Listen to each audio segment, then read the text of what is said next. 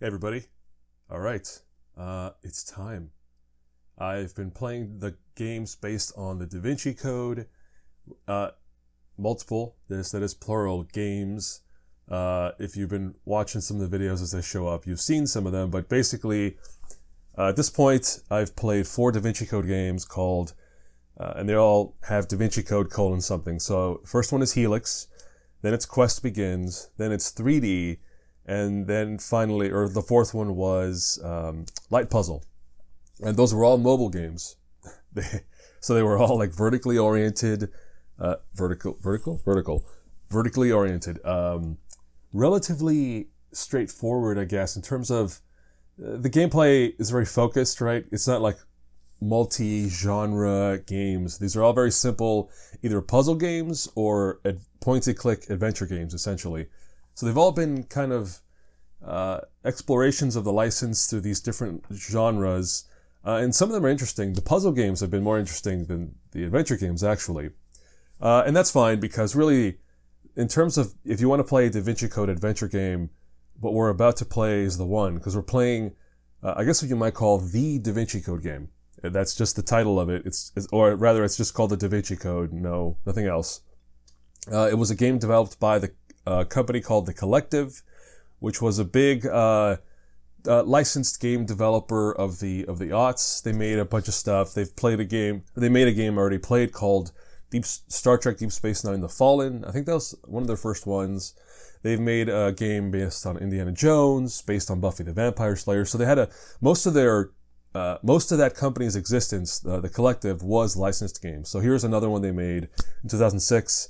It was published by, you can see on the box up top there, 2K Games, or 2K Interactive, whatever they go by, or went by back then. And really, this was meant to be the one. This was meant to be the game that, like, brings this big, this big license to video games. Because, as I've mentioned in previous videos, the Da Vinci Code, at the time, was a big thing. It really blew up. It caught, everyone's attention. It certainly helped, like, the author and anyone involved make a ton of money, because it was just a huge, money-making thing, and it did well. And now we're going to play the final game based on that license. So let's get into some imagery here. So there up top, or no, to the side. How is it? It's that way. Anyway, on the screen, you can see this ad. I like to show some ads whenever they are available. So Dark the Kind of Man, that's just one of the lines from the game, which we'll check out soon. And yeah, this kind of gives you a little preview of what's to come, in that it does have little, like, decryption puzzles. You can see the first screenshot in that ad is kind of these, like, highlighted text things. And basically, yeah, they give you this alphabet that you have to decrypt, and there's a few puzzles around that. There is some stealth and some combat, as indicated by the middle screenshot, and we're gonna see how well they pull it off. I don't know that they were all entirely successful. And then finally, what is this thing claiming? Experience new adventures and take new puzzles, and solve new puzzles that you won't find in the film or book. And that is true. This game actually, as video games often do, to kind of expand the experience to what to what gamers or players expect from a AAA game that costs, $50, I guess. They expect more than what they get in a 2-hour movie. So there are many sections of this game that just don't exist in the book or the movie or in any other Da Vinci Code version. Here's a couple of things to point out. I will be playing the Xbox version, there it is, the original Xbox version. And I also have the PC version, which you can see here. I ended up having to buy the European version. That's the PEGI rating in the corner there. For some reason, when I bought the PC version, I couldn't find the big box American one on eBay. I could only find this European one. Well, but it's fine. Like I said, I'll be playing the Xbox version, mostly because the PC version, it has its quirks, right? Older PC games are hard to get running and play them well, or it's hard to get them playing well with modern hardware. And the PC version of this game specifically, like, it doesn't support gamepad. If you alt-tab out of the game, like, that is if you switch to a different window, even maybe accidentally, it just crashes. So the PC version looks better. It does have a higher resolution, and it would look better, but it has its quirks, and I don't feel like playing keyboard and mouse. I feel like playing with a gamepad. So just to make it easy on myself, this is the one we're going to check out. And that's fine. Let's check out, as long as I have these, like, physical ephemera or physical artifacts, let's see something here. You can see here they promoted, you could go watch the movie for free if you bought a copy of the game. That was a pretty nice little thing. What else can we check out before we get into the game? Oh, we have the manual here. Right, that's I don't know if any of you all remember those things. Games used to have manuals, although by this point we're in the era where they dropped the budget and it was only black and white, so not the greatest. So manuals were on their way out. They were getting cheaper and cheaper. This one looks pretty light. I mean, it does explain some things. In case it's not clear which Xbox version we're talking about here. Oh man, that camera blur. There you go. That's the original Xbox. That's what this was released for. Although I will be playing on Xbox 360. Anything else in note here? No, that's it. All right, let's pack all this up and move on to the game. So, boop. All right. So, like I said, I'm playing on Xbox 360. The disc version on Xbox 360 specifically. I don't think it's compatible for like the new generations, Xbox One or the Series XS. So as far as I can tell, if you want to play this version, you either own the original Xbox or you put it in an Xbox 360. Let's hop in.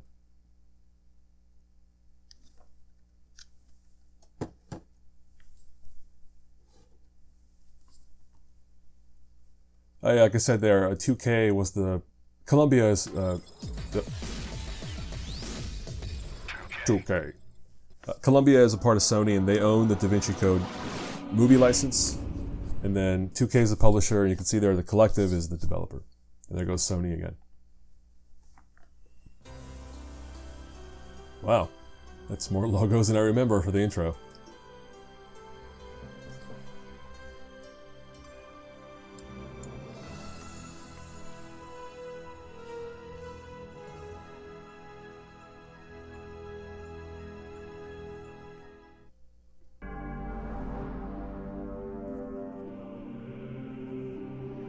I just realized, I just showed you like 3 different rating logos in that, hold on. So in the US, it's rated teen. In the European PEGI rating system, it's rated 16. And in the box shot up top there, it's rated M for moderate violence, but I'm not sure what entity that is. This is part of my job. I have to go through these ratings boards. Who is that? It might be Australia? Maybe.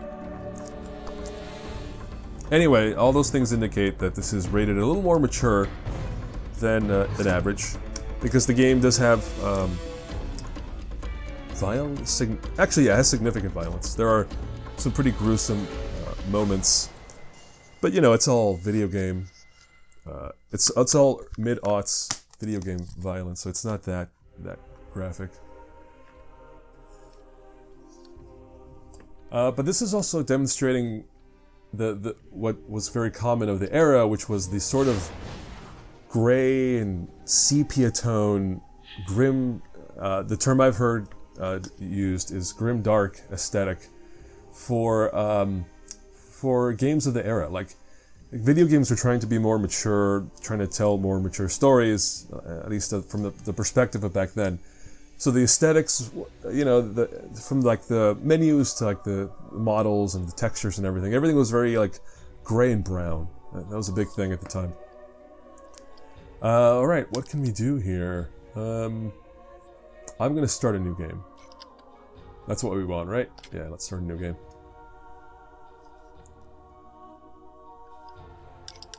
I gotta say, you can see here, I did previously play the game just so I could know what I was doing. Mostly. Actually, I still have a walkthrough that I'm going to be following, and a very excellent walkthrough. I'll credit the author here because I think they did an amazing job with this one. Yeah, the walkthrough written in 2006 by Eric Wachter, spelled W-A-E-C-H-T-E-R. They did a great job with this walkthrough. It was really helpful in my first playthrough, and I'm just going to be using it. I'm going to have it open as I play this time, just so I'm not getting lost. But anyway, I did play through already. You can see there I just kind of made some checkpoint saves so I could go back. But we're going to use slot 10 to start a new game.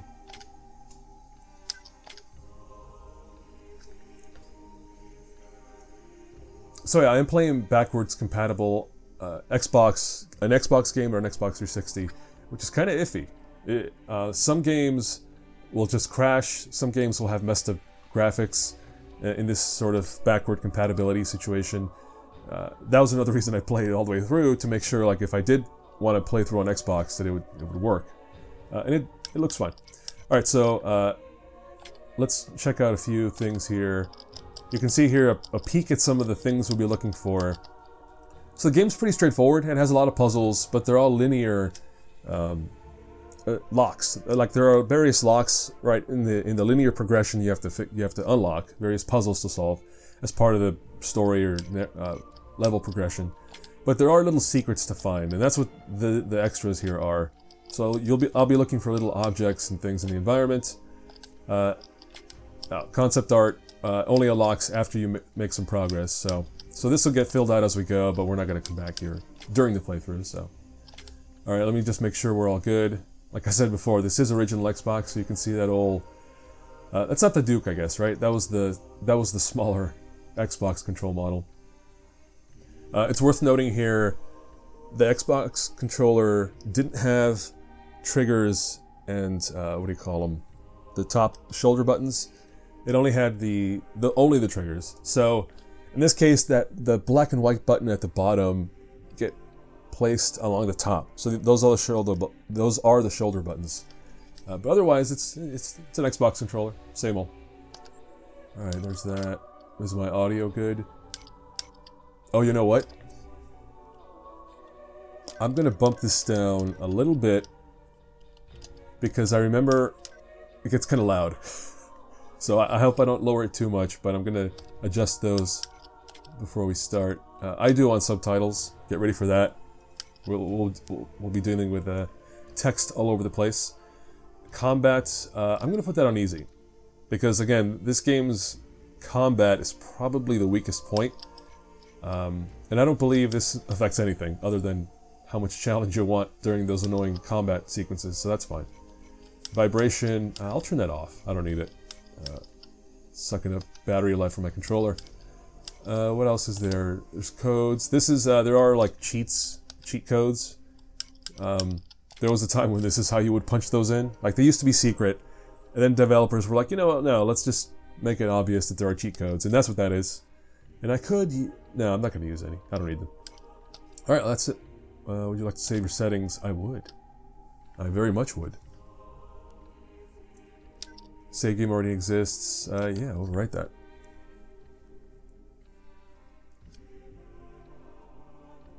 I'm starting early in the morning here. It's 8-something in the morning because I have plans tonight, so I have to kind of wrap up this. What's going to be, I think, a pretty longish playthrough, being made longer by my constant talking. So move on.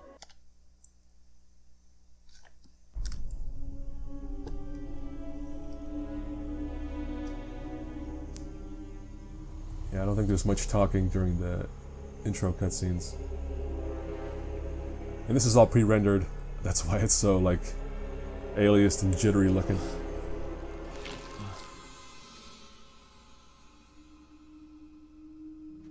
And I think this film grain effect works for, you know, the tone of the game, but the whole game doesn't look like this. I think it's only, like, it only looks like this because it's a pre-rendered movie being played back. By night, but not the way I'd imagined. My lecture at the American University will be followed by an unexpected invitation to a crime scene. Professor Langdon, thank you for coming. I am Captain Bezoufache. You know this man? Chatsonnier, the curator of the Louvre. I was supposed to meet him tonight after my speech. Follow me. It's a pretty good Tom Hanks impression, right? I'm very impressed with that actor. Oh, for that one reason.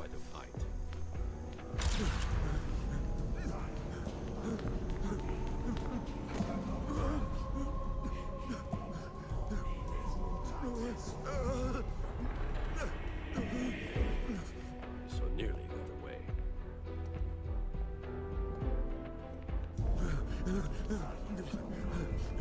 I have looked at so many versions of the Louvre in these video games that now I just want to go there. I think this is now my most compelling reason to visit. Is like, I want to see how it compares to the video games. You should not have run, Monsieur Saunier. Now, tell me where it is. Please, I beg you. Where is it? All right, I will tell you.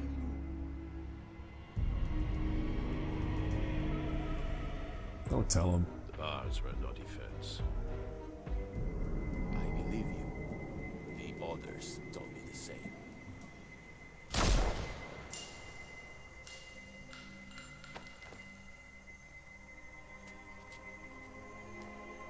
Or did he tell him?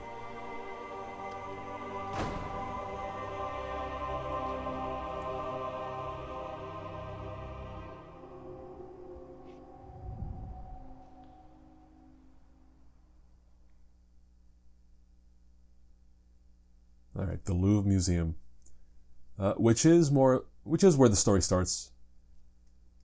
You saw the photograph, so this should be of no surprise. Feel free to examine the body, Mr. Langdon. You can see there some of what you get with the Xbox version. Like there's aliasing around the eyes, especially like a little flickery aliasing thing going on, and the hair, and basically any place where you have tiny lines. The resolution just isn't high enough to display them properly, so like you can see like the lines along the what I know is the parquet floor, because Robert Langdon in the movie points out the parquet floor specifically. But yeah, you can see the aliasing here. So again, the PC version would have looked better, but it would be tougher to play for me, so I'm not going to do it. And instead of doing what he wants me to do, I'm going to poke around, because that's what I always like to do. And like I said, it's a very linear game. Like you're just kind of going from point A to point B in the story and in the events, except for the secrets. So again, I will be very much looking. In fact, I'm just gonna, I'll have the walkthrough kind of like on standby to make sure I don't miss any secrets along the way.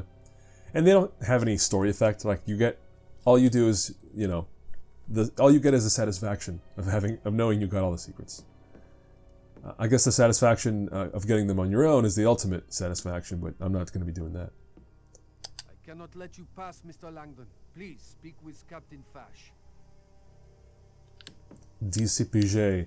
They explain that that's like the French FBI. Sort of. They're not standard cops, they're like the investigative federal cops or something.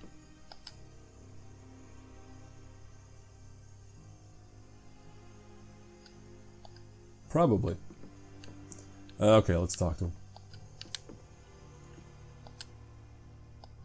Oh. Alright, we're examining the body first. Poked his finger in his own bullet hole to do all that stuff. That's gnarly. We can poke around. I can see that decal's floating. The position of his feet reinforces the reference to the pinnacle and the sacred feminine. I beg your pardon? Replication. Say Repeating what? a symbol is the simplest way to strengthen its meaning. Jacques Saunier positioned himself in the shape of a 5-pointed star. Interesting analysis. Fash is like, the hell you talking about, sacred feminine? It's a pinnacle, one of the oldest symbols on Earth, used over 4,000 years before Christ. Devil worship. No, the pentacle is a pre-Christian symbol that relates to nature worship. The ancients envisioned their world in two halves, masculine and feminine. This pentacle is representative of the female half. A lot of all close-ups things, in this a game. concept religious historians call Like- the sacred feminine, or Right up on divine there. goddess. Saunier of all people would know this. Saunier drew a goddess symbol on his stomach? Interesting. Did you want to hear that? Sorry if I interrupted you. But, you can find the no commentary playthrough somewhere, I'm sure. There's plenty of them. He stripped himself naked, folded his clothes, and put them away from himself? Pardon? It's rather meticulous for a dying man. I think he was trying to show us that everything he did had a purpose. Even his nudity may have meaning. What do you think about the use of his own blood as ink? Obviously, he had nothing else to write with. Actually, I believe he used blood such that the police would follow certain forensic procedures. I'm sorry? Look at his left hand. That face I made was for the foot. They kind of like had that angle where it just reveals like the foot's just a kind of a blocky sock as opposed to an articulated foot. Anyway, what did he just tell us to do? Look at his hand? Yeah. He's clutching a large felt-tip marker. It smells like alcohol. Saunier was holding it when we found him. As I told you, we have touched nothing. Are you familiar with this kind of light? As you may know, police use blacklight illumination to search crime scenes for blood and other forensic evidence. So you can imagine our surprise. What the hell does this mean? That, monsieur, is precisely the question you are here to answer. Part of it looks like a numeric cipher. Yes, our cryptographers are already working on it. We believe these numbers may be the key to who killed him, but the text appears to be an accusation of some sort. Wouldn't you agree? An accusation against his murderer makes sense, I suppose. Saunier was a Frenchman. He lived in Paris, and yet he chose to write this message In English. Précisément, Monsieur Langdon. I have seen a lot of death in my work, and let me tell you something. When a man is murdered by another man, I do not believe his final thoughts are to write an obscure spiritual statement that no one will understand. I believe he is thinking of one thing only: la vengeance. I believe Saunier wrote this note to tell us who killed him. But that makes no sense whatsoever. You told me Saunier was attacked by someone he had apparently invited in. Considering the circumstances, I would assume that if Saunier wanted to tell you who killed him, he would have written down somebody's name. Précisément, précisément. Capitaine. One moment, please. Oui? Capitaine, un agent du département de cryptographie est arrivé. Unacceptable. I made it very clear. Captain, please excuse the interruption, but Ce n'est pas le moment. I have deciphered the numeric code. But before I explain, I have an urgent message from... Is she familiar? For Mr. Langdon? The U.S. Embassy asked that you phone in as soon as possible. While I explain the code to Captain Fash, you need to make this call. Thank you. Where can I find a phone? This line is secure. You may use it.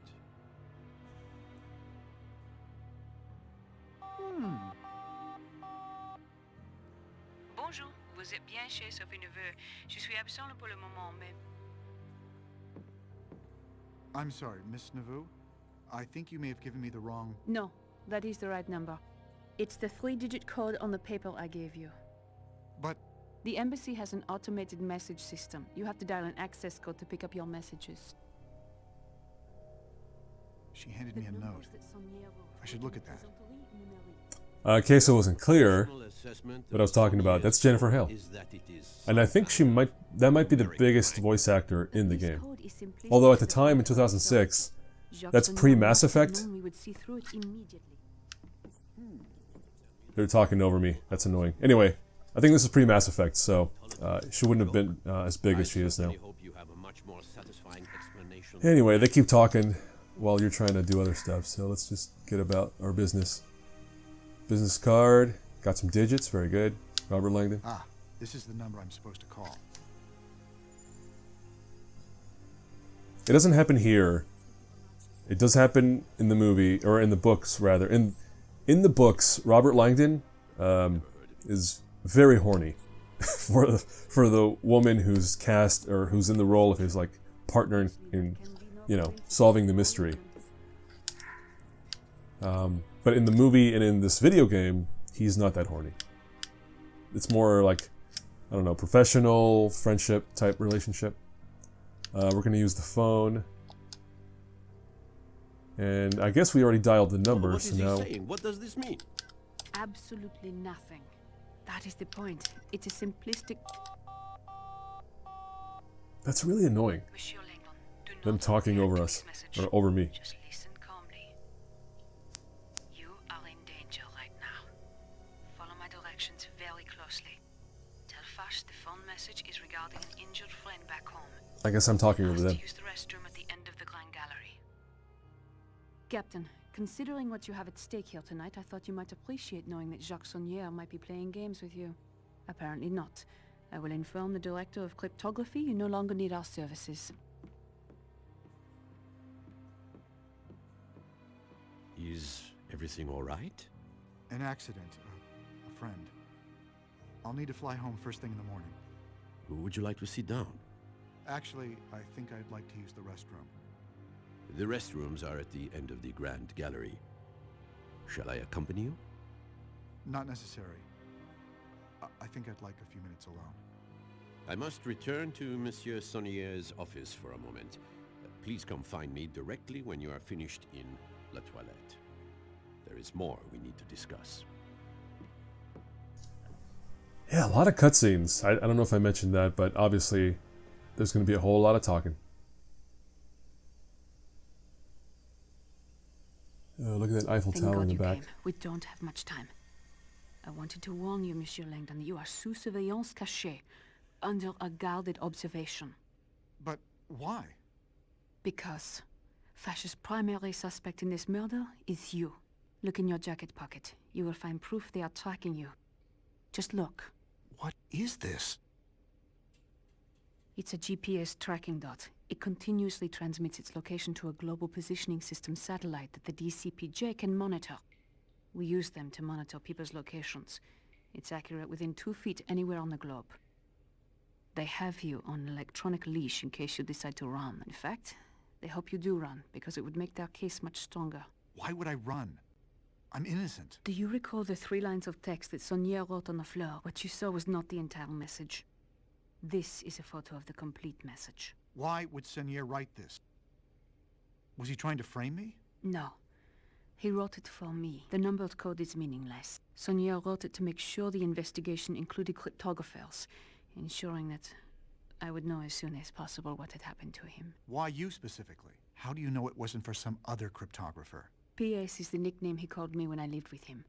It stood for Princess Sophie. We had a falling out 10 years ago. Jacques Saunière, he was my grandfather. Where's Langdon? Still in the men's room, sir. We are seeing small movements, so the GPS dot is obviously still on him. Perhaps he feels ill.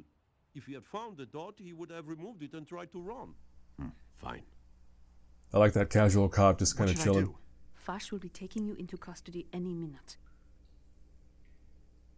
I can get you out of here, but we need to act now. You want me to run? It's the smartest thing you could do. If you stay, you will spend weeks in a French jail. But if you get to your embassy, then your government can protect you while I prove you had nothing to do with this murder. Forget it. You need to tell Fash that the message on the floor was for you, and that my name is not there as an accusation. Fash is convinced you are guilty. The only way to get you out is with a distraction. The GPS tracking dot? We need them to think you are running. If we can throw it out the window onto one of the cars going by, I bet a lot of the police would clear out. But the tracking dot does not weigh much more than a gram. See if you can find something to attach it to that would make it heavier. Hey, some actual chatter-free gameplay. I got distracted by the fact that I think my desk is breaking apart. Anyway. It'll hold up for this playthrough, I hope.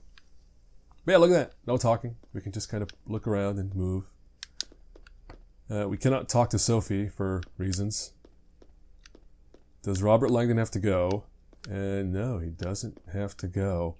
Ooh, I'm going to send this to the can you use the bathroom Twitter account? Because, yeah, Langdon doesn't have to use the bathroom. Hey, that's a nice detail. Look at that. The kid height urinal. Door to who knows where. This is probably what we should have done. I guess the museum's closed, so nobody would be in here, but I think we should have done this first. Yeah, look at that. Robert Langdon cannot use the bathroom.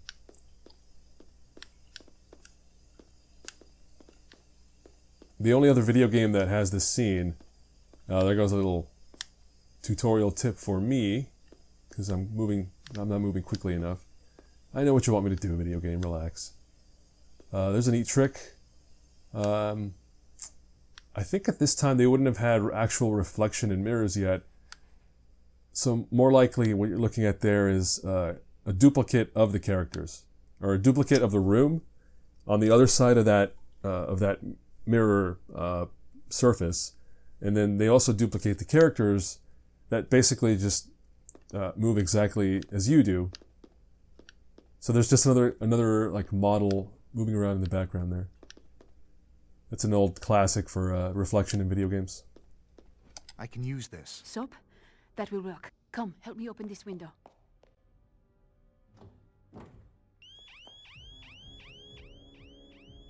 Alarm! Grand Galerie!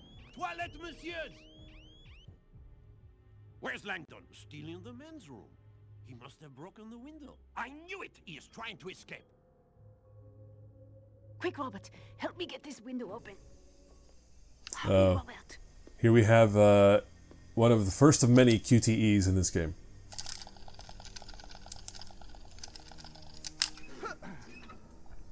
Good. Now put the GPS tracking dot inside this soap and throw it out the window. Alright. So I gotta do this thing, and I gotta do this, and I gotta combine. And then I have to select this and use it. Knew it would work. I'm down for this kind of gameplay, right?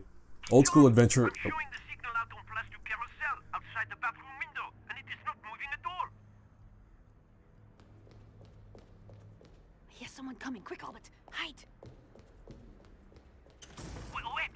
Ah, he is moving. Oh my God, he is alive. Langdon is moving. He must be in a car.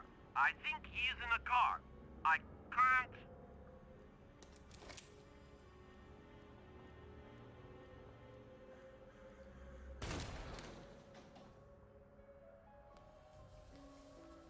He is moving south, faster, crossing the Seine on Pont du Carousel. Bring my car round. I want to be there when we make the arrest.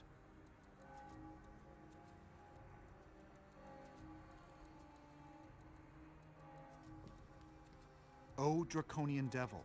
Oh, lame saint. The scrambled Fibonacci sequence is a clue.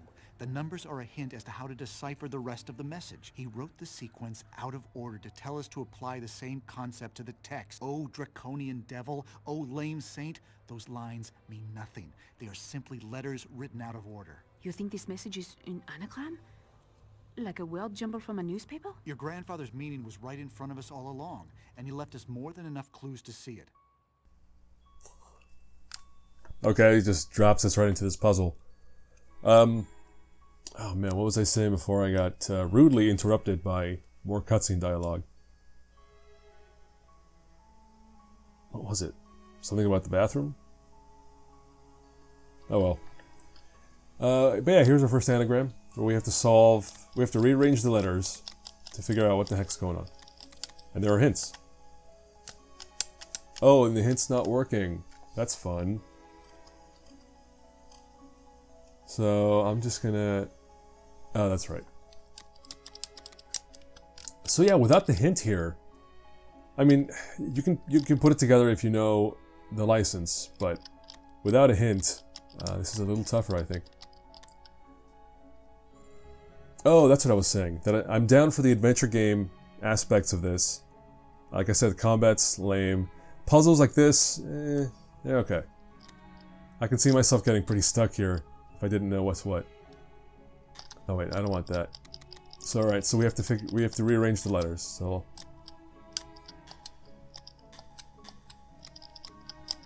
and because I did just look up the answer, even though I played this game already. But let's just assume that it wouldn't have taken me too long to put this together.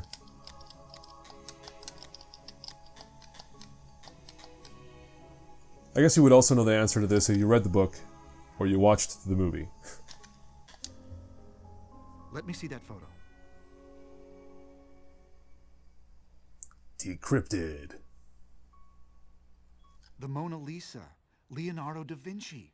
I can't imagine how your grandfather created such intricate anagrams in the minutes before he died. My grandfather probably created these anagrams long ago. What is important is that he wanted me to see something at the painting. You're going to the Mona Lisa? Now? I am not the murder suspect. I'll take my chances. I need to understand what my grandfather was trying to tell me. What about the embassy? The signs will lead you to a security turnstile.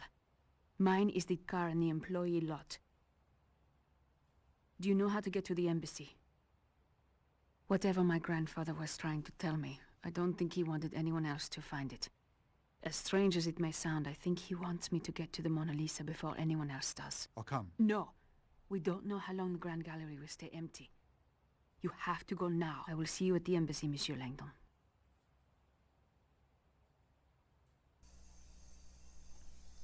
So yeah, this is I think a pretty big, well, I mean it is a big difference from the other video games in that you get to play as Sophie Nouveau, who in every other, that's not true actually, one of the other games does also let you play as her, but it's more like you switch characters between Robert and Sophie and you basically get extra lives because they each have their own set of lives. So it's more a functional character thing than story driven. And here, unlike the movie or the book, yeah, I don't think the book splits them up either. So yeah, they just decided like to kind of again stretch things out a bit more, give you a bit more to do. They have you playing as both characters at different points in the story, which I like. I think my conclusion from playing this game was Sophie is the cooler partner in this duo, and there should be a whole video game about Sophie Nouveau. I'm gonna goof around real quick because I actually don't remember what all is around here. Can I go in this door? The door will not open for some reason. This door is locked. I cannot open the door. Okay. So we're not getting out this way.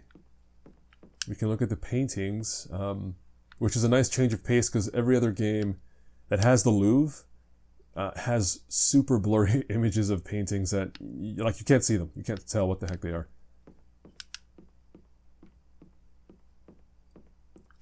And nothing there. Yeah, can I examine this? Oh, Grand-Père, why did you do this to yourself? What was so important that you needed me to see? You always did like to play word games with me when I was little. Maybe less reminiscing over our grandfather's dead corpse. That was a little weird. Alright, so the cops are not after Sophie, so she's clear to walk around like this. Bonjour, Agent Neveu. How are you? Cool, man. Doing real cool. Yeah, what was our objective? That's kind of an annoying part of this, is like we can check, oh, there is an objective tracker. What do you know? So right now we're on find a UV light. Alright, there was a toolbox, wasn't there? Oh, somebody's sick. You know what, we're going to spend more time with these paintings later. I'm not going to linger for too long. There is something I need to see in there. Sorry, Agent Neveu. Our orders are clear. No one is allowed through. Is there any evidence in there? Well, not that we know of. Why? Never mind. Whatever message Grandpère hid in there is probably not visible to the naked eye. Perhaps he used the pen he was holding to write a clue. I need to find the UV light. Oh. So we had the objective before she actually realizes she needs that. But we're going over here. That's where the light is tucked away. Yeah, anytime you see those like kind of flashing yellow doorways like that, that usually means like objective through here, so they'll pop up a lot. If the officer sees me, he will not let me pass. I must sneak by him. I've been getting a lot of early Jennifer Hale work recently. I saw she was in Cowboy Bebop the movie, which I just watched, and she's in this. And again, I think pre-Mass Effect, she was getting work, but I don't think she was as well known as... Like, Mass Effect kind of raised her career level. Alright, so I have to crouch, don't I? Oh man, what was that? Uh-oh. I don't remember how to crouch.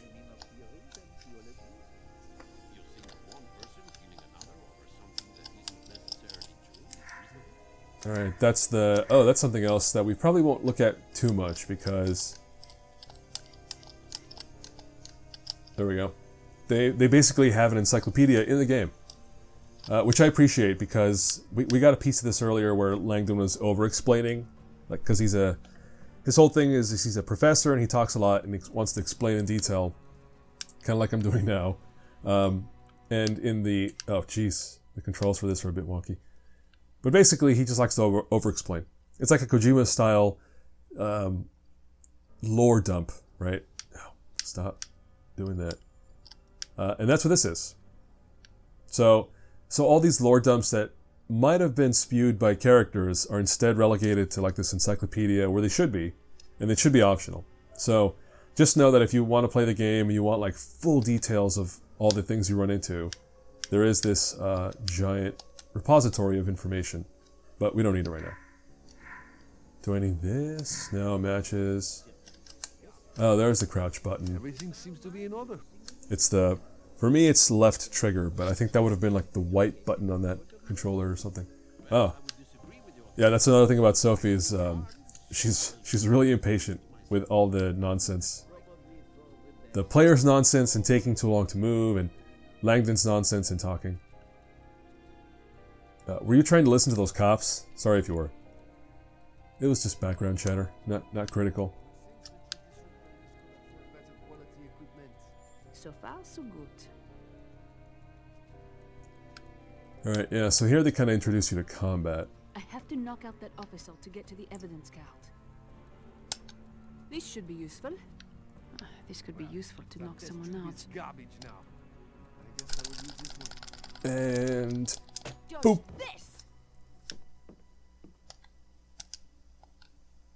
How do you drop an item? So, sorry, that's not a combat. That's like, you can avoid combat by sneaking up behind people and knocking them out that way. But they do give you weapons that you can do something with. Oh man, I'm trying to drop this item.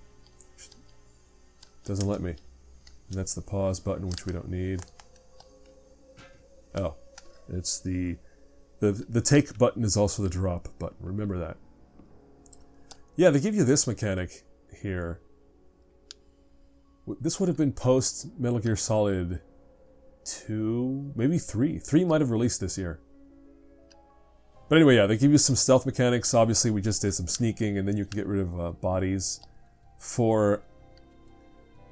I mean, I guess sometimes getting rid of a body is helpful because it means guards are not alerted. So yeah, occasionally getting rid of moving a body like this is helpful, but most of the time you really don't have to bother. Alright, got that potato out of the way. Let's examine this. So here's a little close-up view where you can examine stuff. Most of the time it's just kind of informative information, or informative details like this. And then every once in a while. And eventually, when you have these close-up views, you can find a more critical item. I got it. I got it. Mm-hmm. I think she's doing a good work with his French accent, right? I'm not a French speaker, so maybe it's horrible, but I think it's not too bad. There you are. Robert, I told you to get out of here. If Vash... Where were you? I had to get the black light. If my grandfather left me a message, I thought they told you to leave. Why did Sonier write my name on the floor? P.S. Find Robert Langdon. The letters P.S. may mean Princess Sophie, but do they mean anything else to you? Anything at all? Yes. I saw the initials PS once, when I was very young. Sophie. Good memory. This is crucial. Can you tell me if the initials appeared with a symbol? A fleur-de-lis? How could you possibly know that? I'm fairly certain your grandfather was a member of a secret society. The fleur-de-lis combined with the initials PS, that is the Brotherhood's official coat of arms. They call themselves the Priory of Sion. The Priory's membership has included some of history's most cultured individuals. Men like Botticelli, Sir Isaac Newton, Victor Hugo, and more importantly, Leonardo da Vinci. The identities of living Priory members are kept extremely secret, but the PS and fleur-de-lis that you saw as a child would make sense if tonight were Priory related. There is a lot we need to discuss, but I cannot afford to let them capture you, Robert. Sonier obviously brought us together for a reason. I'm staying until we figure this out. Fine, then help me. My grandfather wanted us to see this painting for a reason. There must be a message hidden here somewhere. It smells like alcohol. Where have I smelled that before?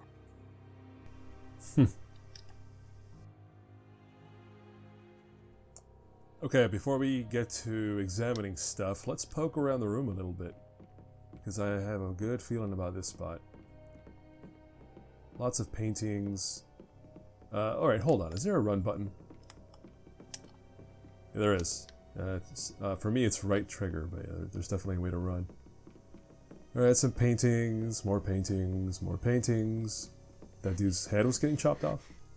Oh, they get tired, that's right. You can only run for so long before they get winded. Momentarily. But anyway, look at that. That's your sign that there's a secret nearby, or at least one of the coins, is you'll see like a yellow symbol plastered onto something. Yeah, look at that. Oh, it's not a coin, it's the sphere.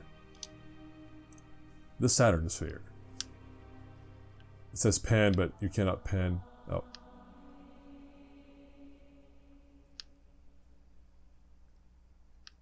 That's it? Alright, that's it. Cool. Yeah, there we go. Secret numero uno. Alright, I got that. Now let's turn back to the Mona Lisa herself and see what's going on over there. Oh, look at that. They don't let you near the painting. Which I think is how it is in real life, right? Like, I think they have the same kind of barrier and, like, the glass protection and everything. There must... What is this? Oh, look at that. They look like random symbols. Nothing my grandfather ever did was random. Some very low-res symbols. I think they look better on Now that PC. you mention it, Which, the arrangement of these symbols seems to indicate word groupings. as I said, PC is definitely the better-looking version, so no surprise there. Alright, so we have a whole bunch of weird symbols. And Robert Langdon is a symbologist, so this is his jam right here. And both of them, actually, because Sophie is a cryptographer, so this is also her jam. So they're a good pairing. They're a good pair.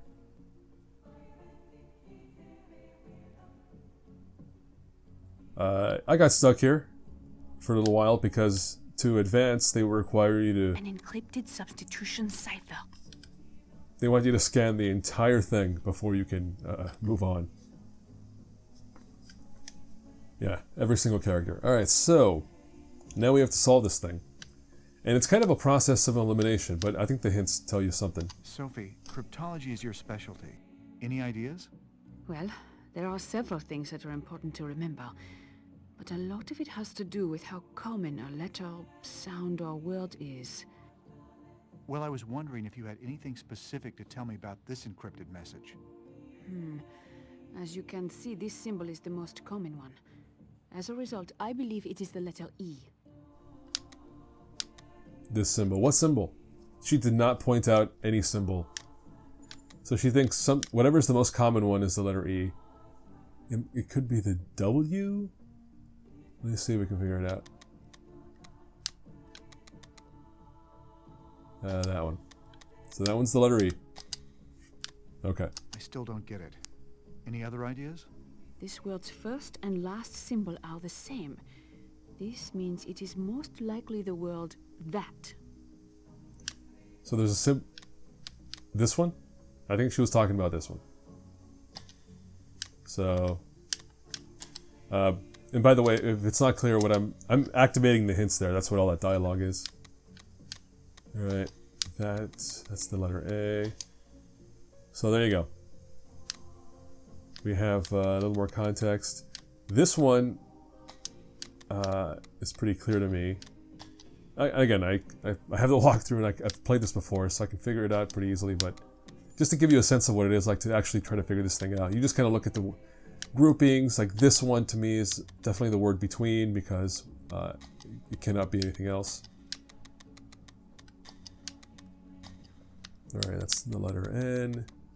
And then as you go along, you get more and more progress. This one could only be the word new, so that's the letter K.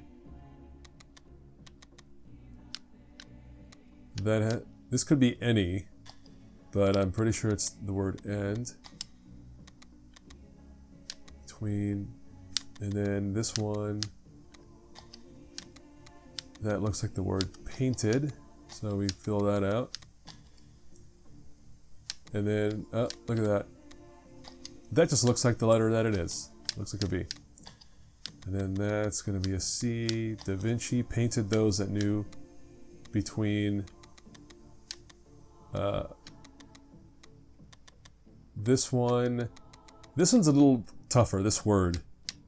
You have to be familiar with something called Bacchus, or someone called Bacchus. Same with this one. You have to be familiar with somebody named Uriel. I still don't know. I think they're Greek gods or something. What was the... So, Da Vinci painted those that knew between Bacchus and Uriel lies the clue. Bacchus and Uriel?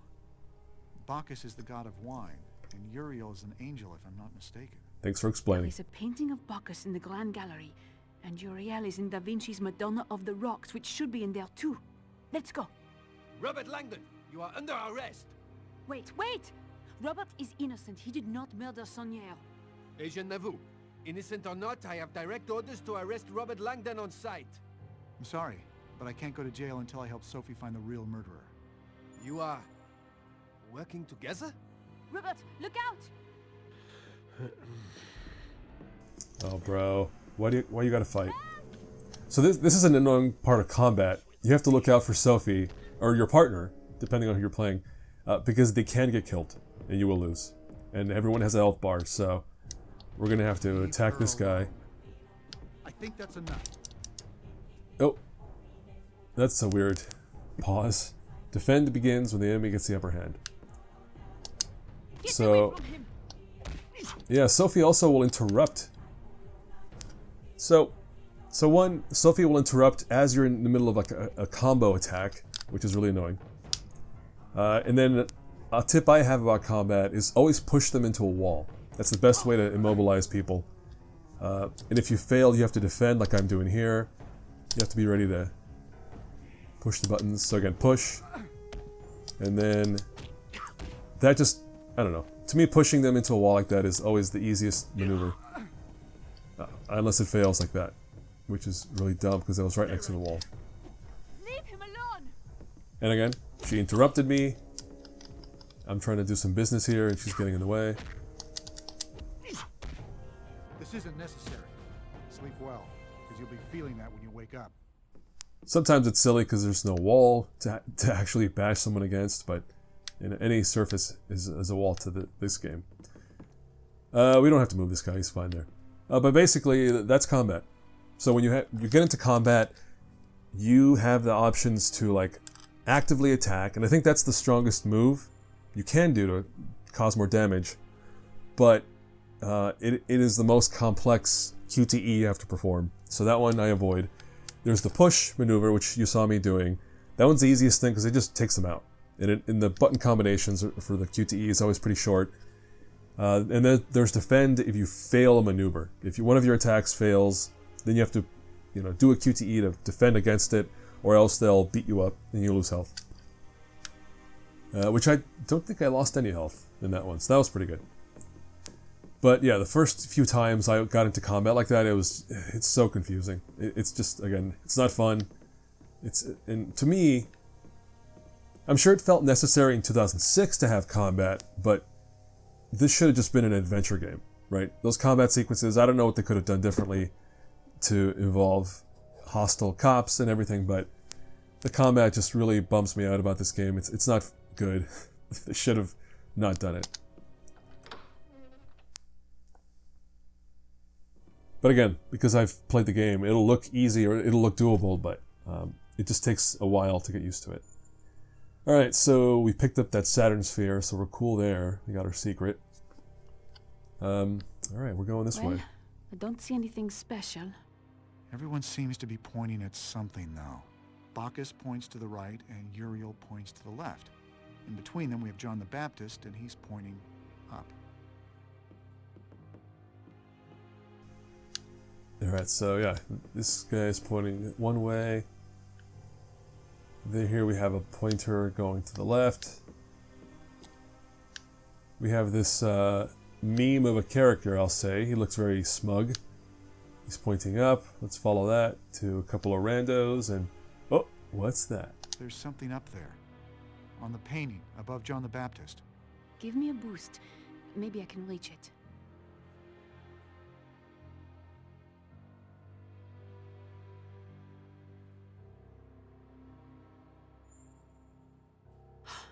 It's Comper's ring.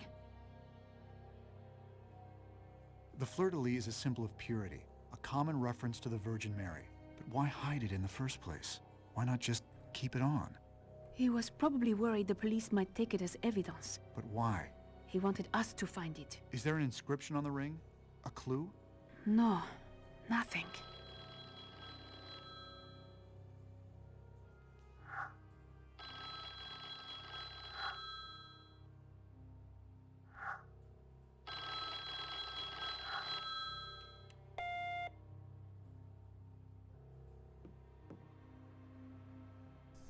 Alright, we have to go snoop on somebody's voice messages. Alright, but that was that. How did Saunier get the ring up there? I mean, that's... I guess he might have climbed on the frame of the bottom painting? I don't know. I feel like a museum curator should know not to do that kind of stuff. But he did drop that painting in the corner back there, so maybe he, in the midst of being murdered, didn't quite care about that as much. There's a shot of Paris by night. I got stuck out there one time. I think that's the Eiffel Tower again, which doesn't look that great at this resolution. But yeah, I got stuck out there because on the PC version, there's just some collision bugs, and I ended up getting shoved out of the wall near the window. So maybe I won't stand near the window, but yeah, I ended up falling down out there, and there was collision. I could actually just walk around and look at the background. What? What was that sneeze? You heard that, right? Who said what? Who? Sophie Neveu told him about the GPS dot. What? Why? Damn good question. I just heard a recording that confirmed she tipped him off. But Captain, then where is Langdon now? Have any fire alarms gone off there? No, sir. Okay, Langdon must still be inside the Grand Gallery. Inside? But what is he doing? Are you armed? Yes, sir. Then go. I can't get back to the perimeter for a few minutes, and I don't want Langdon breaking for an exit. Agent Neveu is probably in there with him. Handle it. I want Langdon and Neveu at gunpoint by the time I get back. Okay, let's go. Robert, someone is coming. You must hide. They will see you. Okay, here we have some stealth. We have to go hide before they spot us. So that's another aspect of the game. it's easy to get into combat when you don't have to. So that, again, here's where I guess maybe the combat's supposed to be not as fun to discourage you from wanting to get into it. I think we might have to take this guy out. Well, let's see what he does. Wait, huh? What? What was that? Do not make me hurt you. Alright, so this guy was going to spot us, so we had to do it. I'm going to see if I can get him into a wall. That's not a wall, but okay.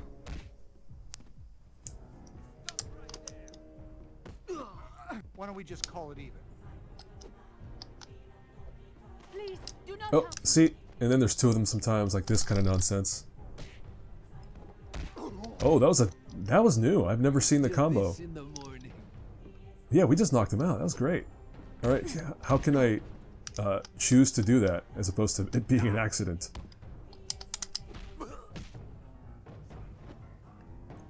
Those are like... Oh, there's the throw. I forgot about that. I don't use throw very often. Let's try an attack. I feel like those combos have been pretty manageable. Let's see what it does.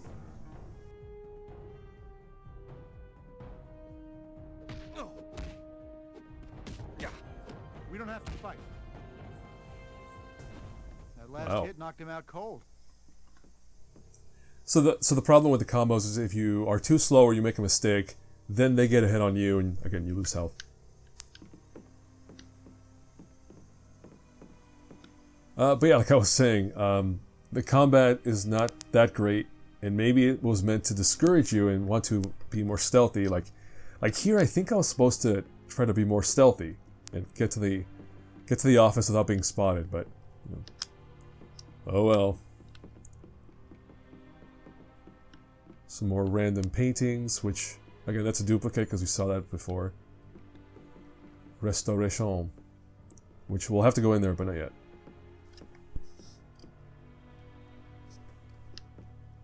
Alright, what's in this office? A lot of stuff.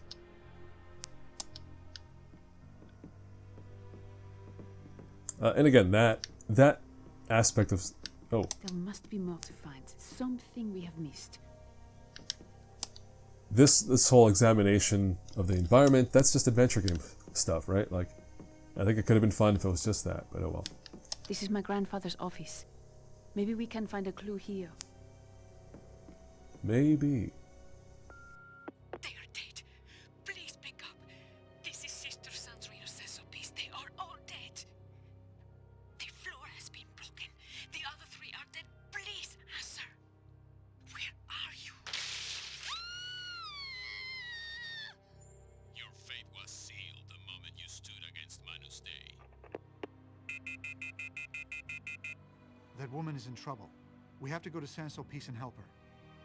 She knew my grandfather as well, but I don't think he wanted me to go there. None of the clues point to her. She's in danger, Sophie. Once we find a way out of here, I have to go help her. Oh. White Knight. But, you heard somebody say Manus Dei. I can only assume this was a legal thing, but in the Da Vinci Code proper, in the book and in the movie, there's an organization called Opus Dei that is involved in the evil machinations and murders. And that is a real organization. It's a real Catholic sect, basically, of more diehard Catholic types. But they're real. And they have real headquarters in New York and stuff.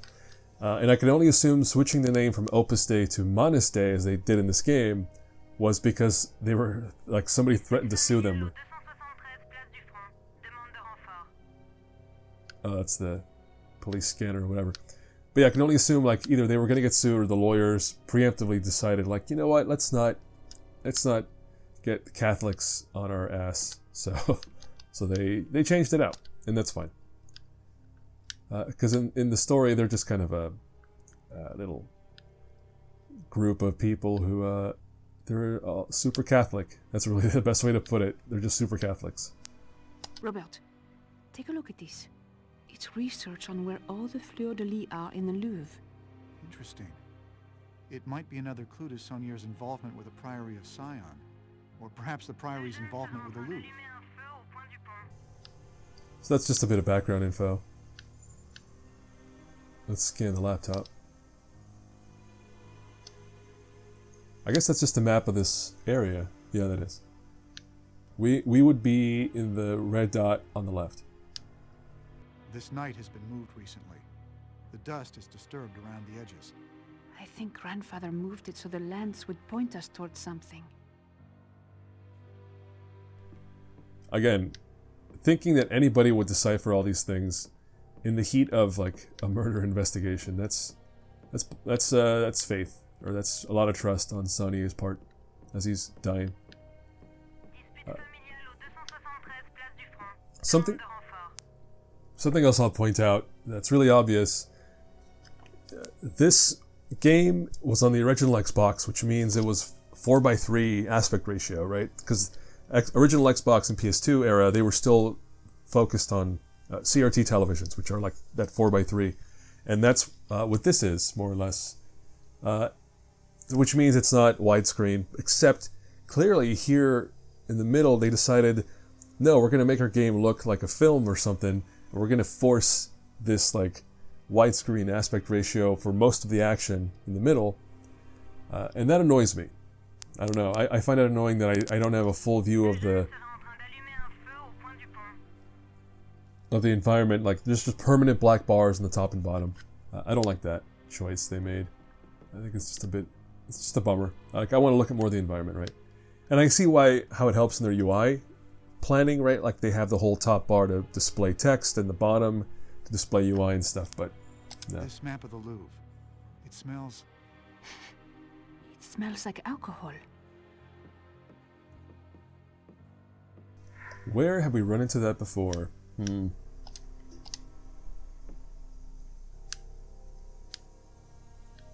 let's scan here, looking for some stains of indeterminate origin. And until... where is it? It's somewhere. There it is. He circled his office? No, look closer. It is the room next door. The restoration room. There is a vent up above. If you boost me up to it, maybe I can get to the other side. Yeah, let's go. Another QTE, which I'm sure is coming through on the mic. All the tappity tap.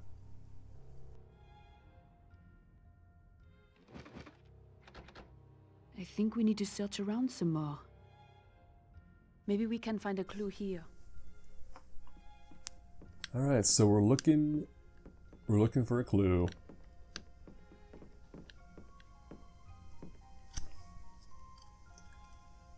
As always, let's make sure we're referring to the right stuff.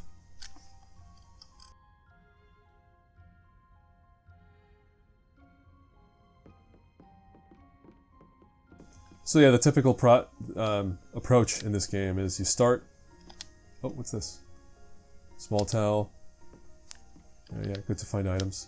But yeah, the typical approach is just you enter a new area, go around the perimeter of the entire room, examining everything, because oh, here's a thing. This looks useful. First aid kit, because like I said, there is a health.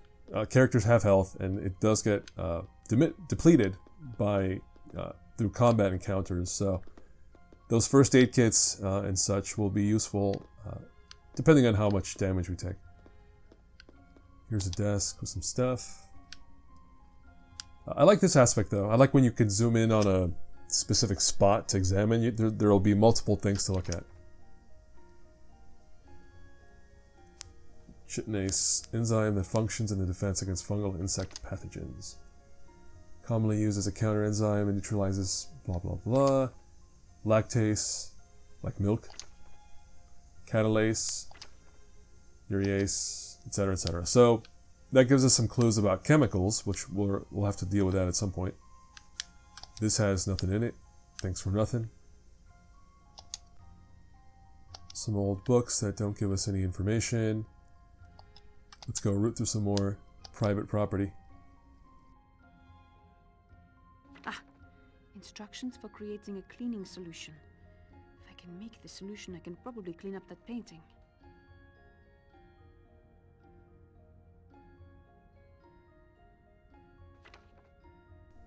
So it's giving us clues about some chemical stuff we're going to have to do in a minute here.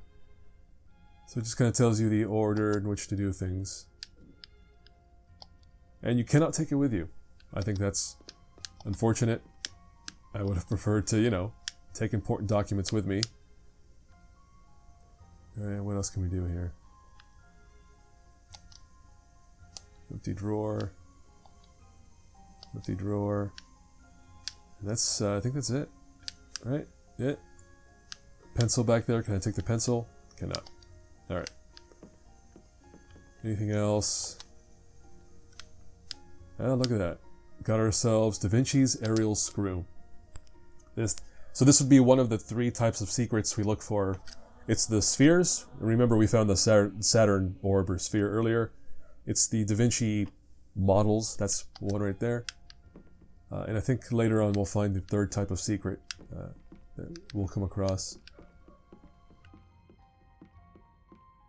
I cannot make out what the painting is supposed to depict. Maybe we can remove the dirt. So we have to remove dirt. Chemistry isn't my strong suit. Me neither.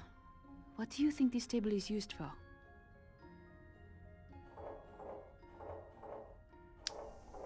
So here you would take the clues you got from that document and learn and piece together like which chemical does what to get the some stuff you need. All right. But I'm just cheating, of course. I'm just going to look up the solution here, otherwise... Although I think the last time I did this, I solved it blind. Like, I just went in, I just did blah, blah, blah, blah, whatever, and it worked out. So I got lucky the first time I did this. And remember, they did say... enzyme should clean the painting. There you go. We wanted the red colored one, so we got it. And then something that... if we try to put the chemical on there, it won't accept it. So what we're going to do is dab it with a towel instead. And now we're going to use that.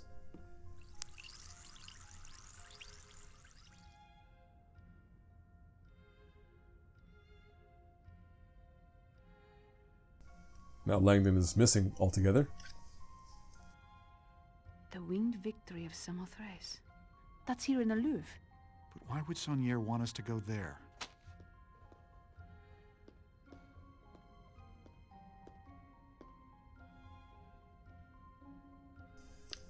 Alright, I think that's it. We got the next clue on where to go. We picked up all the stuff. Let's get the F out.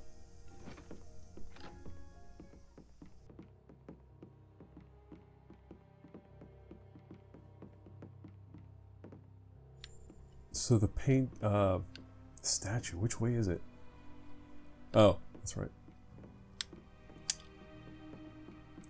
I think that's it for the gallery. We've been hanging out here for quite a while, but it's time to move along.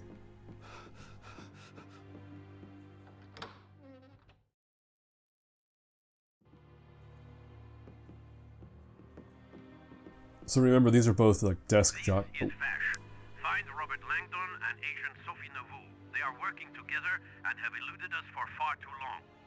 We have secured the perimeter once more, but I want all units searching the Grand Gallery immediately. I've never heard Vash so angry before. There will be cops all over the place. We need to stay out of sight.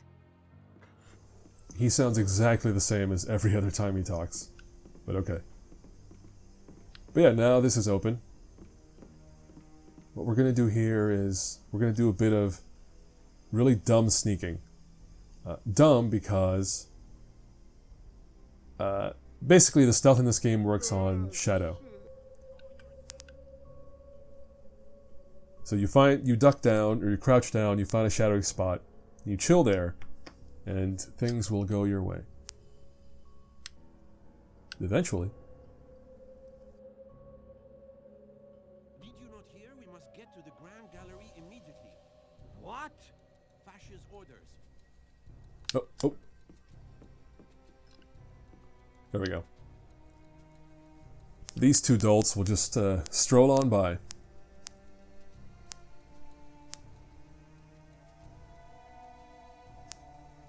Let's make sure they get on through that gate. Alright, we're good. That's it. There's nothing else in this area. You can look at some more paintings, a nice, nicely rendered environment, I guess.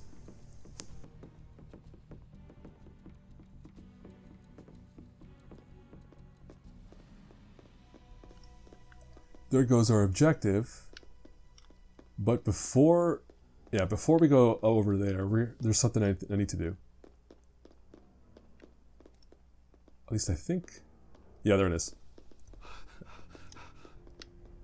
And I actually missed this the first time I played because I didn't understand what was going on. But if we go this way, which looks really dark on Xbox, I think it's brighter on PC. But anyway, remember I told you that when you see one of those, that's the indication of a clue. So that anytime you see one of those in this game, that means explore the area around it. Look at right. Oh, there it is. Got ourselves a lead coin, which is the third and final type of secret. So just keep that in mind as we go. I'll be looking for spheres, Da Vinci contraptions, and coins. That's it. That's all the secrets. So now we need to go up to the statue. Actually, is there a cop up there? There might be a cop up there. This should come in useful. Just in case. Oh, yeah, there he is. So yeah, like I said, the ideal solution to cops and guards and anything like that is really dumb stealth attacks. And then part 2 of that is this is a situation where we don't want to leave this guy lying around because other cops will show up. So let's get him out of the way. The problem is this. You can't go up the stairs with dragging a body. Oh, I goofed. I goofed because I was supposed to wait for this cop to be somewhere else. And now he's gonna get spotted. But let's try to move him somewhere else. If the game will let me. Oh, it's not even letting me drag anymore. Uh-oh. Yeah, that's not good at all. I'm gonna have to leave that dude there. You know what I haven't done in a while or at all is save. So we're gonna go here. Oh, it's auto-saving, which is good. I think it's auto-saving. Let me see how much time has passed. I mean, I can see how much time has passed. It's been a while, hasn't it? Alright, well, we'll leave this guy here. This panel with the fleur-de-lis has a circular hole in the center. Almost as though something was removed. Nike of Samothrace. Copper engraving. Mysterious hole, you say? Kind of looks like it's the shape of this thing, doesn't it? So far, so good.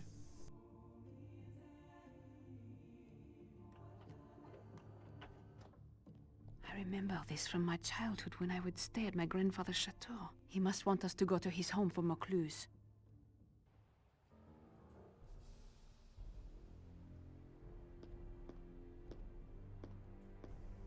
Alright. So we got a thing. What do the objectives have to say? We have to get out of here. Alright. Is that cop still there? He's still there.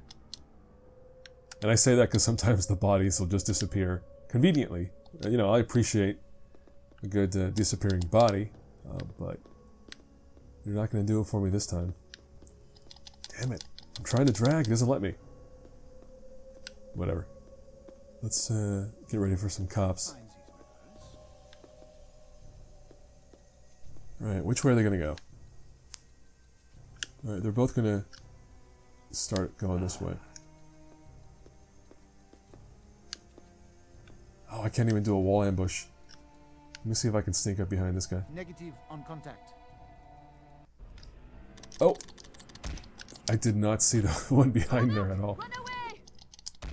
So again, this sucks, but you deal with it. Oh. again, I had the guy in a combo. Why would you interrupt me? God damn it. So, here we go. Annoying combat. I hope I don't die.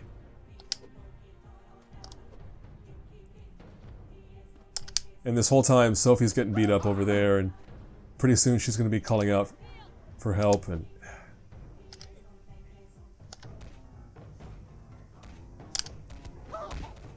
oh, and then look at that. Doesn't even let me do the wall push like I'm trying to. Right here, right here. Got him. Finally. No, it still missed. Whoa. I think that's the first time she knocks them out before me. Well, okay. Do not let him help you, Robert. I'm trying, lady, but you keep interrupting. Alright, well, she did pretty well last time. Actually, no, she's getting punched. I don't want to... If your partner dies, you lose. So, you want to avoid that. Here we go. Let's keep trying the push, see if it works. Nope, not that time. We don't have to fight.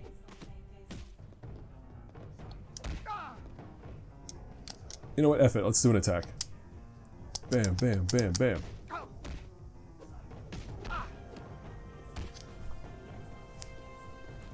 He's out cold.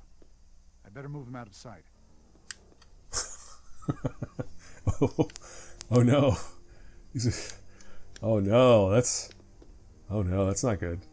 But there's no more cops coming, so old floater here can stay right where he is. How's this guy looking? He's also floating. Look at all that floating action. I mean, he looks pretty happy, right? He looks like he's doing pretty well. Look at him. He's just chilling. He's just like, yo, what up?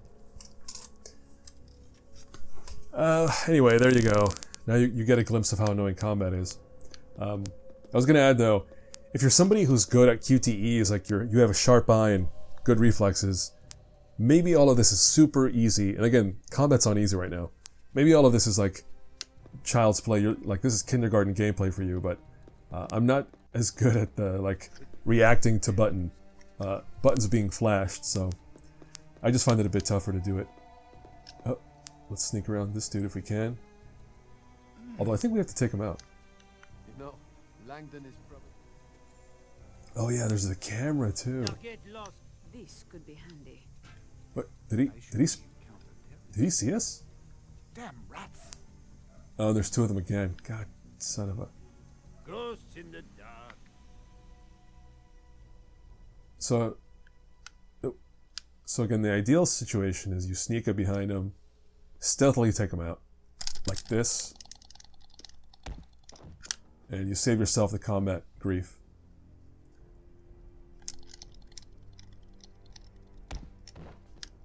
And I think there's one more? Maybe not. Maybe not.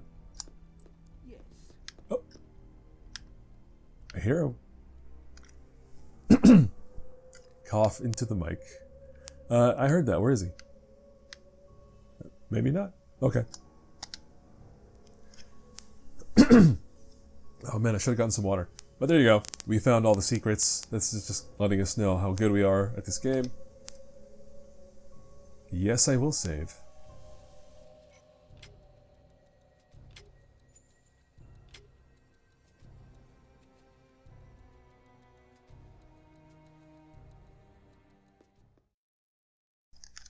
Time for another long cutscene.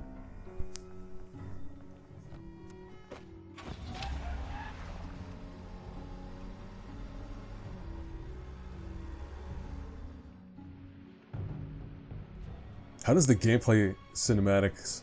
How do the gameplay cinematics look better than the CG? For the last time, where is the keystone? I say again, hitherto shalt thou come, but no farther. Then pray, sister. Grandfather wanted us to go to his mansion. All the clues point to there. I understand, but you heard the message from Sister Sandra. I have to help her. Then we will have to split up for now.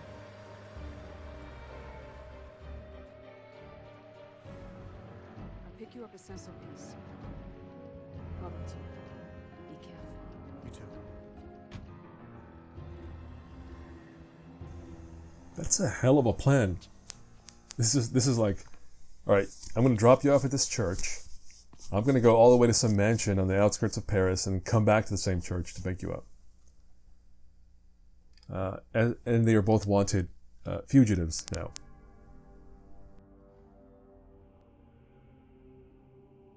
Alright, this is where I'm going to give it up to the environment design or environment artists in this game, because I think they did some really good work in capturing the kind of vibe of the Da Vinci Code, like churches and statues. God. What happened here? The chair is askew. What the heck could have happened? Bit of an overreaction, I think. But Well, whatever happened, it seems to have occurred right around midnight. Whoever did this must be incredibly strong, not to mention incredibly angry. Someone's in trouble.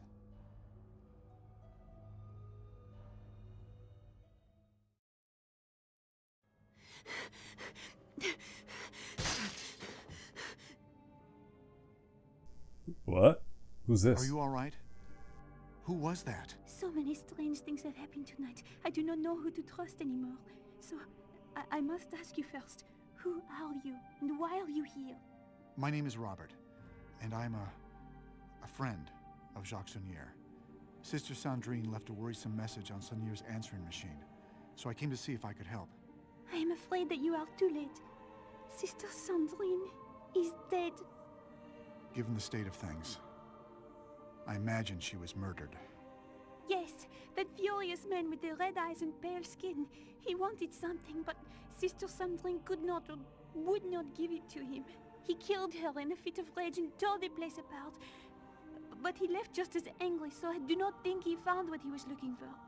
And that monk who attacked you? They came afterward, and they took some items of value and the candlestick that he used to kill Sister Sandrine.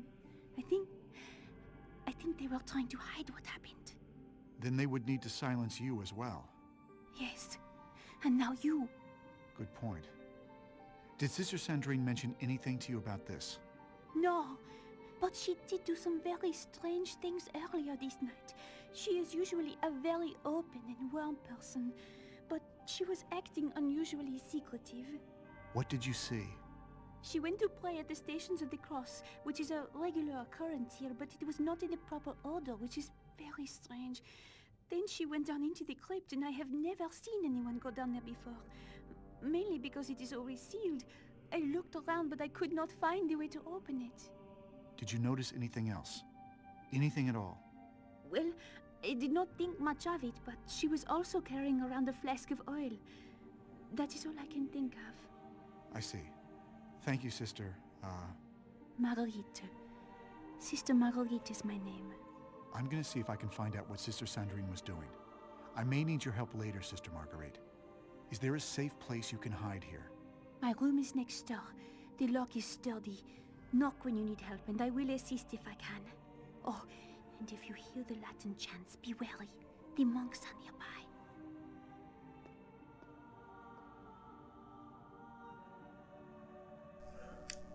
Whoa, that was a whole lot of explanation. Wasn't I saying earlier how this game doesn't take the Kojima route with over-explaining in cutscenes? Well, I guess it could have been worse. Like I said, all that stuff in the encyclopedia could have been in all this dialogue, so I guess I'll take the briefness that we do get. There's a nice shot of the night sky outside of the church. I like this game's grimdark aesthetic, actually. I was talking about how it was the style at the time, but I think it fits it fits the story pretty well. So this is a pretty big divergence.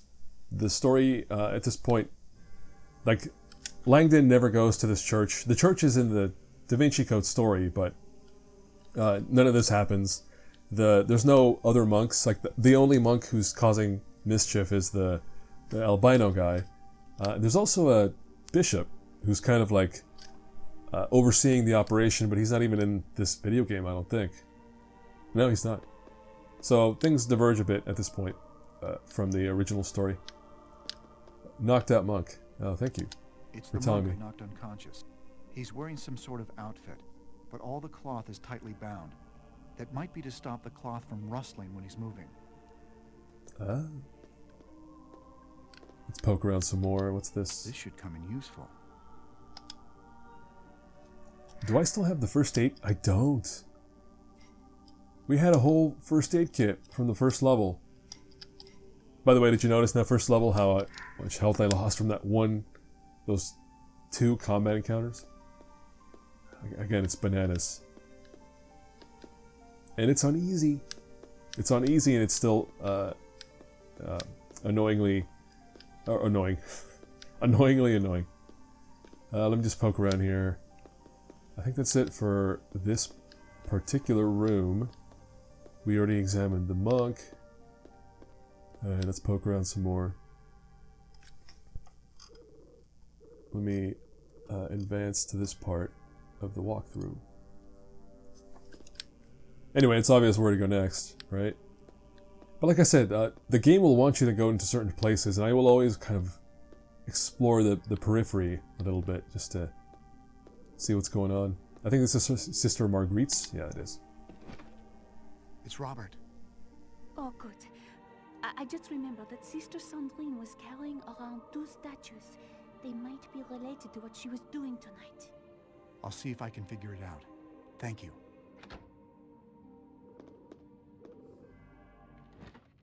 More monks. I think they're looking for something. Oh. I just hope it's not me and Sister Marguerite. Oh. You know what I'm going to do? While we're here, I meant to go... I'm just going to take this guy out. Get that corn out of my face, buddy. Alright. That was a knockout of convenience. I didn't mean to do that yet. Ooh, there's another chance to look at the sky around here. That moon is super bright. Some little birds floating around. That's cool. This guy's knocked out. He won't be trouble. And I don't think anybody else comes along this way, so we can leave him where he is. This is of interest. The chap symbol system. The French used this in the late 18th century to telegraph messages from one town to the next. So, if you were playing this in 2006, I think this is a point where you would have realized, like, okay, I need to sit down and transcribe this, what do you call this, decryption table onto paper. I think you would have had to sit here with a notebook, jot everything down. In my case, I took a bunch of screenshots when I had to solve this on my own. And we'll get to the puzzle that requires that in a little bit. Is there anything else around here? No, that's it. No other doors? Nope. We came from there. Where does this go? Oh no, that's where we came from, right? Yeah, we need to get back to the... Oh, no. We came from this door, so let's go back. Let's go do the thing we were supposed to do right away. You know, the whole thing about the lady who got murdered and her corpse is lying there. We should probably look into that. But again, we're not going to call the police officers or any professionals to come in and take care of this crime scene. We're going to go in ourselves.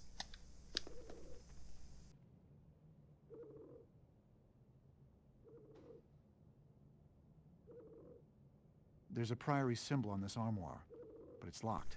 I need to open it. There may be some clues to Sister Sandrine's involvement with Saunier in the priory. So we're going to need a key from somewhere. We'll get to that. And I can hear it's like clearly they want you to examine the body of the sister, but I'm not going to do it yet. Actually, no, I'll take it back. I will. If it'll let me. There's a note in her hand. 4 phone numbers. And there's a fleur-de-lis symbol on it. Sister Sandrine must have been calling members of the Priory of Sion when she was attacked. Ah, I thought so. That's Jacques Saunier's number at the Louvre. More proof that Saunier was a member of the Priory. Oh, secret societies. That's always fun. Yeah, I'll examine some more. Poor Sister Sandrine. It looks like someone hit her with a heavy object. What kind of monster would do this? And why? I think that's it for Sister Sandrine, as far as our objective goes. All right. Get ready for a real Resident Evil ass level, because that's what we're about to do. A lot of little clues and puzzles and stuff to solve, which I think is cool. I think, like I said, I think a game that was just a bunch of that would have been nice. But now, as I'm playing and watching all these cutscenes, I am thinking like, yeah, I can see somebody not being interested at all in this. Like, my interest is in this from the source material, right? I was a fan of the movie for a long time. Then I read the book recently, and obviously I'm playing all the games. But yeah, so I have an interest in this, in the source stuff. But if you don't have an interest and you're just like a casual player in 2006, yeah, this must all be very Matthew boring. 7:14. It's obviously a passage from the Bible, but the numbers are bold. Maybe they have a double meaning. Oh, we're taking that one with us. All right. I'm just looking for that A examine button to pop up, but no, it's not. All right, what else do we have? Nothing there. Nothing there, nothing there. I can examine Sister Sandrine, but what do we have? What's this?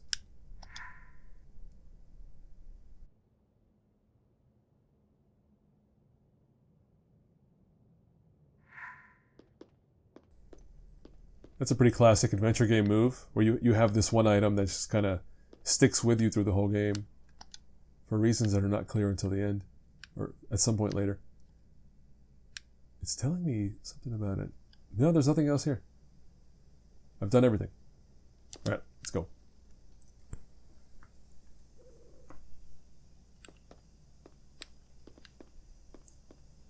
All right, and now we're gonna go which way? Yeah, again, I ain't gonna get myself lost. Oh, I see. So that was the door to the outside. We're not gonna go there yet. No, that was the door. Yeah, that's Sister Marguerite. That's the exterior area where we just were. That's the 2 bedrooms. And now we're going this way. Oh. As I explained earlier, that's exactly what those yellow lines indicate. Go this way. Nothing around the perimeter. Nah. Why do we hear exterior sounds? Okay. Alright, that's the church. We'll be down there shortly.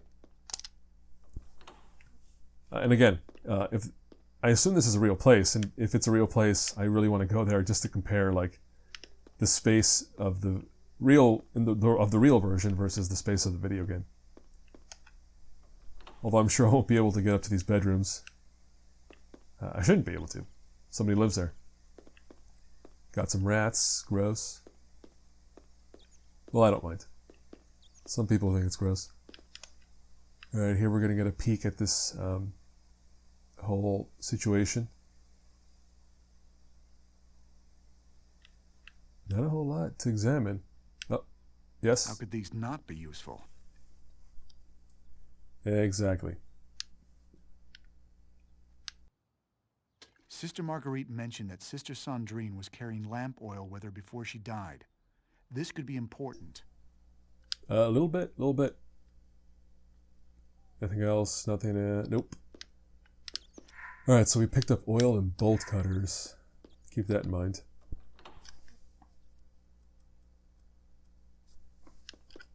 Alright, there's that. I think that's it for this top area. We're going to head down to the church.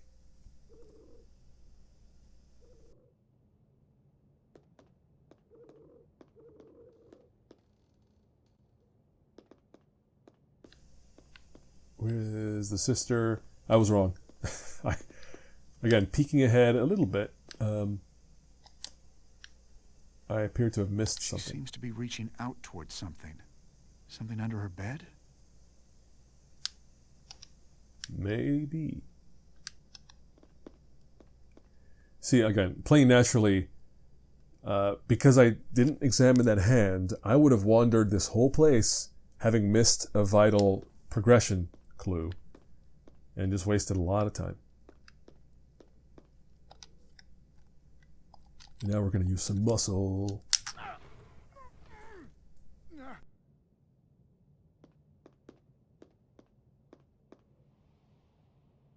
I need to move the tiles to form a word. Alright, so this is where you would have had to use that decipher cipher table, whatever, to solve this thing. So what are we trying to solve for? We're trying to form a word.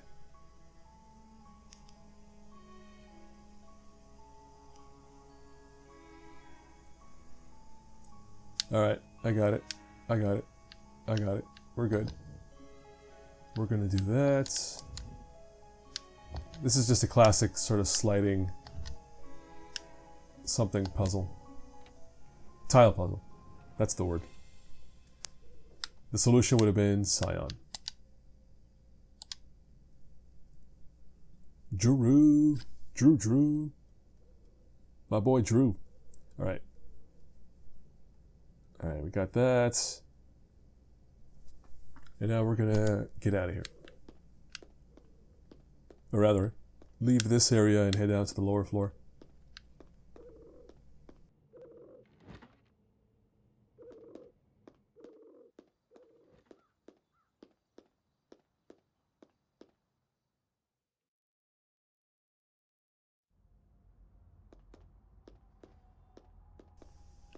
Alright, time to church it up. Those creepy monks are everywhere. I need to be careful. And by church it up, I mean perform horrible violence in a place of worship.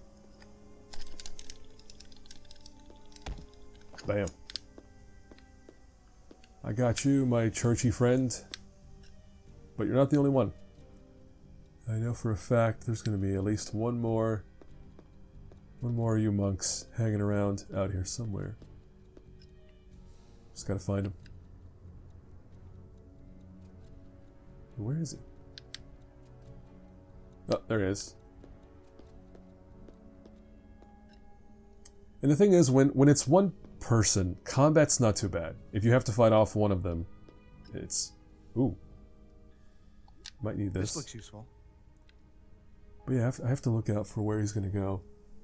Because, yeah, again, combat it's better to avoid combat if you can. And even if it would be manageable with one person. Is he going to turn back this way or make a turn around the corner? Oh, yeah, he's going to go around the corner. Going to do a little screen. What's the term? I played a lot of PUBG and people didn't like playing in third person because other players could use that to just kind of tilt the camera around a corner like this, and you know, you can basically peek around a corner that way, which in a competitive shooter I guess is cheating, but in this game it's exactly what I need. Okay. Not gonna hear that? Sure. Alright, I think that's it. It's just two. So yeah, we're gonna take them out. We're gonna dump that because I won't need it for a while. Or at all anymore. But yeah, I think I forgot something.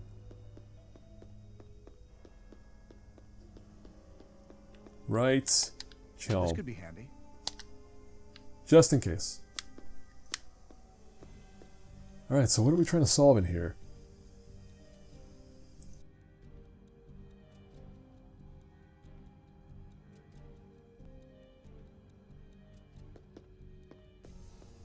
So, I was raised Catholic. I'm familiar with Catholic churches. And a critical part of the puzzle in this big room is the stations, the stations of the cross, which is right here. It's basically these like 12, is it 12? I think it's 12 images that are scattered around a Catholic church.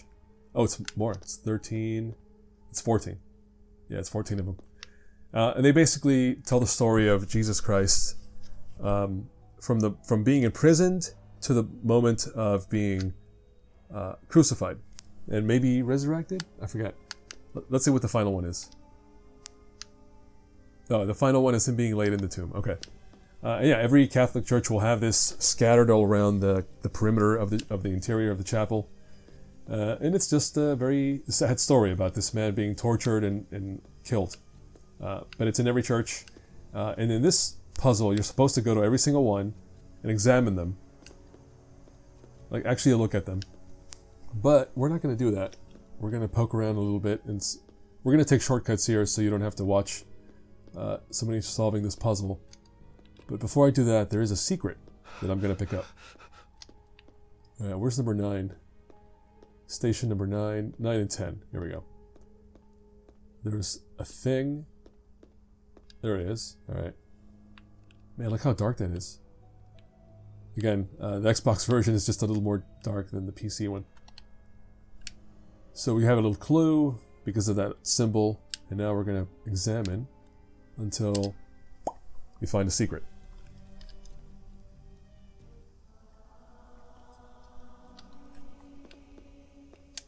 Actually, you know what? I'm going to give you a sample of the Stations of the Cross as this game does it.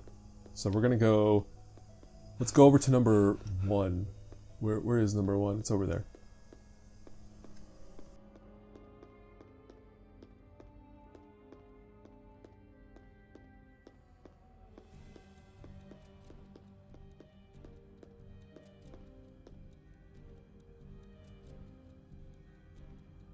This station represents when Jesus was condemned to die by Pilate.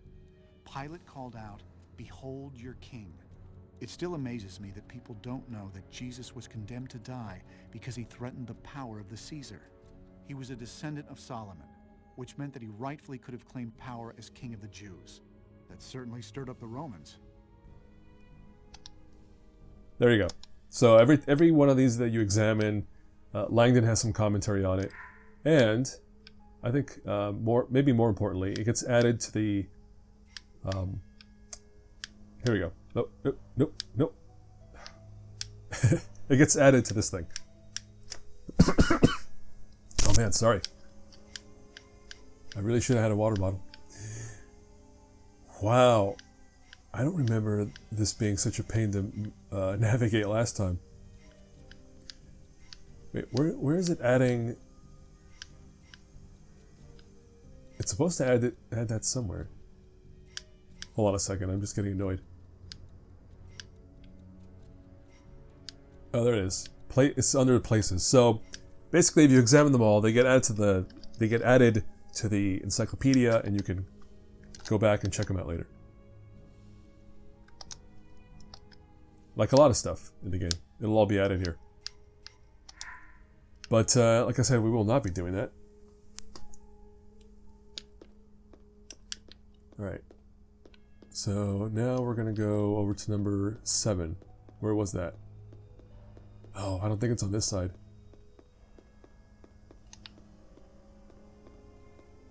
That's number 10, that's number 9, 8, 7. Right? Wait, that's 8.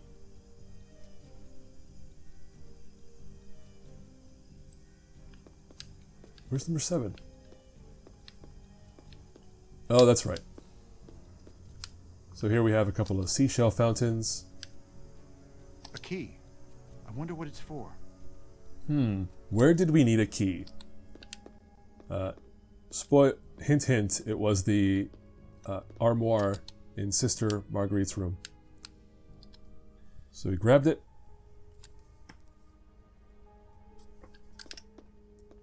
And now we're going to go back up out of here.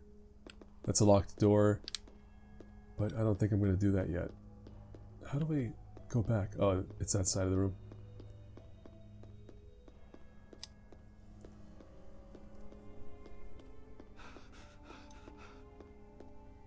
Was this the door? I think this was the door. Or maybe that one. I don't know. Oh, well, not this one, because you can't even interact with it, so we're going that way.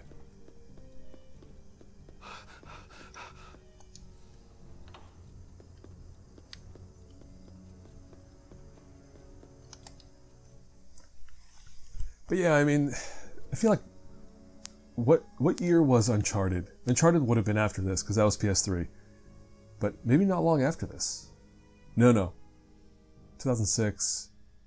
No, yeah, not long after this. But basically, I think that that series perfected what this game was trying to do. Like, right? Because this Langdon is basically just Harrison Ford in tweed. I think is the description the character uses about him. He's just a nerdier, like less capable Indiana Jones. So this type of game, like about historical mysteries and finding artifacts and clues and stuff, it's been done a lot better than this. Certainly by Uncharted, Tomb Raider, obviously. Interestingly, the collective, the developer of this game, also made an Indiana Jones game, Indiana Jones and the Temple and the Emperor's Tomb, which I might play. That's a licensed game, right? Indiana Jones. So at some point I might do that, but yeah, I'll be curious to see how they did with an actual Indiana Jones game versus this. It'll certainly be more action oriented, right? Because that's what this game doesn't do as much. And when they do have action, it's not great. Anyway, you know what I should have done? I didn't do is try the key on that locked door. I feel like that would have been the logical Let's see if there approach. are any clues in here. Like if somebody found a key in that room, they would have gone to the locked door first, but because I'm cheating with a walkthrough, I didn't do that. Anything else around here? No. Some folded up doilies or something? Oh, just a big old Station of the Cross statue. Anything else? No? Alright.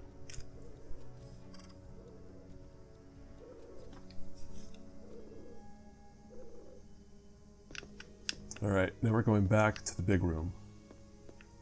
Through, which way was it? This way.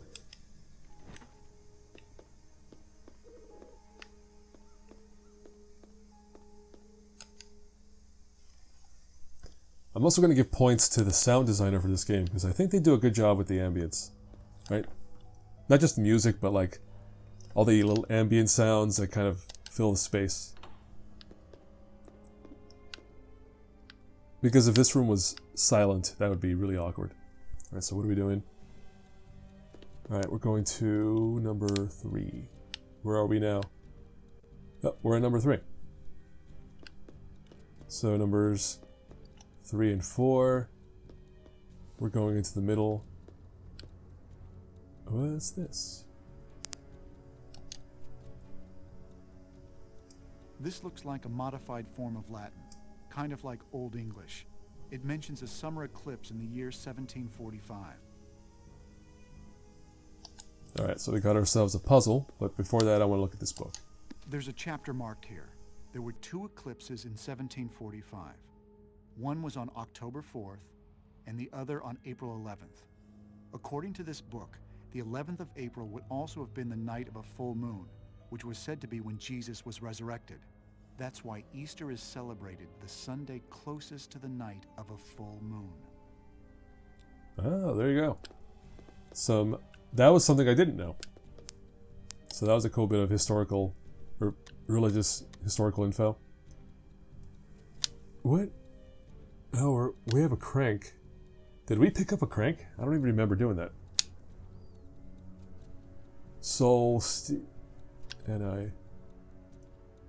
Estivium something. The solstice. What is the solstice? I don't remember. Well, the equinox is when it's equal. So solstice would be when it's the longer. Should we put that in April? I don't know. What was it?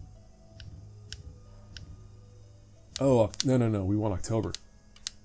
Right? October was when he was resurrected. October. I need to put a date in here. Probably a date that coincides with an eclipse if I'm translating the placard correctly. Oh, wait. What was the October what? Alright. My bad. I have to actually refer to this.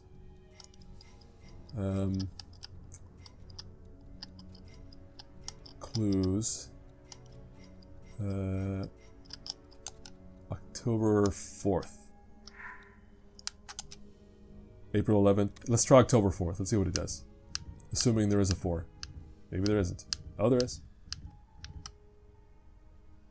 Oh, there isn't. It's not accepting it. Okay, well, let's try April 11th. Oh, wait. Easter. He just had the whole thing about Easter. I'm an idiot. Or rather, I just missed something very obvious there. There it is.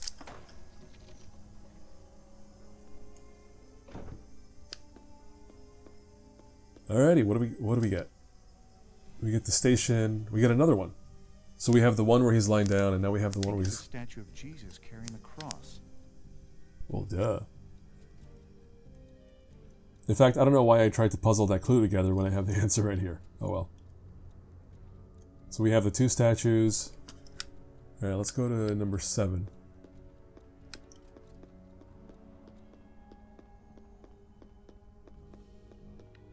I think this one took me a while to solve, actually, when I was on my own. If I want to get through, I'll need something to cut the chain. Ah. What do we have that cuts chains? That's right. Trusty old bolt cutters. And that's not a chain, but okay.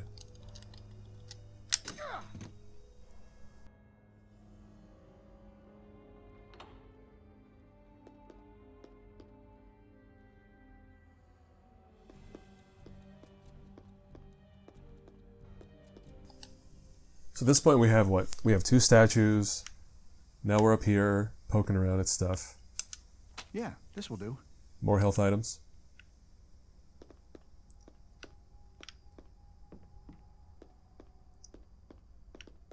Organ clock controls. What else? Oh, nothing else.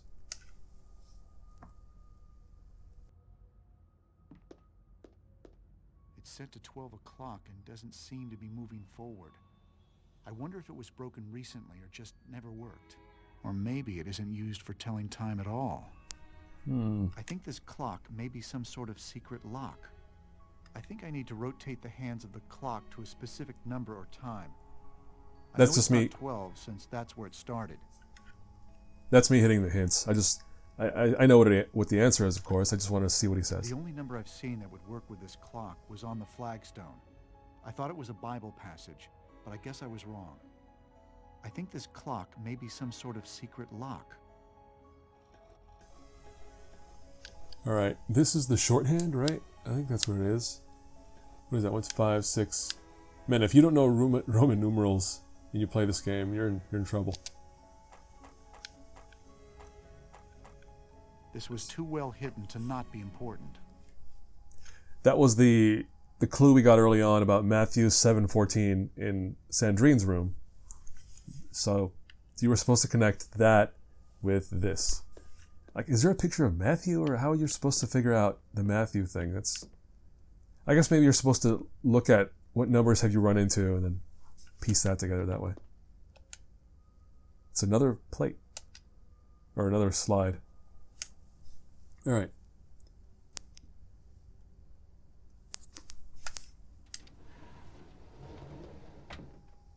So we did that. We got ourselves a checkpoint. And now we're heading back.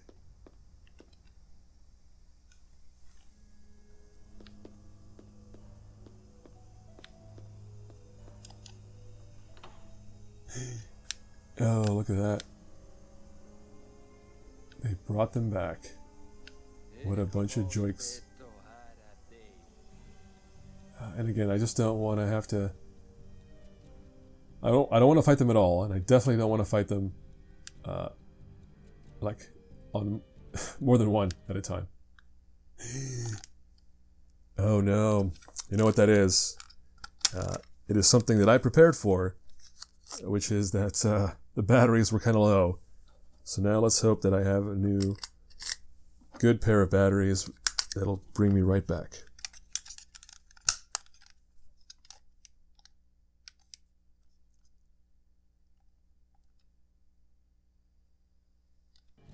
Look at that, the wonders of live gameplay. Who knows what's going to happen?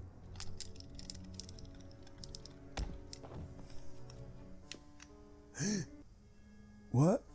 Oh, he got me. He spotted me for sure, right? I guess I can try to dodge him? Can I just lose him? I think I did. I think that idiot just totally lost me. Yeah, look at him. Excuse me? What are you doing, game? I'm not doing that. You should know that I'm not making myself float across the surface like that. Oh, video games.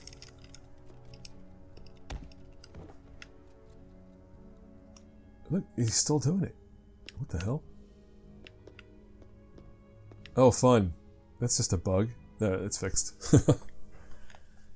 Does anyone still make games like this? I think they still do. I'm pretty sure if I look around, there's like a certain genre, like I think a game called Sunken City kind of had this vibe, right? Of like third-person exploration adventure game, maybe some light combat, kind of a grim dark aesthetic to it. So yeah, so yes, answering my own question there, I'm positive they still make games like this, and I can find them on the internet. Plus, like Sherlock games, I think Sherlock video games are a pretty big thing still. I'm sneaking around because I could have sworn there's going to be a third dude standing around somewhere, but I don't see him. Oh, it's doing it again. Look at that. What? What has happened? Well, as long as it's not a blocker, who cares? Let's just move along here. No, I could have sworn there's a third guy somewhere. But since I don't see him, I think I'm just going to move along. Alright, what are we doing? We're going over to number 7. What is this? 9, 8, 7 must be on that side. Yep, there it is. Alright.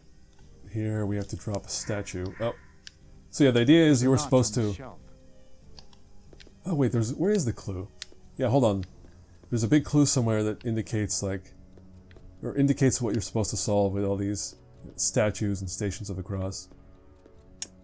But I do not remember where that clue is located. We've already been here. Nothing much. Have we been back there?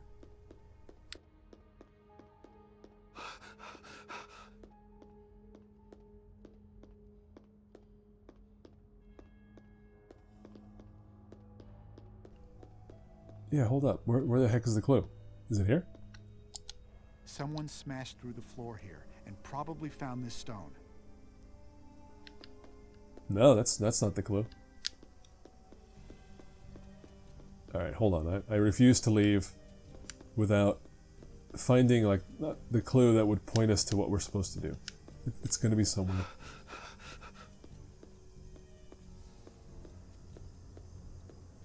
Alright, we've been here already, right? Yeah, we found the coin or whatever it was. Then we have more miscellaneous churchy stuff. Not what I'm looking for. Huh. Where was the clue for this thing? Oh well, I know there's a clue somewhere that tells you what you're supposed to be doing here, but I appear to have not found it, so we're just gonna speed along. Anyway, the clues would have told you like you have to put the statues at 2 specific places along the Stations of the Cross. So here we have the first one. We're gonna put the statue where he's carrying the cross, and then we're gonna go over to the last one. And it's not tough to solve. And actually, you know what? I take it back. There's no clues. You're supposed to look at the statues and look at the paintings and what's happening in the paintings and realize, like, okay, one statue goes here, the other statue goes there. So in that case, we were putting the statue of him walking with the cross, and then the statue of him flat on his back because he's been killed.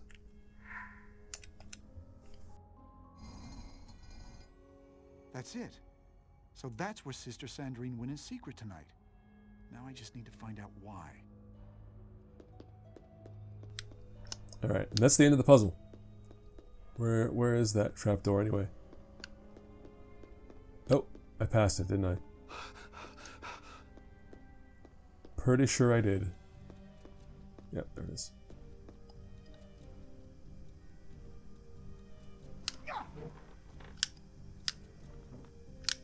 Oh yeah. The lifting QTEs is just like, whoop, keep up and down, keep going up and down until you open the thing. The crypt here is actually the original church of Saint Sulpice. When it fell into disuse, it ended up under layers of dirt. They built the new church on top of it.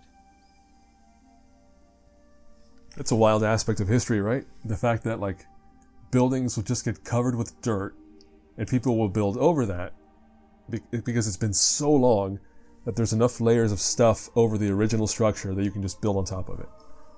That is bananas. And I don't know if that's actually real. It might be complete fiction, but it is. I mean, it happens. We know that happens because we dig up things all the time. All right, we found a secret thing. Let's pick it up if it lets us. Da Vinci's ornithopter. So I think all these Da Vinci gadgets are all things that he designed, like he sketched out but never actually built. No one actually. They weren't functional things. They were just concepts. Take what? We'll need this later. What? Did he pick up a rock? I think he picked up a rock. Alright, we got some more puzzles to solve here. Let's just look around before we do that.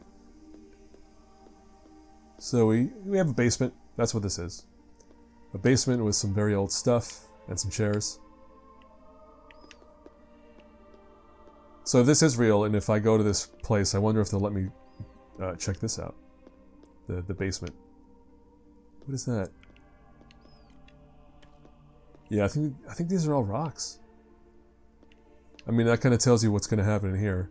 It's probably going to be some combat with somebody. Whoa, take what?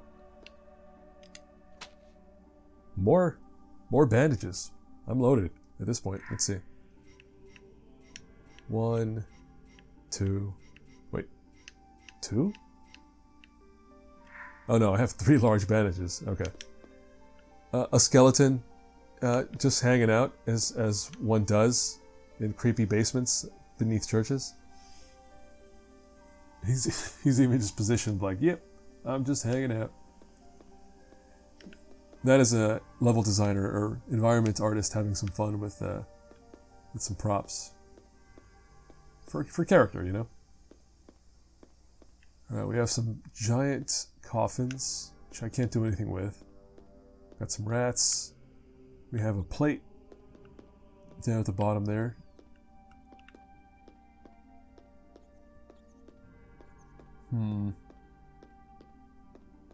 Oh, look at that. That looks familiar.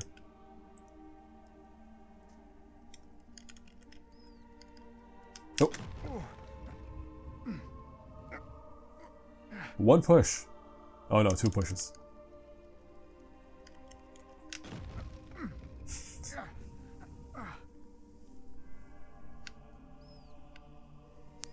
And again, none of this happens in the book or in the movie. This is all new to the video game.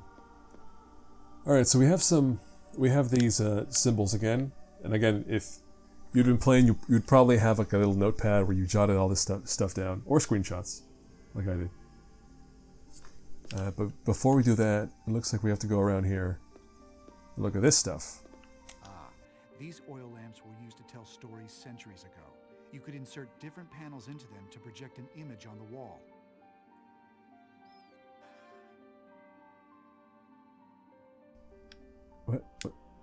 What? What's going on here? Oh, wait. Alright, we have that... Now I can light this lamp. Boom. Alright, so it's got oil. We can't pick up that tablet, but we can light this thing up. And this is where those matches... I'm on the right track. It looks like the beginning of a message. If I light all the lamps, maybe I can decipher it. Can we light up all the lamps?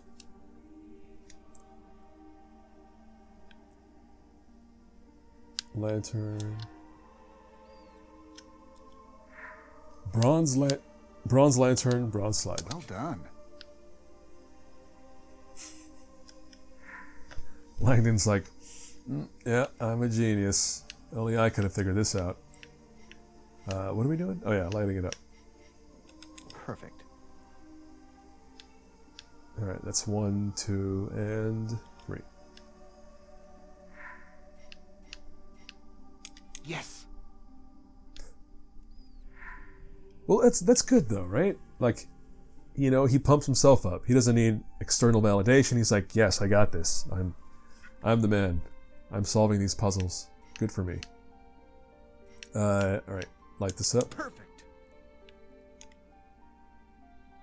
Jerusalem.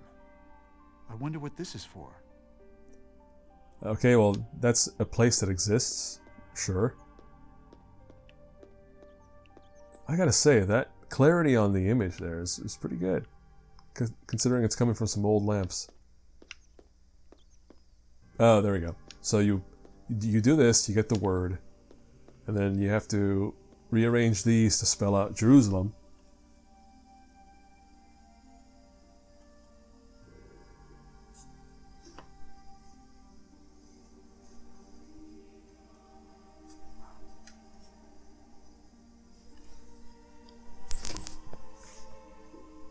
Okay, let's do this. These buttons on the wall have familiar symbols on them. I wonder if there's a pattern. Oh, I messed up. Okay, so these symbols stay the same. You have to press them in the right order to spell out the word Jerusalem. And again, you'd be looking at that sort of diagram to figure this out. But I don't need to do that. And then we have this one. The dots indicate this is the same symbol twice, right? Because they use the same letter twice in Jerusalem.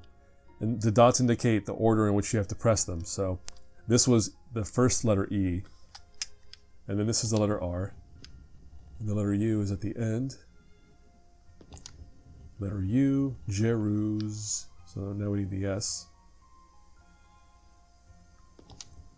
Jeruz A. The letter A, which is, I think, this one. No, I messed up. Sorry. Let's try this again. All right. That's the letter J. Letter E. Letter R. Letter U at the end. Letter S on the far left. Letter A, which would be this one. And then the letter L. And then the second letter E, and finally letter M.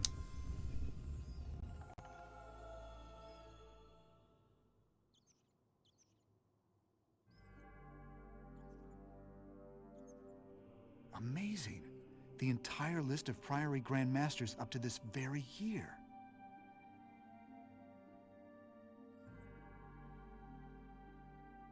And here's Jacques Sonier. It all makes sense now. He wasn't just a member of the Priory of Sion. He was the Grand Master, and in his dying moments he had to pass on the secrets of the Priory or lose them forever.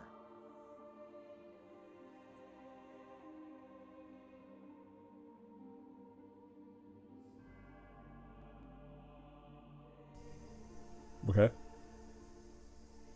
Is he meant to be talking right now? Whoever killed Sonier wanted to know those secrets, and Sonier sent them here to throw them off. Yeah, that timing was weird. The clues that Sophie are following are taking her right into harm's way. The kind of ingenious zealot that could find and kill the Priory elite will certainly be able to find her as well. The monks must have followed me in here. I should stay out of sight. I was scrolling up through the walkthrough because I only found 2 secrets, but I remember why.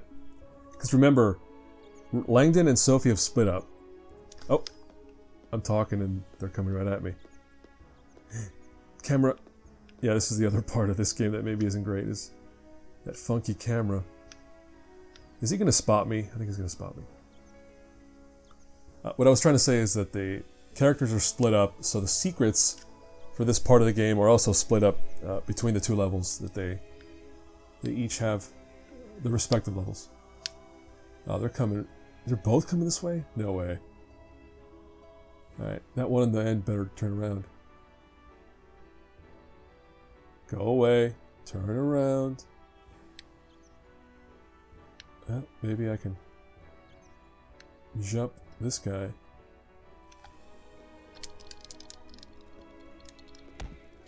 Bam. Alright. What about the other one? That idiot didn't even see me. Even though this is a very well lit, dark and dank basement. I don't know how attuned they are to sound, but I'm just gonna sneak over. Just not to risk it. Alright. That's them. So that's it. We solved all the clues here, all the puzzles. I did find all the secrets.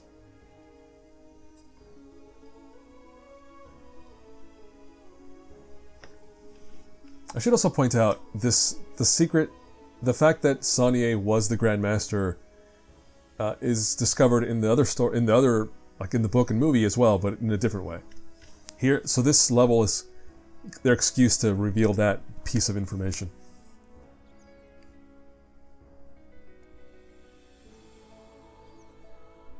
Alright, let's see here. I'm just making sure I'm all caught up.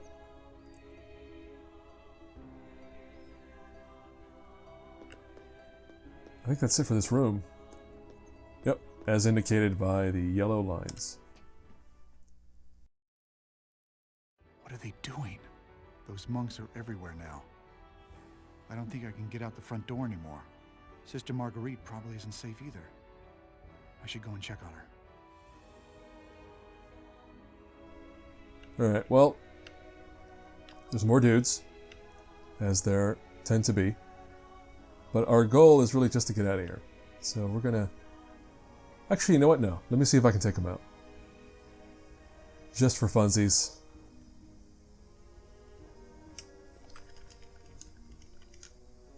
Or at least just to make the passage a little easier. Alright, there's one. I think there's one over there, right?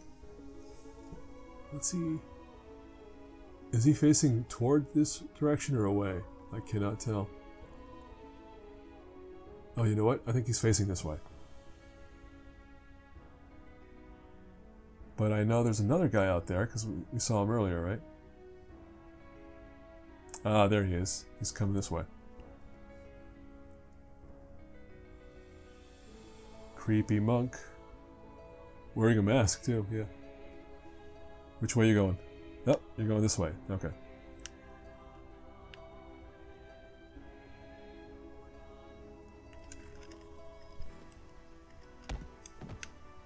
I do wonder if on the higher difficulty they are a little more attentive to what's going on. Because yeah, actually I'm surprised they've been this easy to deal with. But yeah, the main thing is just never let them team up on you, right? If you see one that's isolated on their own, like whatever, take them out.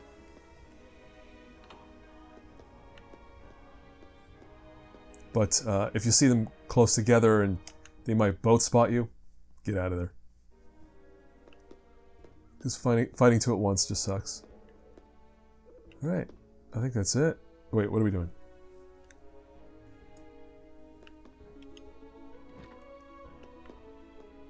One last check-in with old Marguerite. It's me again. It's Robert. Oh, thank goodness, I was so worried. I found out what Sister Sandrine was doing, but it's too dangerous for us to stay here now. Maybe I should call the police. You didn't call the police yet? I guess that's good for me. I was in such a panic. I didn't know what to do. It's all right. With everything that's happened tonight, I can understand. I need to call my friend first, but then you should call the police. I'll wait with you until they arrive, but then I need to go. What I've discovered here, well, it will mean a lot to her. Hey, there we go. Alright, so that confirms there were only two secrets and we got them both.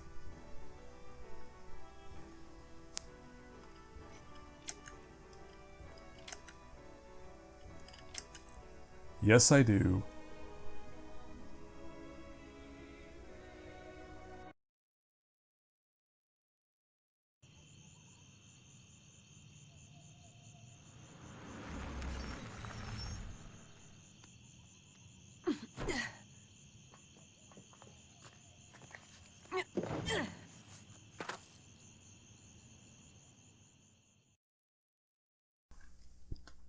I haven't noted it, but I'm actually really glad that they do have subtitles in this game, because I always turn on the subtitles.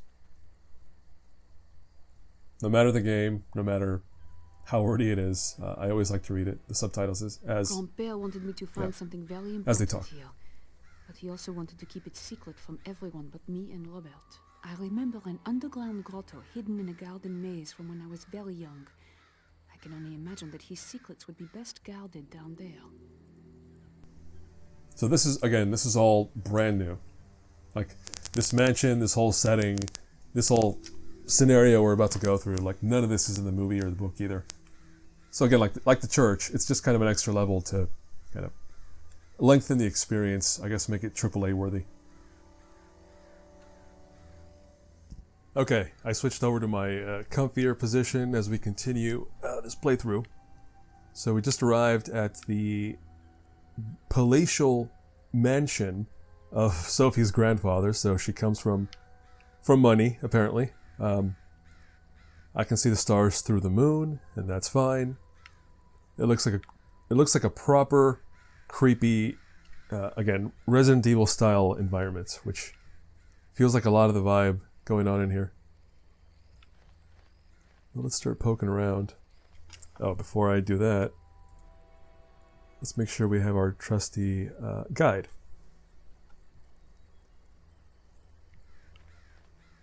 Let me take a gander at what's around here. So we came in through here, right? Yeah, came in through here. These must be the dog's food bowls. Ser Piero and Caterina. Those were Da Vinci's parents. I guess if the dogs had a pup, grandfather would have named it Leonardo.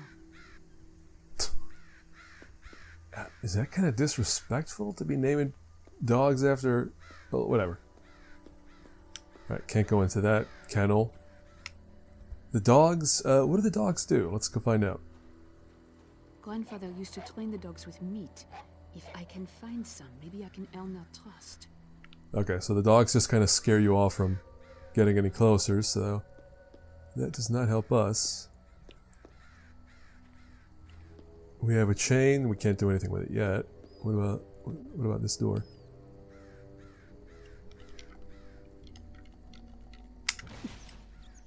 Bust in there.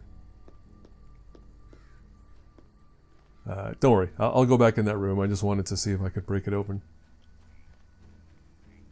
Let's go... Did I already check this thing out? It looks conspicuous. It's nothing, apparently. Just that pattern on the wall. And then we have another dog that's gonna give us a spook, okay. And then we're on this side. Ah.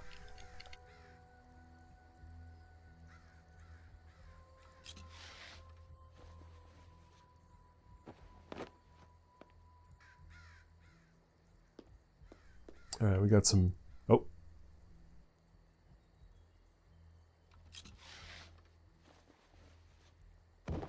What? My God. Who are you? Okay, we're fighting, I guess. And he's really good at dodging. You filthy murderer. Oh, see, there I missed one of the button presses and I got a hit. Jeez. Alright. I'm gonna do my usual move of push him against the wall.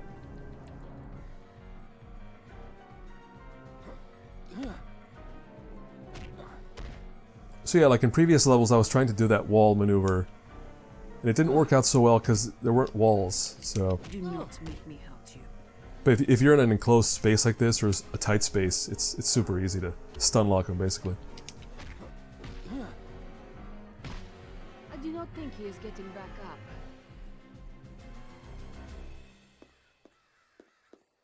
Man. Again, there are so many church thugs in this game that none of these people appear in the This book should be or useful. movie.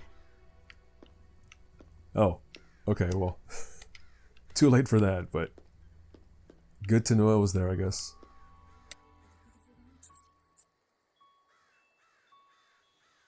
The sequence of Fibonacci.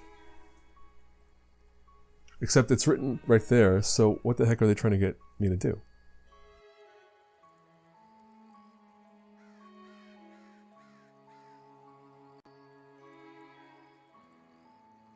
So that's the hint. So the numbers there on the side are the hint.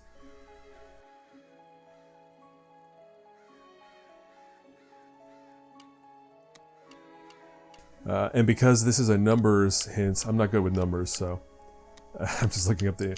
So if you knew about the Fibonacci sequence and you knew what the heck they wanted you to do in terms of this math, you'd figure that out.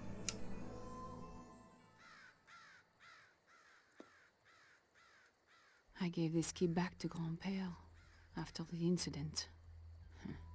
I suppose he knew I would come back someday. I only wish it had been sooner.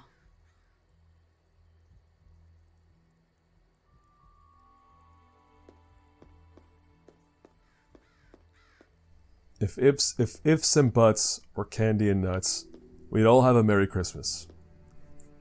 That's what Dante Don Meredith tells Hank Hill on King of the Hill, and that's not relevant, except when she said, you know, if only she'd stopped by sooner. It's like, well, if you'd done this and that, yeah. There's no point in looking backward. You made your choices. So, we got a key. Why do I need a key? Let me examine it. Oh, it's the mansion key. Alright, so I'll need that to get into the mansion eventually. But now let's go over to this room, because I think this is the next puzzle.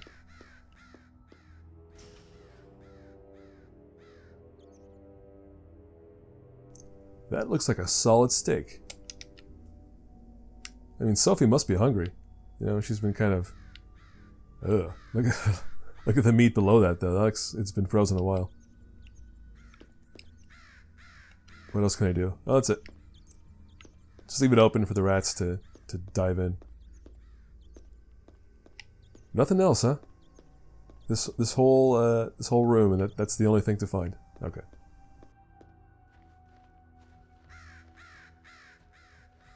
We all know what to do with that. We're gonna eat it. Or not. There must be something I am missing. So the dog food is laid out. Alright. And now we have to tell the dogs to go eat their victuals.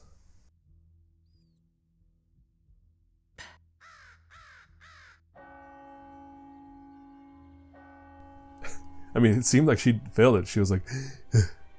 But, no. We did it. Catalina! Woof, woof. Oh, good dogs. Grandfather trained you well. Didn't I compliment the sound design team earlier? 'Cause that's a little rough, I gotta say. I cannot close the gate, really. Oh, okay. Alrighty then.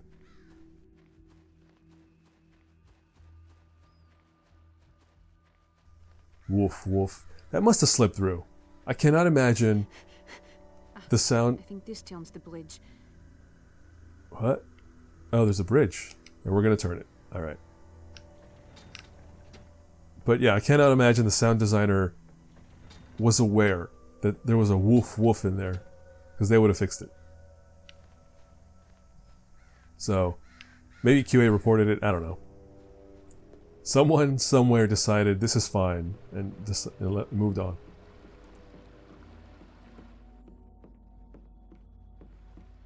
Alright, so we crossed ourselves a bridge. There's a whole bunch of invisible collision right here, so they don't want me near the water. This is a dope estate, I gotta say.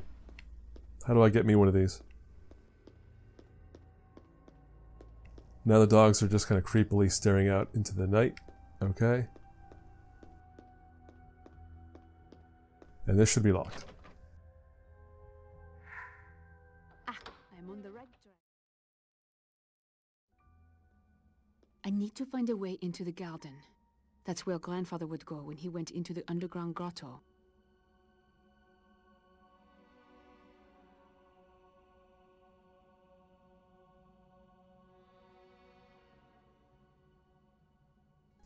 You know, I'm looking at the guide I have on the side here. I'm looking at the screenshots. I was just mesmerized because there's a bunch of fog in these screenshots. There was no fog out there, was there? I think the Xbox version might have been missing some of the effects. Some of the effects.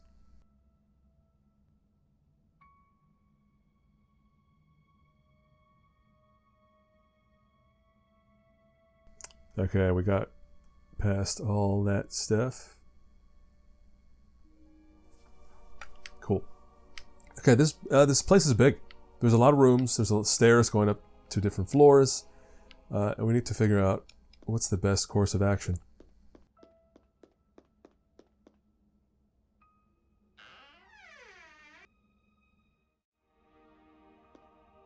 So now we opened this guy, or this thing up. Aeneas, the founder of Roman culture. His story is told in Virgil's book, the Aeneid. Compere told me that even though he was the son of Venus, he was not a god himself.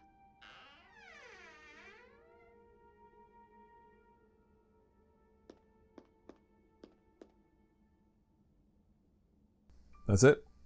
Yeah, so this level is going to be another statue collectathon, where we're just trying to collect a bunch of seemingly irrelevant statues, but they'll become relevant. What else is there? Can't go into the fireplace. There are some stairs, but I'm going to avoid that for now. The mantle on this fireplace is missing something. That looks very familiar. It fits. Wait, there's more to this. The pieces rotate a certain way, but I cannot remember how. So now we need to find the solution to that, which I think is coming up ahead. That's really annoying. When you put doors, but you know, some of them open, some don't. So they're kind of forcing you to go around and explore like every single door to see which ones are relevant to the gameplay and which are not. Oh. Cupid was the god of love and one of Venus's sons. He is often depicted with a blindfold, which is why people say that love is blind. Is that right? Well, there you go. Okay. Oh man, again, me observing how dark this game is. And I actually brightened it. Like, well, I mean, you can't see here, but in the video capture software here, I did brighten or increase, whoa, look at that. Didn't quite get the collision right on that one. Although it gets, I mean, it means we can see the skybox. That's cool. Look at that. That's some nice artwork. Good work, team. Anyway, I already forgot what I was saying. Let me keep poking around. So we can't go through this door. We can't go that way. We were just in there. What is this? Oh. That hallway just connects those two areas.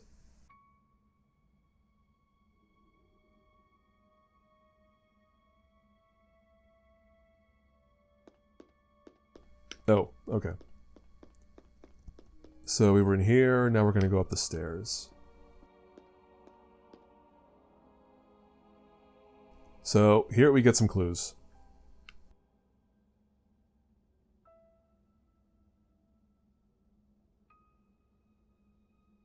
Oh, that should be familiar. So just remember that. It's up, down, right, left. But, no, actually that's, the order is irrelevant because we have to associate each fleur-de-lis with each of these four characters below them. Isis, Ballet, Tiamat, and Nidaba. Let's examine one just to see what's up. Nidaba was the Sumerian goddess of learning, writing, and accounting.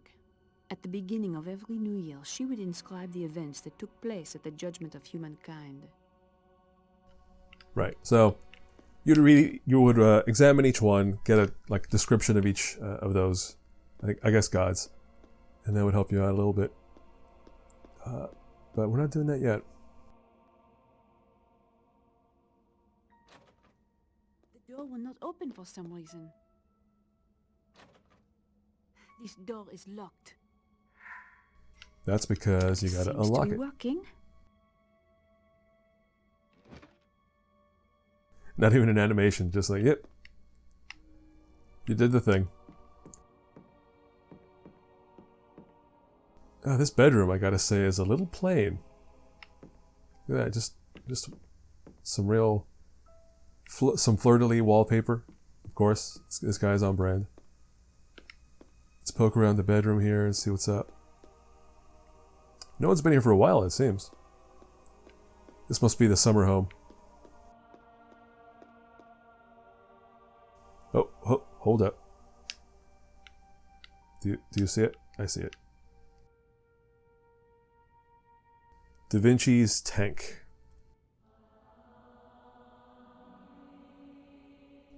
Anything else on the bed? And nope.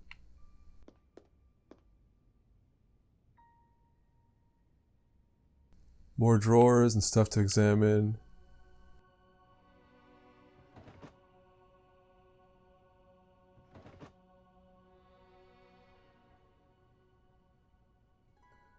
Oh, yeah, we'll get to that in a second. It's another ring lock.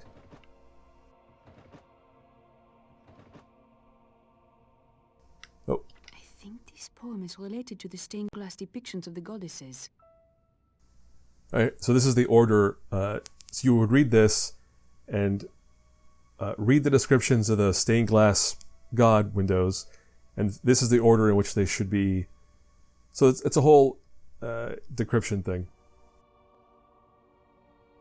So the order is the one that gave birth to the heaven and earth, the one that gave birth to man, human beings, the one that writes down names in stone, and the one that heals with love. So there you go. That's the order. And that'll be... So we'll solve that in a bit. Let me just finish exploring. Oh, I'll take that. Which again indicates there's going to be some kind of combat in this level. And then let's unlock this. Well done. Just like Langdon. Just like Langdon. Like, yeah, I'm good. I'm real good. This must be Vulcan, the god of fire and the forge. He was Venus's husband. So now we're getting some hints about the statues too. They're all kind of interrelated. I think like all those gods were. They were all like each other's brothers and mothers and fathers and sisters and all that stuff. Is that it for this room? That might be it. Oh, wait. What's this?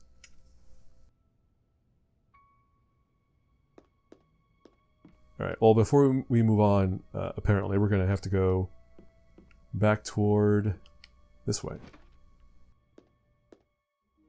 So, alright, so you would have read the description, or the poem, then you would have gone here and looked at these, and you would have a eureka moment and head back to the fireplace with the lion.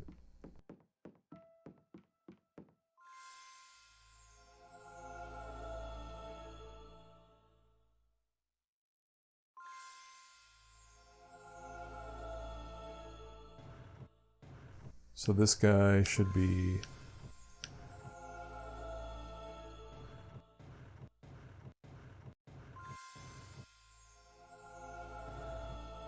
Alright, going overboard with the music cue, but fine. There.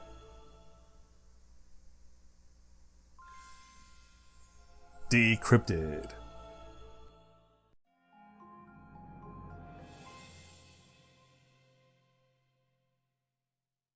The Roman goddess Venus. Grandfather told me she was the epitome of love and sexual desire. She had many lovers and many sons. Jupiter was her father, Vulcan her husband, and Mars was her lover. Cupid was her son, born a god, while Aeneas was her mortal child. But it was Aeneas who founded the Roman Empire.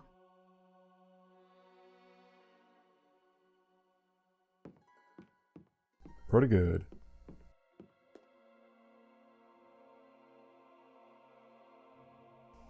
Okay, I'm making sure that that music cue that kept playing did stop finally, which it did. Because if not, I would have had to restart, because I'm not going to play through with that constantly chiming. Alright, we did all that stuff. Now we're going back through here into that library that we saw earlier.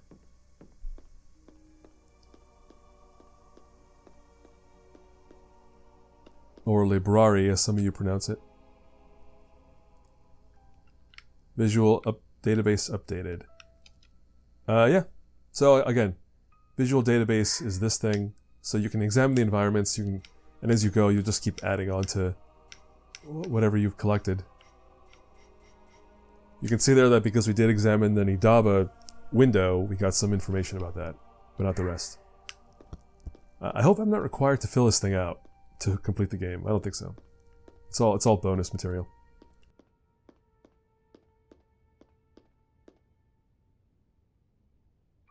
Alright, let's see. Oh, that's easy. Jupiter was the king of the gods. The Romans worshipped him as Jupiter Optimus Maximus, which means all good and all powerful. He was Venus's father. I did not mean to skip a cutscene. I thought it was the interact button. But I don't think it was a big cutscene, so that's fine. Hey, more clues. So this is the clue that informs how you're going to solve the puzzle with the statues later on. So the key of genders lies within her hands. There's much to do to meet Hathor's demands. First gather all who Venus once has spurned. Her heart demands each living gaze is returned. So, oh, okay, we're doing it. I didn't realize it was going to send me into one of these puzzles.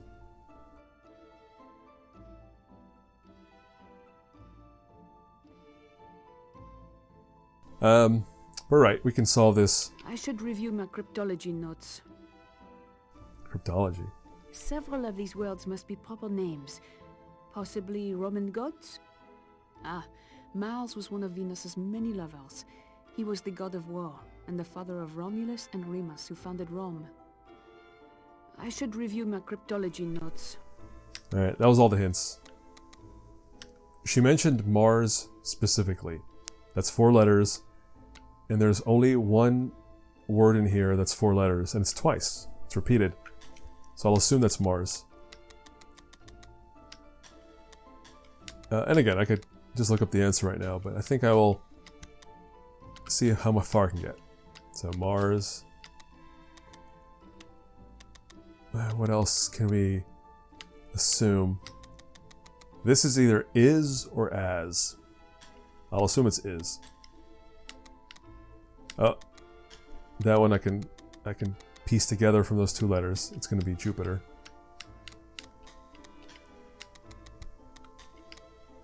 That's going to be a T.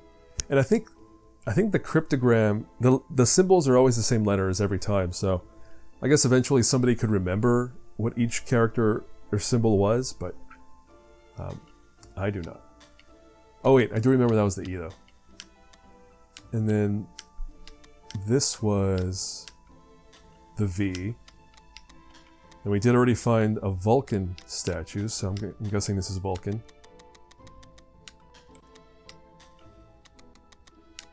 Yep, there's the letter N. Aeneas, Mars, Jupiter, Vulcan. Alive? Yeah, that's going to be alive. Wait. Oh no, the letter L has been used already. Jupiter is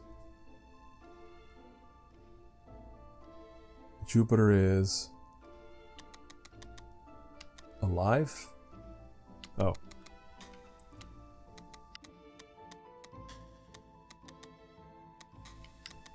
Alright.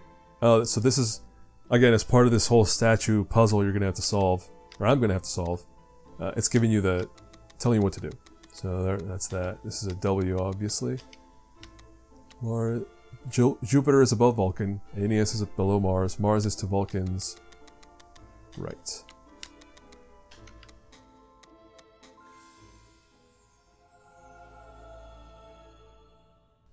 We're on a roll.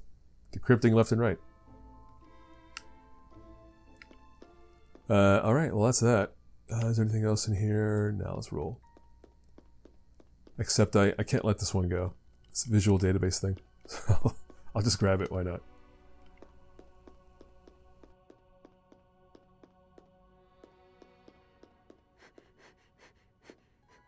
So yeah, because I like the Da Vinci Code, like all this, like when I played the game, I did go through these visual database entries and read every. I would check in every once in a while, look for the red ones, and just read everything that's brand new. So I would definitely be the kind of player who would stop and read all this stuff. Oh, look who's back. Back again. Get that corn out of my face.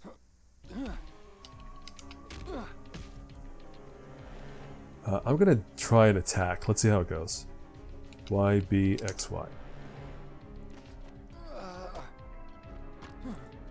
And the main thing with the attack is it just causes more damage. So you beat them, you can take them out quickly. I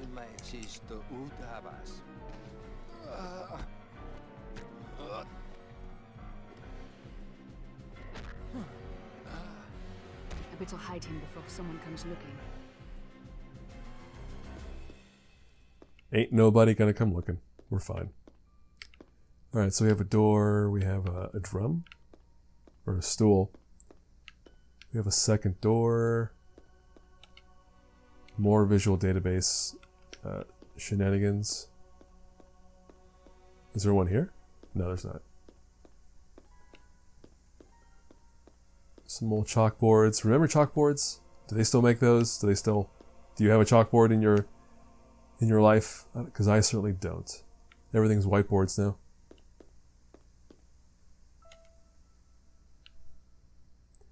Bit of slide action on that. Alright, so we're going to examine this table, I think.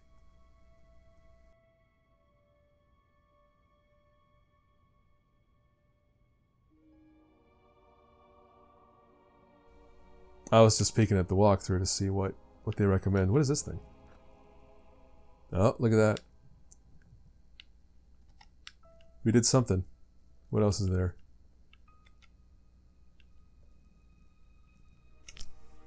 What's that icon mean? I think that means visual database, right?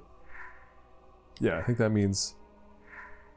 Yeah. So every time I see that icon, it means I have a new entry.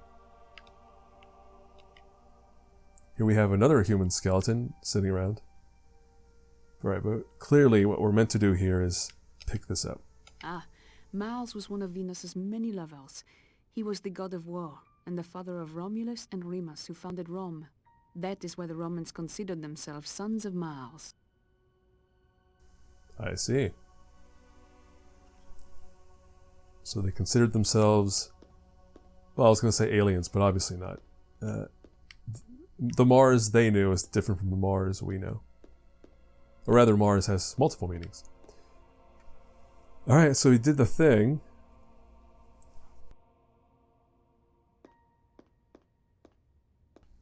There's two doors. And each one just goes back out to the sort of central foyer or lobby or whatever. Spooky mansion. And now we're gonna go that way.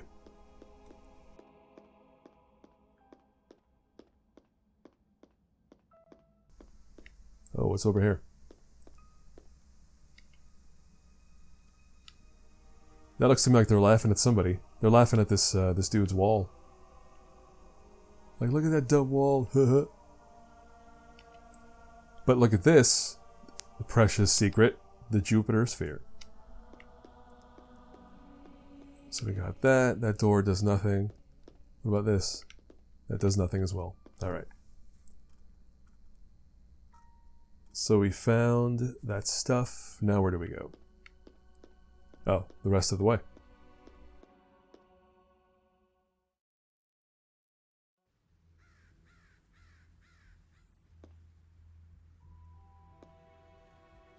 some cool looking props, but nothing. What is that sound? Why is it raining in here?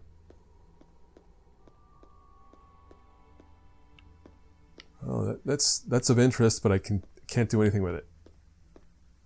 Look at that. That is a unique prop, and it's just sitting there. Non-interactive.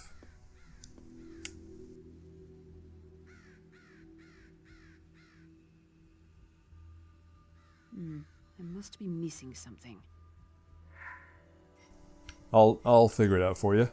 We got statues. We have a podium. Let's That seems to have done the trick. do it. Yes.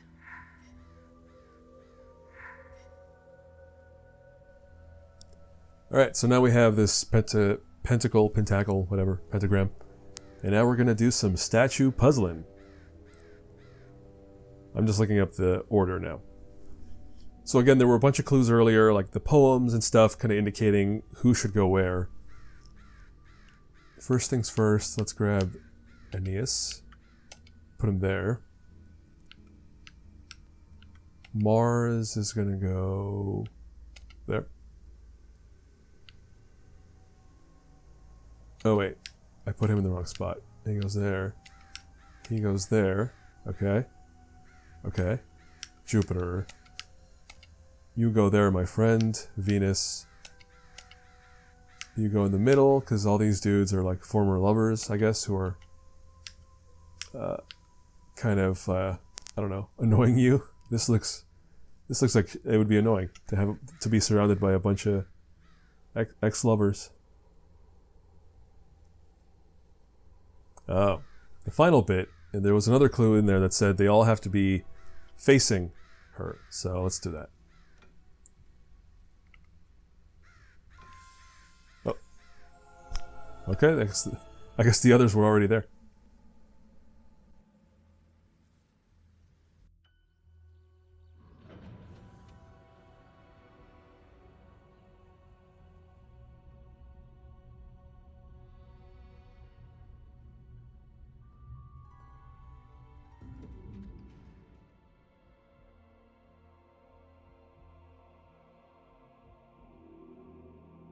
It's just like when I was a child. Grand-père would hide my birthday present, and I would follow puzzle after puzzle to finally get it.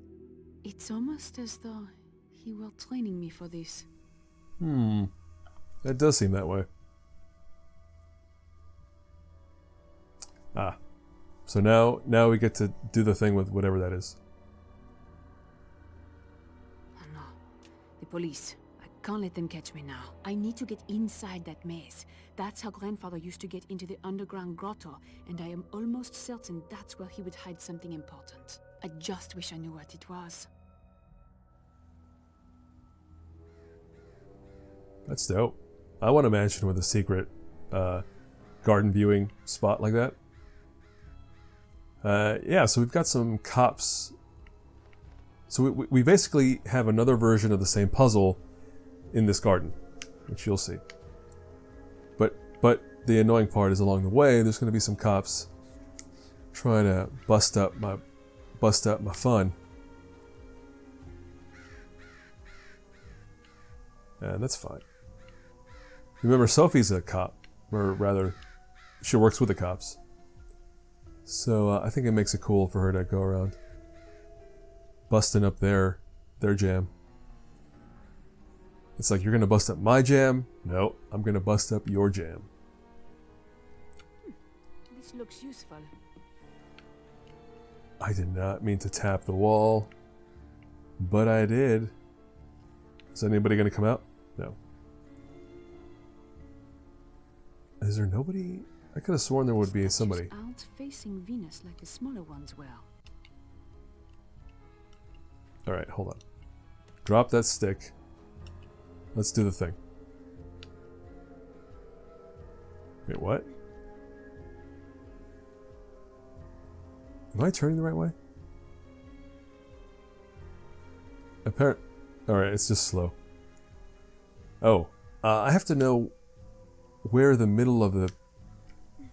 Where is Venus? There. That should make Venus happy. Oh, Okay, well. Thank you, Sophie. As long as you tell me we're done, then all good. Alright, where's that stick? So have to go around, find 5 of these statues and do the thing. But again, I thought there were cops. Maybe not.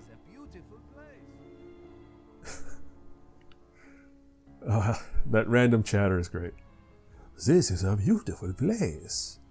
Oh, well, I mean, I agree. I've been saying that this whole time. This place is pretty dope.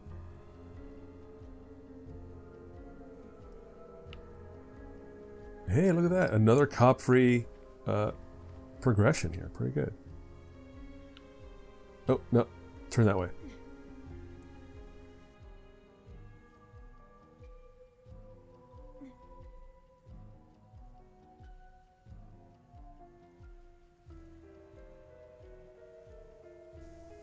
Is that it?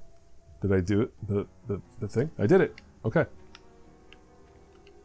This could be handy. I'd say it could be sticky. Because it's a stick. There's another stick there, but we do not need that. Oh man, we're... Oh. Oh. I think he's facing away. We got him. Judge this! I will use force if necessary. What is happening? Someone finds him, they will call for backup.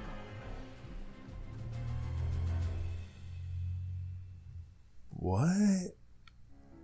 Something weird happened there. He should have been out with that first hit. Maybe I didn't do it strongly enough? Who knows? Oh wait, this is Venus. So she's not going to move. And I don't think anybody's going to find him, so we're moving on. Again, listen for chatter. That seems to be the tell.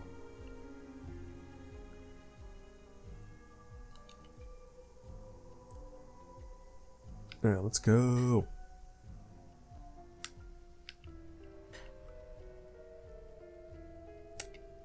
Let's turn the large naked man to face Venus. Oh, here we go.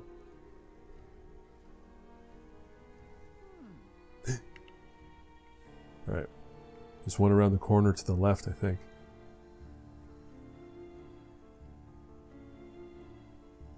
Oh man, it's hard to say where I've been and where I'm going.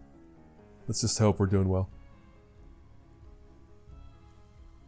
Hey, turned away. Thank you very much. One hit. There we go. As it should be.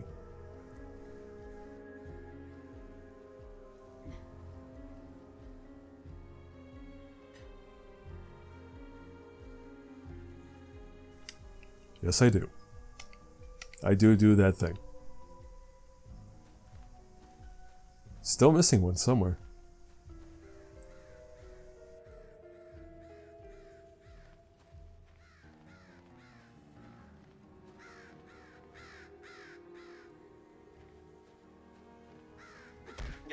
I can and will defend myself. Uh-oh. I gotta fight him. Oh. Did we do it? I think we did.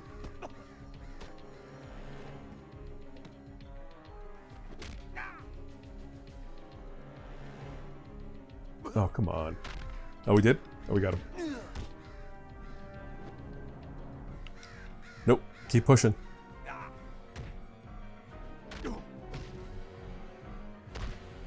That knocked him out. Alright, this has to be the last one. So which way are we turning this one? Yeah, this one was weird. I don't think I read the story, or remember the story of this pair and what they're up to.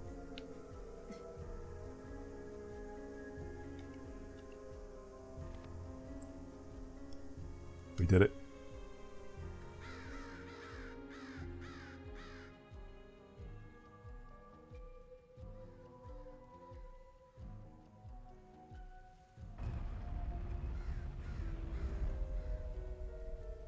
They're losing so much time. Now I can get into the underground grotto. Like, if they started this whole adventure at midnight, it should be like dawn right about now. They've wasted so much time running around with this nonsense. What? Oh, hello. Hi there. What's going on? Point the way. Let's speed it up here. Sophie. Oh, what? Hold up. Are there any secrets in this garden area before I move along? Actually, no, we found both secrets, right? I found a coin, and I found a Da Vinci thing somewhere. Oh no, I found a sphere, and I found the Da Vinci's tank. So we're all bueno.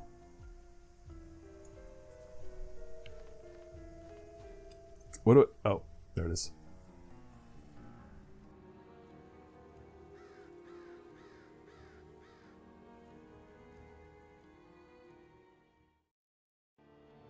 I cannot believe I am here again. I swore I would never come back after what I saw grandfather doing down here. It was like a cult ceremony.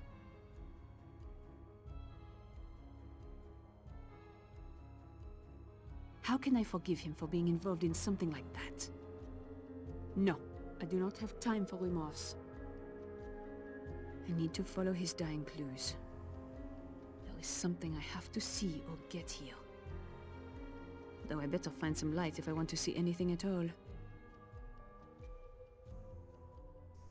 This is so much more elaborate than what happens in the original. Like in the original, there is a scene in Sophie's memory. She recalls when she tells Langdon that she did witness her grandfather in some kind of cult like sex ceremony. But in the movie, it's shown what is probably what it was meant to be, which is like a basement of a house in the country, not this like underground grotto carved out from whatever the granite. It's very involved. All right, we got ourselves a puzzle here that we need to figure out.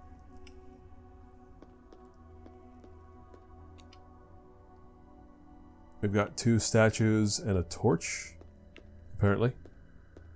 Wait, oh, camera. Oh, weird. There's just collision right here. That's bizarre. Alright, so we've got to what looks like an Egyptian statue there. Sun symbol. We got some robes. And I'm going to drop this thing for now. Except it won't let me. It won't let me examine the statue because I picked up the torch?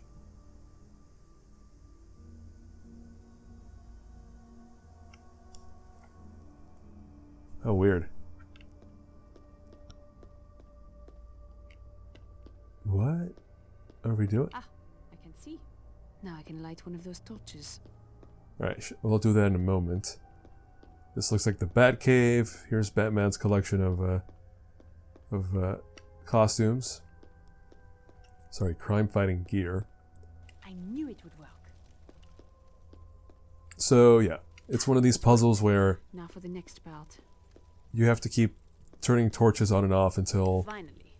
you get the complete pattern. And it's kind of random. Perfect. I mean, maybe some people can see the logic. I cannot. Back to this one again. I knew it would work.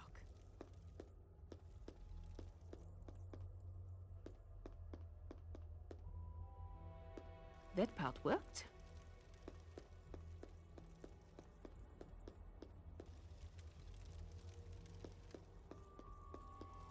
This seems to be...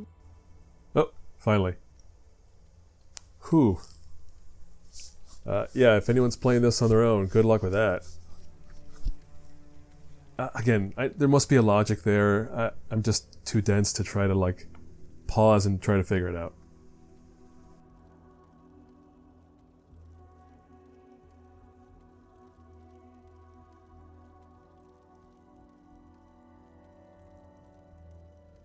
It's the Princess Sophie key my grandpère promised me, and an address is engraved on the side. I don't need a symbologist to understand this, but Grand-Père wanted me to work with Robert. I better show this to him. So at this point, Robert's been in the church doing his thing, she's been here doing all of this. And now, it's time to group up.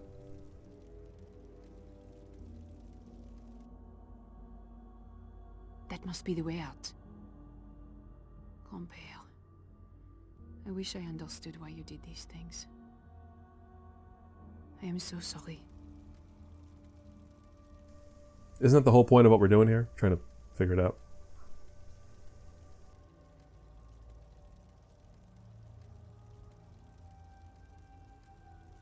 Alright, 2 more secrets, so that's 2 from the previous level, 2 here. And usually, in the levels where it's the both of them together, it's 3 secrets per level.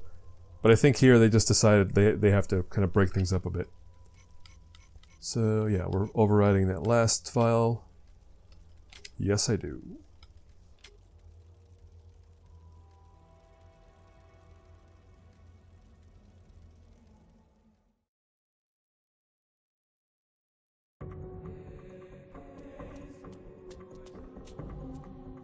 La voilà!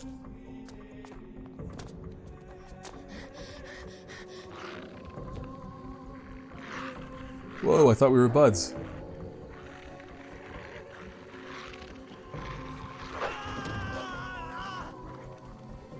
Okay. The dogs are just gonna kill some cops.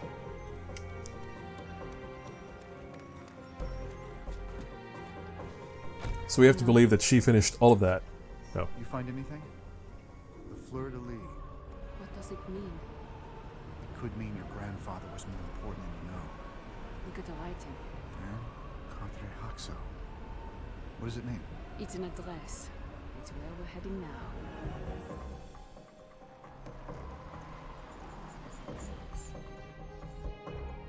What now?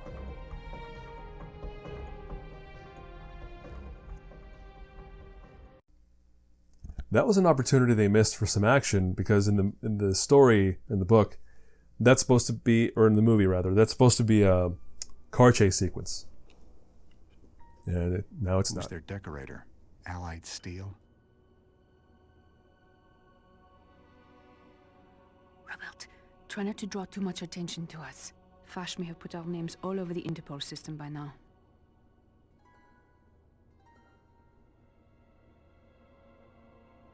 Bonsoir. How may I help you? Alright, so now we're in the bank. What are we doing at the bank? What do we have to do? What do you say, video game? We have to locate the viewing room. Okay, can we leave? I just want to go. Can I leave? No, I cannot.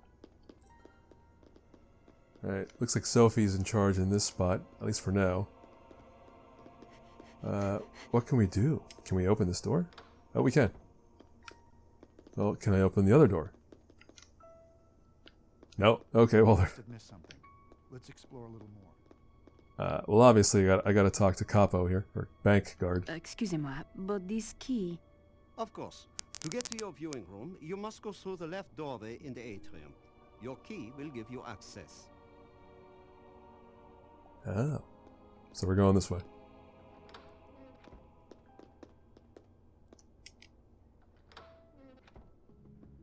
Ooh, fancy bank. But it's a Swiss bank, so I guess this is where all the crime lords and everyone are hiding their money. Well, and the CEOs who don't want to pay taxes.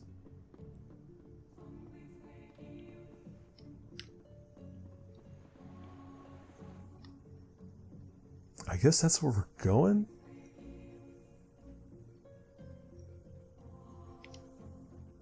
Yeah.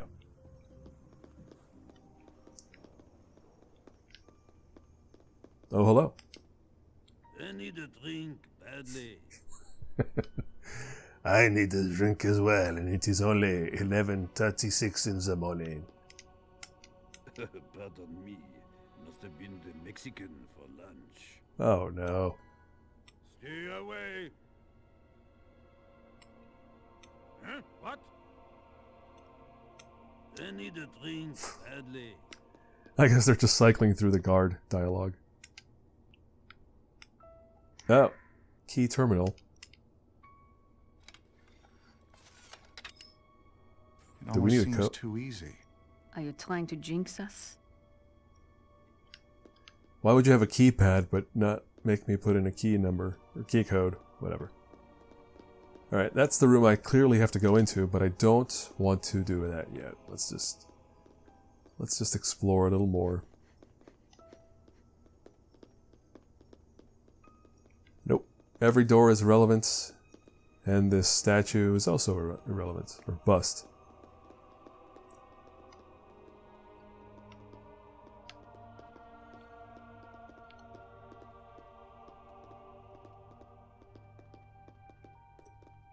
Nothing to do. Except whatever that was. Oh, it's another key terminal. I didn't examine this. It is the symbol of the priory encased in an equally armed cross. It is a triangular shaft and has laser-burned pockmarks that can be read by an electronic eye. Purple writing on the back of the key reads 24 Rue Haxel,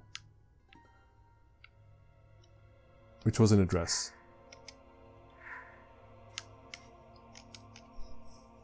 So here we're kind of back on the source material, but yeah, this does happen in the original, right? They head to the bank with the key, and then they have to figure out what the heck is in that box.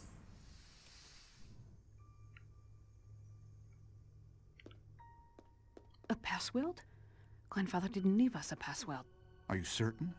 Well, I stopped opening the mail he would send me after the incident. I don't think he'd send something that sensitive through the mail. Although, maybe he did give us a password. Look at the symbol on the crate.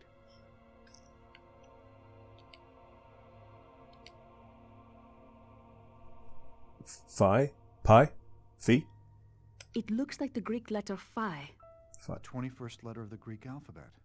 But phi is also a Greek numeral representing 500. We're still missing something. We need a 4-digit number. Doesn't phi also represent the golden ratio? The golden ratio?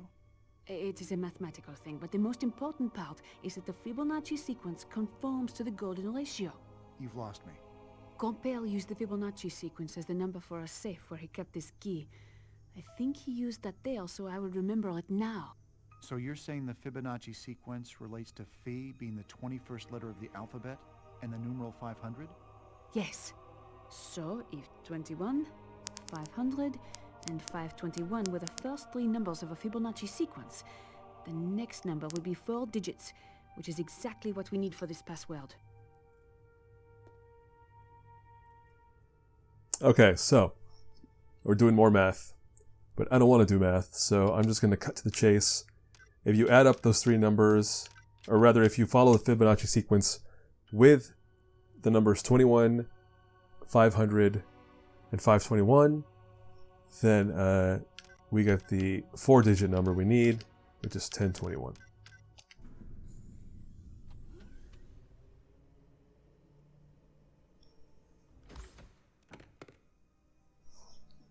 Oh. What is it? A note from Grand-Père. My dearest Sophie, you are reading this, and I therefore have passed away. I do hope that we made up. But if not, do not waste time grieving. You have much work to do, and time will be running out.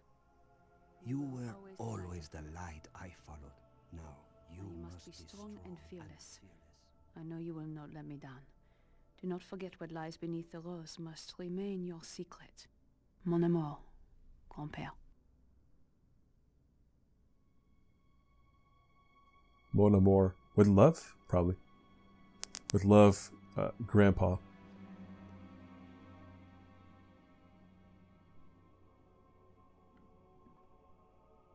Is that the keystone? No, this is a cryptex. Grandfather probably made this. It's based off a design from the Vinci Secret Codex. How do you open it? Well, this one has 5 dials and each one has 26 possible letters. The possible permutations may as well be infinite, but more importantly, there's a vinegar glass vial at the center. If you try to force it open, that will crack and dissolve the papyrus message inside. So, you either know the answer, or you don't. You've seen this before, I take it. Grandfather used to make these for me. I had to solve them to find my birthday presents. I think there's more to find. Let's keep looking. Okay. Oh. Where did I put that hanky? That guard is still unhappy out there. Nothing else in here. What an ornate box. Oh. It's made of rosewood. My grandfather's favorite. You think grandfather already left us a clue? In his note, he mentioned that what lies beneath the rose must remain our secret. Sub rosa. The Romans hung a rose over meetings to indicate the meeting was confidential. Attendees understood that whatever was said under the rose or sub rosa had to remain a secret. Now, I noticed a small hole in the center of the rose in the box lid. The inner lid. It's probably false. If we can find something small enough to push through the hole, we might find a clue to opening the cryptex. Oh. So that's a clue. They don't figure that out in the original till much later. But here they're just like immediately onto the fact. Or onto that idea. Alright, well we need something small. Like, oh, I don't know, a paperclip?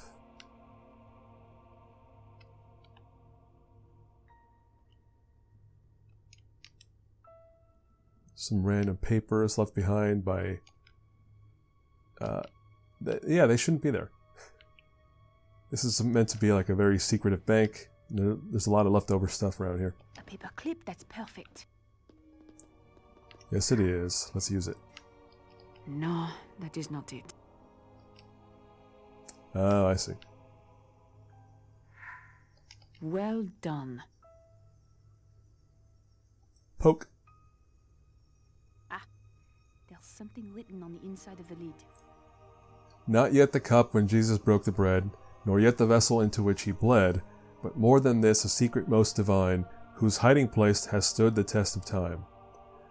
This is a new poem, or clue. This is not in the original either. But also, what the heck did that mean? Can we read it again? Should be able to.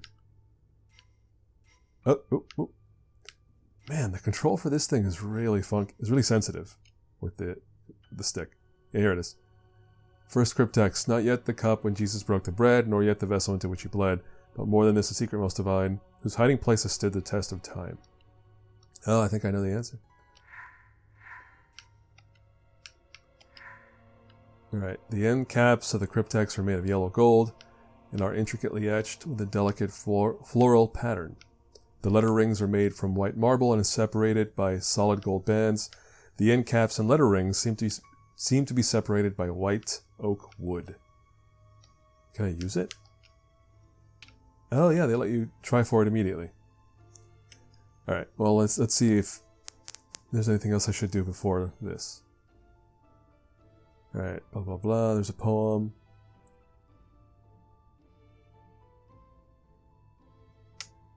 Interesting. So let's see what the hint says. We should look at the poem again. I think it is pretty clear what the answer is from that. So, if you read the poem, yeah, you can kind of figure out what they're talking about, but it relies on you already understanding the like a major piece of mythology that I guess a lot of us understand it, but yeah, I don't know. This one seems tough if you don't already have this like story in your brain. But anyway, the poem was referring to the G-R-A-I-L,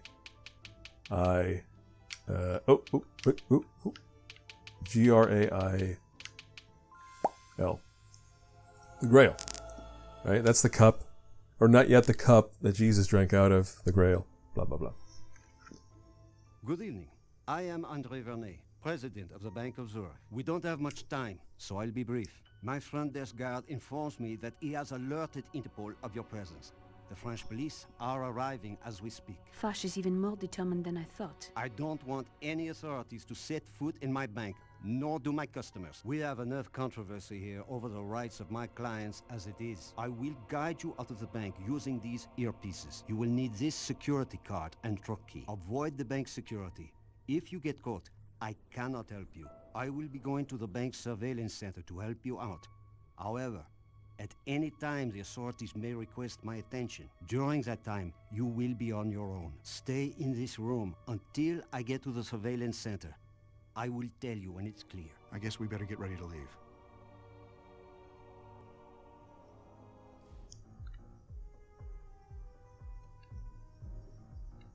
Okay, well, so that guy, he does help in all versions of the Da Vinci Code story, but he's also sort of a villain in some of them. I think in this one he's not really. He doesn't really hinder the heroes in their quest.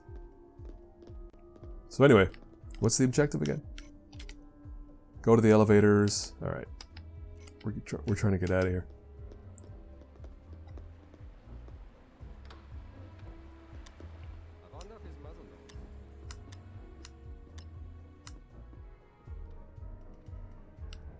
Wait, what? What are we doing?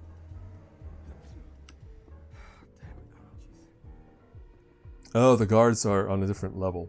That's right. Alright, we came in this way, so they shouldn't... Yeah, they don't let me leave. Let's go around and explore before we get out of here. Nothing there, nothing there, nothing there. We got us an elevator with a security terminal, which means... we'll be using that key card he gave us. Yeah, alright, that's it.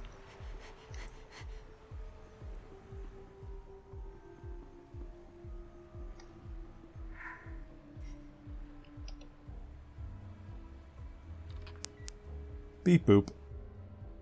Not all of the guards know to watch for you yet, but that is about to change. Bonsoir.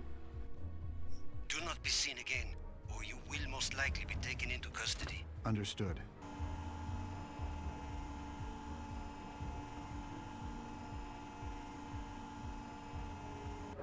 The police have initiated a lockdown.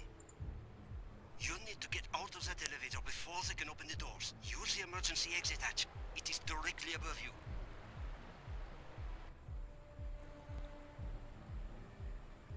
Let's go. Whoa. Good upper body strength than old Robert Langdon here. Although I think he does. Like in the stories, they always emphasize how he's a swimmer and he's, you know, got some muscle because of that.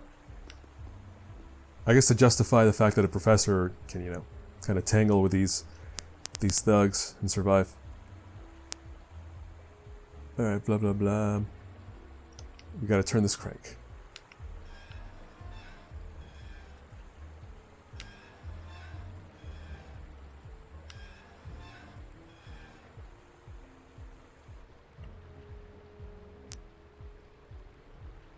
Break time soon.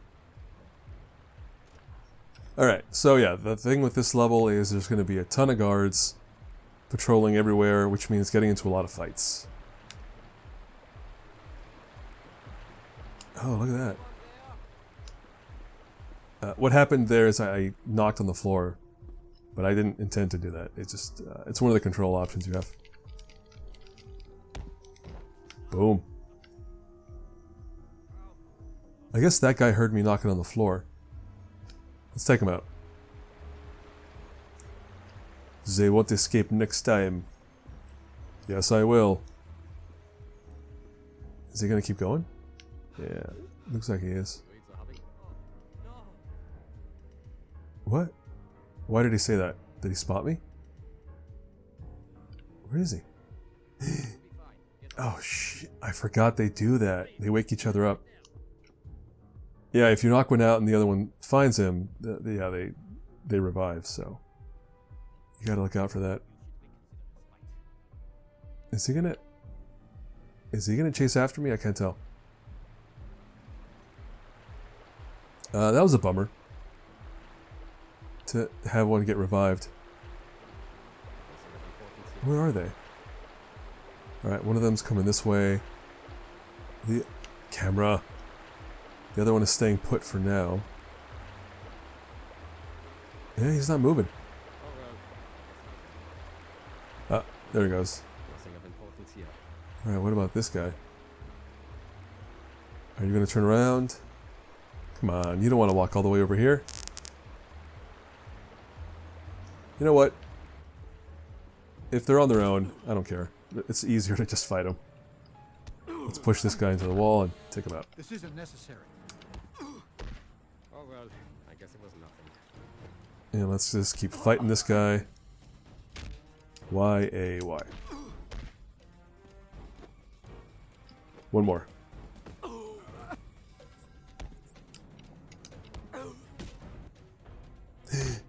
Alright, well, that's fine. The timing worked out on that.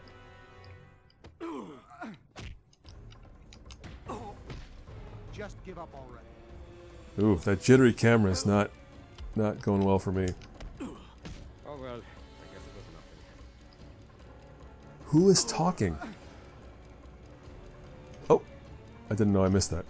Get away from him! I appreciate the help, I guess, but okay, it can be annoying when you're trying to do a combo and the partner interrupts. There it is. Hiding before someone comes looking. Nothing of importance here. That was pretty brutal, right? That was just like skull to the wall. Alright, where did we even come out of? I have no idea.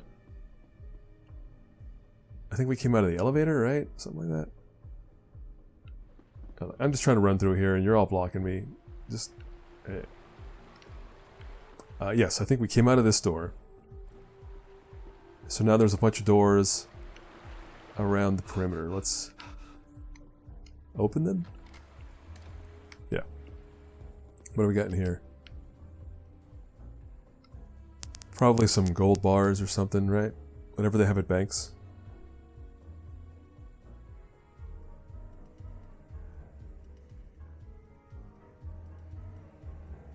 Oh, got us a Mars sphere. Anything else? No. Alright, what else? This should come in useful. Some extra health, which I don't think I took any hits. Right?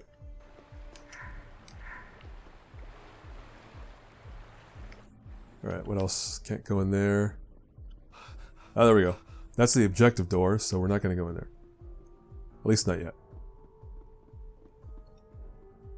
There's got to be something else.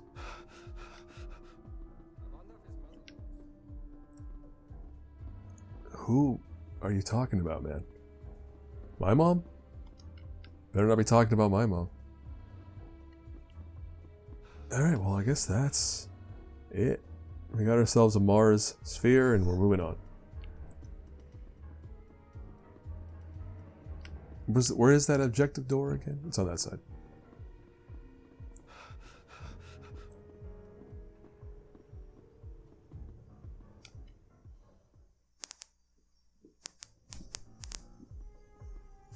I hope we catch those two. What kind of people murder an old man in a museum? Who cares what they did? We had better get them out of the bank before the policemen ransack the place. That would put us out of business. Permanently. You must find your way to the system administrator's office. It is the only way out of here now. I must go. The police would like to have a word with me. That song go? Okay. Yeah, I remember this part now. This part sucked last time. Because I got caught with two guards messing with me. But I think we can take this one out at least. Alright, there's one. Oh, and the other one's right... conveniently is right there next to him.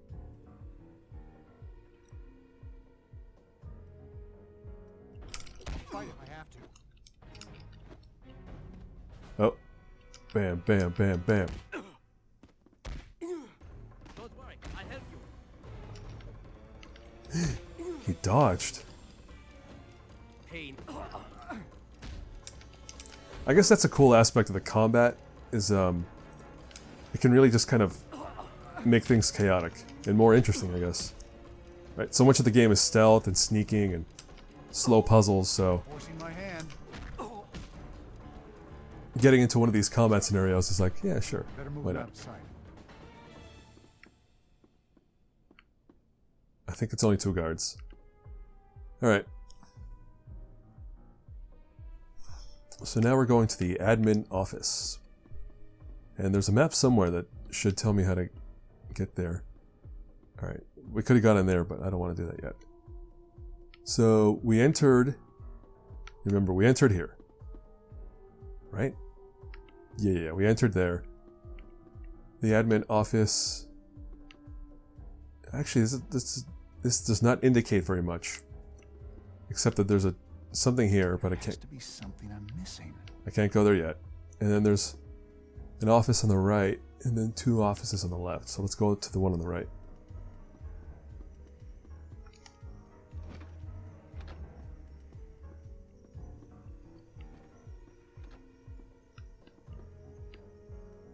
Except I can't do anything here yet.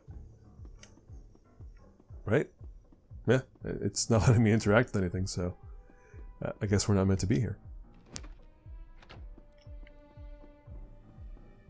And then at the end,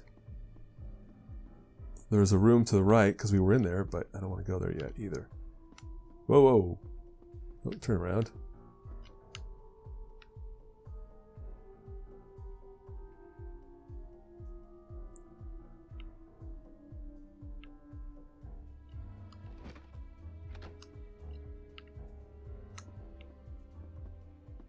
What do we have here? Got ourselves a closet, got ourselves a administrator's desk.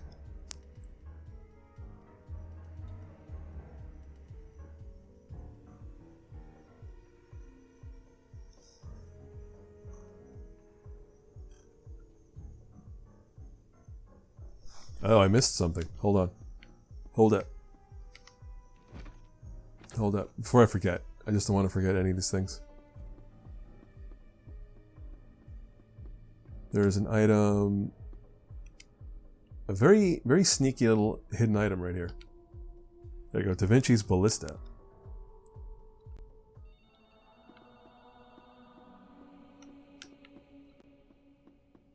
Who's calling in the middle of the night?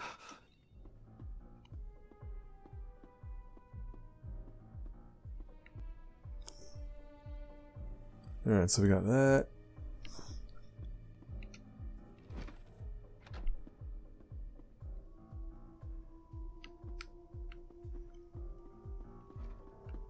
Then we got this guy. Honestly, the police are more annoying every time I see them. I sent in one of my lawyers to talk them in circles. That will keep them busy for quite a while. Now, insert your security card into the terminal attached to this computer. Log in with the password 867530, and your card will upgrade to security level 2. This will allow you to access the entrance at the office stairwell. Remember that. 867530. Something I'm missing. Where's that security card? This seems to be working. 8, 6, 7, 5, 3, 0. Vernay, the password you gave us didn't work. It would seem the system administrator has been changing the passwords regularly, as he should. To get the new password, you will need to go to the records room and find a file named Security System. The key to the cabinet that contains that file is located in the office manager's room. Alright, so now we have to go back to that office that we couldn't do anything with before, but now it's going to be... Now it's a pivotal point in the game. You know what? I think there might be more guards later, so I'm going to see if I can get rid of these bodies.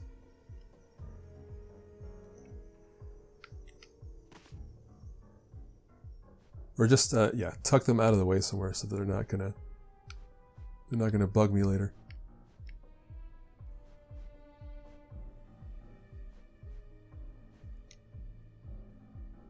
Although, I mean, that's not very hidden.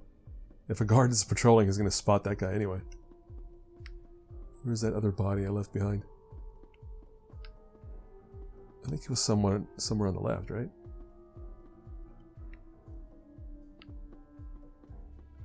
Oh, whatever.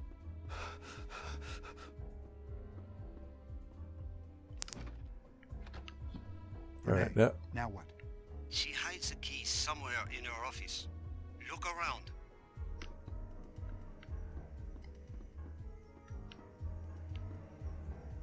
I don't think I did this correctly. Oh, okay. Perhaps I should try something else. There's nothing else to do here. There's something I'm missing. I should look around.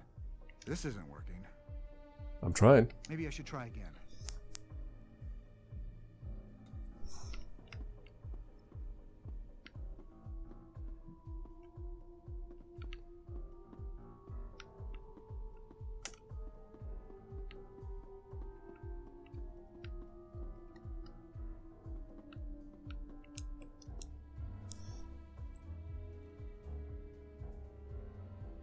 Hold up, I'm just making sure. Interesting. No, that's not it.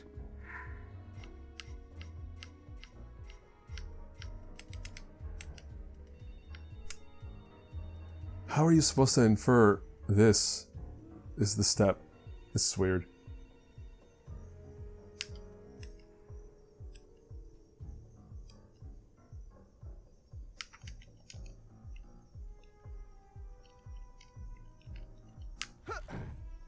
Oh, okay, of course.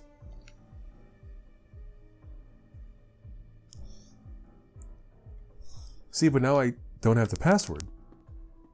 Oh, but now I can examine the desk. Okay, great. Very logical.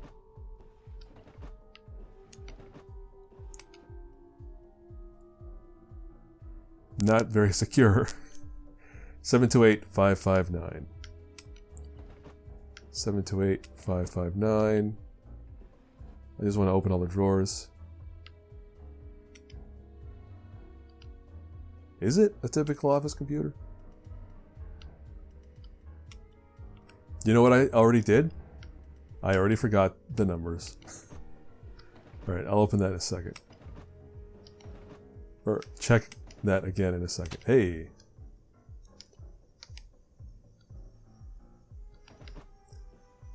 Alright, let's do that again. Oh wait, what? Did I must have filed it away.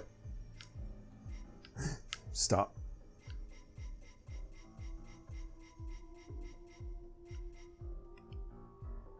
Seven two eight 559. Good grief. What a memory I have. 728-559.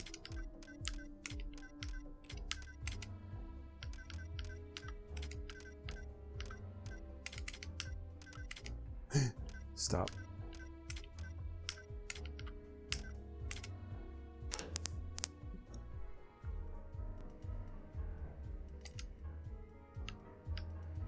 Ooh. Stacks of cash? Yes, please. But we're just going to take the dumb key. Alright, file cabinet key. And I know where to use it. Oh. Was that a body? Maybe. Again, where did that other guy end up? I'm curious again about where I left that one guy. Yeah, he's just gone. Maybe he's here in the middle? Okay. Okay, take it easy. Oh, that's right. We left him inside of here. He's already out of the way then.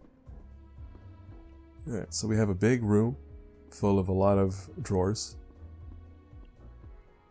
But there's only one interactive thing in the whole space. So this is easy. I'm just making sure there's nothing else. No, that's it.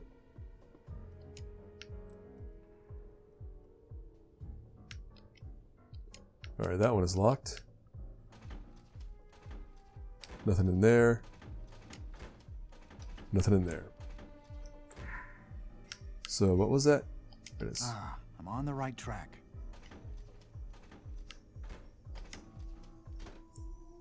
Security passwords document. The admin's 260924. 260924. 260924.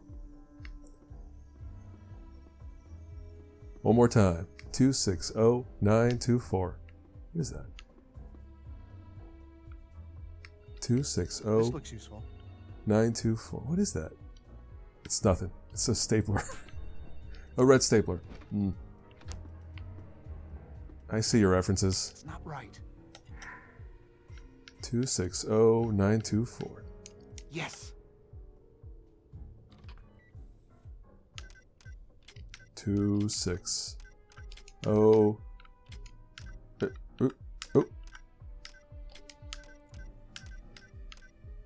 Nine, 2, 4. All right, so we have a new upgraded security card. And we're done with all this business.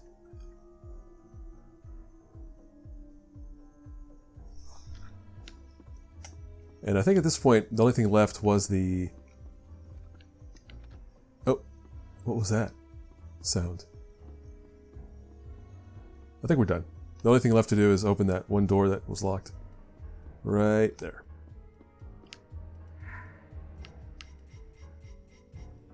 Perfect. Perfect. Hey, look who finally showed up. Leaving me all alone there for a while. Yeah, I think we're moving on.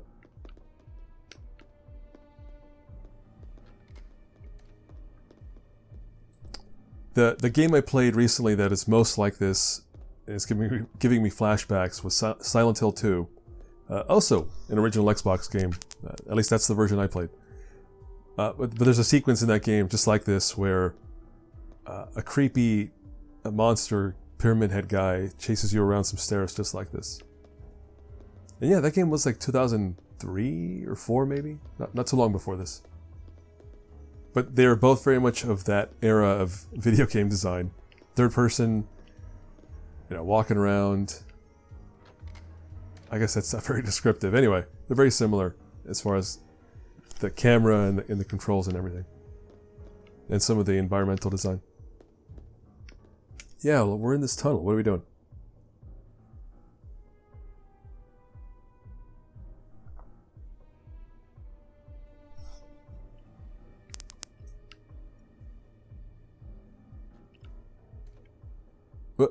I heard that door.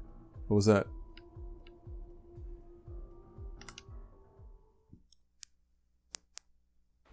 The server room entrance is on the guard. You must find another way through. There are air vents that go from the safety deposit box area into the server room. Find them. Target spotted. Send backup now. Oh, they got me. Are in view. Send help now. Oh, okay. Calls for backup and then bails. Nothing of importance here. That was funny. And now we're gonna take this guy out.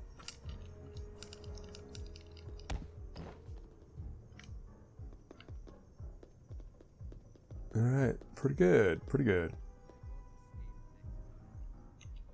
Oh wait, loading docks.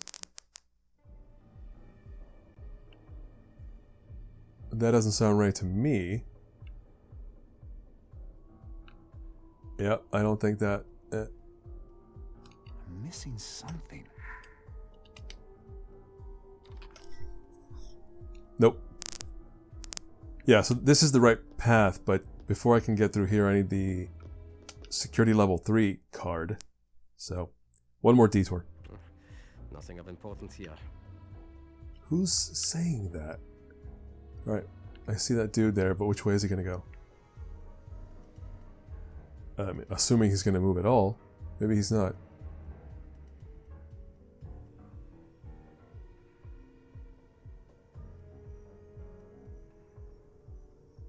He is not gonna move. Alright.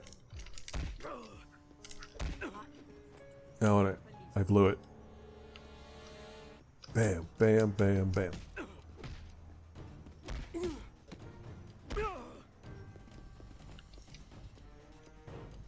Do. So I think if it was on hard difficulty, those button combos would be more complicated. File a workers' comp claim on me. Yeah, look at that. That's a cool looking sphere. I like a good sphere. Yeah, let's go this way. Wrap around this side. There's another one? Hold on, I'm going to reposition. And adjust this slightly. Where? Yeah, where is the guy? I heard him. Alright, that's the detour.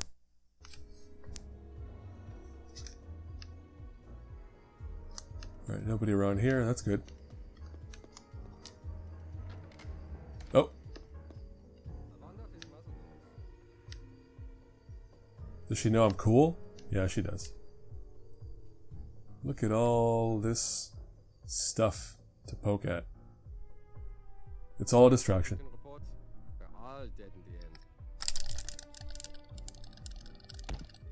Oh. Do not make me hurt you. Alright, well that guy's gonna spot us. Or he's gonna spot... In fact, let's just take him out.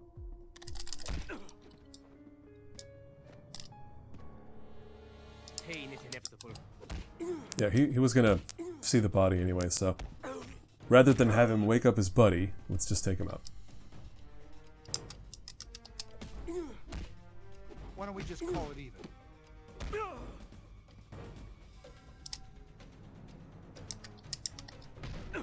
I am much more bold in this playthrough.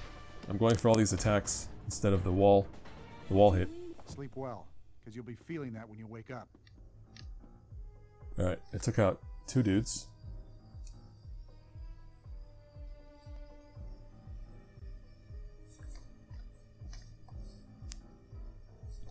So again, on harder difficulties, oh no. Why is camera blurry? Hold on a second. We can fix that. Is that better? Slightly. Anyway. On harder difficulty, you probably would have been better sneaking around, because I'm sure the fights would have been super tough here. Alright, there are secrets around here. That's what I'm eyeballing right now. There's a secret spot. There's also this, which does nothing except gives you a little thing to interact with. I guess maybe if you want to get rid of the bodies. Actually, that idea is amusing to me, so let's do that. Let's let's get the bodies in there.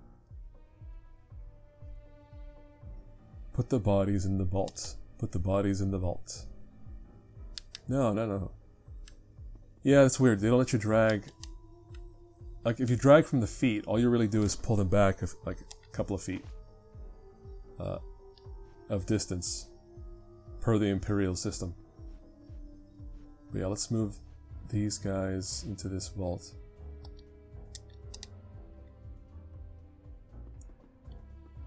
Just for fun. And then Sophie is like Tails, in that she's the Tails to Langdon's Sonic. Just kind of getting in the way often. Alright, cool. Not cool, because they're in the way. Alright. Yeah, well, that's that. But now we have to look for secrets. Oh, actually, hold on.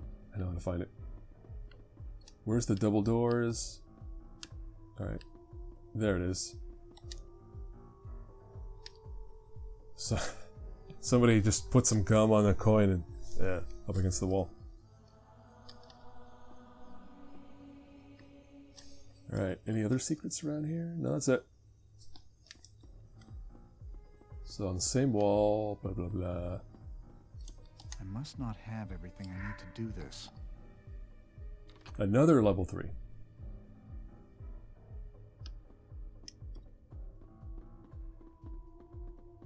I think this is one of the vents that Renee mentioned.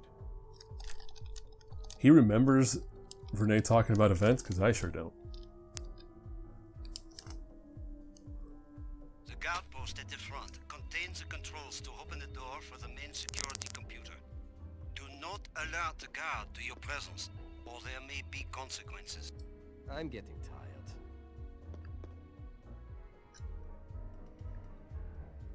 Oh, okay. Thank you.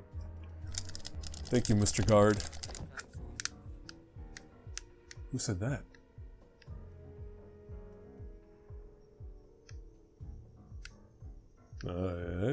Okay. I don't know who did it.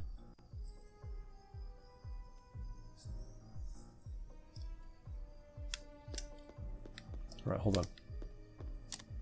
I have the feeling I should also try to get rid of this body. So let's very slowly do that.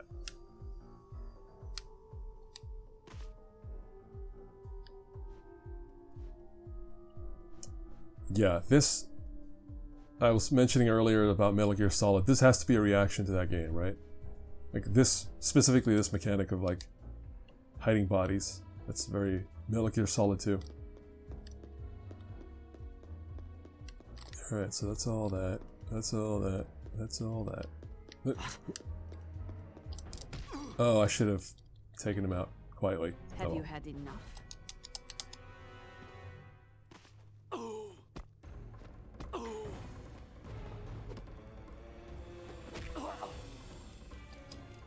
Watch out. I am a good fighter.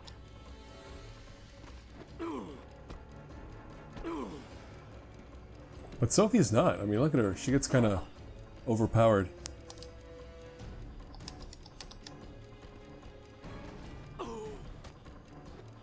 Or, never mind. She's gonna do it.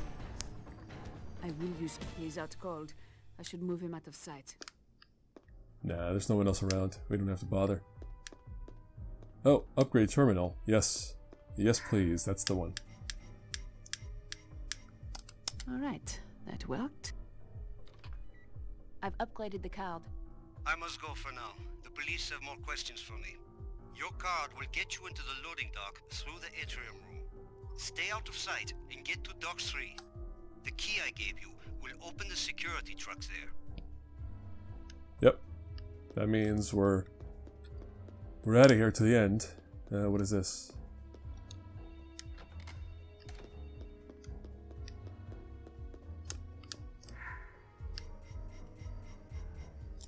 This seems to be working.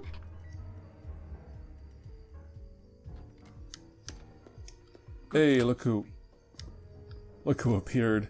Oh, because we're switching characters. I see. But again, we're donezo with the spot. Did I find all the secrets? Can I check if I did? I have no idea how to tell. Well, let's think about this. We found the actually that's what the 3 red ones are. Those are the 3 we found in this level, so we're good.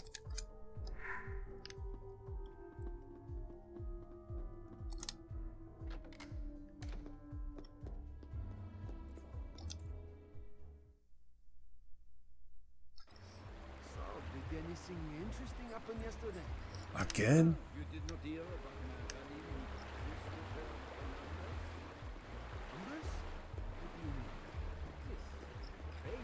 Christopher? Alright, where are they? Oh, we can walk by them. Was he on drugs? Just alcohol. No, he got a locksmith to come out. Wait, is there a third one? I hope not. Oh, there is. No, there's not. I'm not interested in this story. I think the whole point of that story is they're distracted and you can leave. Yeah. It's just a little like, hey, you should probably get out of here while they're all chatting it up.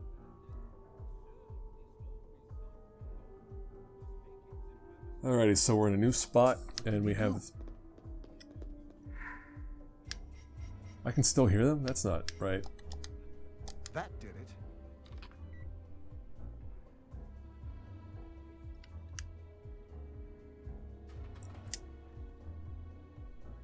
Alright, I think this is the final stretch. That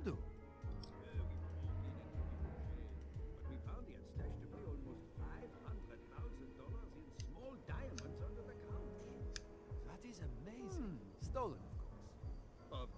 So how am I supposed to take out that guy?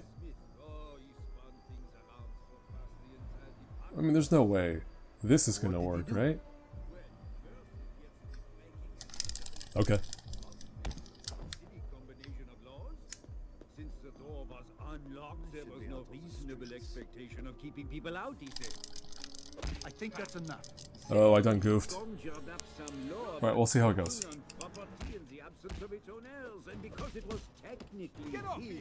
Oh, jerk. Sophie, are you gonna pack me up here? And now he roams the streets as a free man. That cop's waiting to interrupt us. Look at that. I saw it.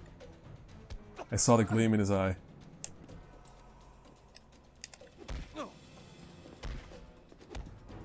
He just interrupted us. Sophie, what? I'm hecka dead because Sophie's not gonna interrupt us and help out. Let me show you out. I can and will defend All right, myself. Sophie, you're not helping. Are they gonna let us run off? No, there's no way.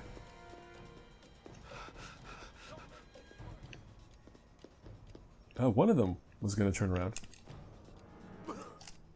Alright, let's defend for a little bit. Why don't we just call it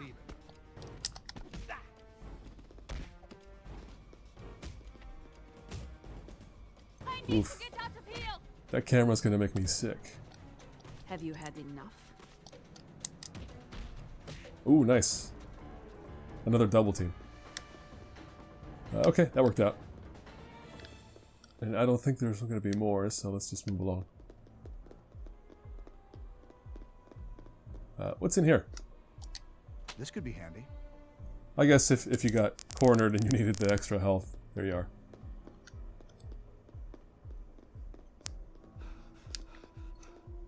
How would I sneak past? I guess I could have gone into this. Yeah, I messed up.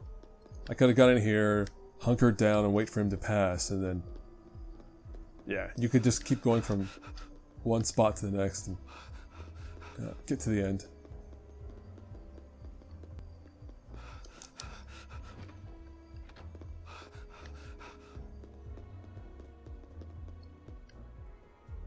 And that gross texture back there is meant to be the inside of the truck, I guess. Let's use the key. Good. Good. Yeah, good. New puzzle unlocked. What does that mean, actually? I don't know what that means. Huh. Oh, I know what it means. It's a post-game thing that you can get to later. Well, that was it for that level. Let's move along. How are we doing? I think we're doing pretty well. I would like to save.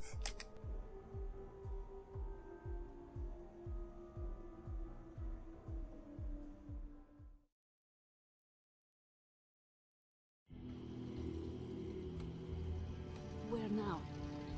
Chateau Villette. The Chateau Villette? Very one. It's where Sir Lee Teabing lives.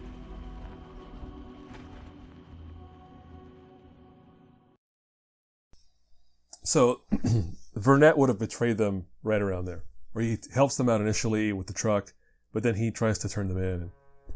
But in this game, he's just done. These are friends, Remy. Then, sir, I have other household matters to attend to. Very well.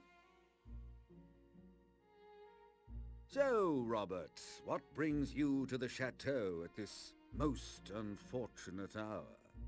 Lee, we've come to talk to you about the Priory of Sion. The Keepers? So, this is indeed about the Grail. What is it you want to know? Well, first I'd like you to explain the true nature of the Grail to Miss Nauvoo. Robert, you've brought me a virgin? What? Virgin is the term Grail enthusiasts use to describe anyone who has never heard the true Grail story. I believe the lady here is in need of an education. How fortunate then Teabing you is come to me. very gross. Only the worthy can find the Grail, Miss Nauvoo. The path to truth lies through the doors of my home, but they only unlock for the enlightened. He's a bit eccentric, but we're safe here. I know he can help us figure out the cryptex. Just play along for now. All right, Sir Tibbing. I will find the path.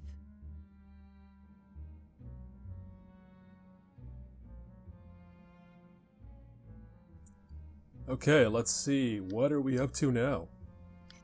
Check out the objectives. Learn about the Grail. Oh, pardonnez-moi. Yeah, we're just spending a lot of time with T-Bing and solving completely unnecessary puzzles. He's just, I guess T-Bing doesn't quite know what we've been up to, but we've been solving so many puzzles, and T-Bing's just like, you know what? You're gonna solve some more. Remy, I was wondering... Why are you bothering me? You obviously do not need any of my services. Never mind. I'm not sure. Let's keep looking around. All right, buddy. There you go. Now it's finally about to be dawn. They've been up all night, running around all over Paris and France. All right, well, let's just go talk to T-Bing. Or actually, hold up. Not yet.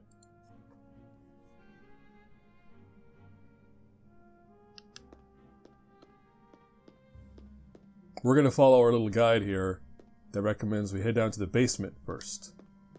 An area that we wouldn't have to go to immediately, but we'd end up there eventually, but it's better to do this first.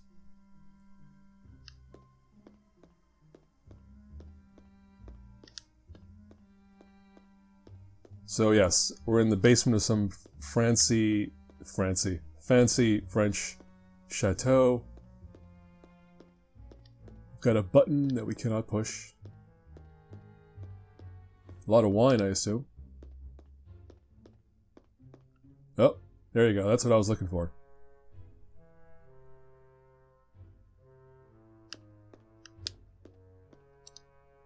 Okay. Oh, I see it. The copper coin. All right.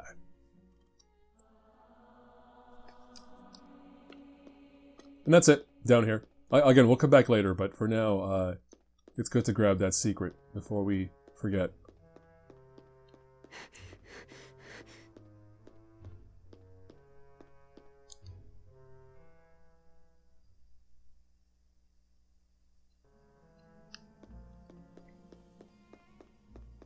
Alright, we talked to them, they're all like, I don't know. Welcome to the Arthurian Legend Room. If you would take notice, there are two wonderful paintings depicting the tales of Arthurian knights, and at the doors you will find the armors that they wore. The Arthurian knights had their own heraldry, which is displayed on the shields. You, Miss Navoo, must discern which shield goes with each painting by placing the appropriate shield with its armor. If you examine a shield, I should be more than happy to tell you that knight's tale. So this is another puzzle where you would kind of get some background info about various historical and literary and religious figures, and then you'd use the descriptions you get to solve the puzzle.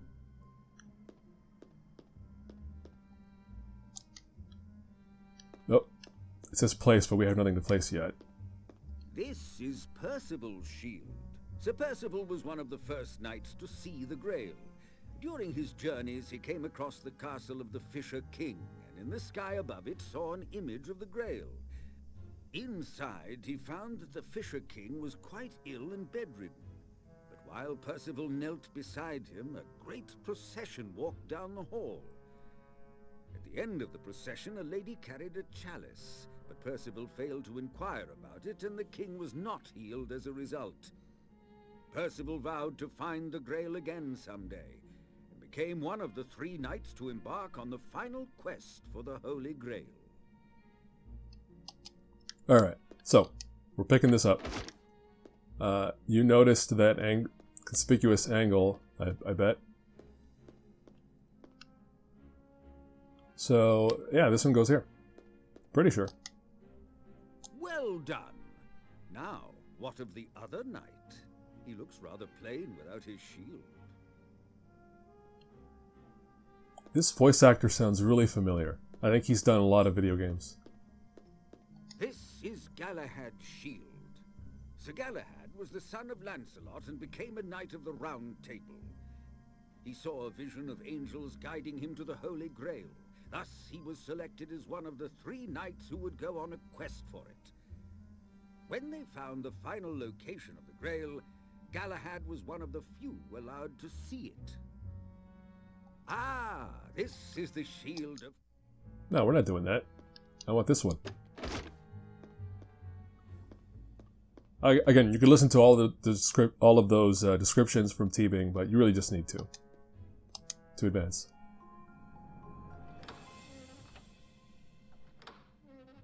Excellent, Miss Navoo. I trust the Arthurian legends are entertaining? Yes, I quite enjoyed your tales. Knights questing for the Holy Grail does make for an entertaining story. But I assure you that it is no mere cup. I know, sometimes it's a ball. No, my dear. You see, as a Grail historian, I'm often asked, where is the Grail? It is rare that people ask me, what is the Grail? Because everyone assumes that it is just an object. It is much more than that. Now that you know the question, why don't we see what answers we can find here? Okay, Chatty. What are we doing? We're going over to that room over there.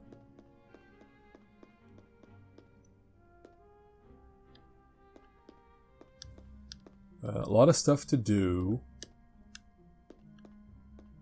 I think. At least a lot of stuff to observe. Got some art, got a chessboard. Yeah, maybe not as much as I thought there'd be. Oh. I am missing something here. Bible. Bible. Okay. Not helpful. Something is definitely missing from this pedestal. Oh, maybe this is not the room I meant to go to. Let's try the other one.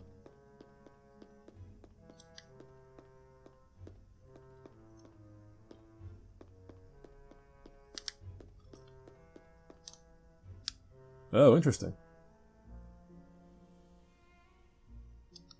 That's a Da Vinci right there, or a copy of a Da Vinci. And it's not even a painting. I learned very recently that this very famous image is actually like a, what do you call it, a fresco or something? Like, it is a painting, but it's a painting on a wall.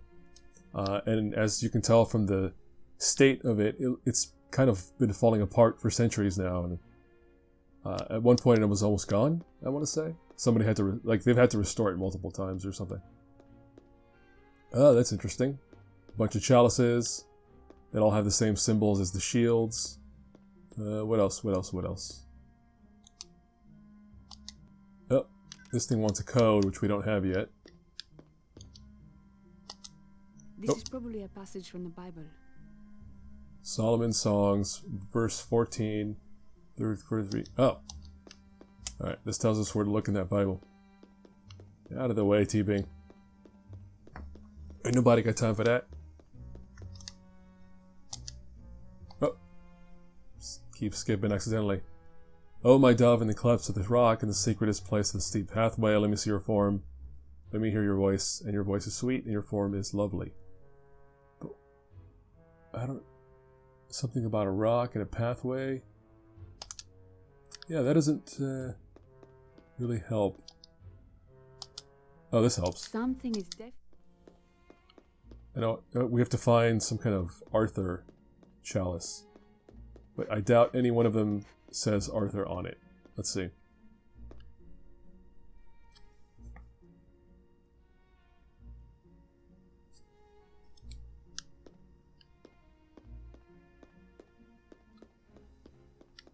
Oh, wait.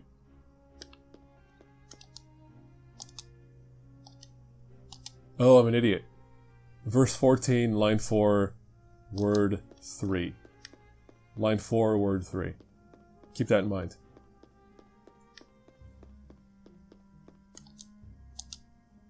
Line 4, word 3. So let me hear your voice, and the word is here.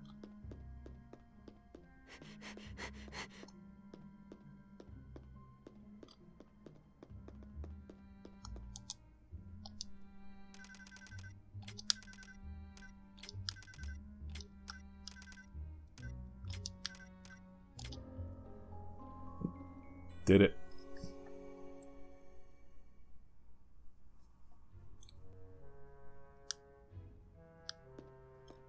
Unlocked. Ooh. Come back to that later.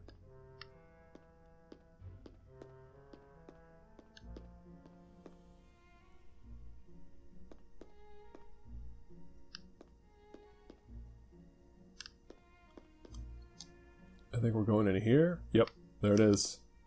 We got us another secret. If I can find it. On the floor. And take care of his stuff.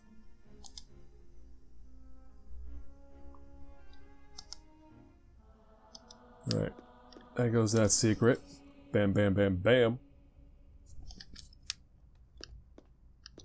Why would you close the closet door? Or whatever door.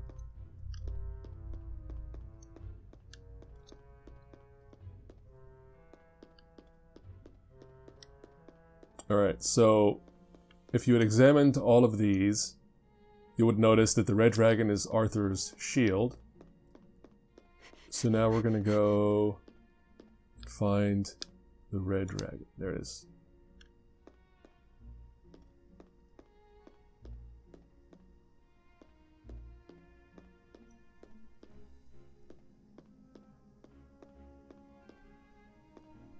So yeah, I don't think there's going to be much of combat in this level. I think most of this level is these BS puzzles from Teeping. I thought you said the glare was not a cup. It isn't, but as time progressed, the Holy Grail became Arthur's Grail. The legends were intertwined, and it was simply because poets and storytellers continually wrote about it and changed a few things here or there. So that's why the Grail became a cup? Not exactly. I'll explain more later. Although, I guess this is what I was saying earlier, like, oh, this game should be all adventuring and puzzles, but I guess this is what you get. Oh, more coughing. When you know, be careful what you wish for, because I think this is what it would be. If there was no combat in the levels, it would just be me. It would just be solving a bunch of puzzles like this in a very, maybe not boring, but in a very like slow-paced manner. So maybe this is not what I want. I need to move the tiles to form a picture. This one looks pretty easy. Let's do it.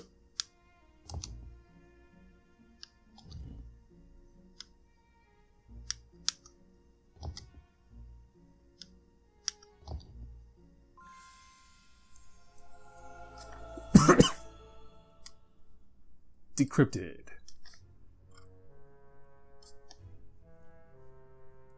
Actually, the only other video game I could think of that has sliding tile puzzles like that is Bart versus the World. It has some like side puzzles you can do that it'll just be a picture of Homer, and you have to slide the tiles around to solve it. And you get what? Points or a life or something out of it? It's not much. Alright, new room.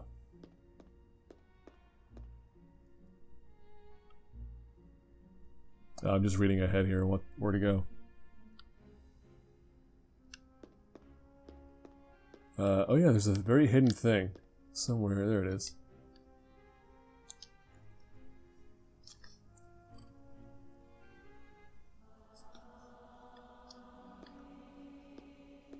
Da Vinci's work cart. I don't think he was a fighter though. I think he would, again, just like to come up with, like, draw concept art for stuff. Music sheet. Remember, there was a piano back in that room, so that you probably need this.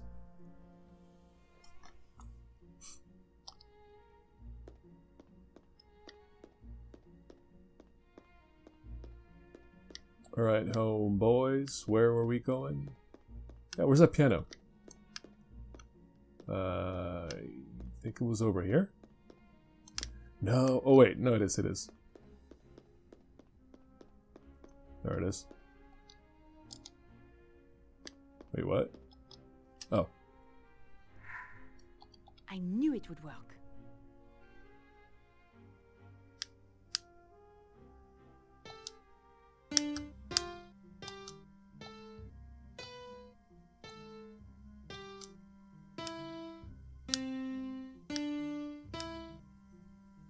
Yeah, I messed it up.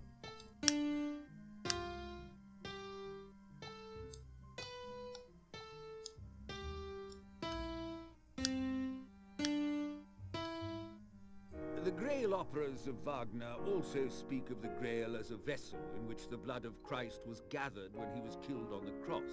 But that is not true, is it? That entirely depends Oh on man, your this is very interpretation. dark. Grail can mean many things. Are you familiar with the symbols for male and female? Of course. These are not the original symbols. These symbols originated as ancient astronomical symbols for the planet god Mars and the planet goddess Venus. The originals are far simpler. This is the symbol for male, the blade. Quite to the point. And this is the symbol for female, the chalice. Legend tells us the Holy Grail is a chalice, a cup. But the Grail's description as a chalice is actually an allegory to protect the true nature of the Holy Grail. You mean the Grail is a woman? Exactly. A woman who carried with her a secret so powerful that, if revealed, it threatened to devastate the very foundation of Christianity. Who is she? As I mentioned before, Da Vinci painted the true Grail. Come to the dining room when you're ready, and I will show you Da Vinci's painting.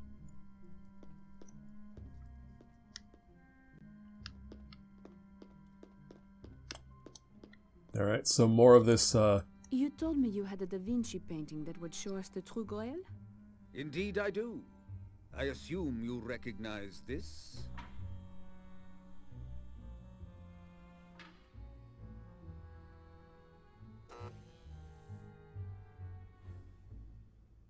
The Last Supper? Yes. Da Vinci painted many secrets within it. Perhaps you can use what we discussed earlier to find a few of them yourself. I will try. alright, this is I don't even know, I do not even know if you call this a puzzle, because all you have to do is... There is a V shape right in the center between Jesus and John. Robert told me earlier that the V is an ancient symbol for the chalice. This is quite true, but why would Da Vinci paint a feminine symbol into the Last Supper? I don't know. It's a painting of 13 men. Is it? Take a closer look. Oh. I like how the music gets more intense here, because you're about to make the big revelation. Is that an actual image of the Grail? It's hard to say. It's almost an optical illusion, is it not? Did Da Vinci mean to say that there was a Grail cup? Not at all. Since it's an illusory image, I would think he was saying quite the opposite. That the idea of the Grail as a cup is the fake story, and that the real story can be found elsewhere in the painting. It all goes back to the Sangreal. I have never heard of it. Sure you have. You're just used to hearing it called the Holy Grail. Holy Grail is the literal meaning of Sangreal. The phrase derives from the French Sangral, which evolved to Sangreal, and was eventually split into two words, San-Greal. Oh, does the word have anything to do with the French word sang, or Spanish sangre meaning blood? Oh yes, the Grail has much to do with blood, but not in the way you might think. Let's look over the painting some more. Uh-oh. We're discovering some stuff. That is a woman! Surprise, surprise! It's no mistake either. Leonardo was skilled at painting the differences between the sexes, but our preconceived notions of the scene are so powerful that our mind blocks out the incongruity and overrides our eyes. Who is she? There are other clues within the painting that may reveal her name. Look again. That looks like an M between Jesus and that woman. A bit too perfect for coincidence, wouldn't you say? Why is it there? Countless Grail-related works contain the hidden letter M. Whether as watermarks, underpaintings, or compositional illusions, conspiracists will tell you it stands for matrimonial. You mean marriage? Jesus was married to this woman? Their marriage is part of the historical record. These are photocopies of the Nag Hammadi and Dead Sea Scrolls, the earliest Christian records. Troublingly, they do not match up with the Gospels in the Bible. The Gospel of Philip is always a good place to start. And the companion of the Savior is Mary Magdalene. Christ loved her more than all the disciples and used to kiss her often on her mouth. The rest of the disciples were offended by it and expressed disapproval. They said to him, "Why do you love her more than all of us?" Jesus was married to Mary Magdalene, the prostitute? Magdalene was no such thing. That unfortunate misconception is the legacy of a smear campaign launched by the early church to cover up her role as the Holy Grail. The early church needed to convince the world that the mortal prophet Jesus was a divine being. Therefore, any Gospels that described earthly aspects of Jesus' life had to be omitted from the Bible. Like his marriage. I think we've got what we need to solve the cryptech, Sophie. There's more to find in Da Vinci's painting of the Last Supper. What? If you are interested, of course. Oh, wait. Wait, so we can just bail right now? We won't, but I guess you could. Peter looks like he is threatening Mary. Peter was definitely one of Mary's detractors. After Jesus died and was reborn, there were many debates over who should continue his church. But Mary can tell you that in her own words. Here, read this passage from her gospel. And Peter said, "Did the Savior really speak with a woman without our knowledge? Are we to turn about and all listen to her? Did he prefer her to us?" And Levi answered, "Peter, you have always been hot-tempered.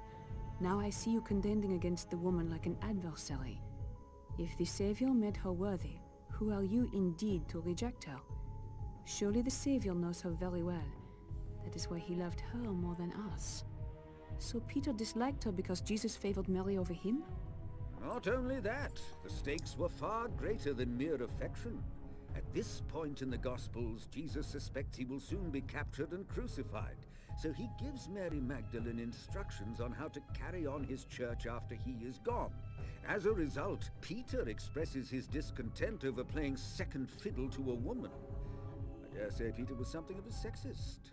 This is St. Peter, the rock upon which Jesus built his church. The same, except for one catch. According to these unaltered Gospels, it was not Peter to whom Christ gave directions with which to establish the Christian church. It was Mary Magdalene. You are saying the Christian church was to be carried on by a woman? That was the plan. Jesus was the original feminist. He intended for the future of his church to be in the hands of his wife.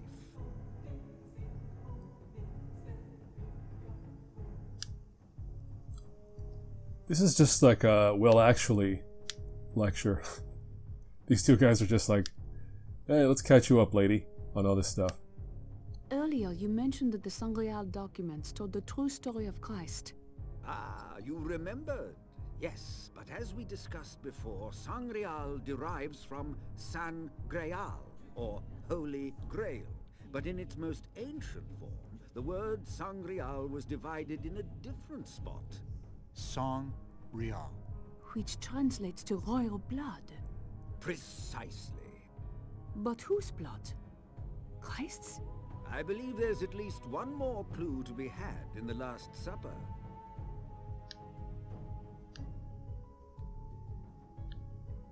Mary seems to have nearly as much attention from the apostles as Jesus.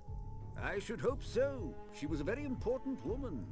Few people realize that Mary Magdalene, in addition to being Christ's right hand, was a powerful woman already. I was under the impression that Magdalene was poor. Just as many people think Jesus was poor. Yet he was of the house of David, a descendant of King Solomon, king of the Jews. Mary was of the house of Benjamin, also of royal descent. Magdalene was recast as a whore to erase her powerful bloodlines. But why should the early church care if Magdalene had royal blood? My dear child, it was not Mary Magdalene's royal blood that concerned the church so much as it was her consorting with Christ.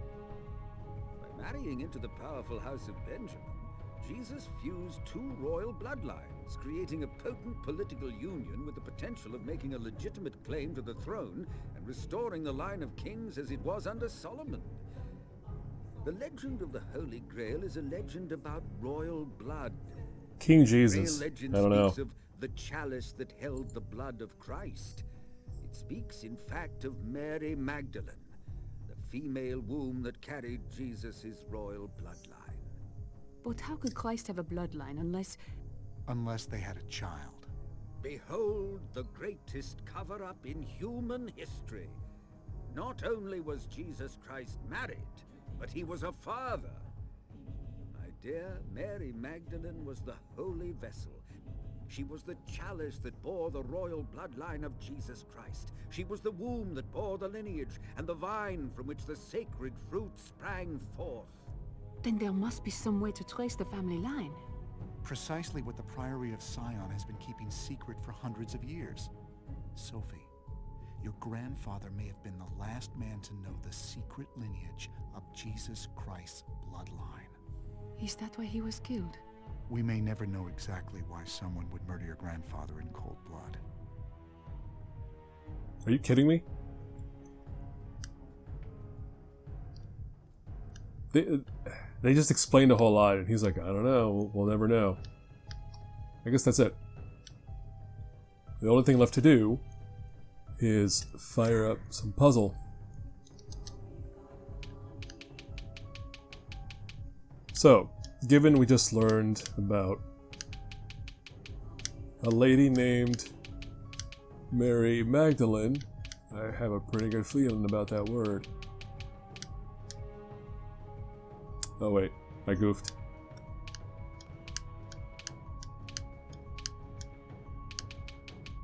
There it is.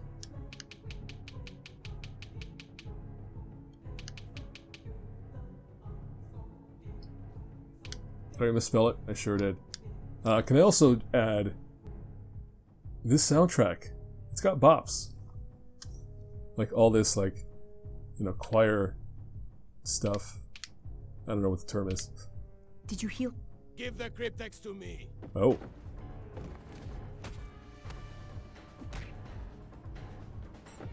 Quickly, to the basement. The basement? It has a safe room.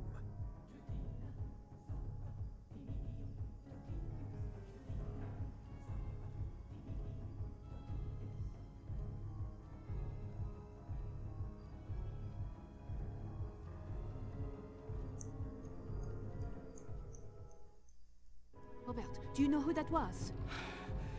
I can't be certain, but I believe he's the one who killed Sister Sandrine. Obviously, he's interested in you now, and he specifically wants the cryptex. This won't do at all. Is there a way out of here that doesn't go through him? Well, if he's found you here, he obviously is resourceful. Someone will have to go up there and knock him out. I'll do it. Don't be ridiculous. You are in no condition to fight that monster. I doubt very much you could knock him unconscious, Miss Nauvoo. But I'm afraid she's right, Robert. Perhaps if we had some sort of weapon. Ah, yes. What? Do you have a gun? I'm a good shot with a pistol. No, nothing quite so barbaric. Take a look at this. Da Vinci's drawing of a ballista? You don't have I'm one, afraid do I you? don't have all of one, but I do have the frame right here. What good is that if it does not work? Well, it occurred to me that we might be able to make it work with some of the artifacts I have upstairs. Remy is something of an engineer in his spare time. Very true. What do you have upstairs that would make it work? Why, the other pieces of the ballista. There are unique properties to each piece, and I was studying them in different rooms of the house. They are, most unfortunately, scattered about and quite heavy. Then I will get them for us. That's very brave, Sophie, but I really think I should go with you. If you insist, Robert. But let me handle moving the large pieces. A good gust of wind could bowl you over right now. If you insist, my lady. Miss Nauvoo, do be careful. I doubt very much that Robert will be more than a distraction for this giant of a man, but Robert does have the cryptex, and that's the only thing this lunatic seems to want. If Robert should get into trouble, use a mace or a fire poker, whatever you can find to stop that monster from killing Mr. Langdon. We still need him if we want to find out where the cryptex leads. Don't worry. I won't leave Robert to die. We'll get through this, Sir TB. I mean, Sir D. Together, or not at all? Sophie, let's go. I don't see him out there. Okay. I mean, he looks fine. Uh-oh. What is this? What is this? What? Come on.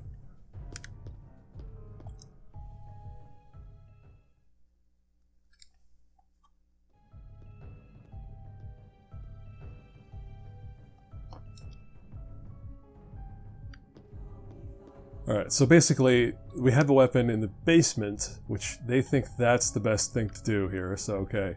But we have to find the parts that are missing from it. So we have to go around looking for it.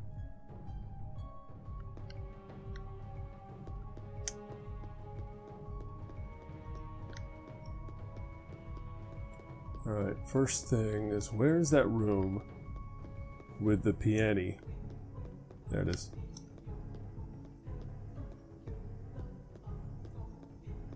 Hey, look, he's very helpfully staring at the thing we need. Instead of, you know, trying to move it. Give it to me now. Oh, I could use a little help here. The pain only cleanses my soul of what you forced me to do. Force me to I do. am warning you, I am an agent of the Judicial Police and... Die!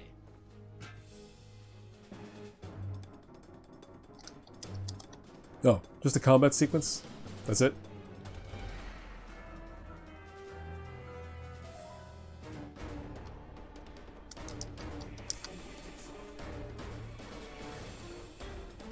That's enough of that talk.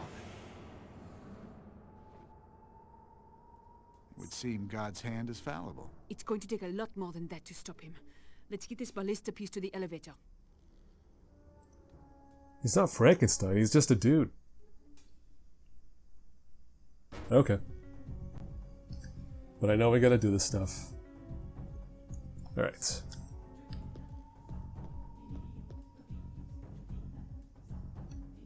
Oh, wait. This should be useful.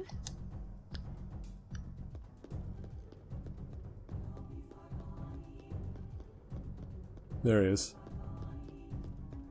Again, very like robotically just goes straight to the spot we need to be in and stares at the thing we need.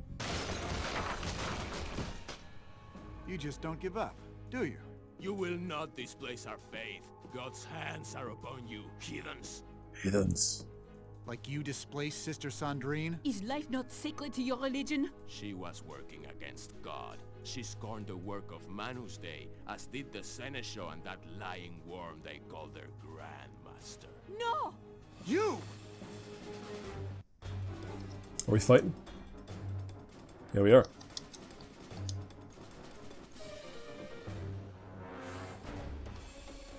What?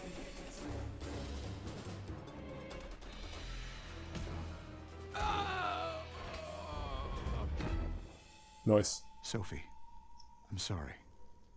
Let's get this ballista piece to the elevator. That monster's rage is endless. Alright, so that's another part.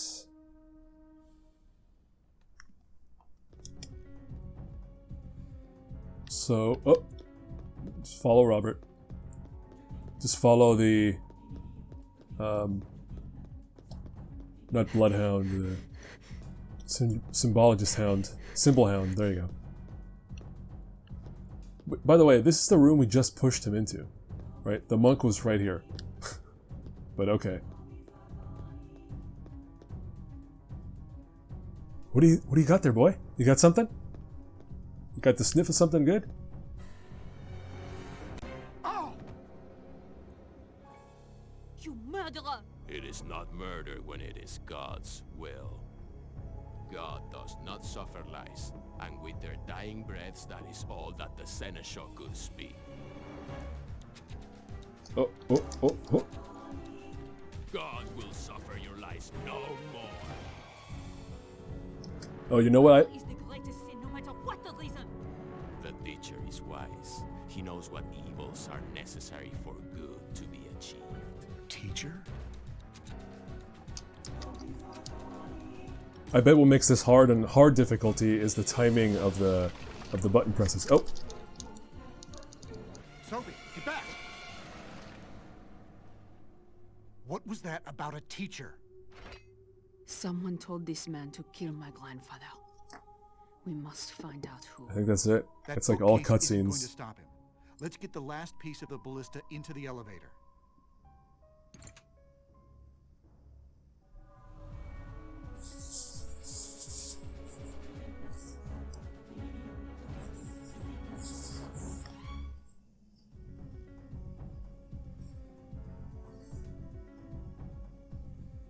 Cool.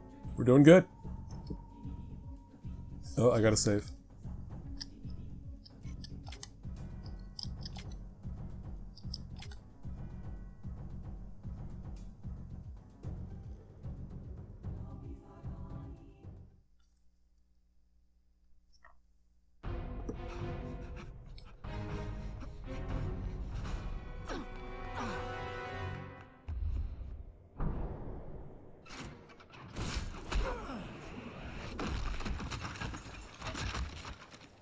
Da Vinci would be proud of us.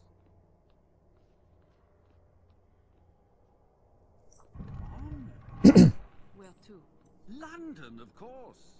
My dear boy, are you and the classics such strangers to each other? Heraclius? The Round? Oh, come on. Of course. The Temple Church. But how do we get... My dear lady, I have a plane fueled and waiting. What about him? Bring him with us. He's the best lead we have.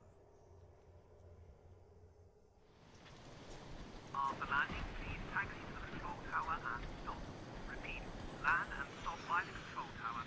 British police have requested a full search of the aircraft. Understood, Biggin Hill. On final approach now.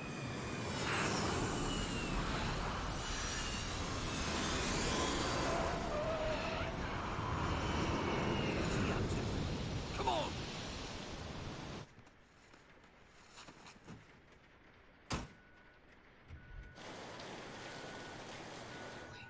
Can you wait for us by the main gates? Of course, old boy. Noblesse oblige. Why would you whisper?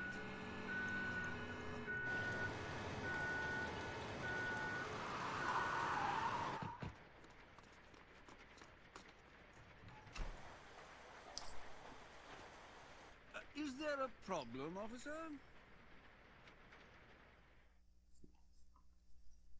All right, so a sequence in the or a section of the original story that's Stop the police from coming through this door. There's got to be something we can block it with. there we go. I was going to say this whole level is just another example of them taking one scene or two and stretching it out to like I don't know, a long level. But yeah, first things first here is we need to block that door.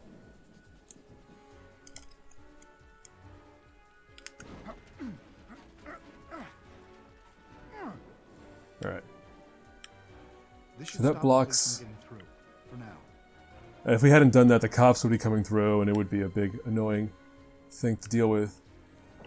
Now we have to do this.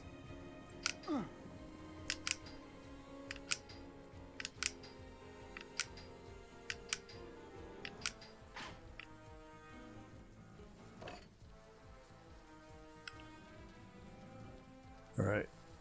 Finally, we get this cart going somehow.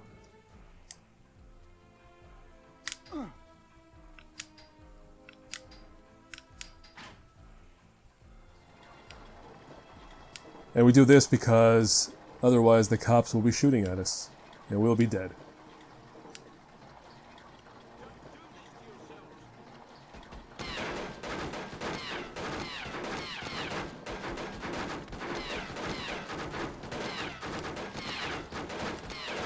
Right. Don't do this to myself, but they're the ones with the guns shooting at me. Like, what are you doing? Alright, well, we did it.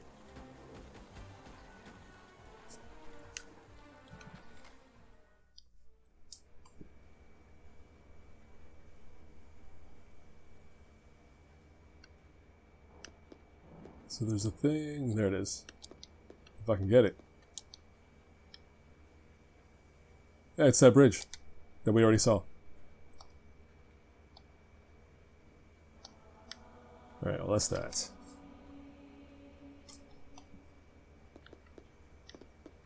So we've got a hanger, we've got some tool crates. Inside the storage cage if we move the container.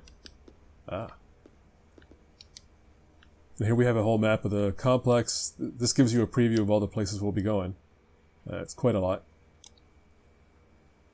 So that's the exit.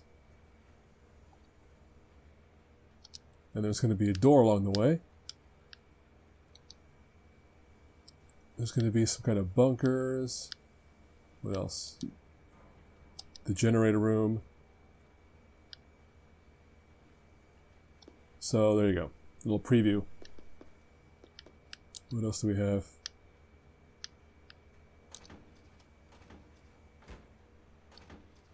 Nothing I can pick up. Can't pick that up either. There we go. Bolt cutters. I'm bound to need these somewhere. What about this one? Nothing there. That's it for that. Wait, what was that? Toolbox. I already did that.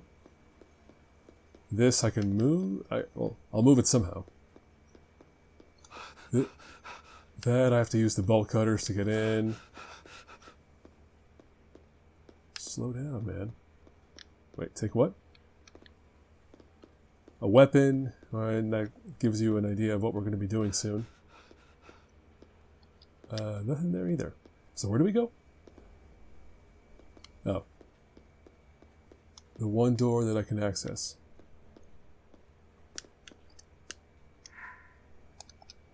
This seems to be working.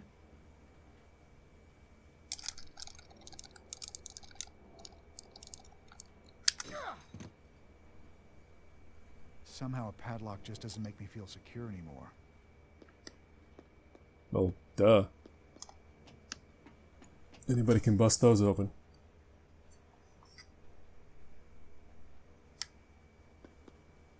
Alright, we're up at the top of the control area. What do we got? What do we got? Some good stuff here. Should come in useful. Something there. Interact. Not quite yet. Actually, no. Nothing else left, so let's do it.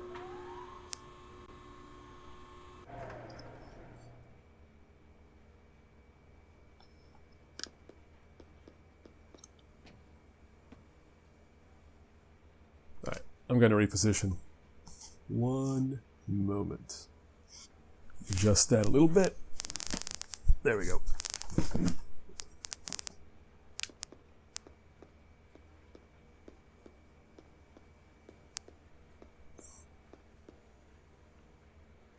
There we go. Sophie Naveau, give yourselves up now. I am dying over here. And remember, like I said, you cannot leave your partner alone for too long because they will get their ass kicked. Especially in later levels. So I have to take this guy out pretty quick.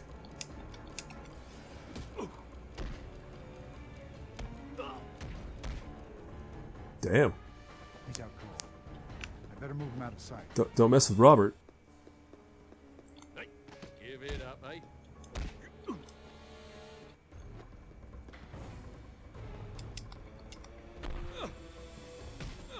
Don't interrupt me, Sophie.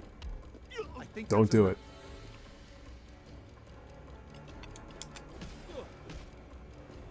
You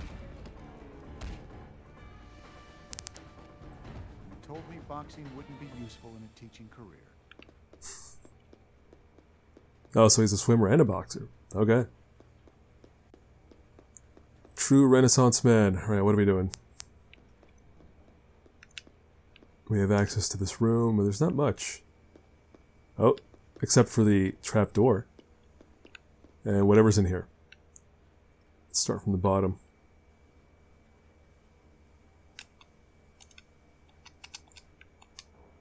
Nothing interactive there.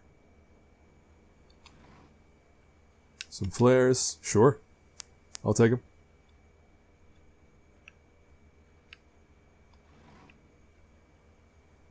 Nothing up here. Nothing up top.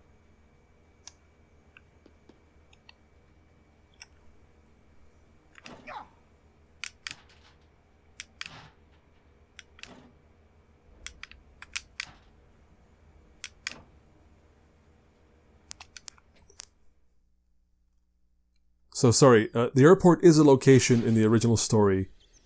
A World War II bunker is definitely not. All of this is added on just to pad out the level. And again, having just played Silent Hill 2, this is very familiar. There's a lot of creepy dark corridors like this in that game. I don't think the flare runs out, so I'm going to stand here for a moment while I see what's up ahead. Yeah, we're going this way. Anything around? No, it doesn't look like it. Oh, wait. Wait, what does she say? I believe there is more to find if we keep looking. Okay.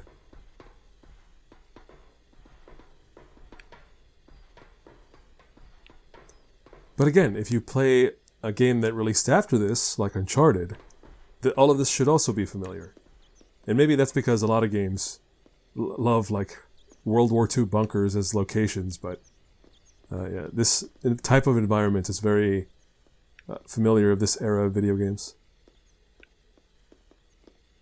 It's a sewer. I mean...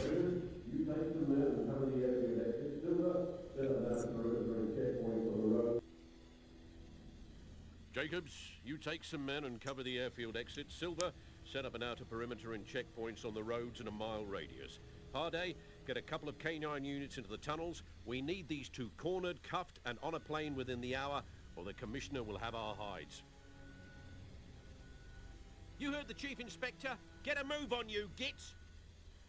That doesn't sound promising. Where are we going, Robert? We need to get to Teabing's limo outside the airfield. You don't really know where we are, do you? Well, other than Biggin Airfield, no. But if we keep moving forward, we'll find a way out. This is wild. In order to get out of here, let's go deeper into the underground bunker. Surely there's an exit. Alright, that's blocked off. We're not going that way. What options do we have? Did we come from here? No, this is new. So not that way. At least not that way yet. Hold on. So this is... Alright, that way is blocked. That's the way we just came from. What's over here? Oh, also blocked.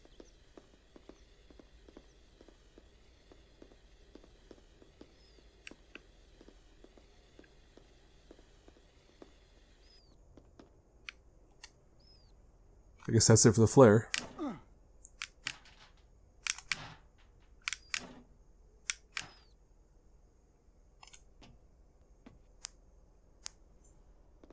This door should take us to the surface. It doesn't seem to be working. The power indicator is off. There must be some sort of electrical problem. It doesn't seem to do anything. I think it just needs some power. Okay, so now we have an actual exit to the surface, but guess what? Now we have to become engineers and solve the electrical problem.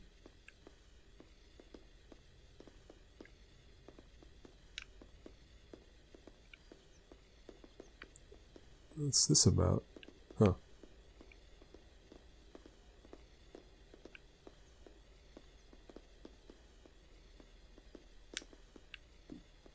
Uh-oh, we got a branch. Which way do we go? That goes upstairs. Which I don't think I want to do that. Well, again, at least not yet.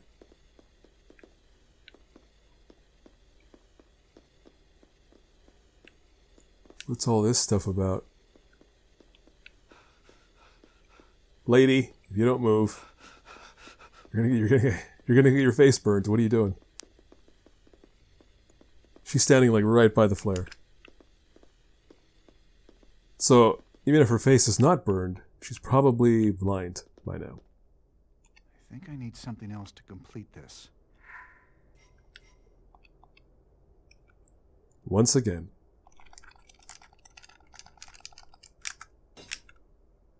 What?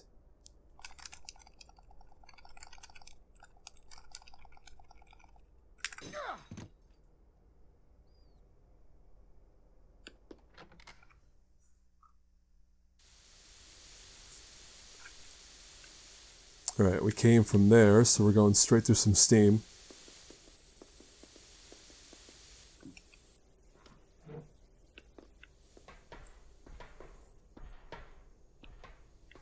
I wonder if this is a thing. If there are places where somebody is still operating a World War II era bunker that has active stuff in it. It's a fuse box with working fuses.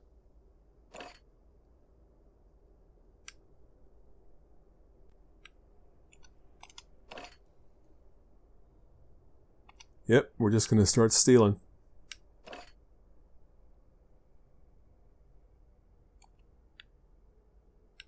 That's it.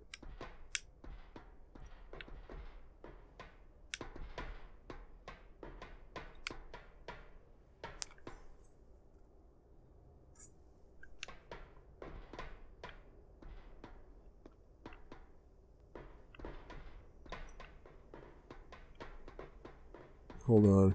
Yeah, I think this is just a fuse box. Look fine. Yeah, now we're just looking for fuses for a puzzle we haven't run into yet. Is it a puzzle? Yeah, it's a puzzle. It's a thing that's going to need fuses, so if you got to that point, you would have realized, oh, I'm missing this stuff, and you'd have to come back anyway. Alright, so there we are for that.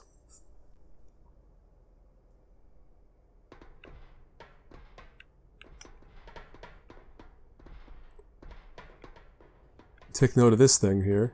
Generator, we'll be coming back to this later on.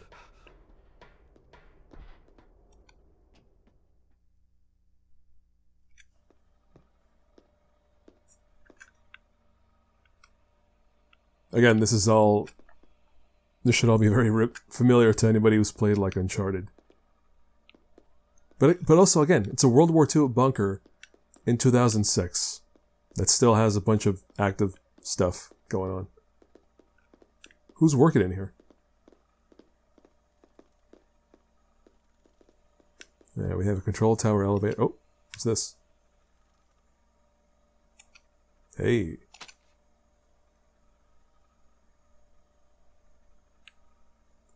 Nothing there, nothing there, nothing there. I think that's it. Yeah, that's it.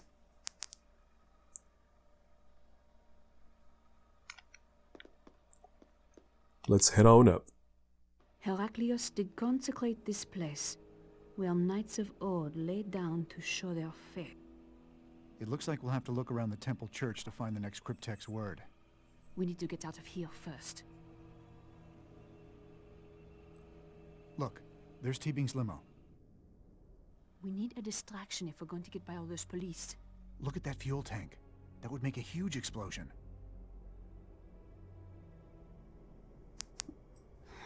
Men. It's a distraction. Fine, but first we need to start the main generator or we won't be able to open those doors. Right, the fuse box.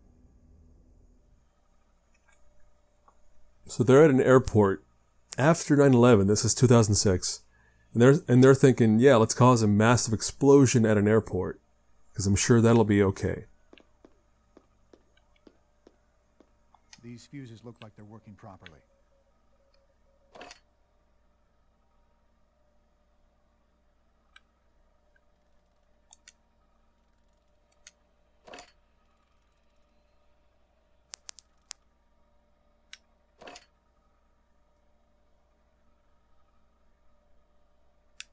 Is that it? And that's it for this fuse box.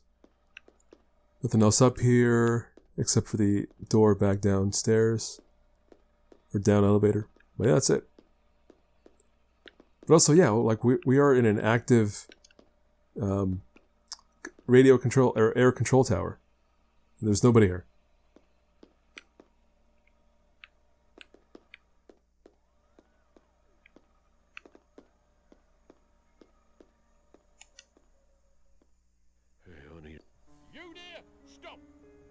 Whoa, cool it, buddy.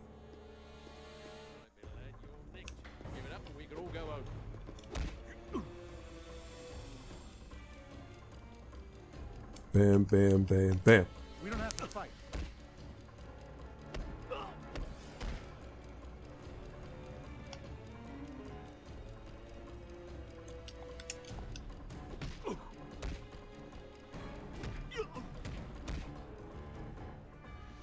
Better hide him before someone comes looking. Nobody's gonna come looking.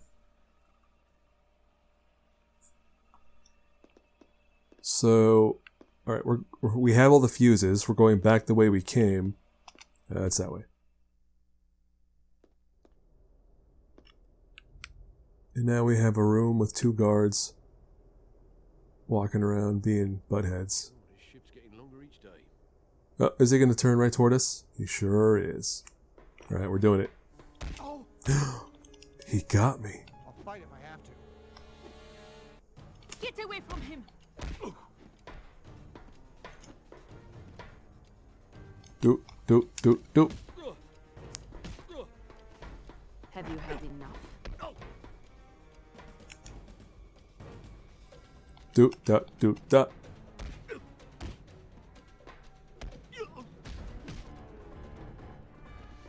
last hit knocked him out cold.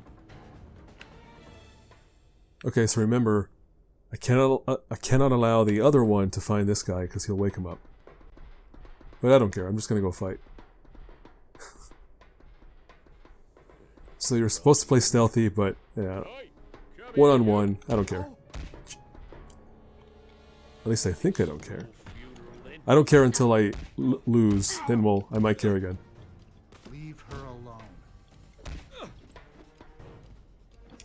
forcing my hand. How do we set up a double team? That's what I want to know. Like those team up attacks that knock them out right away. That'd be good. This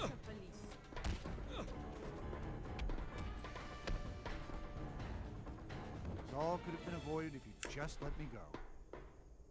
Okay, so I knocked him out. Now what?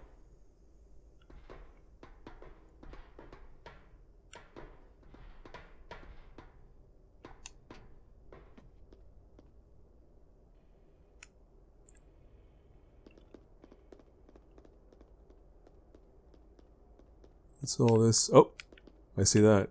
There's something here. There it is.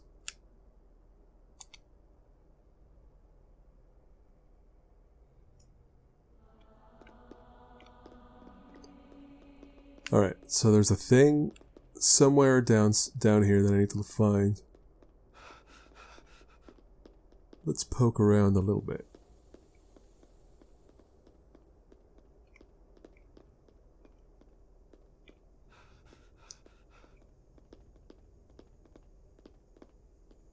There it is. There's a schematic. Okay. And there's a fuse box from that schematic we saw. Some of the fuses are missing. Okay.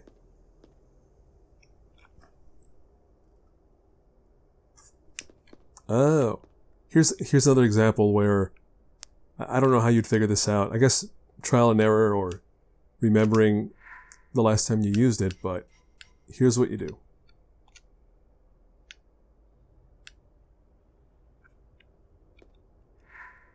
Maybe not. Oh. There it is. Surface door, so we need that. So now you know that you need to have 100 in that little box. So the surface door. What else do we need? The right generators need 1200.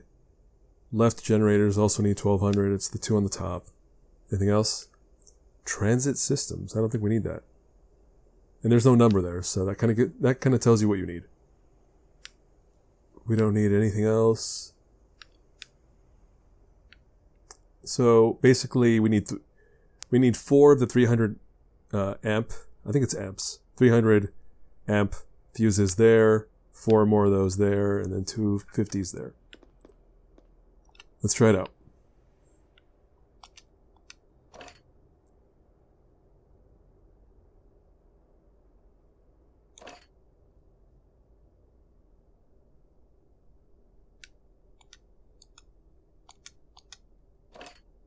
Is that the right ambient sound for an underground bunker?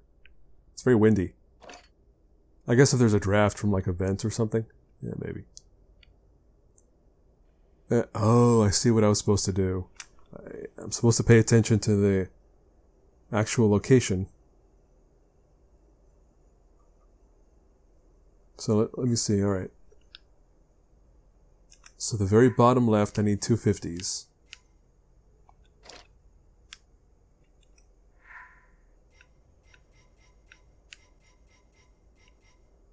Wait, did I use them? There's one more. Alright, a couple of 50s, and then we need some 300s up here.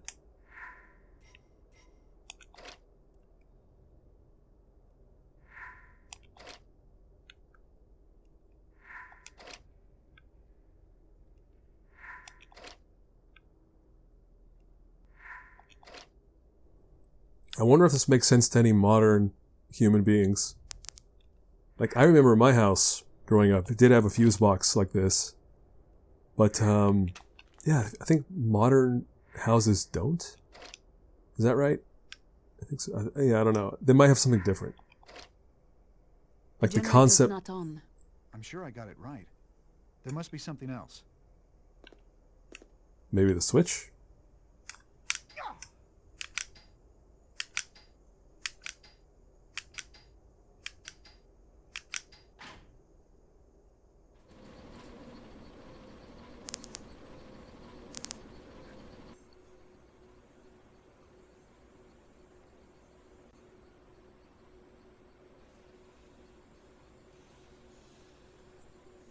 Alright, I'm just reading ahead now. So we hit the switch.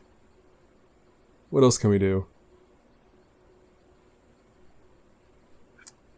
Alright, let me confirm what secrets we already have. The Mercury coin, the swing bridge. Yeah, I think we're good there. And now we're going all the way back.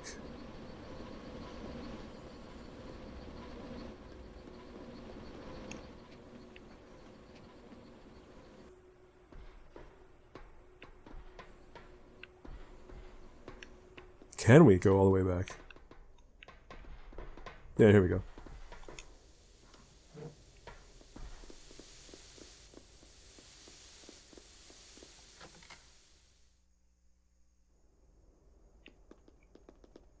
So yeah, the lights are on. Hello. Oh, What have we here?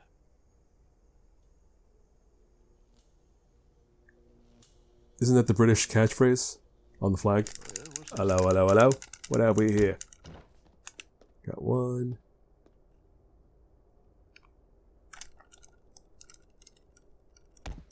Hey, there we go. Easy peasy.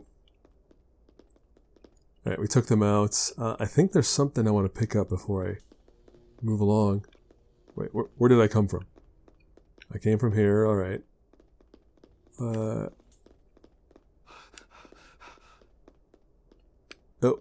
found something else. Mercury sphere. Alright. I think that would be it for this level, right? That's 3 secrets.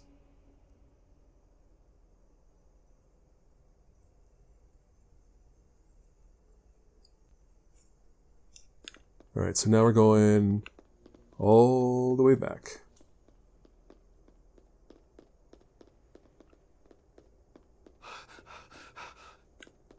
I think. Oh, maybe. Oh, right. Here we are.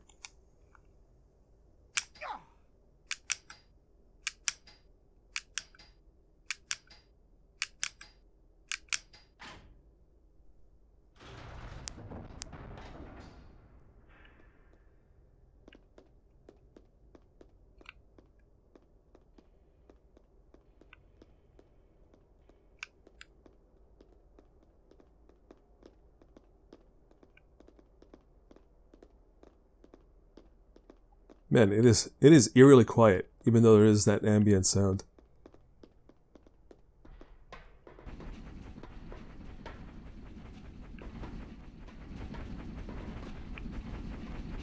Oh, hello.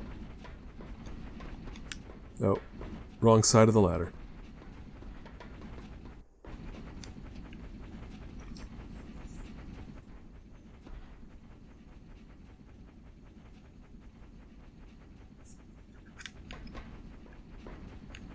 Nothing else around here, huh? No, nothing else.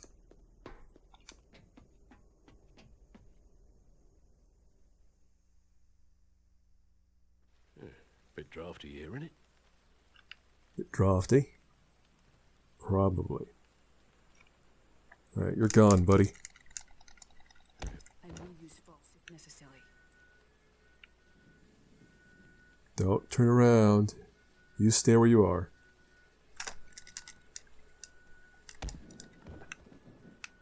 Alright, that's 1, 2, I think that's it. As far as dudes to take out.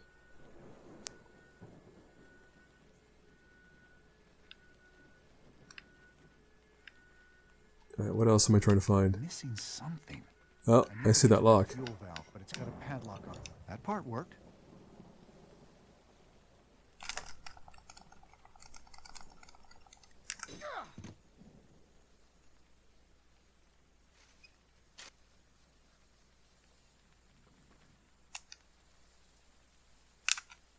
Oh, one of those.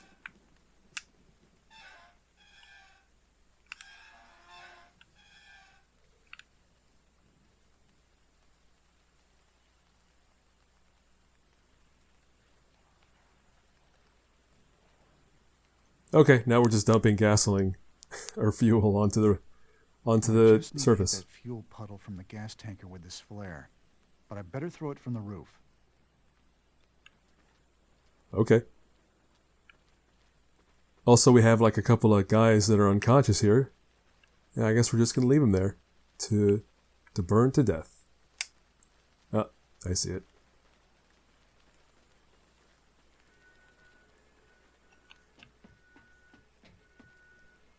Cool, this ship's getting longer each day. Leave him alone! Can you not interrupt me as I... I guess we're not murdering anybody, we're knocking them out. But it's still pretty violent.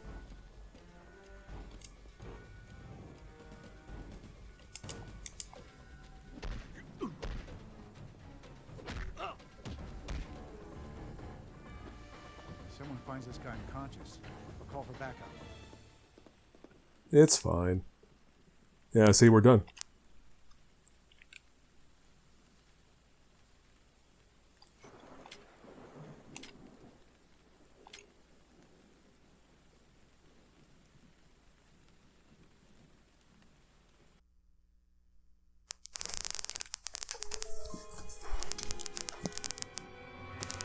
That was a pretty good run.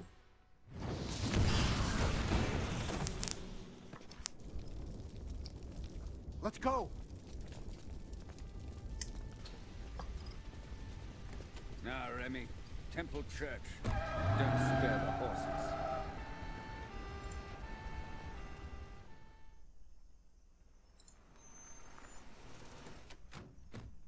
Oh, this place. Oof. If you like guards, oh boy. You're about to get a whole bunch of them.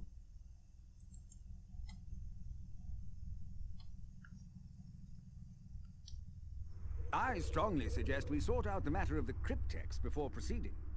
That would seem reasonable, but... I don't think we can get any further without solving it. Yes, I have to concur. Sophie, my dear, why do you hesitate?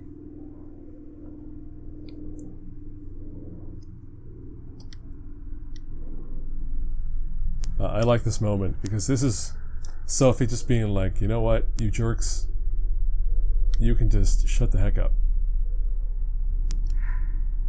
Alright, so there's a coded message. Let's check out what it says. Oh, another one of these. And again, if I should review my decryption methods. What else? What else? That's it? Okay. Alright, what do you remember any of these? Man, I don't think I remember a whole lot of them. Oh, no, this was... Not that one. This is definitely the letter E. I remember that much. Alright, this is going to be the word B, the word C. I would say C. Let's do that. Alright, what else do we have?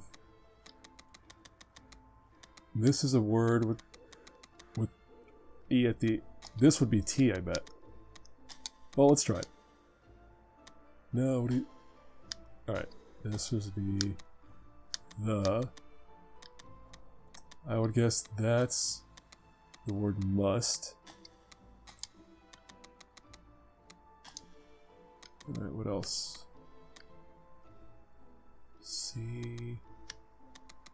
Ooh, that's a weird word. Must something, the something. See...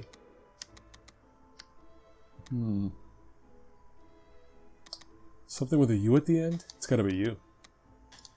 Y-O-U. Outdoors? It's gotta be outdoors. Outdoors.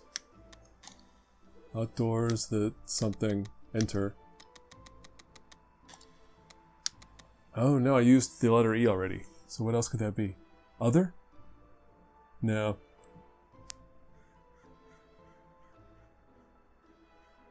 I mean, I have the solution right here. I'm trying not to look at it yet. But I don't need to. Actually, hold on. Not yet. I think we have G, which...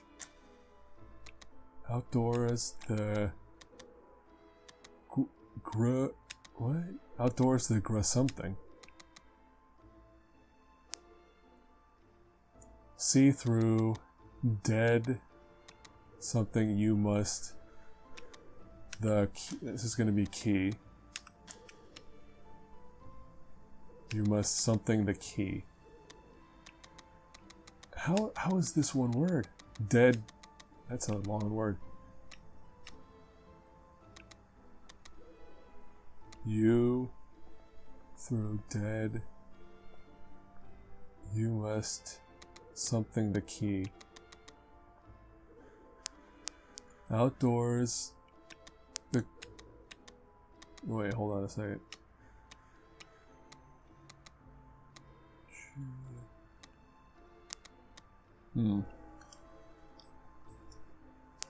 You... Alright, forget it. Oh, see, what the heck? No, this would have taken me a while to piece together. That's a C. That's an L. And now I know what this is. And now I know what that is. Oh, I see.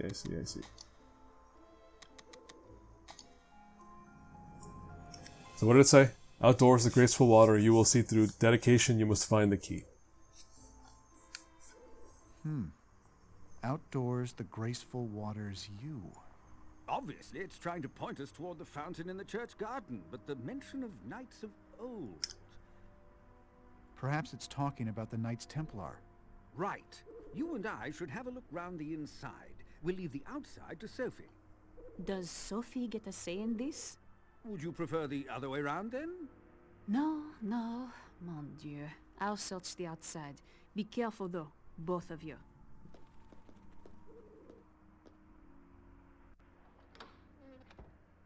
Thanks for nothing, you jerks. Alright, so we're left on our own for a while. Outside this church. Temple Church. Again, this is a real place that I... whenever I do my Da Vinci Code World Tour, I have to make sure to stop by this place as well. Oh, that's annoying though, because I bet they get a lot of visitors who only go there just because it was in the Da Vinci Code. And then the docents or whoever has to answer dumb questions from people like me asking about the Da Vinci Code and whether the stuff that happens is true. So, alright, now we're reading a bunch of posted notices about church stuff. What else?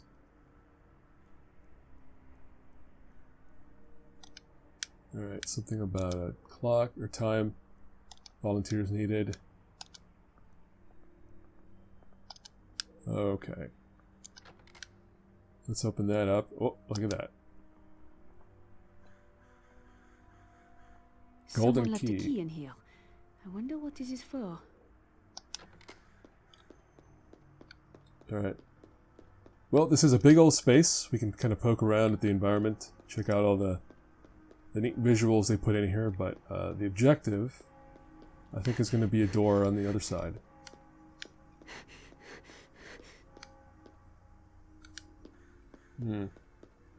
How do I get down there? There it is. Oh, actually, before we do that, is there anything more on the outside? Let's make sure. Oh, check out this bike. You look at it from this angle, it's like, yeah, sure, it's a bicycle. But then watch this. What? Oh, actually, yeah, I guess it is solid, except for the wheels. The wheels are just like 2D planes, 2D textures. Got a couple of cars, so somebody's around. I guess it is early in the morning still. Like, if it was dawn at his house, it would be, what, 9 in the morning? 8, 9 in the morning?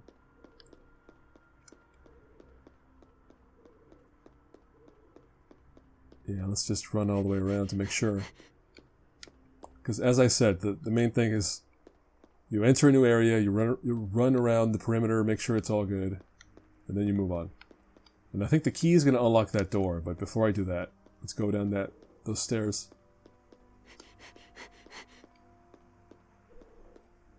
Where are the stairs?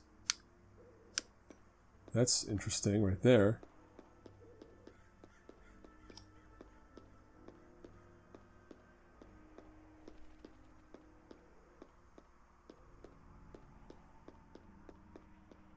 There we go. Alright, so this is mostly all locked up, but there should be a little something for us to find.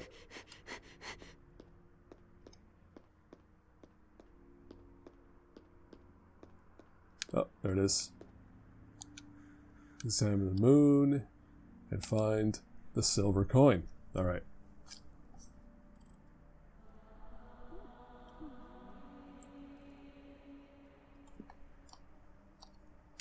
Cool. I think that'll do her. Well, we can look around a little bit more, see what else might be hanging around.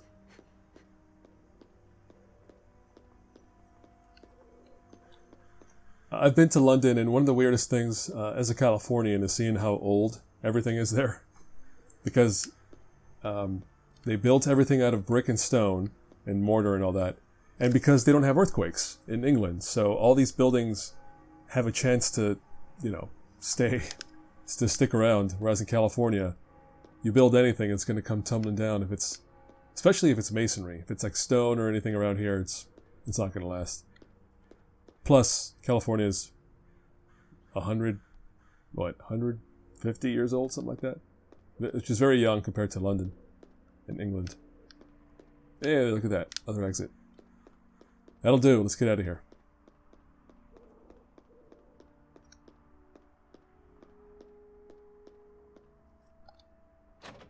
It's locked. Maybe there's a key somewhere. There sure is.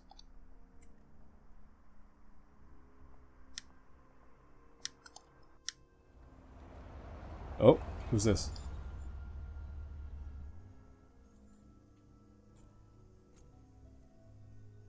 Remember, do not harm them. But the cripple, the professor, and the woman all need to be rounded up as fast as humanly possible. Don't you worry, chum. We'll have them wrapped up tight in no time. Fine. You two come with me. You two, secure the perimeter. Report anything suspicious. No problem. Got it. No problem. She wasn't that pretty either. Mate, how's a fella to know these days? They're here. What? What are we? Are we on the? Oh, we're on the other side of the gate. I see. So now we're just gonna go around doing the usual.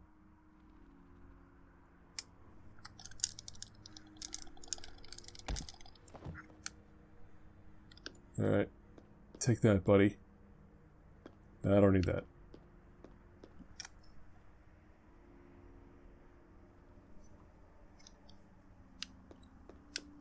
Alright, so we got a path in front of us. We took out a dude.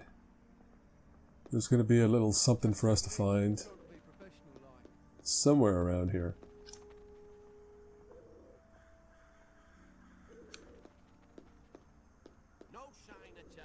Oh, look at that. Ooh, the moon sphere.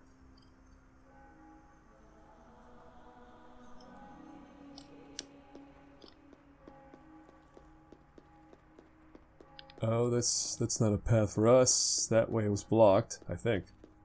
What about this The one? door will not open for some reason. Probably because it's locked. I think that's a pretty clear reason. What do we... Oh, here we go. Oh. Oh, there's two of them. That's not cool. Is he going to come down here? He sure is.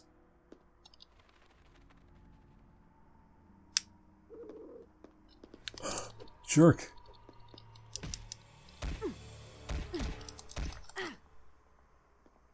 Wow. What a... Wow. I'm flabbergasted at that, what they just did to me. The problem there was apparently you can't fight on stairs, so... It let him get some free hits on me. Boop, boop, boop, boop, boop.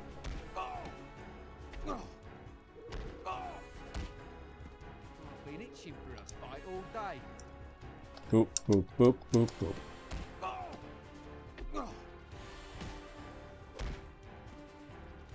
Okay, wow, okay. Boop, boop, boop, boop, boop.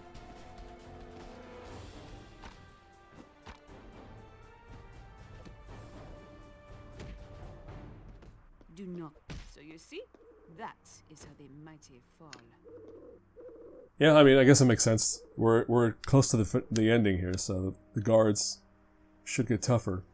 How much damage did I just take? Oh, but I don't have health. Wait a minute. I feel like I should have found a health pack somewhere. Maybe not.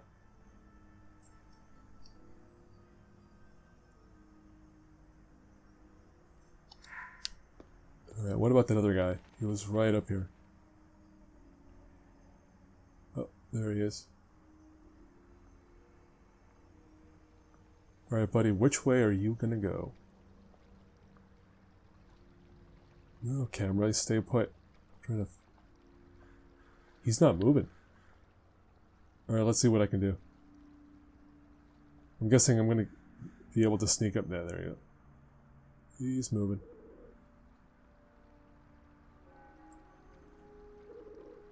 Get that corn out of my face. Alright.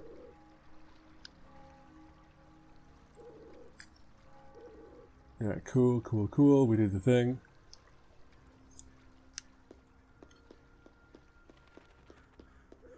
What else can I do up here? Another 2D bicycle. Hey, there we go. I don't know why I need them, but I'll take them.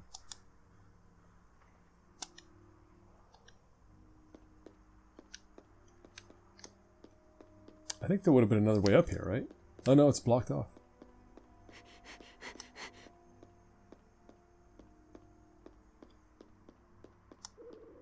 Oh, that's right. Now I remember. There's something here. I'll need to cut these back. Yes.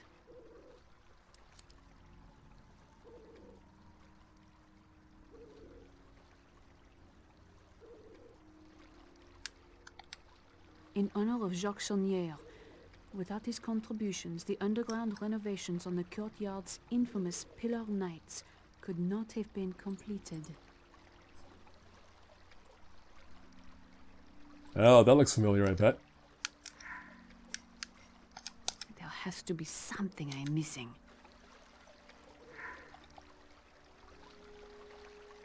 I'm sorry, what? Oh. Ah, Grandpère's priory ring works here as well. That guy must have had real money. He paid for all this. All these machinations are at his expense. A metal shard with strange symbols on it. What could this be for? The Knight's monument in the courtyard. Something is there. I need to investigate. A giant piece of metal and just put it in the back pocket. Oh, look at this. Oh, that's gonna leave a mark. No rest for the wicked. I've got to get out of here. Sophie. I suppose 20 to 1 on the third race. Nah, that's a punter's bet. Hey, mate, what are you up to in there? I wouldn't get any funny ideas if I were you. I've got a really nice pair of pliers just screaming to be put to use. Do you know what I mean? I think I do. That's right. You just stay quiet like a good little choir boy. Oh, you bore me. Let's see if there's anything good on the telly. Turn around. Go away. There you go. Alright. Let's get up to escaping. This piece of cardboard could be useful. This isn't important. Bibles. That's not important at all. I don't think this is relevant. I can ignore this. Read it several times. I'm actually reading the Bible now because of these dumb books. Like, they just reference, Dan Brown uses the Bible and religion for so many plot points. I just decided, like, all right, I better understand what the heck's going on with these religiosity things. This isn't what I'm looking for. Alright, we have some oil in a barrel. We've got some boxes. I bet I could use this for something. Metal rod. It's an inanimate metal rod. Another bicycle sitting in there. What else? What else? No, that's not really important. I'm not looking for this. Okay. Hey. I mean, I don't know why he would need a small gear, but sure, he keeps that. What else do we have? There's several things I'm looking for, but I'm wasting my time with it. What are you looking for? There's really nothing relevant about this. All right, nothing there. I should move on. This isn't important. So, all of this is just completely unnecessary. This isn't important. Yep. Okay.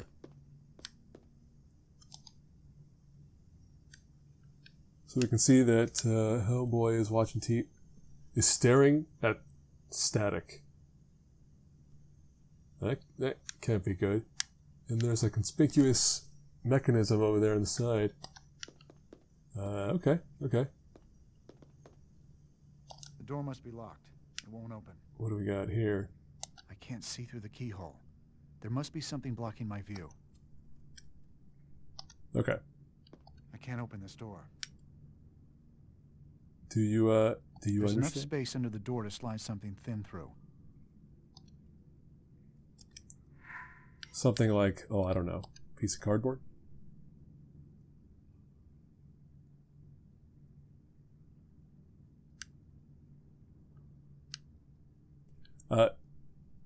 In the commentary for Day the Tentacle, Tim Schafer, my boss, which is weird to remember. But anyway, yeah, he's in the commentary, and he talks about this example puzzle about how one character in an adventure game would solve a puzzle by taking a piece of bread, sliding it under a door, pushing out the key so it lands on the bread, and he pulls the bread in with the key on it, and that's how you solve the puzzle. Whereas another type of adventure game character would just kick through the door. So here we're learning what kind of adventure game character Robert Langdon is, because he's doing it the nerd's way. Come on. There we go. Got it. Did you see that? That shadow is kind of conspicuous. Alright. Dude is still out there. So far, so good. better stay quiet if I want to get out of here without alerting that goon. Hilarious. Alright. I think he's going to come toward us at some point. Maybe not. Alright. Well, let's just hope he doesn't turn around.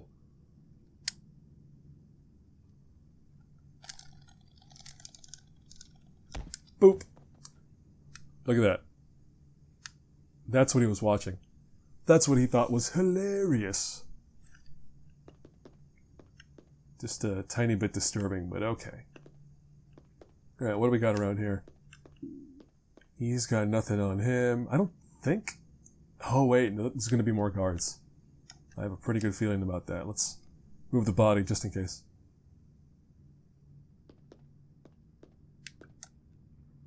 Also, that sound kind of sounds like drums.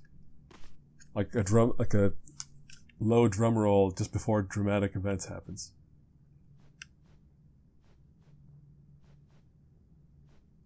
Can I drop this guy in there? Yeah. Oh, maybe not.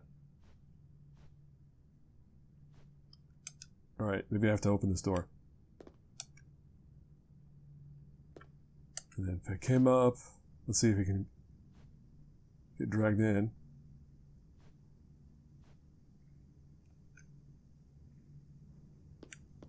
Alright, well, you're staying there, buddy. What's in this room?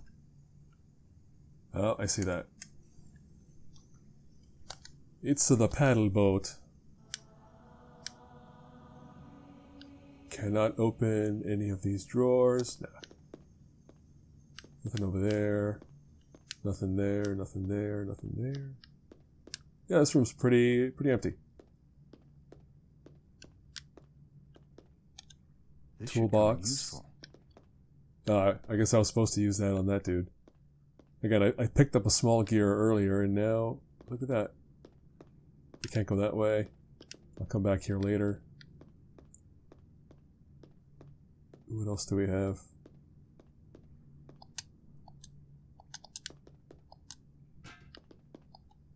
I think I need Sophie's help for this. Yeah.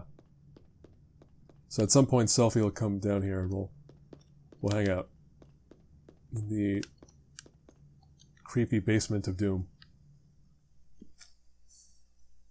Grid clear. We're good. Oh.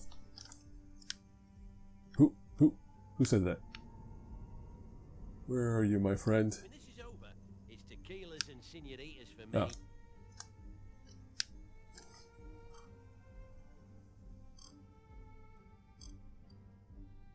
Tequilas and senoritas.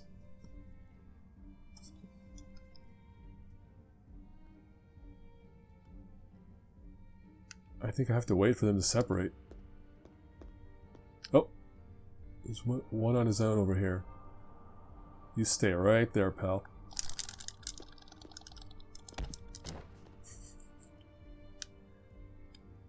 Oh man, again, that's video games for you. Alright, are they going to separate or what? Because I don't want to fight two at a time. Did I ever tell you about my crazy looking East Park the other day? I heard about East Park on the news, but no. Alright, that's going to be a very long conversation. A gear. I'll need this for the gearbox.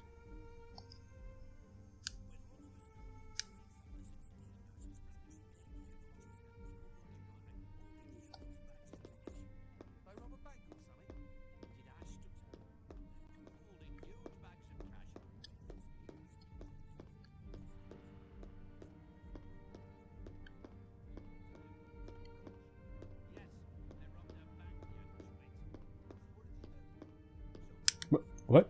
Oh, it's just the guy knocked out. Oh, there we go.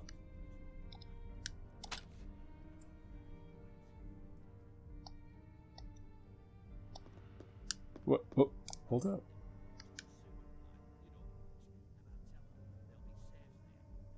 Great. Another gear. Again, at this point, it's really not clear what the gears are going to get me, but He's super hyped about it. That's pretty nice right there. Look at that. A little stained glass window lighting in the characters. That's cool. As soon as those fools had dropped their guard, I grabbed the first one's AK and demand they pile up the money in my car. I wonder if Sophie would know more about this. I think that's it. They knew I want a bloke to mess with, so they did it straight. Then I drove off with their guns, their money, and their identity should they ever grow a pair and decide to come after me. You are a right bastard, you know? Yeah, I know.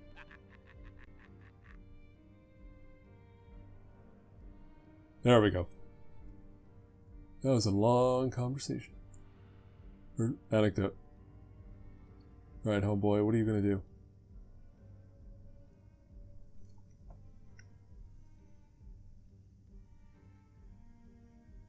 He's gonna take his sweet time is what he's gonna do. Grid clear, over.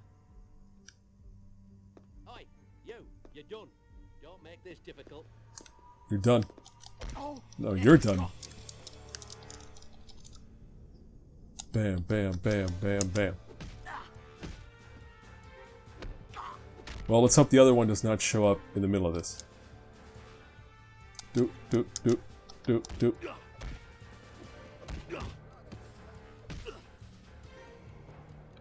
Let's, Oh, I missed. And now I have the long defense string for combo. Oh, he's gonna see us. God damn it.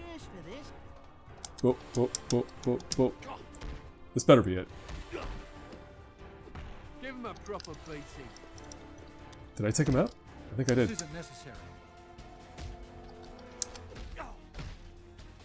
Yeah, he's down. Doop, doop, doop, doop, doop.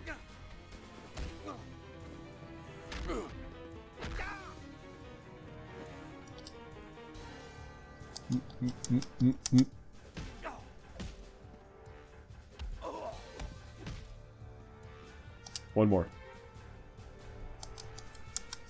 Just give up already.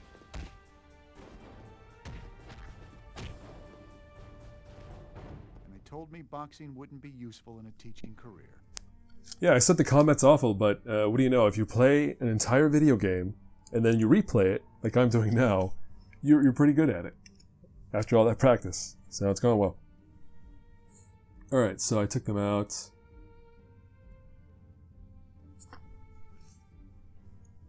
Alright, I picked up the small gear and then the other small gear. And now there's a little bit... Oh, we didn't explore this side of the room. Oh, look at that.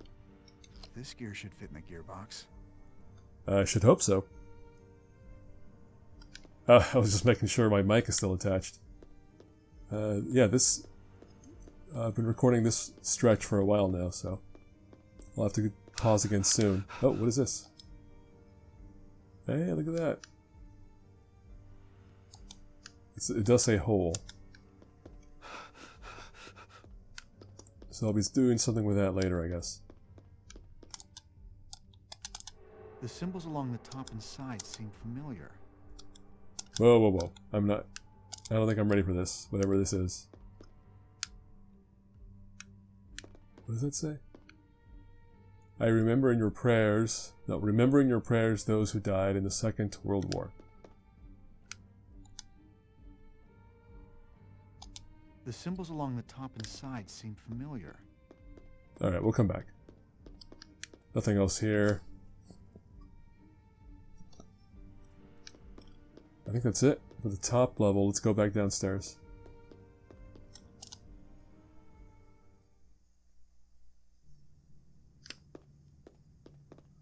So, I think we have all we need for this. This gearbox looks like it might open something.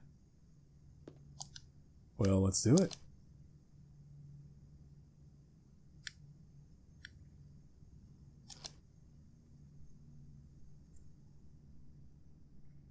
Alright, so clearly I have to set up the gears. What goes there? A large? Yeah, it's got to be a large one. Let's see. Yep. So a large one goes there. A small one definitely goes there. Wait, no. So that's those two. I have one more large, which I think is going to go here. Okay, and then two smalls. Yeah.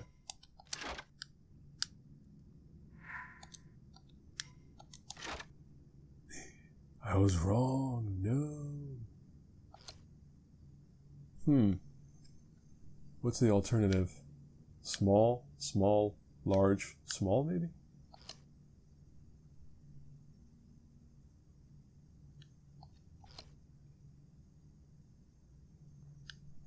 Yeah, let's try that. So, small right here.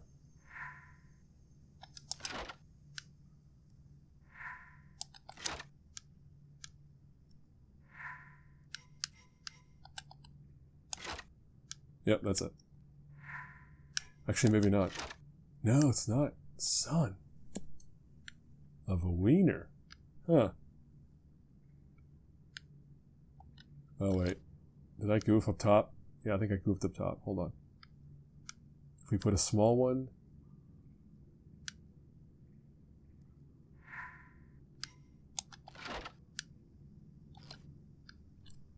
The retrieving items is so slow. It just sits on that message screen for a while, which is kind of annoying. Oh, I need another small one. No, I think it's going to take me back to where I already was, which didn't work.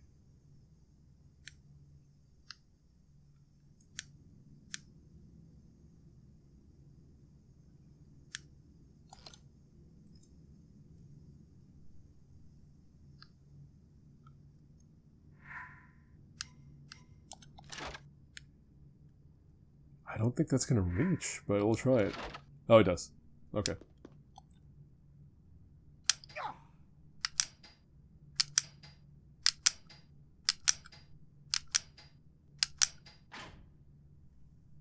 There we go.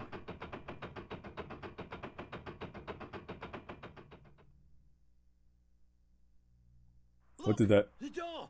Do you see that? That bloody door wasn't open before. Look, just simmer down, will you? There's a rational explanation for all this. Rational, my bleeding ass! You have a look! Ah, someone opened that door. The mercenary doesn't seem too happy about it. It must be Robert.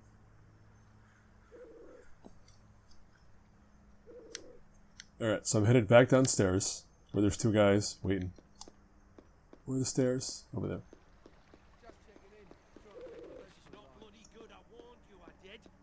Shut it. This is position 1 calling. We've got a situation here. Over. Affirmative, what is your situation? The bastard got out of his prison cell. Are you serious? What? You think I'm planning about making up random stuff while I'm on a paying job?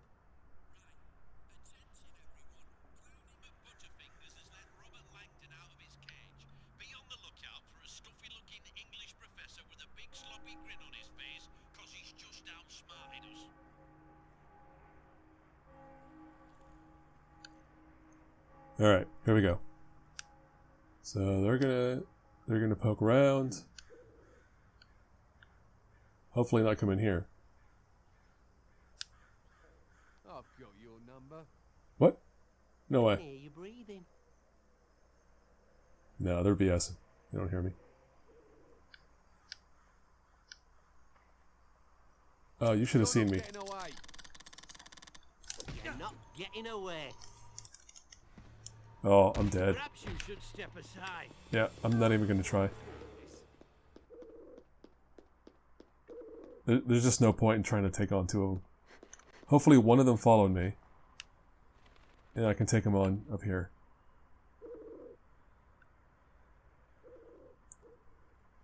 One of them must have followed. Oh, there he comes. I think.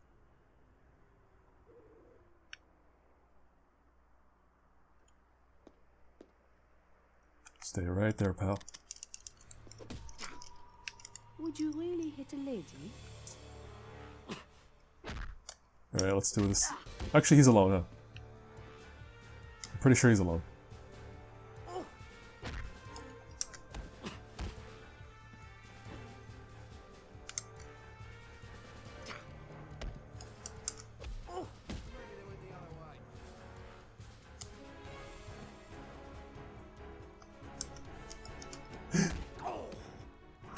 Don't. I will use force. Damn it, dude.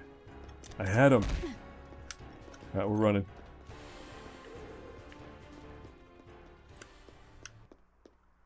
That guy's like one hit away from death. If I can just sneak up behind him and get one more hit, he's out. Checking in, over.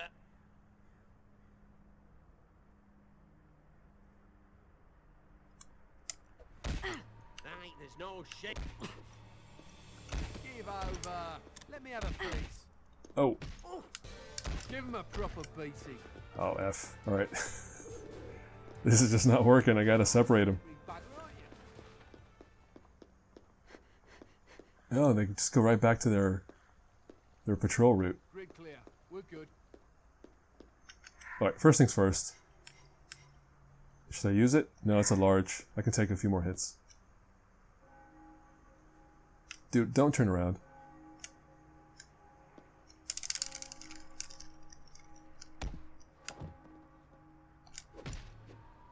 Alright, he's on his own. Now we can do it. Boop, boop, boop, boop, boop.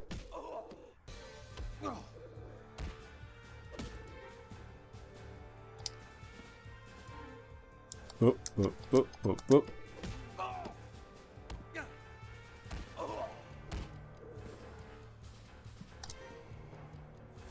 Doot, doot, doot, doot, doot.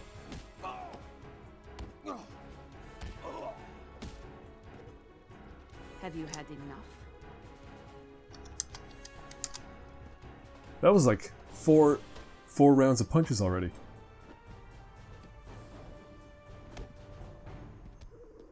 If someone finds him, they will call for backup.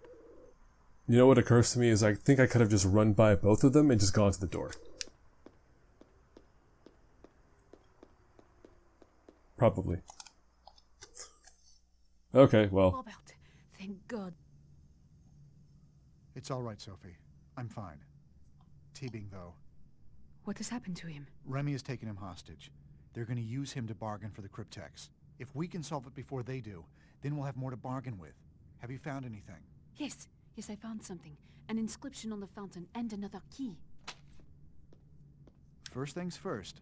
Give me a hand. Together we can open these heavy doors.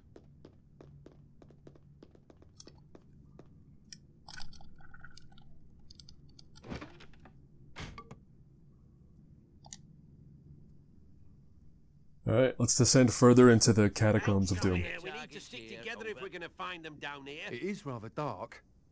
Well, why aren't the lights working down here? Try the light switch, you idiot. Light switch? What are you... We're in a sewer, you twit. The only thing even remotely easy to use are the controls for those gates. More trouble. There's a veritable army down there. Tweedledee and Tweedledummer, let's be as quiet as possible. We don't want them on to us. When I get back to acting.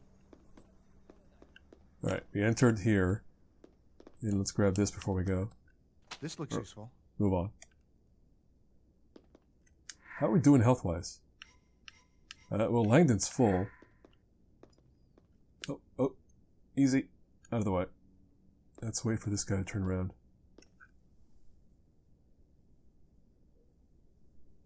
Oh no, is he going to come all the way around? No, he stopped. Oh, interesting. I think that's enough. I messed up the final punch.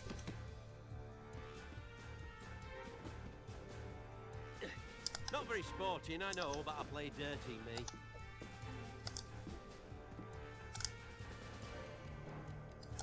Boop, boop, boop, boop. Again.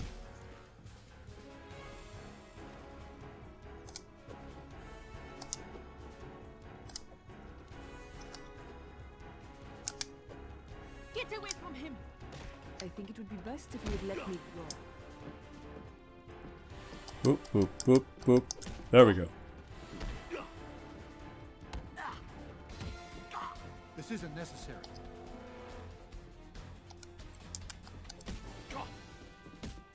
He says that very calmly. This isn't necessary. We can talk this out. Someone finds this guy unconscious. They'll call for backup. Do I have to move him? Probably. Well, there's a tunnel right there. Let's just dump him in there. Oh, no, wait. That's the tunnel where we're gonna go, so let's not drop him in the way. What? What is that street noise? Ah. There's a tunnel up there.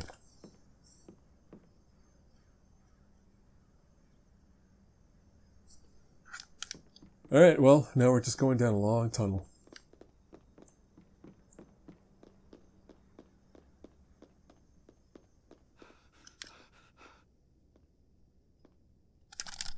Wow, okay. Have you had enough?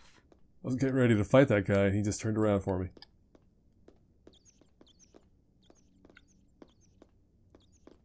There's got to be someone else in this tunnel, probably.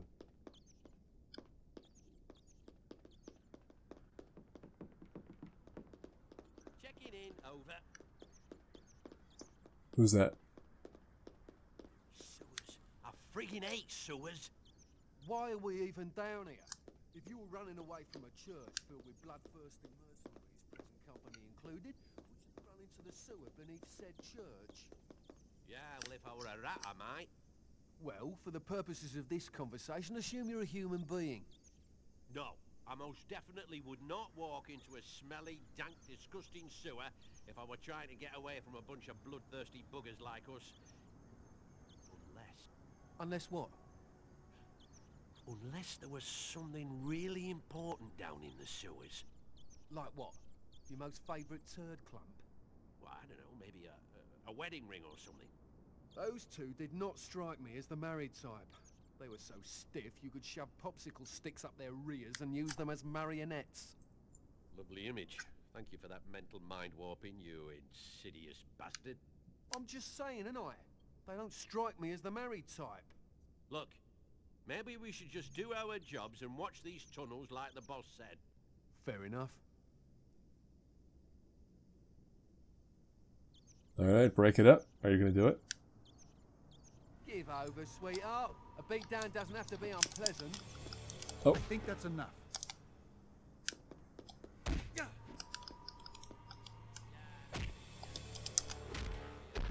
Uh-oh. Here he comes. I can and will defend myself. Sophie, little help. Little help. Sophie. Sophie, do it. I reckon to enjoy every moment of it. Ah, goddammit, Sophie. Leave her alone.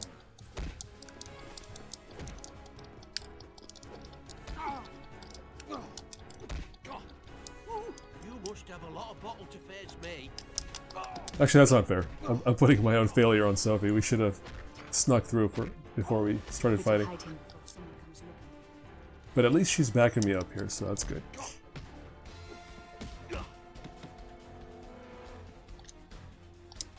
Did she take him out? No way. Leave him alone! I think she did.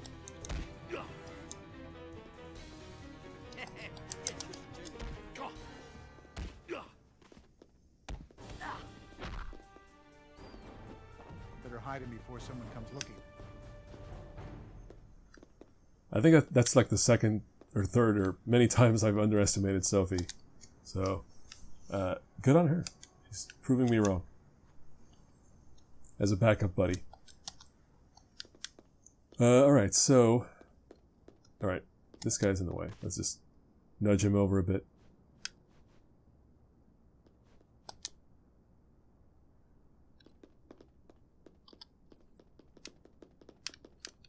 By the way, something else that they get wrong in the game, and I think in every version, like in the books, Robert Langdon's big thing is that he wears a tweed jacket. He's like a big professor nerd guy.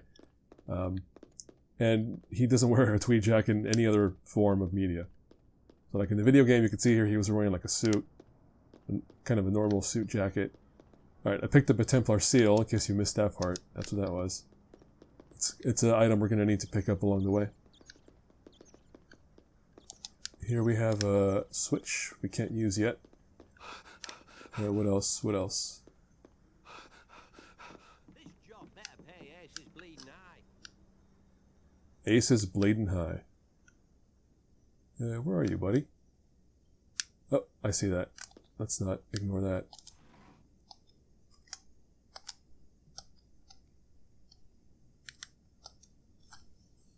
Yeah, let's just make sure we're not missing these things as we go. What the heck? This blasted thing won't work. Oh. Oh, for the love of Pete, this switch ain't doing anything. Keep staring at it. Alright. Would you really hit a lady? Well, that was all very fast. Whatever just happened there. This could be handy. You know, I haven't been doing it, but I bet if you use that weapon, those weapons to attack, they take cause a lot more damage. I should be using them. What do we...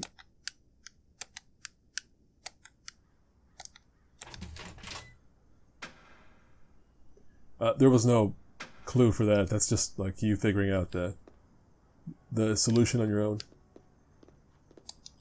Yeah, let's do it. Actually, hold on. Should I be doing that?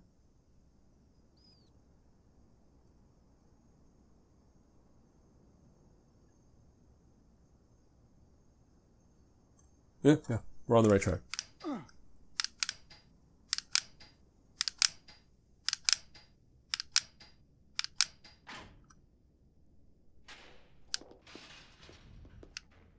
Right, we have a room full of a lot of miscellaneous stuff, most of which you can't do anything with.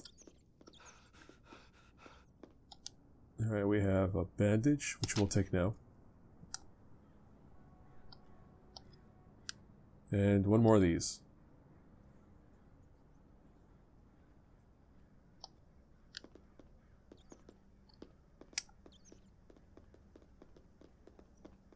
What's left? Oh, I know what. Another one? Where is it? Oh. How did you end up like that? No! I think you made a wrong turn back there. I'll fight if I have to. Yo, check out that health. I can't heal during a fight. That's BS. Sophie, can we run right now?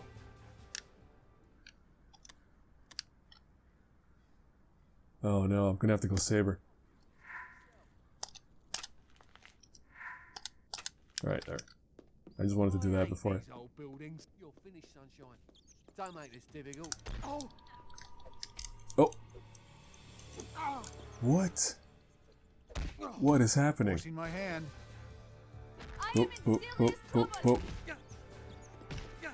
Alright, I have to interrupt their business because it's going to cause trouble for us.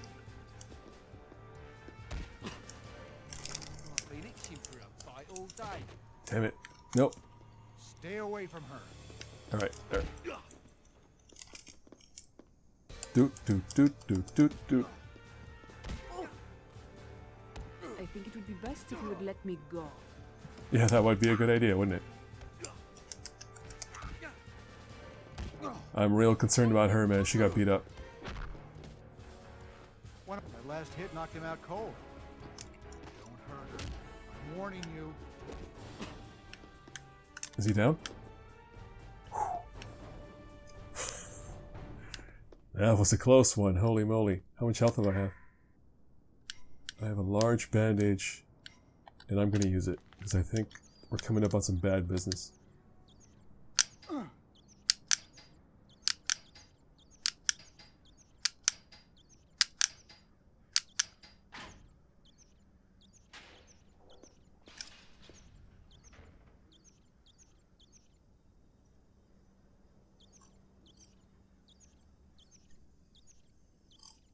Alright, I'm just reading, seeing what's next. Oh, I see.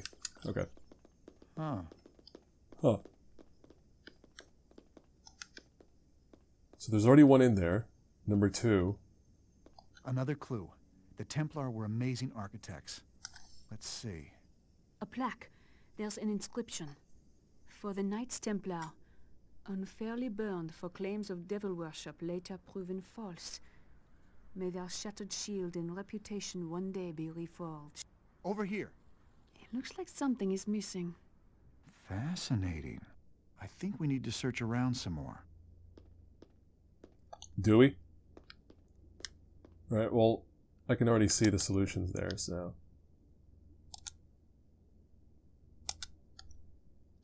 Are they all the same? I think they are. Yeah, they're all the same. Well done.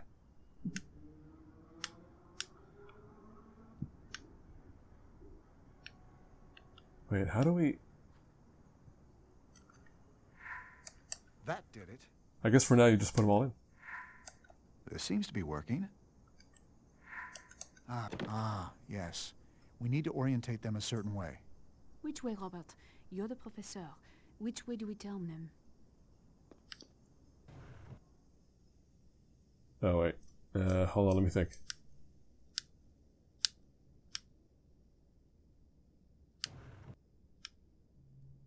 Alright, this one... Let me think here.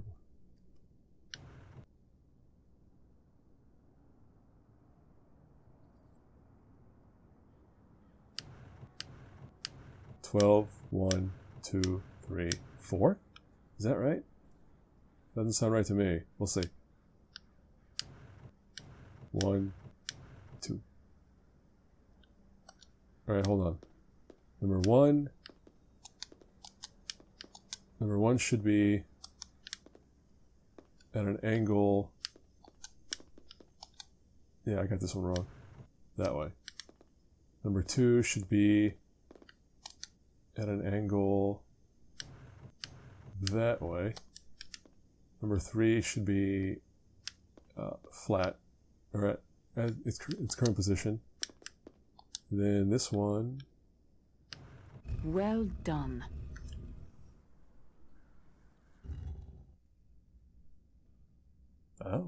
Oh, there's the other the thing for the thing with the thing in the The structure of the pillar goes all the way up out of the sewer into the courtyard. It must be part of the Templar pillar.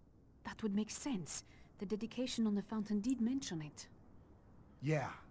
I knew a degree in symbology would come in handy someday. Do not make me hurt you. Let's go. Oof, okay, we gotta go back, but there might be more guards. Which I gotta say is a really unfair situation to be put in. I hope this is the way back.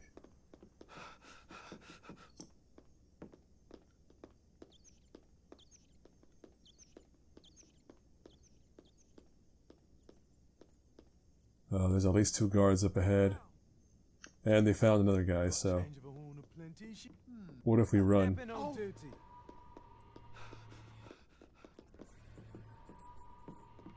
Can we just go? They're not gonna let us. Sophie, try to get away and hide. We're done, mate. We're hecka dead. I can't survive 3 at a time. And not if I mess up like that. We're done. I need to get out of here. We don't have to fight.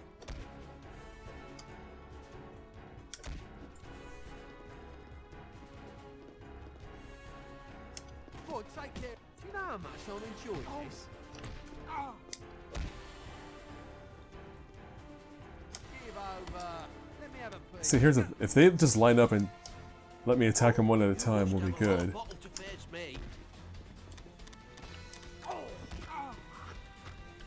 Oof, we're so dead. We're so dead. There's no more health either. Well, I got one of them on his own. I reckon to enjoy every moment of this. What could that have been?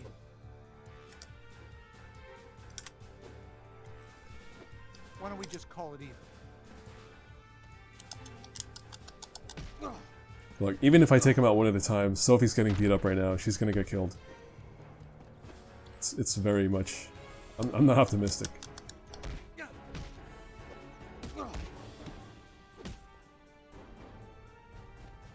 out cold. I better move him out of sight. Alright, well, we got one out.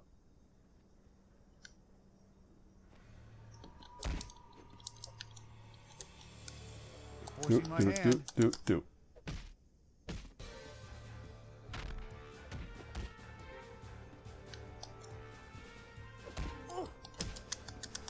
Do not make me hurt you. I hope you have learned your lesson. Wow. It'll be I cannot believe we survived. I have no more health.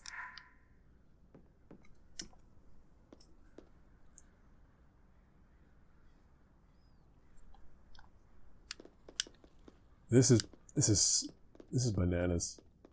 I don't think I'm gonna.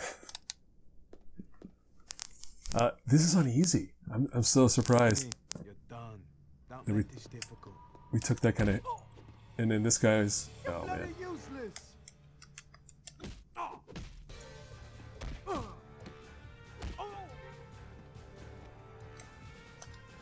I think that's enough.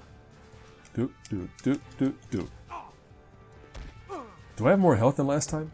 Kind of looks like it. Maybe it slowly regenerates?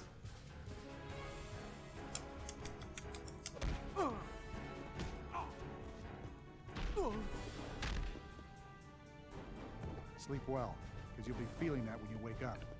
Oof, okay. I'm positive I picked up all the health along the way, so I can't go that way. What are we doing?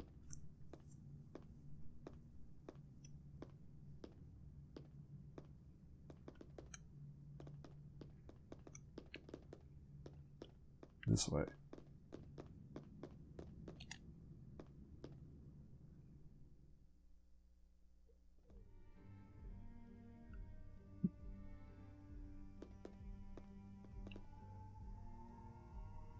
Just tell me there's no more dudes.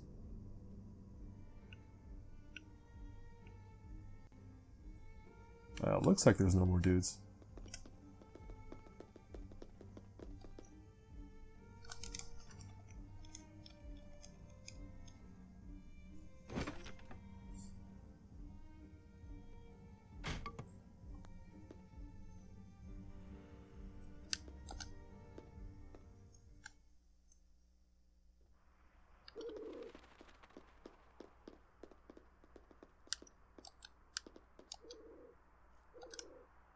Heck yes, I'll take it.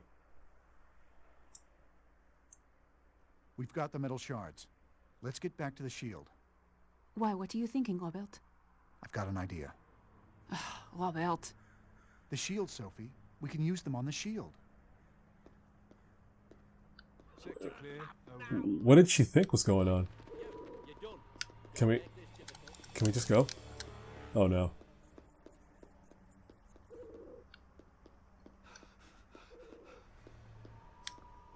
Alright, you know what we're gonna do here? This is really dumb, but watch this.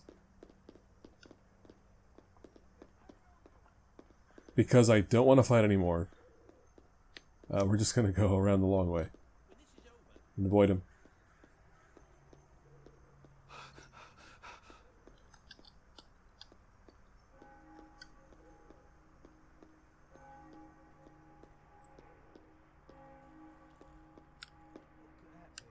Alright, where are they? Hey, look at you. Can we go in the church now? Are those guys left behind somewhere? Okay, thank you.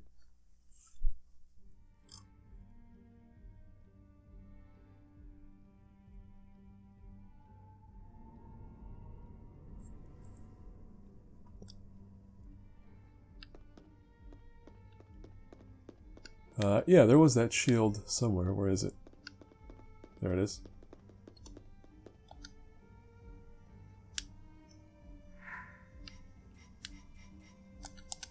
Well, here's one piece of the puzzle.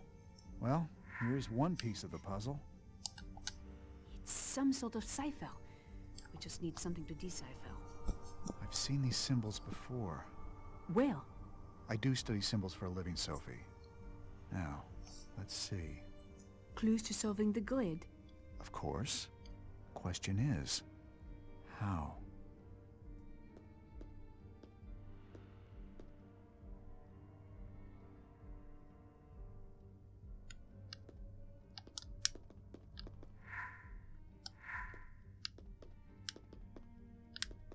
Wait, what? What was the clue?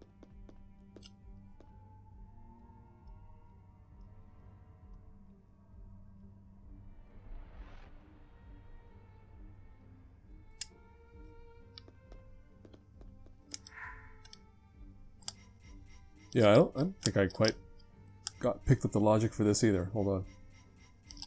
We're up to 4 cryptexes? Are you kidding me? Ridiculous. The movie only has 1, and the book only has 2, I believe.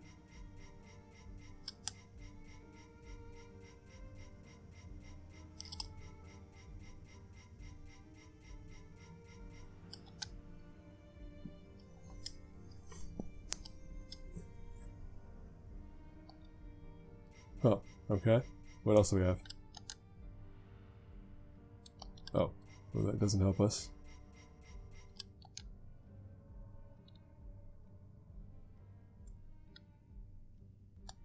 Alright, well that's the cryptex clue, but that doesn't help us in the moment.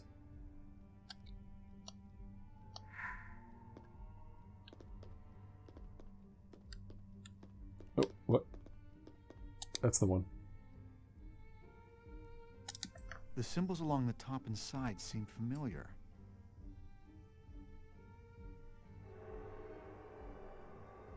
Okay, well, I guess if we follow this... So the idea here is you would have examined all those tombs, and they all have different symbols, or rather they all have different grids, and only one of the effigies matches or spells a word when you use the symbols on the shield. So anyway, yeah, it's going to be that, it's going to be that, and it's going to be this one, and then that guy, and then this one, and you can see where this is going, and that one, and finally, oh, yeah, delete that, this one.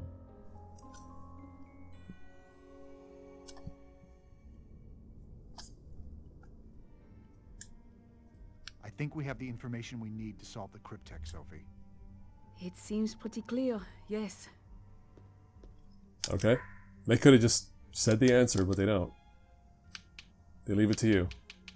But I mean, it did give you the answer. You just have to take the next step in that decision, so, or that logic. That's... What does the cryptex scroll say? In London lies a knight, a pope interred. His labor's fruit, a holy wrath incurred. Dead people in London. That could be anywhere. I think we've all had quite enough of this running about. I'm too old. Give me the cryptex, and you might just walk from this. Really? Like the curator? You have no place to run, Dr. Langdon. You're a wanted man. Make it easy for yourself. And our beautiful Mademoiselle Neveu. I'm touched by your concern, Remy, but I think we will have to decline. I am afraid no matter what you might believe, this belongs to me. Ah, Silas, get them! Alright, this is it for our boy Silas. Hurry up! You're not going to make it! Oh no. You see? God is on my side. And now your fate is sealed. Oh, so yeah, this is the final sequence with Silas, in which we're just running away from him and breaking through doors and getting shot at, because sure. Your pathetic attempts to escape Oh, only anger what was it? God. The righteous are upon you. Hold fast and accept your doom. So you're just doing all the stuff you did before, you're doing it again, just much more quickly. In sequence. There is no escape from the hand of God. Cease your pointless struggle and beg for... I hope Sophie's safe. Wow, what a bad shot, huh?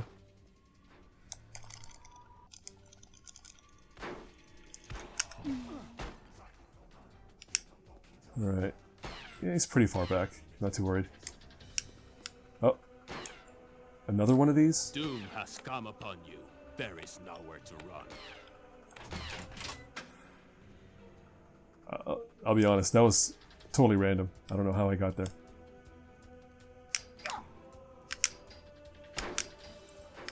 Look how slow he is. It's on easy, so Only maybe the that's why. blessed can know the path of God. Your time is at an end.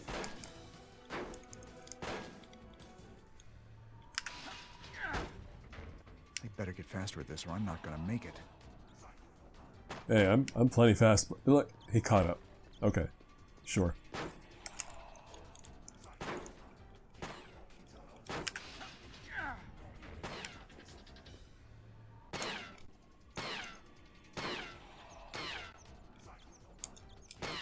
There can be no mercy for the wicked, the liars, the sinners. Yours is the path of destruction. One more of these? Are you effing kidding me?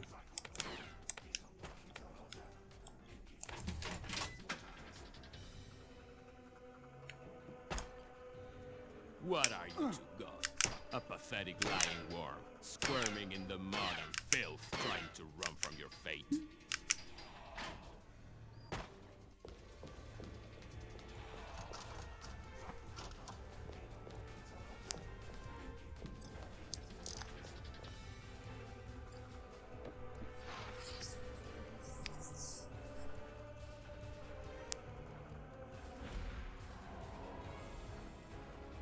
Our little game is at an end. Fall to your knees. Beg for the forgiveness of God, and I might let you live.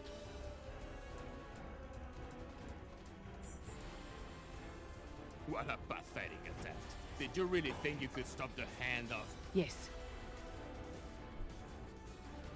Whoa. This pathetic Nah. Filthy murderer.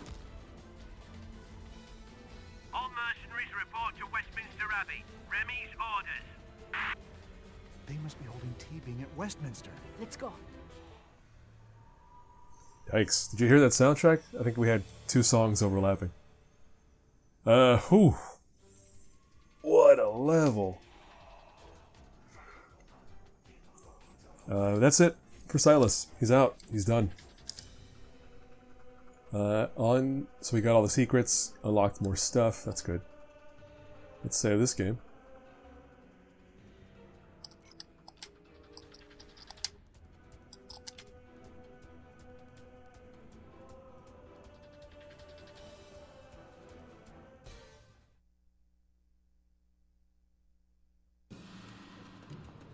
This way.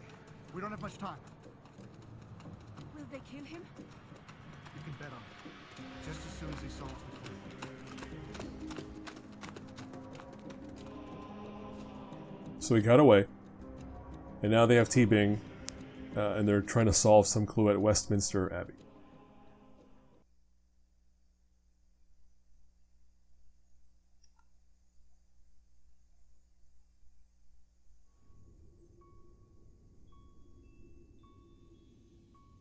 There's Remy.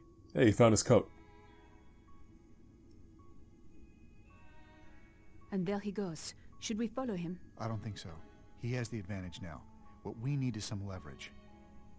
He may have the cryptex, but I don't think he can solve it without us. The question is, will T-Bing be able to solve it without us? If he does, they will kill him. We'll have to solve it first.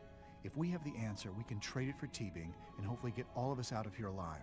Let's go over the scroll once more. In London lies a knight, a pope interred. His labor's fruit, a holy wrath incurred. As I recall, Sir Isaac Newton's burial was attended by kings and nobles, presided over by Alexander Pope, his friend and colleague, who gave a stirring eulogy before sprinkling dirt on the tomb. Alexander Pope? A pope. It's perfect. Newton is our knight. Great. We did it. Alright, so we need to find T-Bing, and guess what? Another part of the movie and book that are pretty short are going to be quite long. I don't know if it's going to be long. It's definitely involved. Oh, one sec. To turn off my noisy heater. I don't know if it comes through, but it was bugging me. But yeah, we need to. This place looks really big and it's going to say expensive. It probably was. Look how big it is. But it's big and expensive, and there's a lot to check out if it's your first time through. Hey, but guess what? Just like your favorite shopping mall, there's a nice directory here to point you to different spots. So, St. John's Chapel, that's a little chapel off to the side. off to our left, I guess, because again we're right there at that. Because if you look at the shape of this main space, it's kind of a cross. They seem to have tagged on other stuff to the side, but yeah, we're in the left arm of the cross there. So yeah, we have St. John's Chapel. We have King Henry III's tomb off to the left. Chaucer's tomb, Shakespeare. What else? Newton's tomb is just a big old section over there. This, as we saw earlier, is the cloister. We've got the art restoration hall, and we've got the chapter house. And make note of that chapter house, because that's where things go down toward the end here. And we're in the main hall. All right, so there's a whole lot to check out. Now, so if you're playing blind, if you're playing for the first time, you don't know what's what. You're really expected to just go to explore the entire space, check it all out. Again, I have to now go to Westminster Abbey to check it out in person because I'm really curious how they compare, how it compares with the video game version. But anyway, in my playthrough here, I'm not going to go exploring blindly. I'm going to follow the handy-dandy guide that I've been using to remind myself of what's what. Alright, so first of all, there's a secret somewhere. We're going to go look for that familiar yellow symbol that pops up when you're close to a secret. There it is. By the way, that I have learned through another Dan Brown work called The Lost Symbol. That is the circumpunct. That's what it's called. A circle with a dot in it. It means something, the sun, or it's some important symbol. And it has an important role in that book, or in the story The Lost Symbol, but in this game they decided, yeah, we'll toss that in. But I mean, given the number of symbols they have to throw in this game, I'm sure they were just like, what exists? Okay, throw it in there. But let's find the thing. This is look at the, oh man. Again, I wonder how much better this looks on PC, because look at that. A close-up of this on console is just a little rough. But that's fine. Dang, where is this thing? Oh, is that it? That is. Gold coin. That's appropriate, right? If this is supposed to be the sun or something, then a gold coin would be the right coin for that. Cool. Alright. Secret down. What's next? Alright, we're going over to Newton's tomb first. Alright, because that is where the clue led us. So, god dang it, camera. I was trying to... yeah, this is something people I'm sure are super over, is wrestling with a camera that doesn't want to cooperate. Or, you know what, let's just go for the close-up. Alright, we're going to Newton's tomb, which means that is to the right of this sign? This way? No, it's closed. No, that's gonna... Wait, that can't be it either. That doesn't look right. Okay, I completely misunderstood. Hold up. Alright. If we are there, and the entrance was to the left, according to this thing, there should be a... Oh, is it over there? Let's see what this says. No, that's the cloister. Okay, well, let's just wander around aimlessly until we find something. Man, can you see this? It looks really dark to me.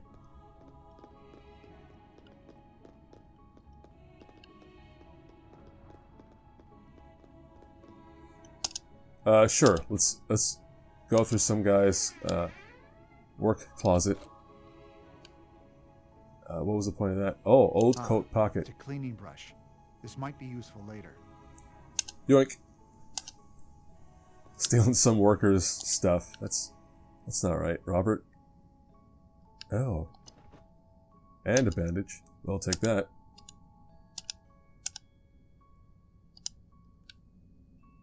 What else do we have? This isn't it. Okay. Man, Robert's ability to know like what's important and what's not, that's quite handy. There's a Shakespeare monument that's undergoing restoration. Can you? I can read that. I hope you probably can't. I don't know. Actually, no. Because of the video capture setup I have, I'm not looking at this at full full monitor display. I'm looking at this on a smaller screen. So whenever I play these things, the video capture, it's just a much tinier little screen I have to look at. So to you, it's probably a lot more clear. Chaucer, no, we'll come back for you, Chaucer, but not right now. Where in the heck is Newton? I'm completely lost. What the mother F?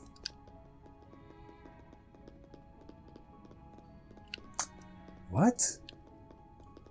Is it on the... No way. How do we keep missing Newton's tomb?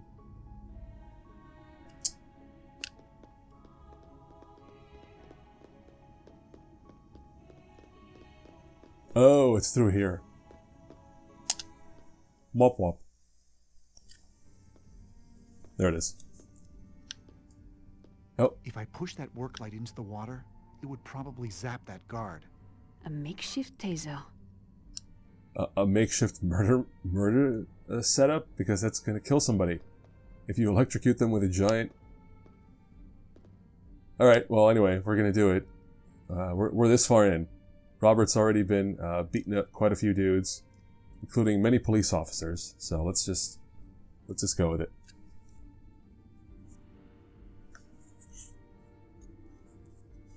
I'm waiting for that guy to step into the thing. Hey, it's one of those British thug dudes. Oh, and I still have to do this? Come on.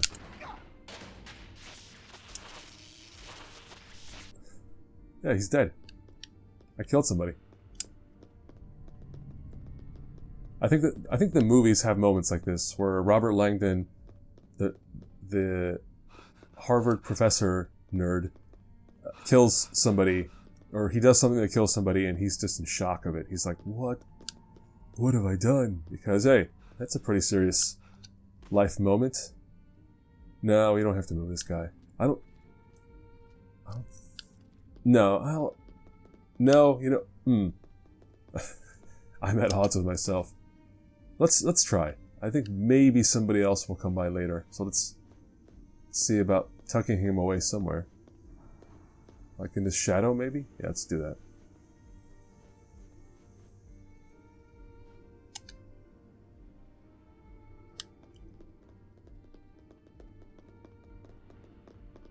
You know, I think my takeaway from playing all of these video games based on, you know, these Langdon Brown stories, Dan Brown stories, or stories written by Dan Brown, is wishing somebody would try this again. Because, you know, we have that now. We have a ton of people going back to these old genres and old gameplay styles that, like, major publishers don't care about anymore because they moved on to bigger, more expensive things that people want to buy from, you know, your EAs and Ubisofts.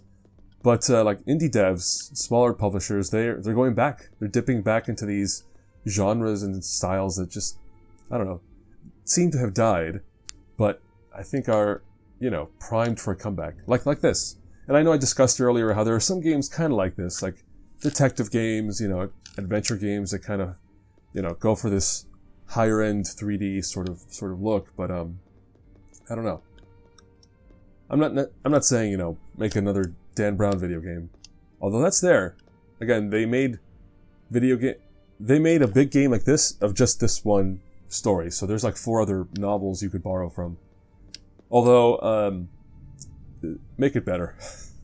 Dan Brown's he's not the greatest. He's not a great writer. His stuff is serviceable at the best of times. At the worst, it's really awful lore dumps, and he's just like a rich white man who is really out of touch with a lot of things. So this is it, the tomb of Sir Isaac Newton. What does the next part of the cryptic scroll say? Look at the controversy he has stirred. This child's son is key to find the word. Interesting.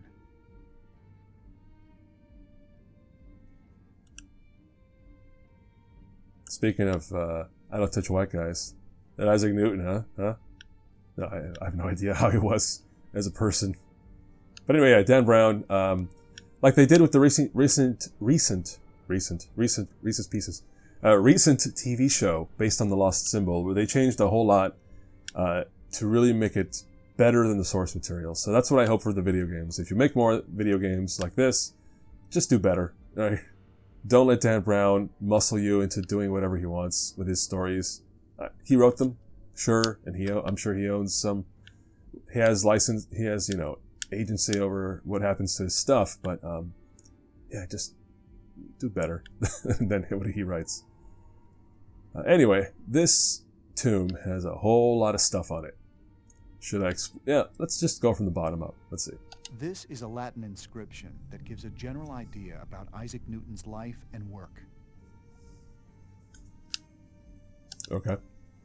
Don't actually tell me what it is. This shows the arrangement of the planets.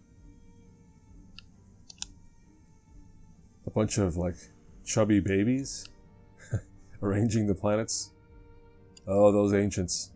The reclining figure is Newton, and those angels are holding a mathematical formula. Is that an orb above them? He has to describe it, because again, look at that texture resolution. It is so low. That's rough. Alright, what else? That's a celestial orb resting in a pyramid at the top. It has the signs of the zodiac on it. Who is that on top of the orb? That's a figure representing the science of astronomy.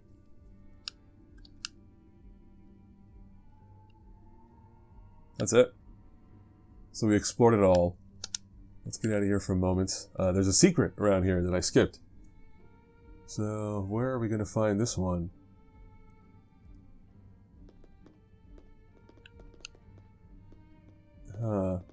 Somewhere. Let's take a closer look. Oh, look at that. I missed it before. And again, that's why we use guides, because I will very easily overlook something and end up missing it. So, again, thank you very much, Mr. Eric Wachter. I forget your last name. Sorry. Walkthrough writer, the person who wrote the best walkthrough based on this game. Although interestingly, did I mention this before? I mentioned the walkthrough is on Game FAQs. It's like a text-only walkthrough. He made a image-based, just the same walkthrough, but with really helpful images to kind of visually guide you along. But it's not anywhere. He used to host it on his website, I guess. And then the only way I found it was on Web Archive, because they, have archives from decades and decades ago. And I was able to find the original with images, so I've been using that. But that's the only way to find it, which is kind of a bummer. I've been considering contacting that person somehow, this author, and asking them if I can just put their guide on Game FAQs with images, because it's so much better with images. We'll see. I've already done so much work for these things. So we found the secret. Alright, we've gone through the... Oh! Guess what? We didn't pay attention. Or I didn't. Alright, because if we go back down, and if we really pay attention... There's a depression under here. And it looks like there's a fleur-de-lis symbol. What's it for? What do you think? It's hard to say. But there's a small circular hole as well. Oh, come on, Robert. And Sophie, you know it's what. Are you kidding? Oh wait, is the hole not the right spot to focus on? I think it would Nice. I just need to keep it up. Look, it's come loose. There must be something more to it. What do we do now? Something happened. I'm just not sure what. What we do now is steal There's a scroll inside. artifacts. What does it say? It looks like a series of 5 separate poems, possibly riddles. Grand-Père would have put them in the order we needed to read them. Well, assuming Sonier did write them, it doesn't hurt to start at the top. So we got to the point where Saunier and the Priory of Sion have modified centuries-old art and statues in very populated areas in service of this secret that they're trying to keep. Or in service of making it so somebody could find the secret if they follow all of these clues across multiple countries and continents, or land masses. Yeah. But again, clearly these guys had money, so when you have money, you can do all kinds of crazy stuff. Alright, so there's a whole bunch of poems. Let's go through them. Father of the English poems of yore, whose Canterbury tales held moral core. Clockwise around a shield stops the name of he who can absolve your sin and shame. Canterbury Tales. If you know the author of that one, then you'll know where we're going for this riddle. Alright, next one. Though many tried his words to find the rose, in Iam's writ this man of love and woes, a word you'll find that lies within the prose, which here denoted grants a ring repose. Iam's writ, as in iambic pentameter. So you might be able to figure out the author from that. The first child king of England made this place, where now he rests inside the confessor's grace. The bard's denoted word will help you find a way to help release a king of kind. The first child king of England. I think we already came across this name while exploring something else. Yeah, I think I know who it might be. The cousin of the Queen Elizabeth, in Somerset the Baron lost his breath. His mother with a soldier ran away, but not before the night had made her day. No, I'm not sure where that one is. Think back on all that you have now observed, and find the knight with whom you first conferred. He seeks the orb that ought beyond his tomb, but only if the seed lies in its womb. These are all brand new poems to the video game, by the way. Like I've been saying this whole time, they kept expanding on things that don't happen in the original story. The final two lines of this are kind of like one of the major riddles in the original story. Like the final riddle that for the final cryptex, because there's only two cryptexes in the original. But so some of the lines are from the original, but a lot of this stuff is just new. And yeah, you can see there. So basically, we have to solve each riddle one at a time, which we'll do. But yeah, so the first one, remember, was something about Canterbury Tales, and I remember who the author was for that one.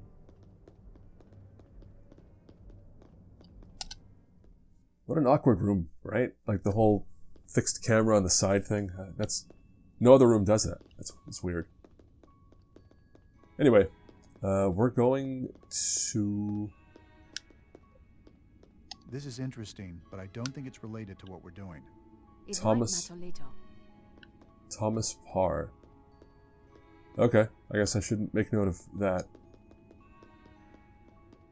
This is interesting. So I guess they ran out of space at Westminster Abbey, so they were like, well, we're going to put some people on the ground. That's Lewis Carroll, there's Dylan Thomas. Shakespeare, of course, got moved for maintenance. Who's on the floor here? Thomas Stearns, Henry James. This is also specific. This has to be based on the real Westminster Abbey, right? Like Poets' Corner, I think is what they call it, where a bunch of dead English writers are buried. Or memorialized. Anyway, this is where we're headed. Canterbury Tales, that's the first riddle. That was written by Chaucer. So. Amazing. You know it was Chaucer that essentially made English the standard language among the upper class in London? Before his poems, they mostly spoke French and Latin. Grand-père loved all poetry, as you can tell by the poems that lead us to here. Right. Let's look at that poem again. Clockwise around the shield stops the name of he who can absolve your sin and shame.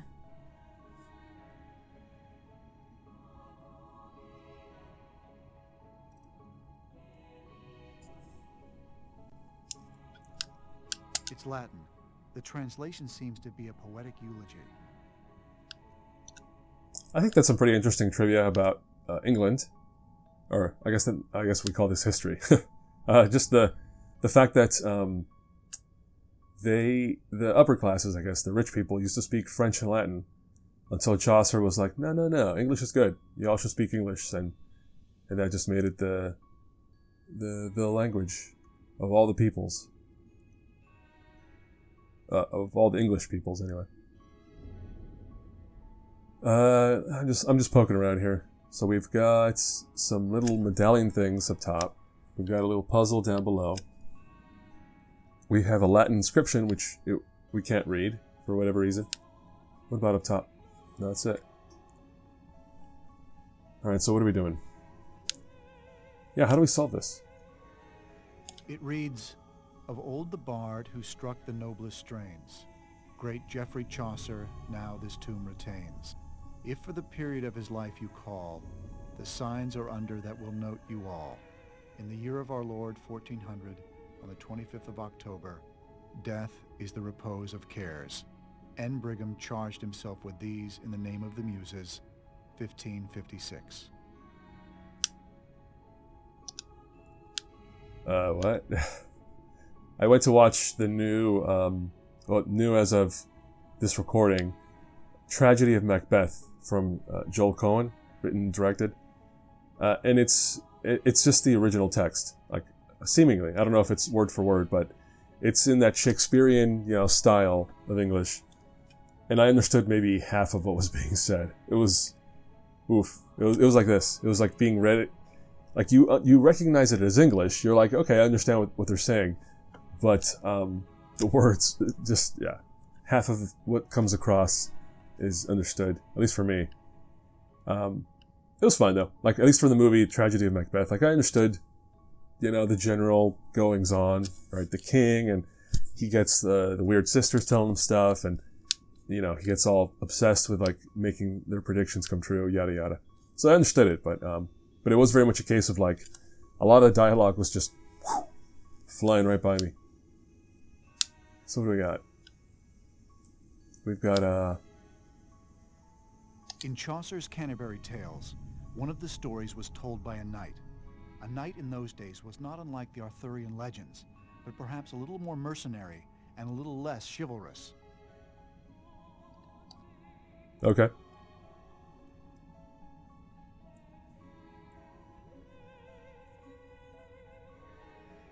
Sophie, you'd like Chaucer's story, The Wife of Bath's Tale. Would I? Sophie, you'd like Chaucer's story, The prioress was a nun in charge of a priory. Oh, so a priory is a real thing? I thought it was just Priory of Sion. There's also a story about a pardoner in the Canterbury Tales. A pardoner is someone who would absolve people of sin for a fee. So only the rich went to heaven? Sometimes they ended up very poor. Unfortunately, it was usually the poor who would pay. In the story, the pardoner's prologue goes into detail about the pardoning business. Hold up. Again, I could solve this right now because I have the answer right here, but I do want to follow this lead at least. What was that clue again? First poem. Father of the English poems of the hour. So they're right. You use the first two lines to find where to go. Chaucer's tomb. Clockwise around a shield stops the name. The shield's down at the bottom, that little puzzle thing. Of he can absolve your sin and shame. Alright, well there you go. So we just got the clue we needed. It looks like something might go on top of this shield. Perhaps it turns. Oh. We just got this, why not? Moved around to make what, though? Well, based on the riddle, I think I know. So, what am I trying to do?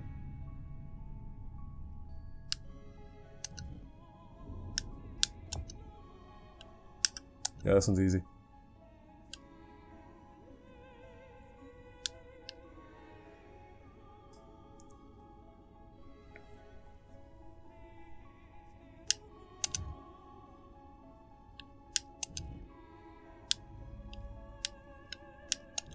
Hold up, this doesn't seem right to me.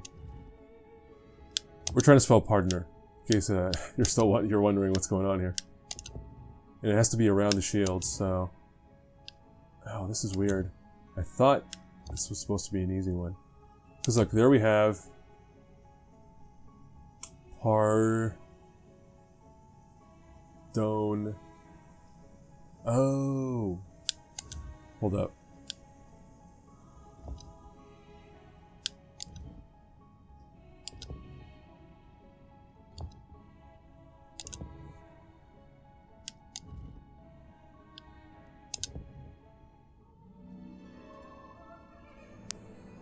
So there you go. Spelled the word partner.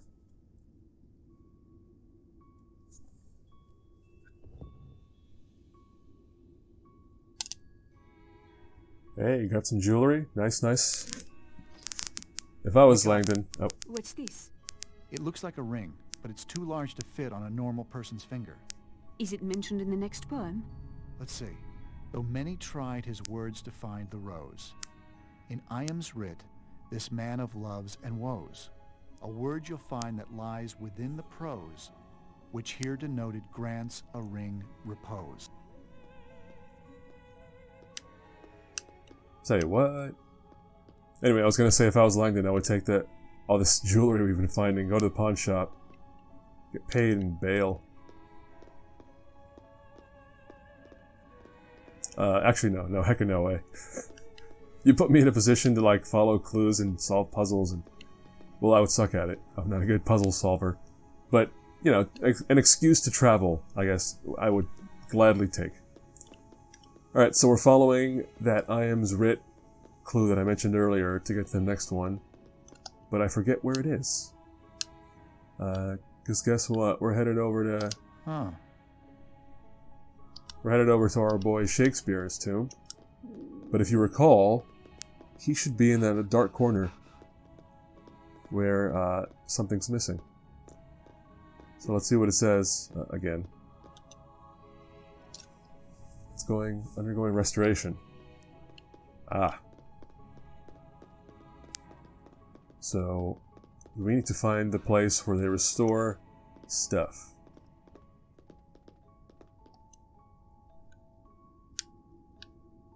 Like the art restoration hall. Alright, so we're gonna have to go through... it's next to the Newton's tomb door.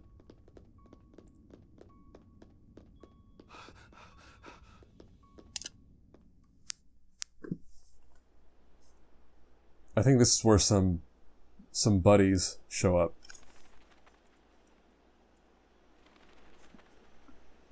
Or maybe some anti-buddies. Alright, they're not really our buddies, they're... Do not suffer a buddy to live. Or anti-buddy.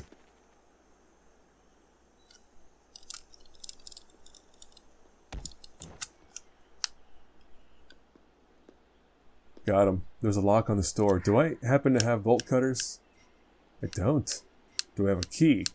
I don't. I think I need something else to complete this. Interesting. Yeah, I don't recall what... Oh, hold up. Any stuff in here? This should come in useful. That looks like it was a rock. Yeah, it's a rock. Or a bottle. And again, I think all these little objects you find, you're supposed to use them to like make noise and cause distractions and lure guards so you can pounce on them, you know, stealthily. But the game just doesn't not inspire that approach. This rope is connected to that light overhead. I could probably untie it and drop it on someone. Okay. There must have been someone over in this direction. Huh? Was that him talking? One final thought before he goes out. Oh, that's a bandage. If you can, in case you can't tell, in this extremely dark visual. Yeah, I tried to brighten it up. Just didn't. The problem with trying to brighten an overall image is you brighten everything too much. So I had to find a balance between dark and bright, and this was the balance. Oh, there's some stuff. Is that a flat texture? No, there is a little bit sticking out, I think. Anyway, there's our door. Let's make sure there's nothing else. No, that's it.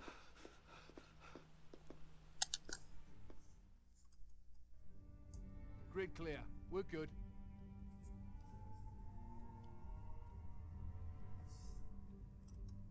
Okay, I'm just looking ahead. Oh, we've got some dudes. Again, how are these people getting into these areas that they shouldn't be able to get into?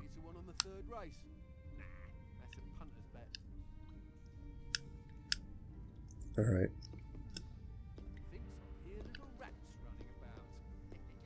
Oh, was that me? Yeah, I think it was. Again, so if you crouch and then you press the run button, he does a little floor tap, and that's what I just did. Accidentally, I didn't mean to. But we're gonna jump this guy. What? Okay. He stopped short. I was gonna pounce him.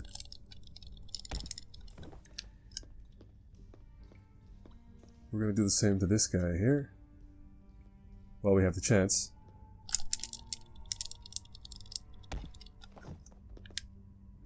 And I want to say there's more of them. But maybe not. Yeah, before I run past them, let me just look around and see what else there is.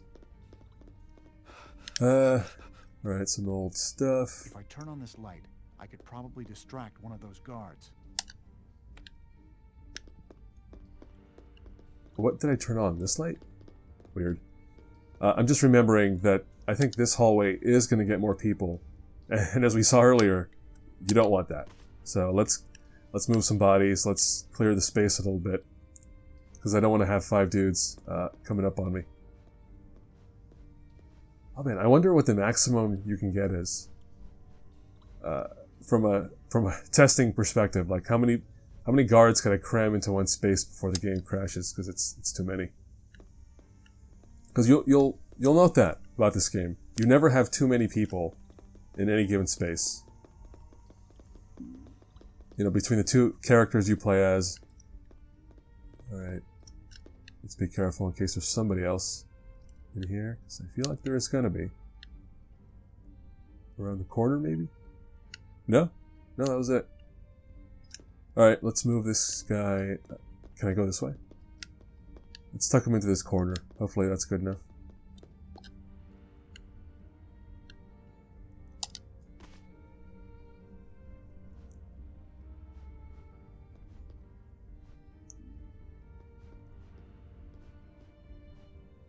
Let's chuck him here in the pitch black.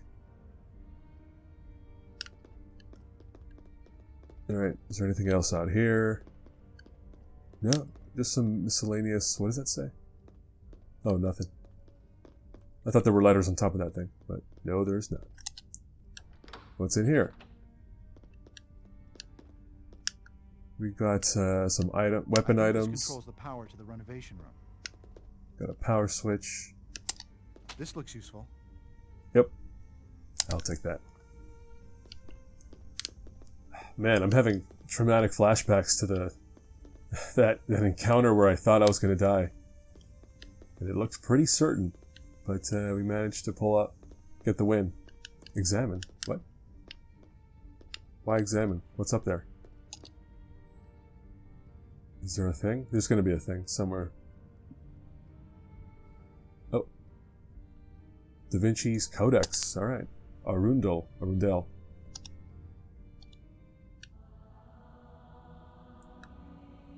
Yeah, how many secrets is that so far in this level? I think that's 2. Let's take a quick look. Gold, we have the gold coin and the... No, we have 3 secrets already. Sweet. It should be all of them. What else do we have? Locked door. That's our objective, actually, but let me look around the room before I go over and solve the puzzle. Anything else? No, that's it. Oh, hold up. What are we examining here? It's dark. I can't really see what I'm looking at. Oh.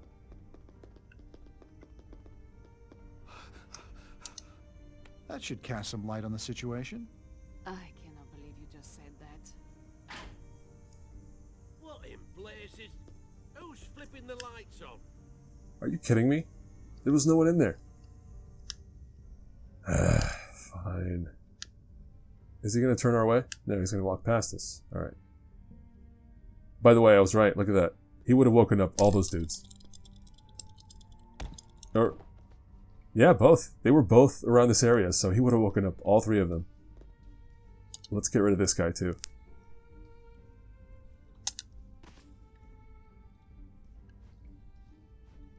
But yeah, thinking back to the church basement, I don't know where I could have placed the bodies to prevent them from being woken up by their buddy. Like, there were no, like, rooms like this where you could tuck them away. So who knows? Alright, well, we lit up the room. That should allow us to do this. That won't work. Okay, we don't need the cleaner. That's not what I'm looking for. Hey, bolt cutters. We did have that locked door at the end of the hallway. Whoa, don't go bugging on me, video game. Again, the game is buggy, much buggier on PC, but it was those kinds of bugs that sometimes, like on PC, that might have just frozen, and you'd not be able to get out of it, and yeah, it's rough. I should have played PS2, actually. I think PS2 emulation is in a pretty good state. Probably could have done that as well. But oh well. We chose our poison.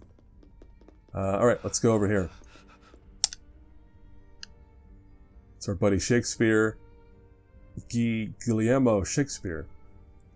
That's how you spell William in Latin, I guess.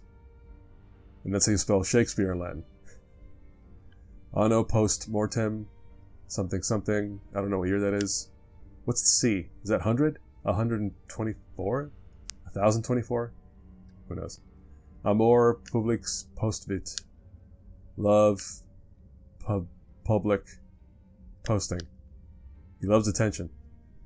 William Shakespeare died in the year of CXXIV, and he loved public attention. That's my translation of that.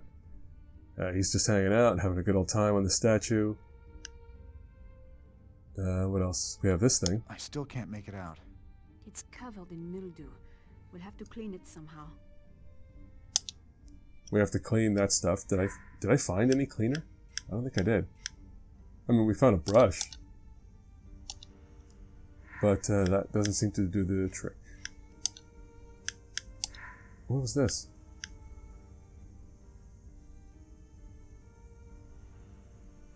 This is a section of a scroll discovered at Saunier's chateau. Why do I have this in my inventory right now? That's weird. And this is just the riddles we already kind of looked at. Yeah, I do remember this puzzle now. I have to clean that thing, but how?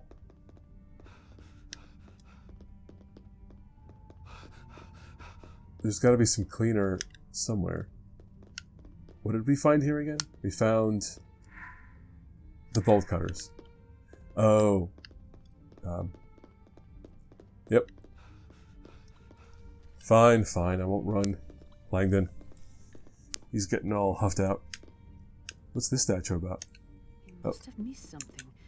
Let's explore a little more. I'm pretty sure the thing I need is going to be back at that locked door. And guess what? There's probably going to be guards hanging around. Did I get rid of the bodies in here? I don't know that I did. Let's see. Oh, nobody there. On the way back. There's no way they're going to let me get by with facing no guards. Ooh, creepy church garden. Look at that. Or creepy church lawn. Anyway. I think I was close to this place, because I did go to London one time, and I did visit the front of Buckingham Palace, where everybody hangs out, hoping to see a royal person. I think this is near there, but we skipped it, I guess. It was one day, so there was not much time to do anything on that trip. I knew it would work. I'll have to go someday myself.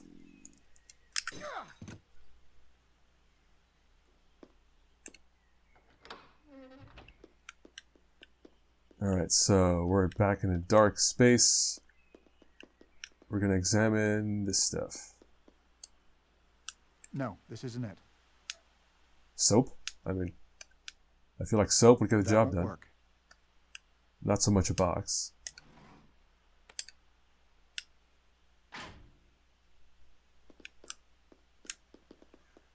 So yeah, stuff like that really makes me think, like, yeah, they meant for the game to be this dark in some places. It's just part of the environment design.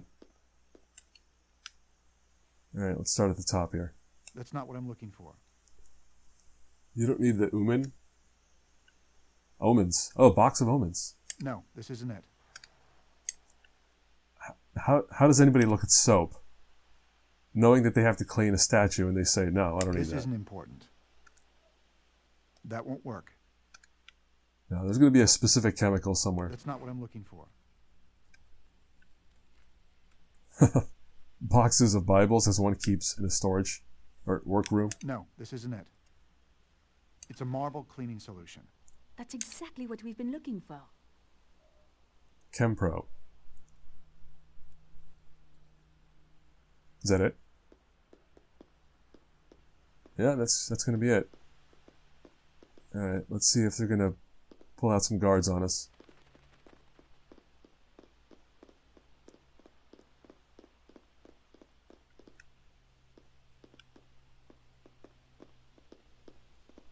I don't know why the footstep sounds disturb me so much, but they do in this game. Too sharp, maybe? Too, like, I don't know. They reverberate, they pop out, because they're so distinct. Alright. Oh, wait a minute.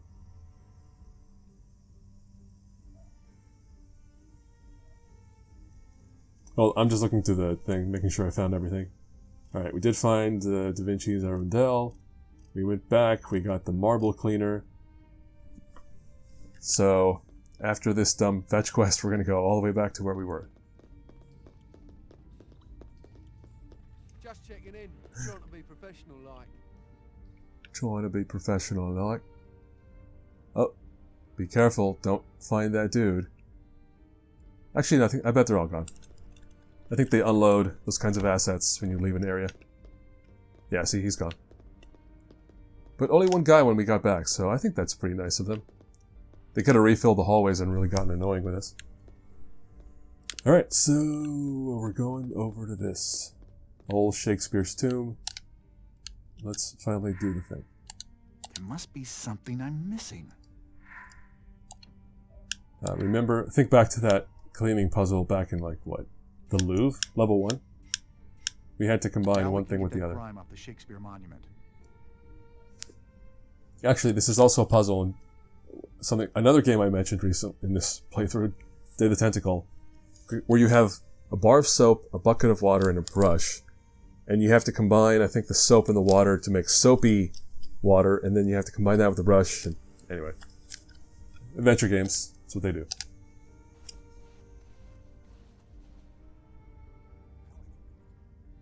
It looks like a quote from The Tempest. What does it say? The cloud-cupped towers, the gorgeous palaces, the solemn temples, the great globe itself, yea, all which it inherit shall dissolue, and like the baseless fabric of a vision, leave not a wreck behind. Huh. There's something strange about it. Man, he likes to read stuff. He's good at reading passages, that actor. Hold on, I want to check something. Yeah, actually not there. Let's read it here. Nope, not there either. Let's go to clues. First poem. There it is. No, my bad. Second poem. Where's that? Alphabetical order. Isn't that really dumb? I think it's so dumb that they chose to do alphabetical order for the sorting of these things. Alright. Though many tried his words to find the rose, and I am this man of loves and woes, a word you'll find that lies within the prose, which here denoted grants a ring repose. So we're looking for a word. And I have a... There's an odd clean spot around the finger. Yeah. Sorry, ladies. This man is taken. He's pretending he's not, but he is.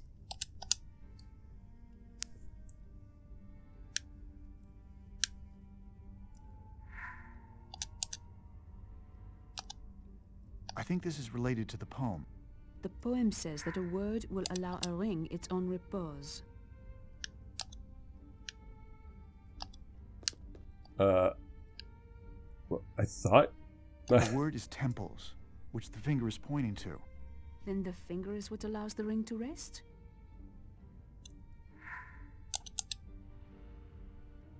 Uh-oh. I'm trying.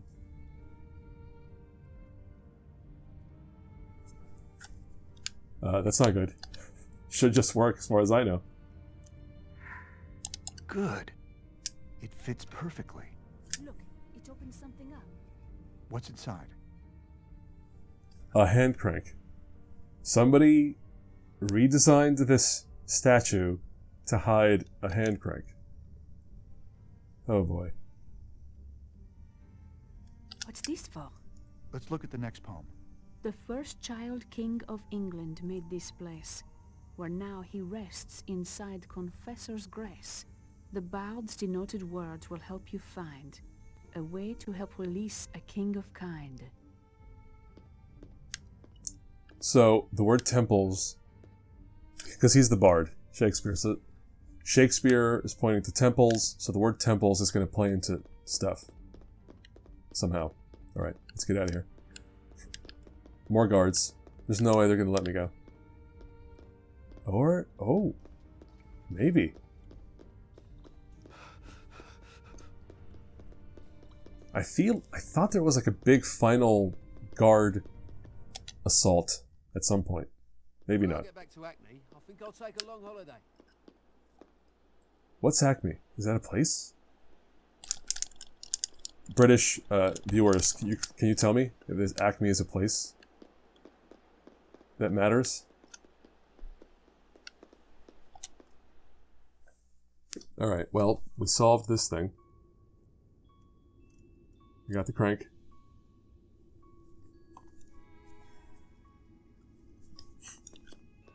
So, like I said, I think we've already come across the name of the king that the third poem mentions, but let's see if this thing will tell us where we're trying to get to. Nope, not there, not there. Nope. Nope, nope. No, no, no, no. Wait a minute. Hold up. Oh, there it is.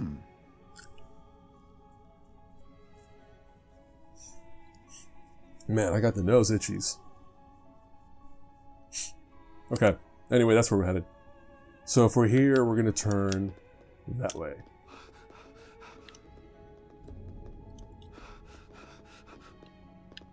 Hey, here's the thing. Oh. What?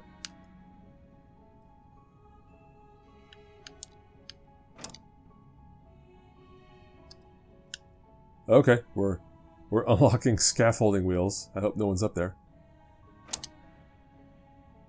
Or around this thing. Because now we're going to move it, apparently. But not this way.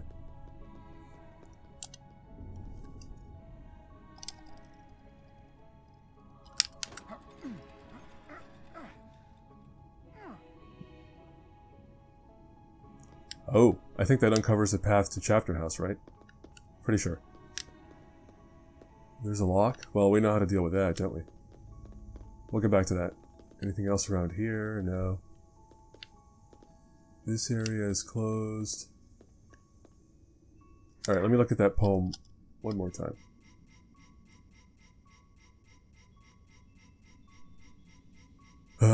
Very slowly get to that poem, because this is the fastest way to get there. The first child king of England made this place. That's King Henry III, it said. So now he rests inside Confessor's Grace. I guess this is where he's buried. The bard's denoted word will help you find, so that's the word temples, a way to help release a king of kind. That I'm not sure about, or what that means. There's some writing here. It says William. As in Shakespeare? As in the creator of this tomb. Or maybe both, knowing Sonier. Let's look at the poem again. The bard's denoted word will help you find a way to help release a king of kind. So far, every previous tomb has given us something for the next one. Good point. Alright, well, let's see. 1, 2, 3, 4, 5, 6, 7. Yeah, I think this is going to work.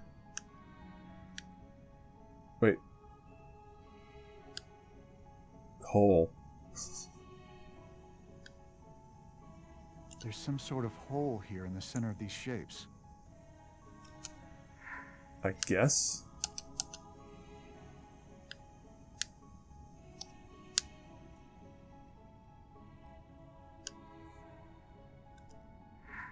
Again, this has to be it. Nice job, Professor.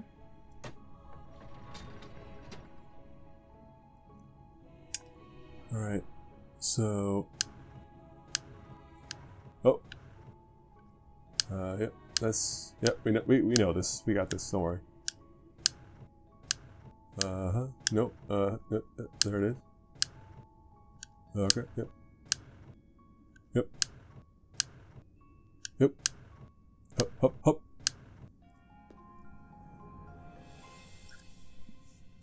There we go.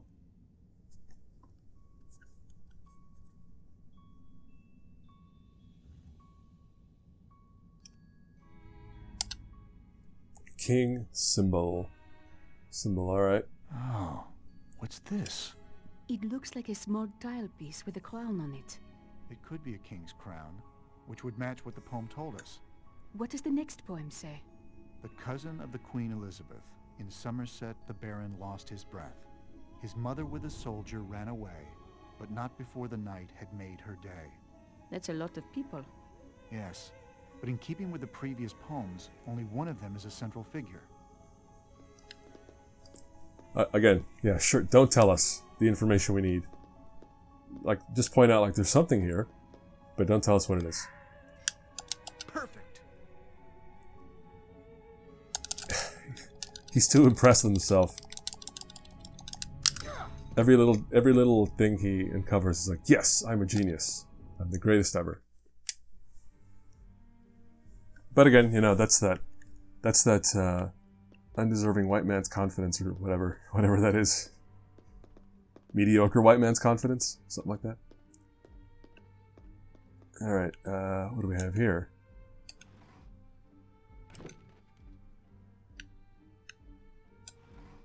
Hey, a bit of work there, but I'm very happy these various places are very safety conscious. They're all ready with the first aid kits. A bunch of tombs and stuff. There's probably a dead guy, a dead person in there, whoever it is. There goes another one. Brian Hudson. Baron. Okay, I think that's our clue on where to go. But first, let me poke around a bit more. Is there anything else? No, that's it. Some kind of weird 3D effect. Oh, it's there's a chessboard on the tomb. That's cool. Look, there are tiles with symbols on them. I know, and it looks like one of the tiles is missing. Well done. Oh, it hadn't occurred to me that maybe Langdon's talking to us. Maybe he's telling us, like, oh, good work. Good work, player.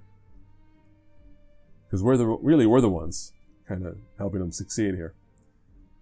Alright, so the fourth poem has a bunch of characters with and they're all sort of, the descriptions put them in a certain order. So we're just going to rearrange these tiles into that specific order. Yeah, so I'm going to take... Hold up.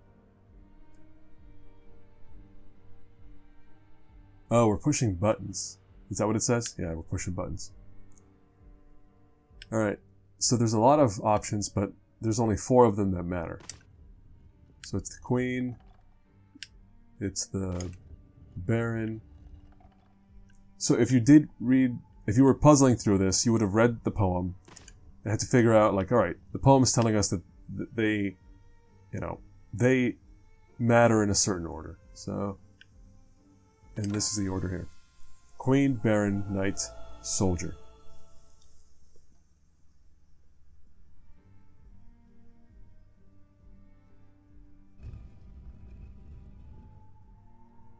I also think it's cool, they just point out, like, they just make it super clear, like, hey, you just solved a thing, and they give you a little graphic and sound effect for that. That's nice. I don't know. It reminds me a little of the shield on Chaucer's tomb. Let's read the last poem.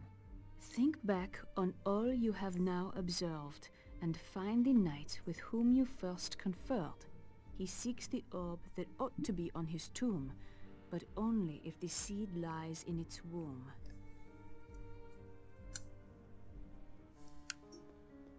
Hey. Hey, pal. I've been itching for a fight all day.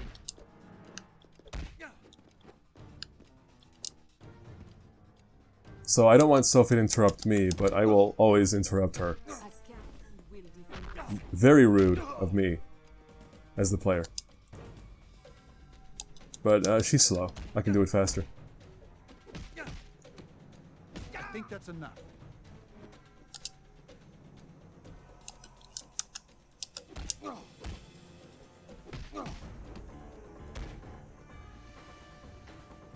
Sleep well, because you'll be feeling that when you wake up.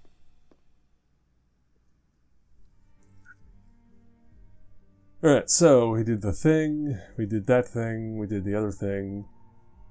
So now we're going back.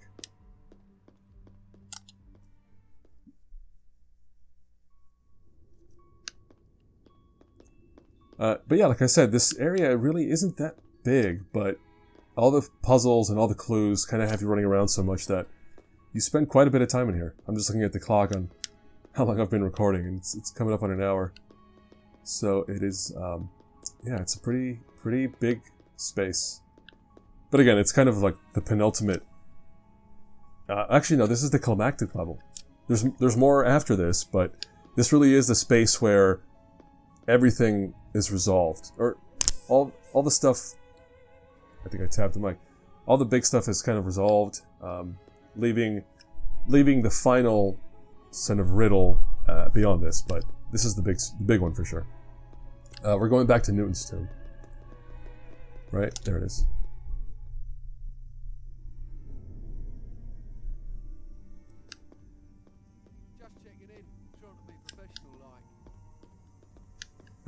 That's very kind of you, sir. Thank you for talking, so I know you are there. Unlike those rude monks who were super quiet. Oh, weren't they? Actually, no. They were spouting their Latin, weren't they?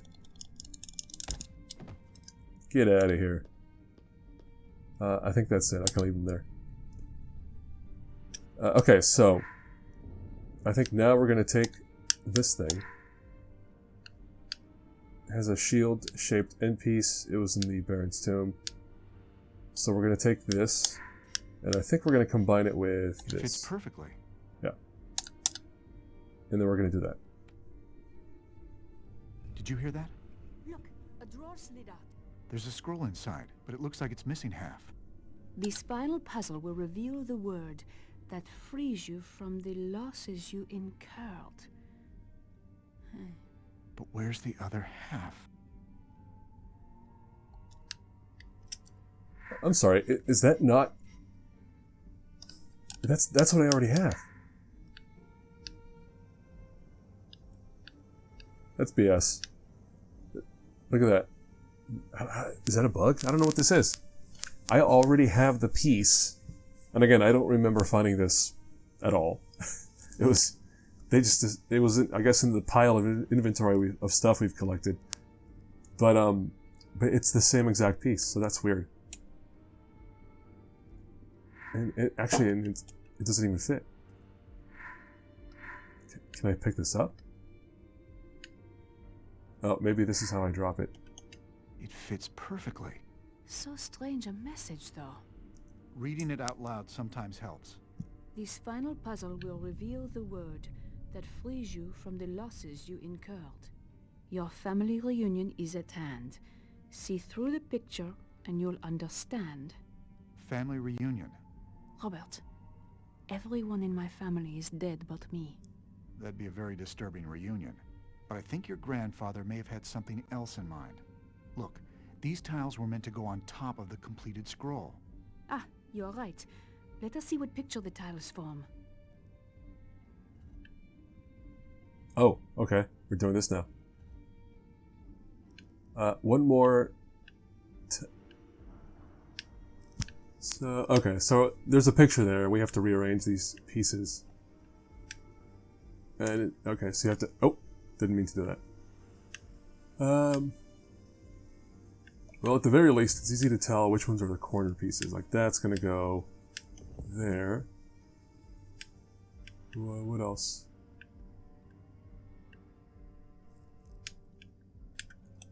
This is the top left piece. I can tell that. This goes on the left somewhere. This goes on the left. And this goes on the left. So the whole left side looks like it's done.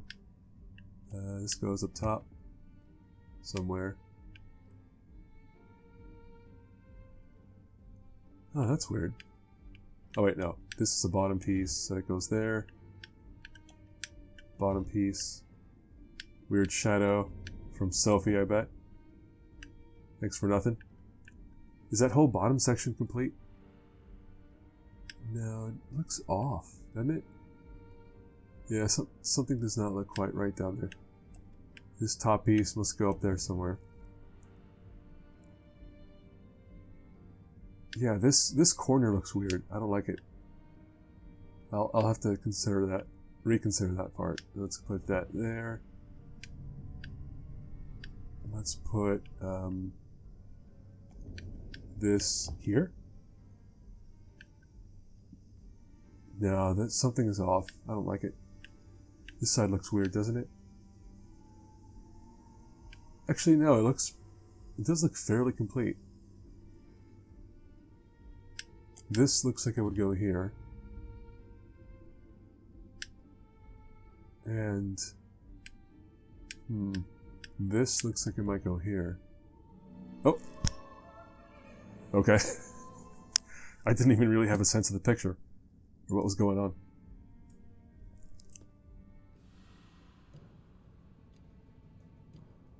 P.A. Church. Robert, look. There are holes in the tiles. You can see letters through them. P-A-Y... E-N-S. Payens is the final password for the cryptex, and Hugh Payens founded the Knights Templar, which means that this must be a Templar church in the picture. Now what do we do? We can use this to get T-Bing back. But Robert, anyone vile enough to threaten someone's life like this does not deserve to know the secret of the Grail. I don't think we have much of a choice at this point. T-Bing is my friend. Our friend. If anything should happen to him... That is quite enough. I am afraid you two are very overdue. Remy. Overdue for what? I believe I am the one with the power here. My gun will point you in the proper direction to move your feet. Go! That's a very Gollum-looking dude, huh? The eyes are super far apart and beady eyes. Very villainous, I'd say. Wait here. And if you value life, be it yours or hers, I suggest you not move.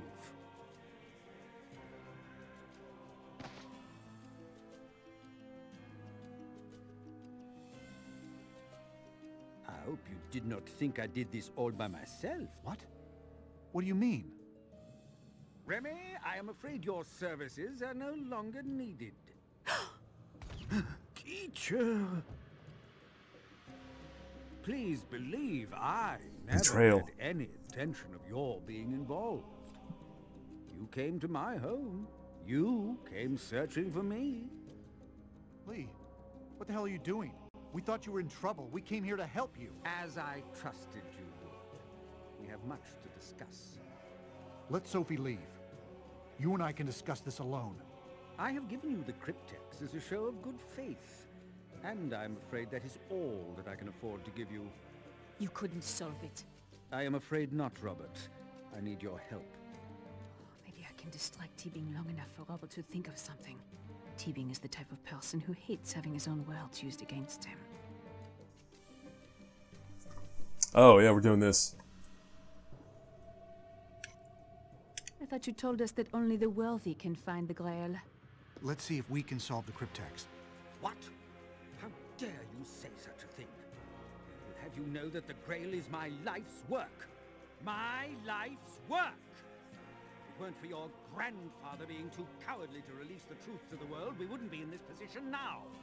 But here we are, and Robert, You must make your decision. What can you possibly hope to gain through this? Why, Langdon, the one thing that I have always wanted the most.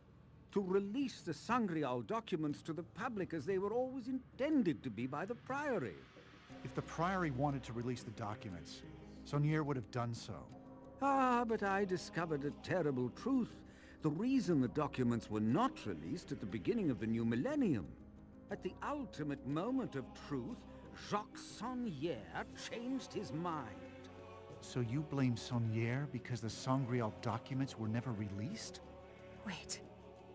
If Tibing is behind everything, then Grandpère's death. Tibing planned all of this out. He is the one responsible for Grandpère.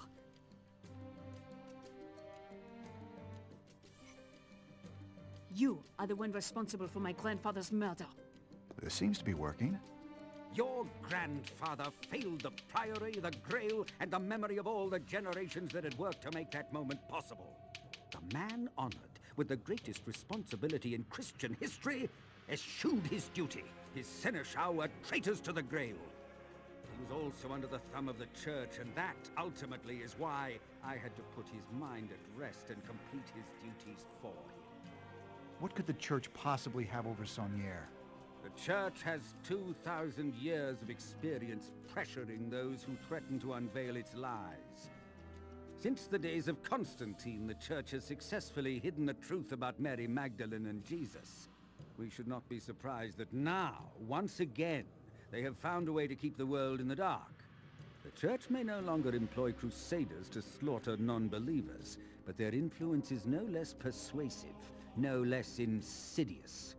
Employing crusaders, persuasive influence, insidious. He's not just describing the Church. Is he a complete hypocrite? He has done everything that he says he hates the Church for. So we're just trying to distract Tibing so that Langdon has enough time to solve the puzzle. You are no better than the Church. It worked. Now for the next part. What are you talking about? You manipulated Silas and Remy into working for you. And again, we got the answer in the last spot. Believe as you did. But everything I think I can go through one more round of dialogue. Oh, and now I have to. Exactly like the very thing you despise. Oh, no, my dear. You have no idea of what you speak. Perhaps I can illustrate my point with something you've been wondering about since you were old enough to think. Miss Nauvoo, for some time now, your grandfather has wanted to tell you the truth about your family. How could you know that? My methods are immaterial. The important thing for you to grasp right now is this. The deaths of your mother, father, grandmother, and brother were not accidental. What are you saying? Robert, it explains everything. All the pieces fit. History repeats itself. The Church has a precedent of murder when it comes to silencing the Sangreal. With the end of days imminent, killing the Grand Master's loved ones sent a very clear message. Be quiet, or you and Sophie are next. These are just theories, but there is one murderer to be blamed. Even if the Church did murder my parents, he is no better. And now you have taken over where the Church has left off. If at first you don't succeed, try again.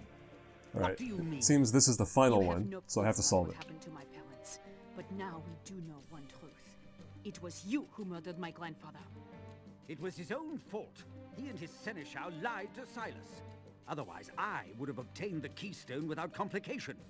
How was I to imagine the Grand Master would go to such ends to deceive me and bequeath the keystone to an estranged granddaughter? Someone so unqualified to hold this knowledge that she required a symbologist babysitter. So it was you the entire time? One way or another, the keystone was coming to Chateau Villette.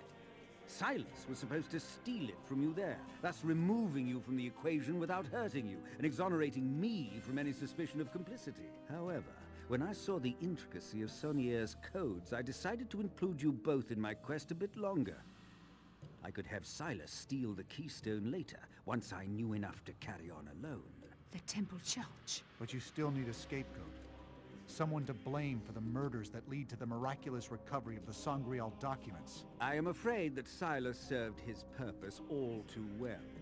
As we speak, he is no doubt under the arrest of the police, and he is a well-known member of Manus Day. Listen. Can you hear it? The Grail is speaking to us across the centuries. She's begging to be saved from the Priory's folly. I implore you both to recognize this opportunity. We need to swear an oath together. A pledge of faith to one another.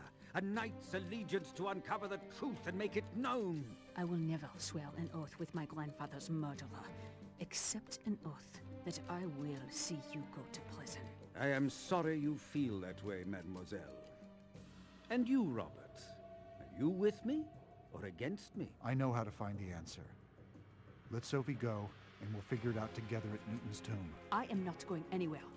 That cryptix was given to me by my grandfather. It is not yours to open. Sophie, please. You're in danger. I'm trying to help you. Robert, my grandfather would prefer his secret lost forever than see it in the hands of his murderer. Shoot me if you have to. I am not leaving my grandfather's legacy in your hands. Very well. No, Lee, if you even think about it, I will drop this. That bluff won't work on me. I know you better than that. Do you, Lee? I am a lone knight, surrounded by unworthy souls. Very well, a show of faith. Set the cryptex down, and we'll talk. They'll shoot us both as soon as I do. I have to protect Sophie, and the Grail. Oh. Okay, we're in the middle of something big, and suddenly the level's over. That means we're about to go into a pre-rendered cutscene.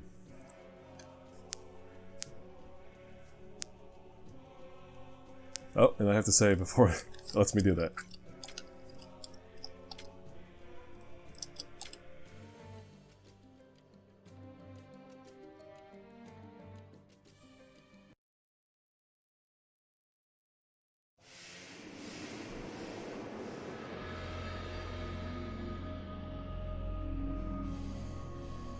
If it's not clear what's happening, he threw it in the air.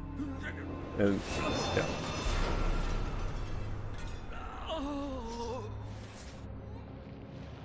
Arrest him! The old one! The Grail! Don't you understand? The Holy Grail! It's lost! Lost forever! It was nearly over. But there was one final scroll, one last rhyme to lead us to the ultimate answer. The Holy Grail beneath ancient Rosslyn waits. Adorned in Master's loving art she lies. She rests at last beneath the starry skies.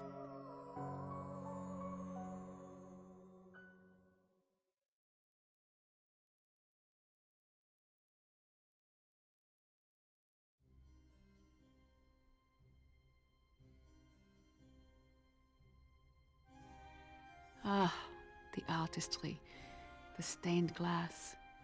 Oh, it is achingly beautiful. The Holy Grail beneath ancient Rosslyn waits. Well, we're here.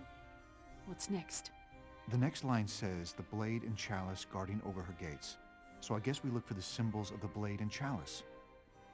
Okay, so this is the final... this is the climax. This is the sort of... Well, not the climax, the denouement. What's the thing where everything gets resolved? This is it right here.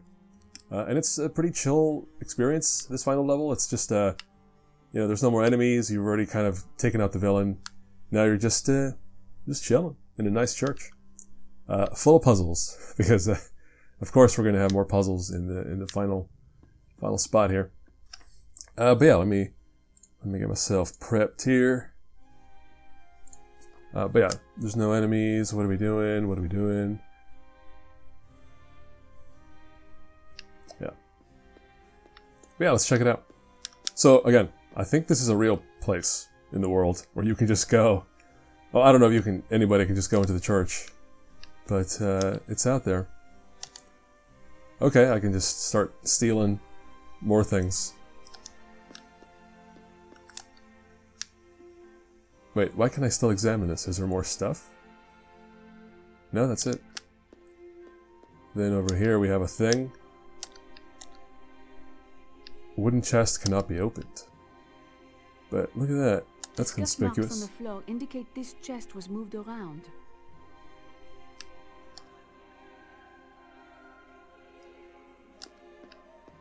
So if I can't open it, what could I do?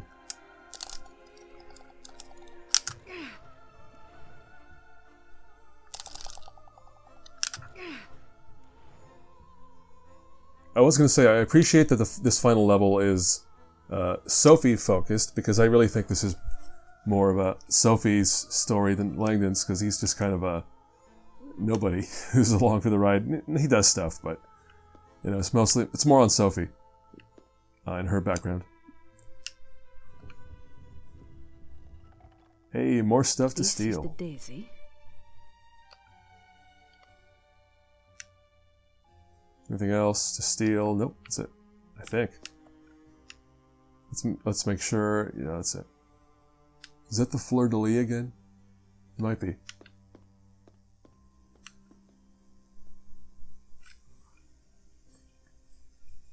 Alright, so we picked up that thing. We did the thing on the floor.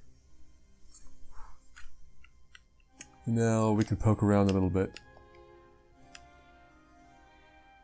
The angel's banner is inscribed with the word faith. The angel's banner is inscribed with the word courage. Which you can sort of see it without having to read the inscription, but it's a little rough. Nothing else down here. So we've got faith and courage on the right. What about this side? The angel's banner is inscribed with the word truth. The angel's banner is inscribed with the word hope. So what is that? Hope, truth, faith, and courage? Yep. Oh. That's just the wall again. What else do we have? I think there is something behind these curtains.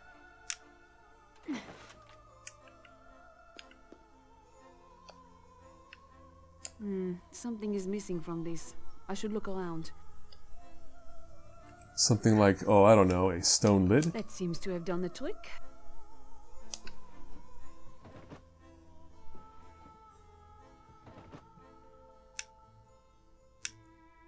I can't get out of this. There it is.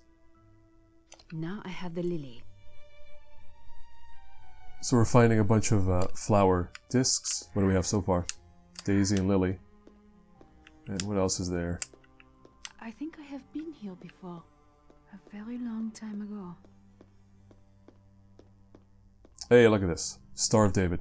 The symbol for male and female. Fused together as one. The perfect union of male and female. Solomon's seal, marking the Holy of Holies. Innocence, strength, purity, wisdom, love, loyalty. All good stuff to have. Discover a way to open the gate. Alright, we'll get there. Let me poke around a bit more.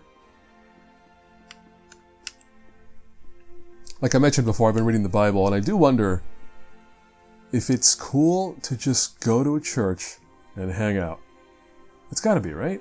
Like if it's active hours, if they're open, it should be cool for anybody to just kind of wander into a church and hang out. Because I feel like there are some faiths or religions where that's not cool, right? Like just going in there as a non-believer and hanging out in a church or in a place of worship feels like I don't know. It feels like a taboo thing. There's something behind the curtains. And again, mainly as an ex-Catholic, I do wonder, like, hey, just can I go to a Catholic church, you know, just sit and chill without getting talked to? That's the thing. I don't want to incur like some preaching. I just kind of I'm curious to just hang out and do this. Actually, go into a church and just kind of like look up at stuff and check out some details without having to talk to anybody about religiosity. I might try it. There's a church near my house, near where I go to the movie theater that has caught my eyeball. Whoa. There's an object, but I don't know how does she even see anything? It is pitch black. I cannot make this out. I need more light. Well, there you go. So once again, I feel like the darks... Hey, look, now it's more visible. I think. Oh, weird. The lighting changes when you get away from it. That's odd. But anyway, yeah. So again, the dark spots in this game seem to be by design. But now we need a flashlight or something. That's locked. Or it doesn't open in any case. Alright, let's steal some stuff from the church. I can't even close this.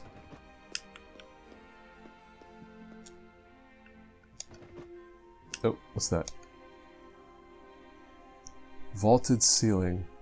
Daisies are in... Oh, look at that. Okay, we should all know what this is referring to.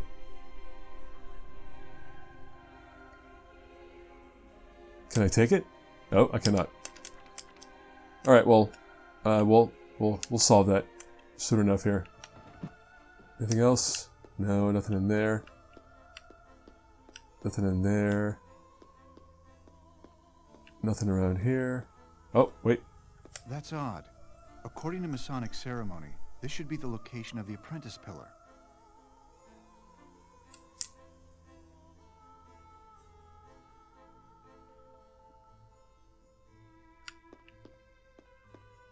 Yeah. This is the journeyman pillar. This pillar stands between the pillars that represent Boaz and Whopping, according to Masonic architecture. Those masons, they pop up a lot in Dan Brown's work. There is a story that states that the master mason of Rosslyn, who planned to carve this pillar, traveled to Rome for inspiration on the design. In his absence, his apprentice, having received a vision of the finished pillar in a dream, began carving the pillar immediately and created the design as it now stands. This pillar is hailed as a perfect marvel of craftsmanship. When the master mason returned and witnessed the carved masterpiece, the master was so struck with envy that he demanded to know who had dared to carve the pillar in his absence. Upon being told it was his own apprentice, the master mason was so overcome with rage that he bludgeoned his apprentice to death with a mallet. Why are you hating, man? You know, that's good. You should want the people you're teaching to be better than you. That's always a strange part of, like, maturing and teacher-student relationships. It's like, no, you should want your student to be better than you. You want to teach them everything you know, but then also have them bring in their own stuff so that they exceed you in every possible way. This idea of being jealous of the younger folk, I don't get it. It's super weird. But I guess I'm just of the sort of person who's like, you know, older generations, you gotta teach what you have, and then, you know, let the next generation kind of like do things as they're gonna do it. Taking what they've learned from you and from everything else around them. You gotta step aside.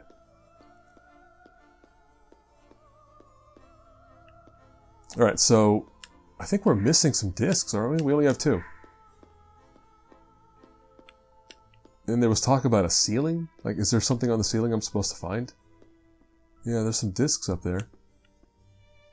God, camera.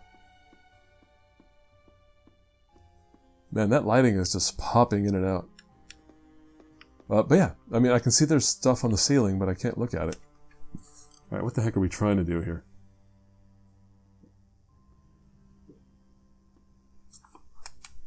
Oh, interesting. Look at this, I missed a thing.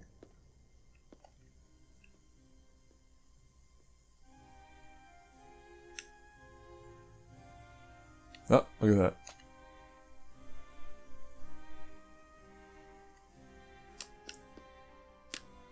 Is there something on this side? No.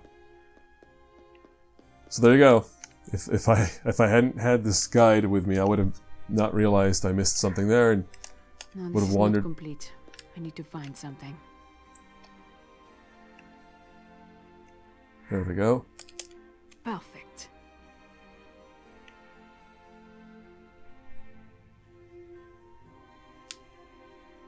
It's Latin. It says, wine is strong, the king is stronger. Women are even stronger. Truth conquers all. Okay. I don't know what that means. So we'll just move along past that.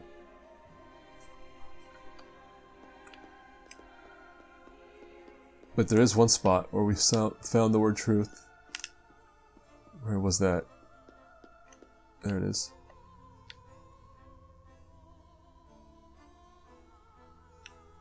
What was it that the Latin inscription said about truth? That truth conquers all. Then there must be something special about this angel. Lift me up. Let's see what we can find.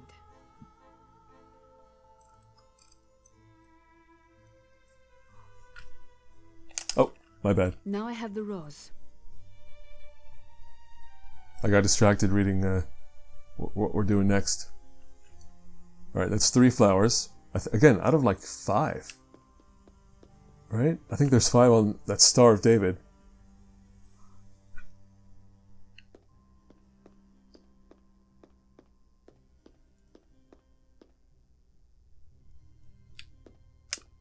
Hold up, is there anything else? I feel like there was one more thing. But, no, I guess not. So, yeah, the whole thing with this church, at least in the movie, in the book, they make a point of this, is that there's all kinds of symbols in it. Like, it's supposed to be a Christian church, I guess, but obviously there's a Star of David there, and that's associated with Judaism, and then there's just apparently all kinds of other symbols plastered all over the place. I don't really see any. I mean, I guess we're finding a bunch of the symbols, but yeah, that's the whole thing with this church. It's just it's an anomaly as a Christian church. It makes reference to a lot of other religions and other symbols. Alright, so what are we doing? Where's that innocence? There it is.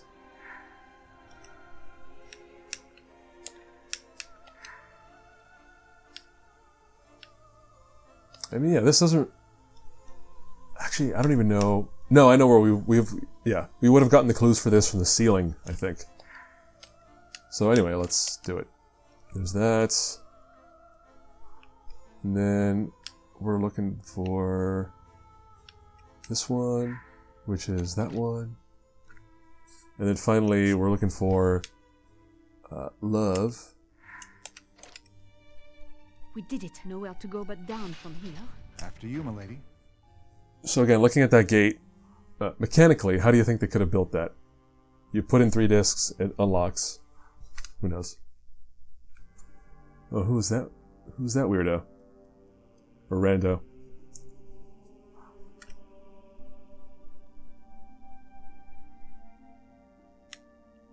Alright, what do we got here?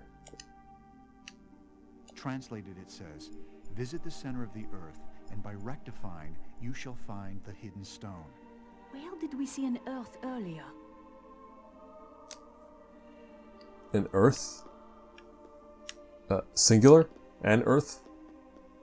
We're standing on an earth, for one.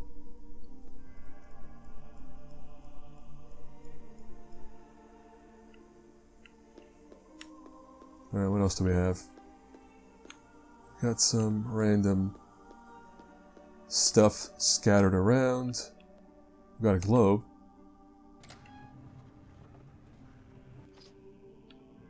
And there's a missing piece. The globe of the earth. That's strange. Where Scotland, England and Wales should be, there's nothing but an indentation similar to the shape of those countries. Why would they be missing from this globe? Let's ponder that.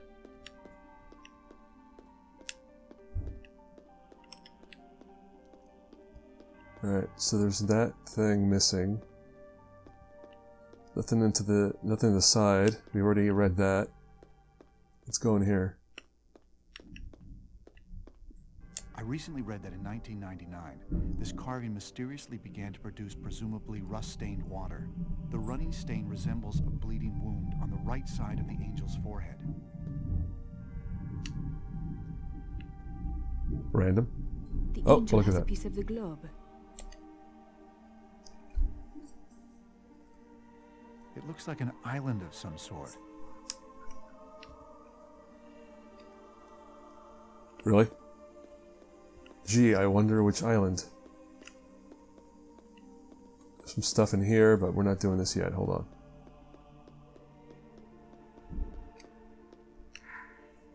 Perhaps I should try something else. That part worked. Ah, the globe opened. There's another piece inside. There's a star on this medallion.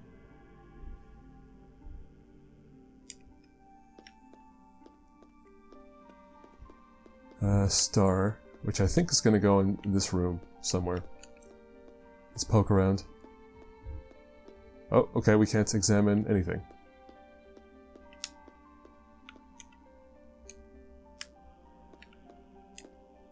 What? Huh? There. That looks familiar. Ha, that did it.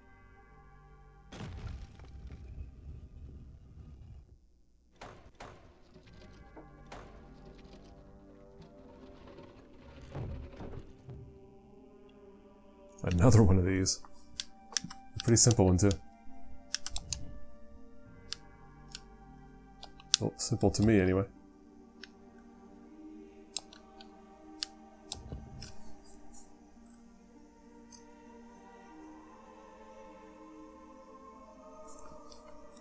Alright, what else? This one goes here.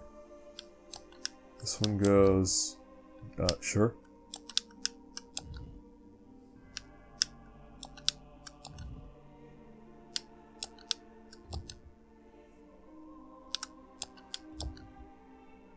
Wait, what? Oh. No, this one goes here. But then, no, this is not right. This goes here. This probably goes there. Or, maybe not. We'll see. Did you hear that? It sounds like we might be able to lift that trap door after all.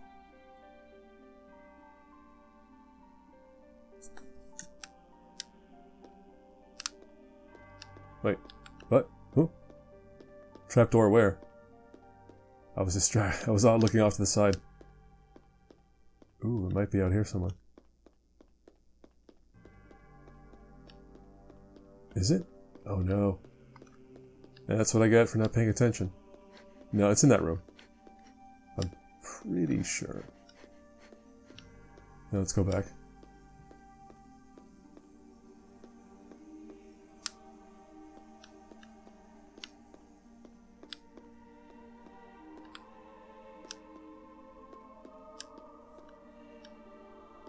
What? Uh-oh. Wait, what was that? That seems out of place here. Ah.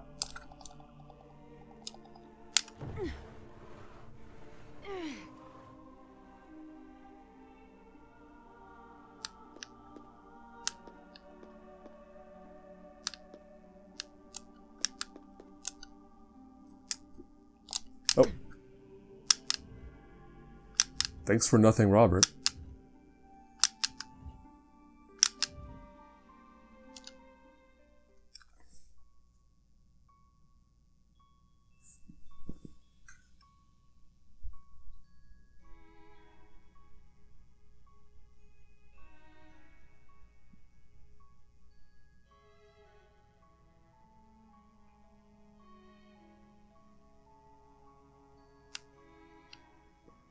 Alright, well, we found a spot with a lot of stuff crammed into it. But first, let's go look in this corner for the final secret item of the game. Whatever it is.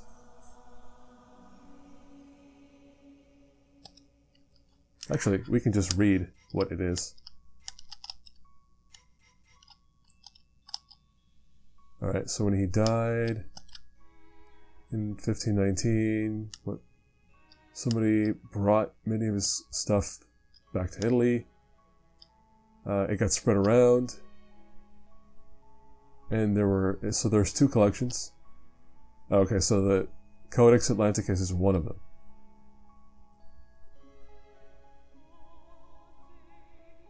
Yeah, it's still around. It's kept in Milan in 12 leather-bound volumes with a ton of stuff. Alright. So it's just a collection of Da Vinci things. Writings. Look at that. St. Clair is one of the oldest families in France. This traces their lineage back to a line of Merovingian kings. Oh, really? Yeah, family trees are always interesting to me in that eventually you're going to run out of room, right? You're going to run out of space for the new people, new generation.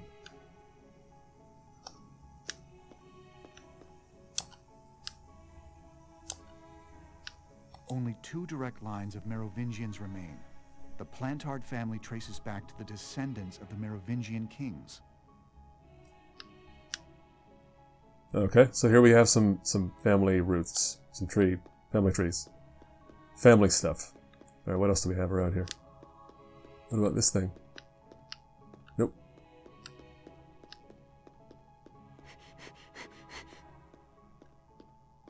Oh, hold up. We've got something. She was here. A sarcophagus? Mary Magdalene. The Holy Grail. Where did she go? Did the church finally get her?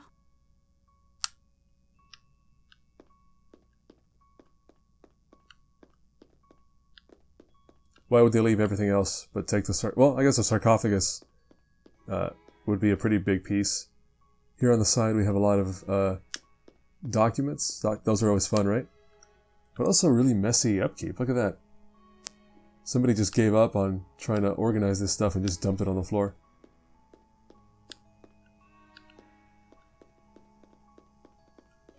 In fact, this whole place just looks like it's kind of... oh, look at that. Nice little shot of night sky. Night sky. So at this point they've been out and about for almost 24 hours? Which means they've been awake probably, what, 36 hours or more? No, definitely more. So it's close to 2 days of being awake. But they might have slept before they came to the church. I don't know. Newspaper clippings. What was it about, Sophie? When you and your grandfather fought? Was it something about your past? Was it something about how your parents died? How could you know that? Wait, hold up. Didn't T. Bing just explain this whole thing about the parents in the family? This article says the entire family was killed. Father, mother, and both children? A boy and a girl. Only their name isn't Neveu. It's St. Clair. This makes no sense.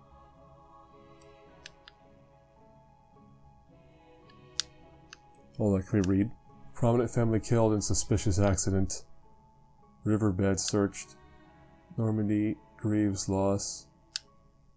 Excavation begins at Louvre. Royal blood links. DJCP promotes cryptologists. So it's a best of Sophie's life, I guess. Or maybe losing one's family's had a best of. A highlight, a notable moment in history. Sophie, I was wrong. Saunier didn't want you to guard the secret of the Holy Grail. Sophie, you are the secret. No. You survived the car accident. If it even was an accident. The Priory found out. They must have concealed the fact that you weren't dead.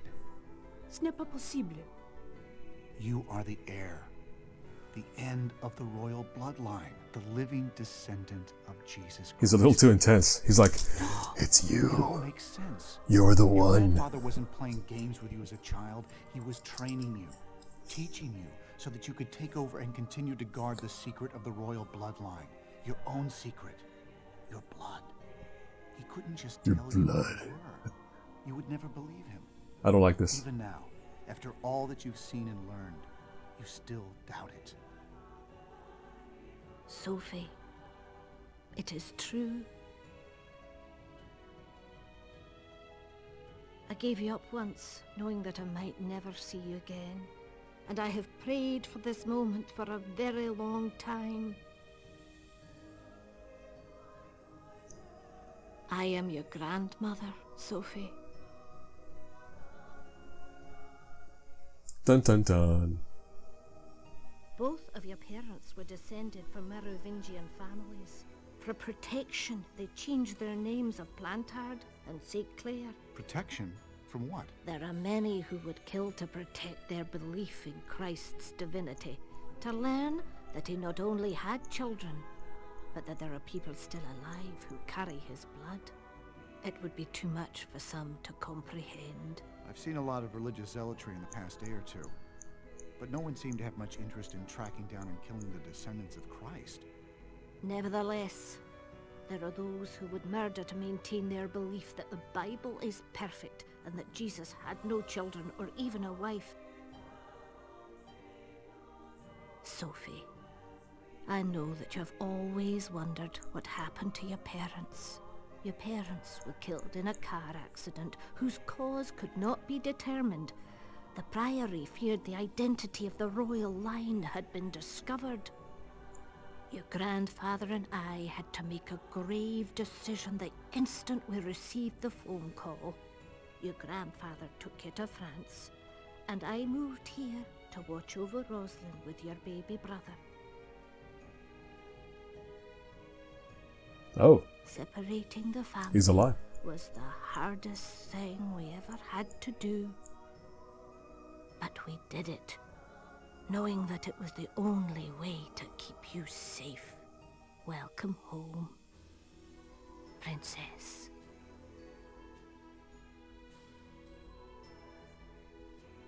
My husband obviously trusted you, Mr. Langdon, and so shall I. Considering what you've done for me tonight, and as curator of the Rosslyn Trust, I can tell you for certain that the Grail is no longer here. But the words say the Holy Grail beneath ancient Rosslyn waits. One of the Priory's most ancient charges was one day to return the Grail to her homeland of France, where she could rest for eternity. When my husband became Grand Master, his first duty was to restore her honor by returning her to France and building her a resting place fit for a queen. But the poem says... Why does it point to Rosslyn? Perhaps you've misread its meaning. The Grail can be deceptive, as could my late husband.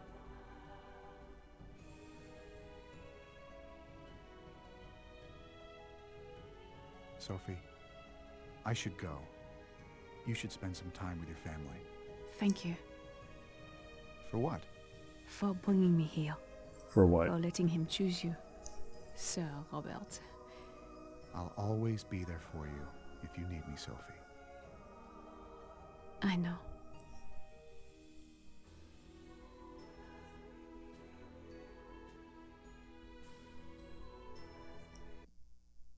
Oh, that's a touching moment. It's been quite a journey. Hey, look at that. We get one more menu to have to skip through before what I think is going to be the final cutscene. But yeah, like I said, there's been... Actually, no previous video game had any of this stuff. Again, so I played 4 Da Vinci Code games, and none of them go beyond Westminster Abbey. Like, they all end... All the previous ones ended with T being getting arrested, and then they all end with like, hey, you solved the murder, congratulations.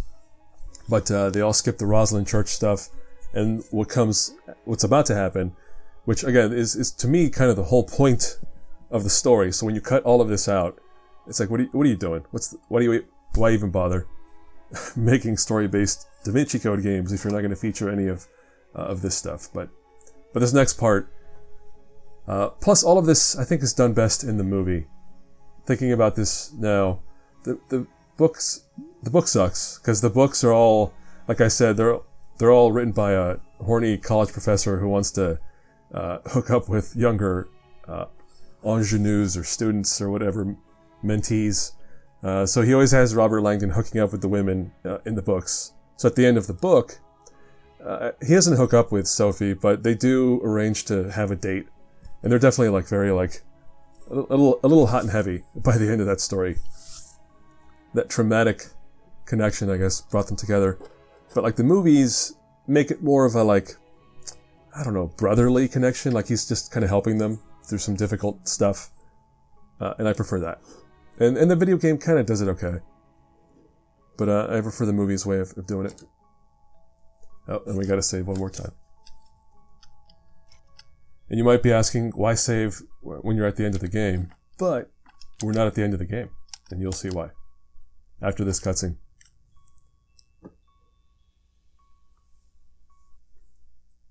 It had been the most extraordinary 2 days of my life. And now I was back in Paris as if nothing had happened. But everything had changed. And suddenly, I understood Samir's message at last. The Holy Grail beneath ancient Rosslyn waits. Adorned in Master's loving art she lies. She rests at last beneath the starry skies.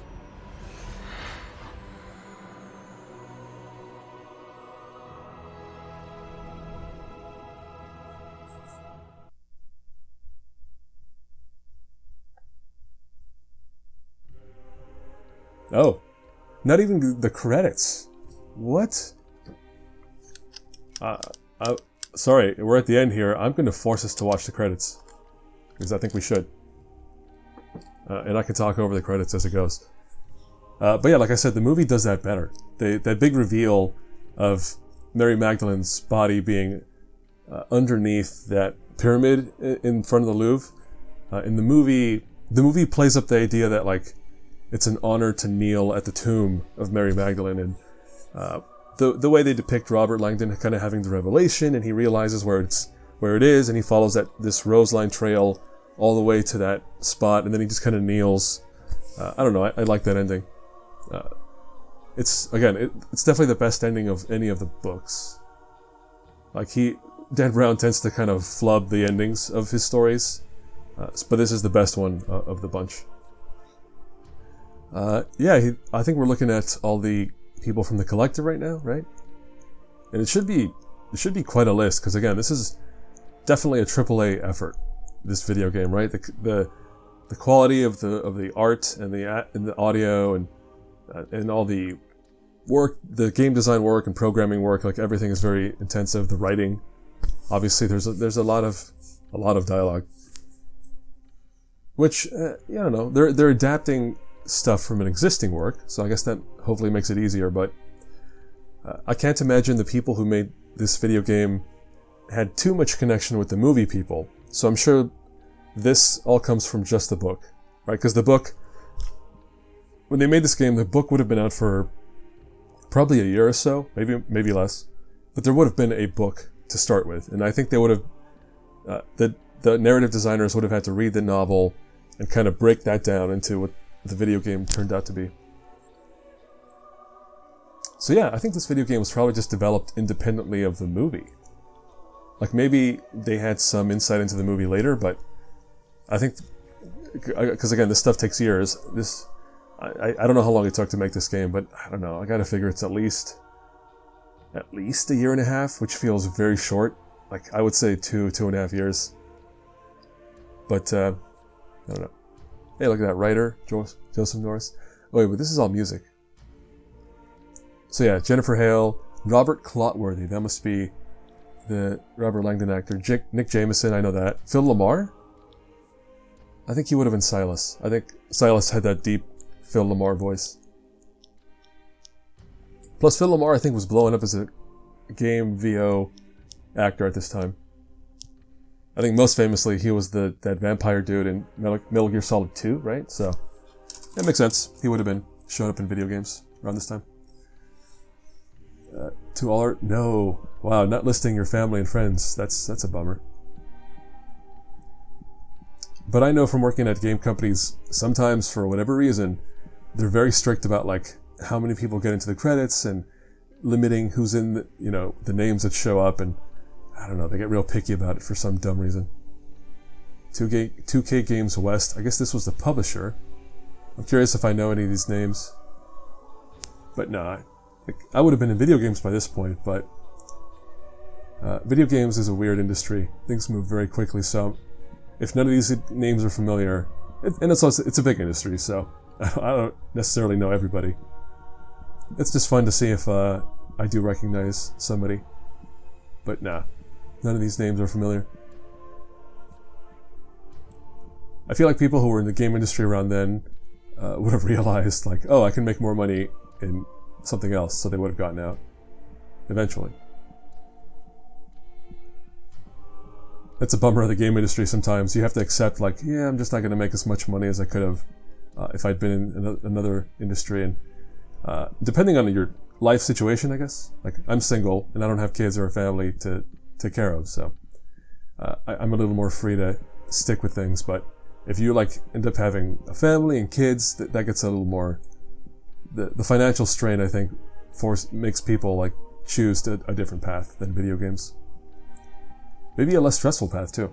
Video games is stressful, can be stressful, can be a lot of hours. So again, once you go through that, and then you look at your income, you're like, is this worth it? What I'm making versus what I'm experiencing? So anyway, I'm assuming a lot about these people and their life choices. Who knows where they all ended up? Fortunately, I'm pretty sure the credits are all on MOBA Games, thanks to somebody. So I can just go poke around later. Log teams. Yeah, I didn't check if there's a way to change language. I don't think there is. I think because I'm playing the American version. There it is. Or again, with that T for teen rating. I think I would just have the English-only version. Does it say on the back? Yeah, it doesn't really say for sure. The European publishing team, so I guess they lumped all the credits together. Sony, that would be the... Oh wait, yeah, my bad, Sony was involved, and they're the movie people, so I guess the movie folks were consulting or in some way. And Ron Howard was the director, Brian Grazer the producer, probably Rosenberg as well, Dan Brown the author. So yeah, they were definitely consulting with the movie folks for this game. All right, put that down. But yeah, like I said, we're not done. For one thing, we can look at the extras we unlocked. Again, we got everything, right? We got all these spheres, and we got all the coins. So that's good to see. Back out of there. Artifacts. Yep, we found all 9 of the artifacts. Which you can't really zoom in on any of these things. You can just highlight them. And then this is weird. This bug where it doesn't show the name of this thing, whatever it is. Where would we have... I don't remember where we found these things. We found that in Rosslyn. We would have found that. And... Hold on. Camera keeps blurring on me whenever I go forward and back. There it is. A little sharper. This would have been from the Abbey. So I guess this would have been from the church. Temple Church. But I don't remember finding it. But I have it, so that's fine. Let's go through the concept art real quick. Some of the environments. That's pretty... Yeah, I mean, if you recall what we played through, it looks pretty much like these concept art pieces look. That's that scene where he breaks in. That's some random... And that's it.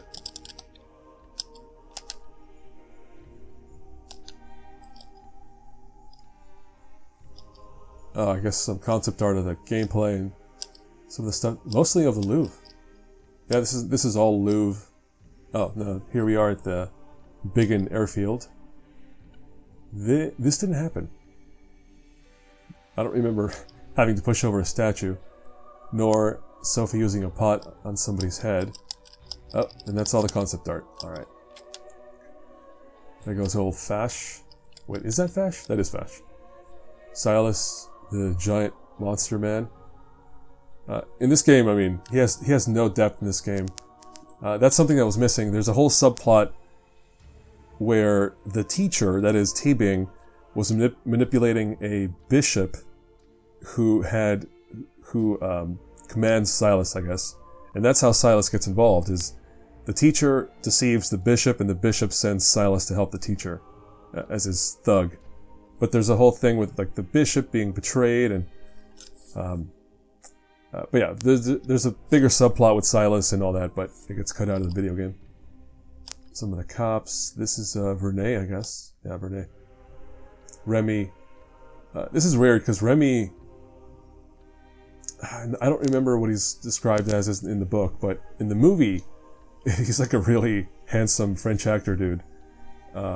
Here you can see that they always intended the video game version to be kind of a froggy looking... Oh man, who's that actor? Robert Laurie? Is that him? The guy from Maltese Falcon, the kind of Weasley villain dude. I think that's... If I was to name someone that this looks like, that'd be him. T-Bing. Yeah, this is interesting. In the book, he is a portly dude. Right. He's always got the crutches from polio or whatever. But in the book, he's like a portly guy. But in the movie version, you know, it's played by Ian McKellen, who's a kind of a more lean, distinguished sort. And the video game seems to be based on that more than the book description. Some of those hired thugs. No idea who this is. Randos, I guess. Robert? Wait, is that Robert? No, that's Robert. Yeah, he's always supposed to be this, like, again, handsome Harvard professor guy who Dan Brown wishes he was. And no idea who that is. I guess that's supposed to be versions of Langdon. Sophie. Yeah, always stuck with that skirt. I don't know. It's a weird... I feel like if you're going to go adventuring, you know... And I guess she was wearing that when she got called in to the business, so maybe she got stuck with that, but wearing like boots with heels and skirts, I feel like that's not good adventuring gear. I guess these are the monks? Yeah, those are the monks. Yeah, those monks. Sandrine, I guess. The cop. More cops. And that's it. That's where the concept art decides to end. On this guy. On Hunk from Resident Evil. Alright, well that's all the concept art. That's all the extras. What else did we... I wanted to check on language. Yeah, there's no language option. Alright, so, I'm talking a lot. We're going to... The final bit is these two. You can revisit the Louvre and revisit the Rosslyn. And that does not mean replaying the level. We'll see.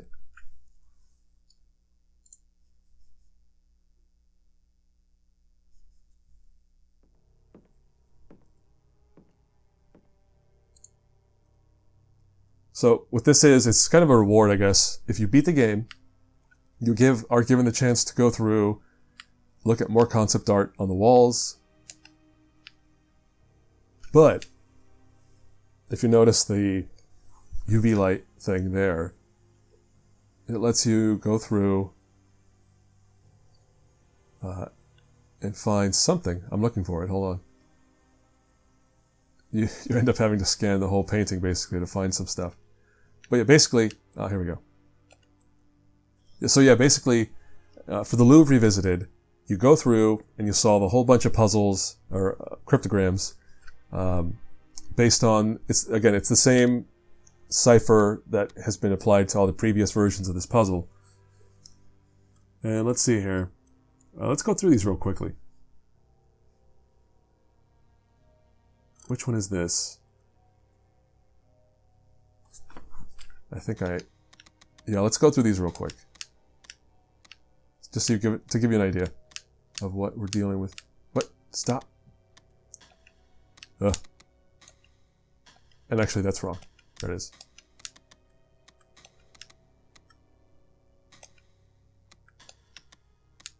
And there's no purpose, I guess, to this. You don't unlock anything else beyond this. If you solve the puzzles, it's just kind of a bonus. Like, if you really liked puzzles in this game, here's one more chance to go through and solve some of them. And I guess it just talks about, it just reveals a little more about the different characters. And if you're wondering how I'm solving this, I just have the answer on the screen here. All right, must have been... All right, this is obviously Priory. Prio. That's a Y. The must have what? Oh, wait, this is not a description. I think this might be a line of dialogue.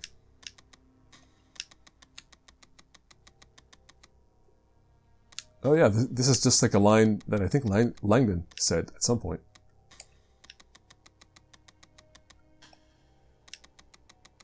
When she was attacked.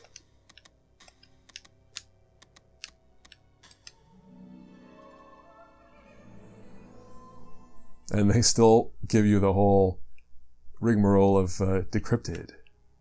And that's it. It's just a unnecessary puzzle. Let's solve them all, though. In the interest, again, of being completely thorough.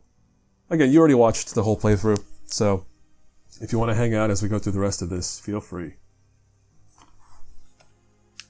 Alright, where do we find this one? I think it's always in the corners somewhere. Just keep your eyes peeled for something. Oh, there it is.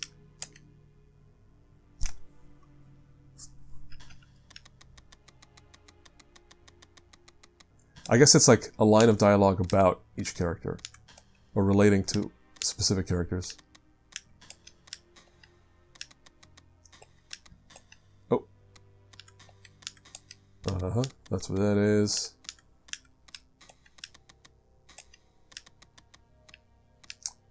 So yeah, given what I was saying early on about how this shouldn't have had any combat, it should have been puzzles only, I'm bad at puzzles. So then I do have to wonder, like, how much I would have enjoyed that. I think I would not have enjoyed it either, so that's a bummer. Maybe I just wouldn't have enjoyed a game like this at all. But yeah, it does make me curious to try some more modern takes on this idea. Like, kind of photorealistic, adventure game where you're like in a dark and grimy world and solving puzzles. Again, I'm almost positive there's a Sherlock series that's pretty popular that is similar to this, so I might have to seek that out. And actually, I guess any video game based on Sherlock Holmes would be a license. Yeah, it's based on a literature license, so even if it is a public domain, property, it is still not an original property to video games. So who knows? I might decide to do a Sherlock examination. Except there must be so many Sherlock Holmes games. In case it's not obvious, I don't like to do just one game. I like to do a whole series and be as thorough as I can with that series. So, oh man, how many are there? It looks like there's a lot of them. But let's keep going. We did Sulpice. Let's do Normandy Mansion. All right, where's this thing? It's up toward the top. All right. Oh man. So I guess this is a pro for the PC version. On PC, they don't make you navigate menus this way. Like if you're in a menu that requires letters or numbers or something, you just type it in. So like in level 1, there's the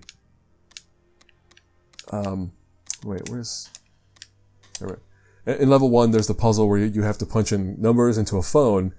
On PC, you would just go to the keyboard and punch in 454 or whatever the number is.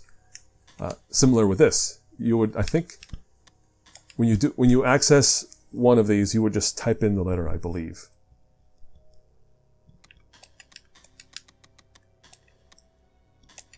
So depending on the kind of player you are, maybe that's better for you. Or another note for you if you're considering PC versus console. It's the Princess Sophie key. So this is a Sophie dialogue thing. Grandpère. So does P-E-R-E, is that father in French? Père? If grandpère, oh. No, but this line is grandfather, okay. Alright, boom, boom, boom. We're gonna zip through these. What? Alright, now we're over here.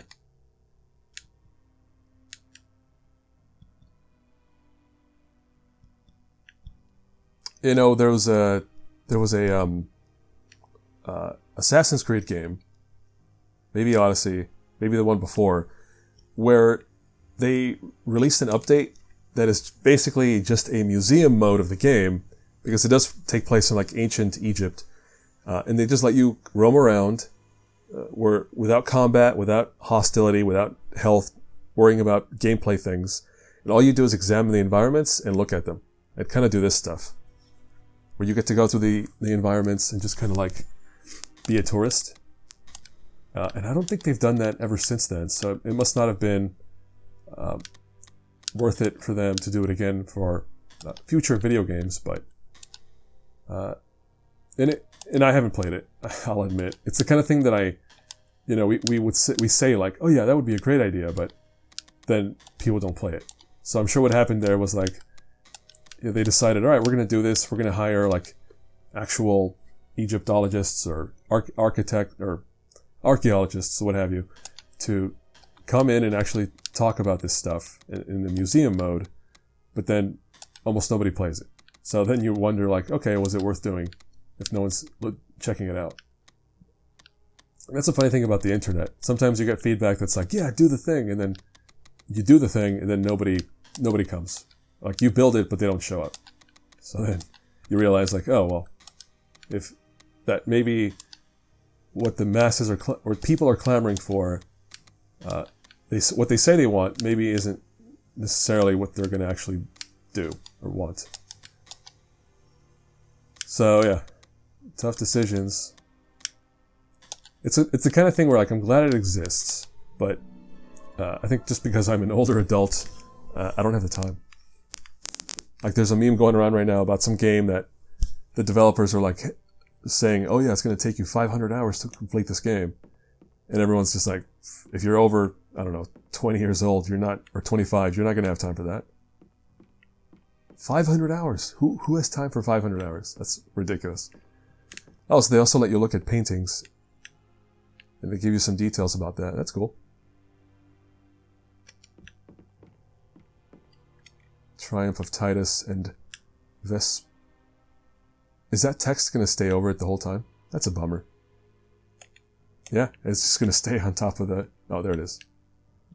You can't zoom, but that's decent. Also pretty good resolution. Unless you go really close to it, but from this distance, that's pretty good. Alright, which one is this? Chateau Villette painting.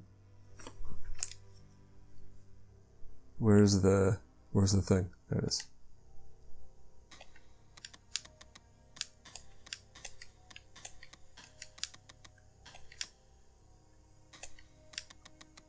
And even though I've now played 5 Da Vinci Code games, this is not the end. Oh, didn't mean to do that. There are actually 2 more video games based on some of Dan Brown's books, so I will be continuing after this with some there it is, with some more playthroughs. Much shorter, no other video game compares to this one in terms of its length and breadth of content, but there are more. I don't know what's more successful, like the short and sweet licensed video game that kind of like calls back to the license, or the work like this that tries to be tries to not just be the source material but expand on it in some way.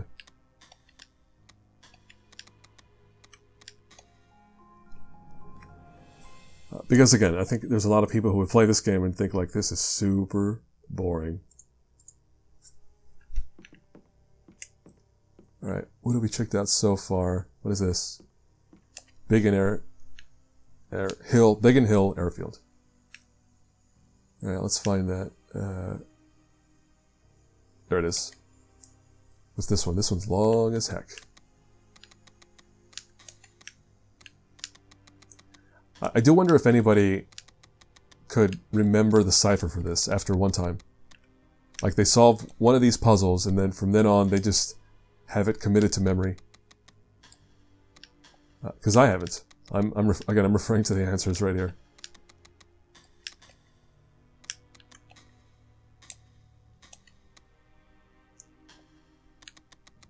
The brought.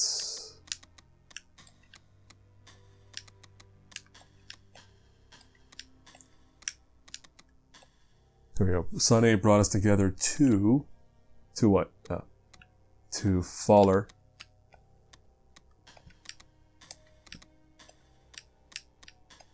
Faller these clues for a reason. Wait, isn't that another Robert line? Robert Langdon line? I think it is. Alright, what else do we have? Oh, can't look at that. We can look at Saint Roche. Not too long. We can look at the Assumption of the Virgin. Madonna of the Rocks. We looked at this already, I think. John the Baptist. We definitely looked at that. St. John in the Wilderness, aka Bacchus. Maximilian and the Knights of St. George, vowing crusade against the Turks, blah, blah, blah. Didn't we already... No, wait. No, I was just going to say, isn't Bacchus the god of, like, hedonism or something? I could have sworn. Oh, look at that. They're going to let us go look at the Mona Lisa. But not yet. 4 god musicians.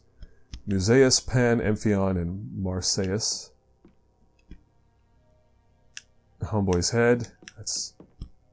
I'm sure he's a saint. In fact, it said saint, so yeah. The guy who beat Goliath and cut off his head. Death of the Virgin. Everyone's bummed out, like super bummed out about that. We cannot go in there. Westminster Abbey and Temple Church paintings, and I think that's going to be it. Yeah. Oh. Hey, look at that. It's still nighttime outside.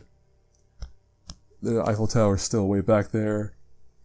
Real jaggy and barely visible. Alright, Temple Church.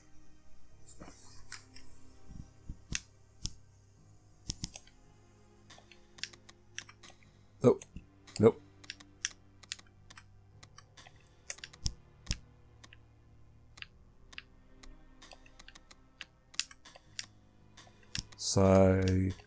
Silas. He's a Spaniard, but I guess the name would be like Silas in Spanish. I'm sure it's, as I'm learning, as I read the Bible, a ton of names that are very common in many languages are just straight out of the Bible. Like I learned that the name Gomer, as in Gomer Pyle from Andy Griffith's show, is from the Bible. Like early on, there's somebody named Gomer.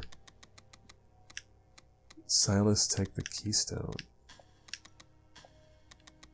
In addition to obvious ones like Joshua and John and Isaac, Jacob, etc., etc.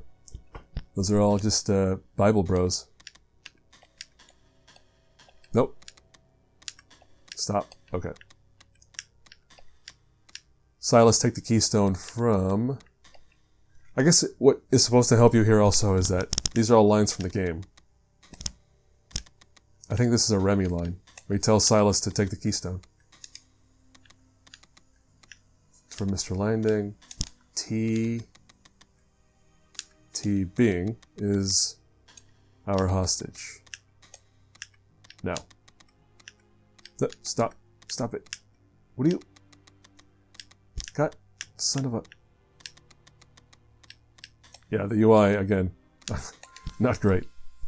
At least for navigating these sort of finicky little menus. Or cryptograms. Alright, one more. Oh, unless there's more in the next room, which there might be. Right, what is this going to be? T.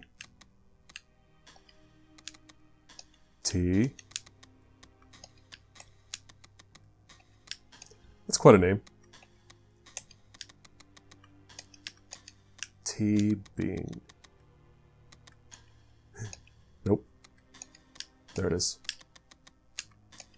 T being felt the truth.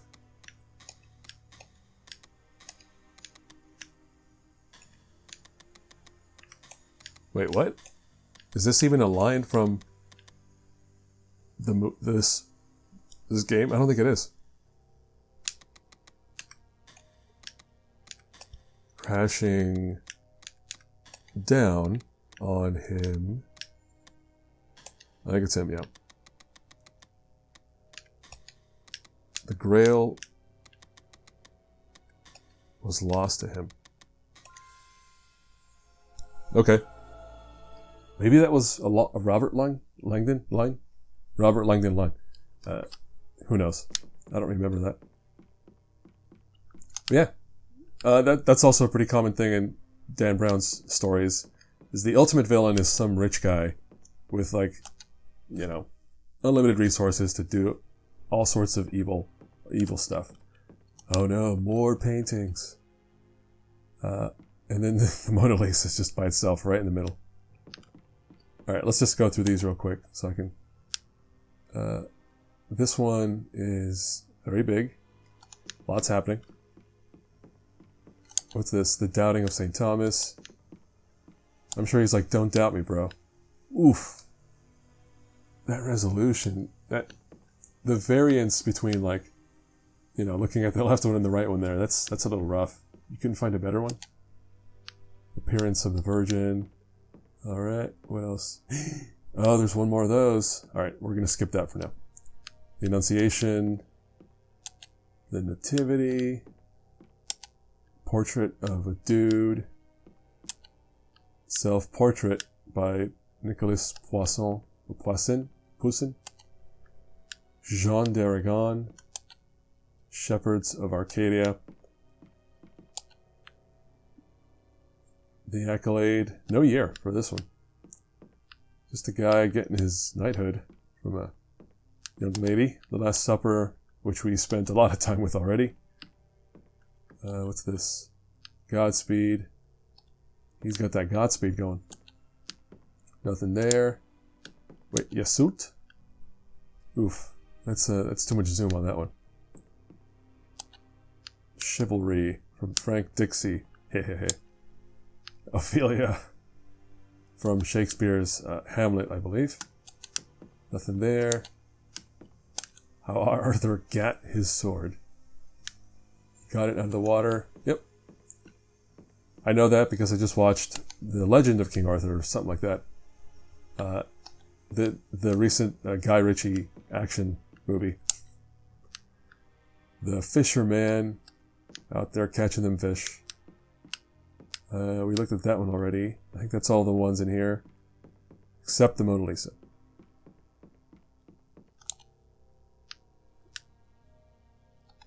Alright. Can we leave this area? No, not that way. You know, I haven't looked at the randos. What about that art? Right? That's art as well. There's a Tumblr account called People Looking at Painting, or Looking Like Their Paintings, and this guy will find someone who matches the color scheme with a painting and take a photo of it. It's just the back of their head, their outfit, and whatever painting they're looking at. Alright, is this a thing I can look at? No. Alright, let's wrap this up.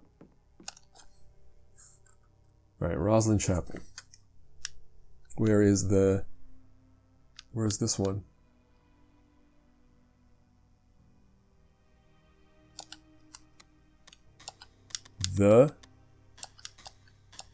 Nope, stop.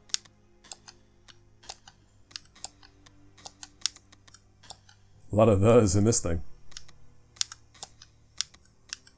The Quest for. Nope, stop. Quest for the Grail.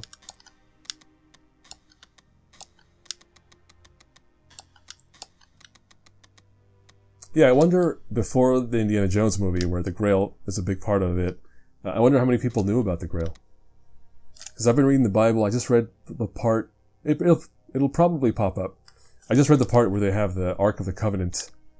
And apparently, God was very specific about exactly how to build the Ark of the Covenant. That is the box that holds the 10 Commandment tablets. He was like, it's in the Bible, it just says like, make it 10 cubits long and 2 cubits wide and make it have these adornments and all this gold. And he loves gold. God's very much like, nah, man, if you're going to make something for me, it better be covered in this stuff. But yeah, it's just funny how specific it is. Because like there's a section where he's like, here's the 10 commandments. And then there's like another, I don't know, like the rest of the chapter is just like very specific rules and measurements for how to worship God. It's really funny how specific it is. Divine in each of us. But yeah, this kind of is putting the point on it, like the Grail is not a thing to look for. It's the Grail was in us all along. The Grail is the friends we made along the way. There you go. Is that it? That's it. So now we can save from here.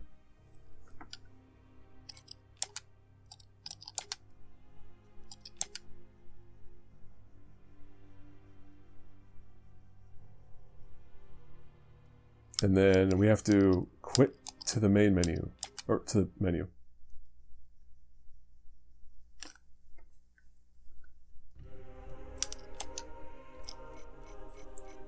So that was Louvre Revisited, which again is really just a reason to go back and look at stuff.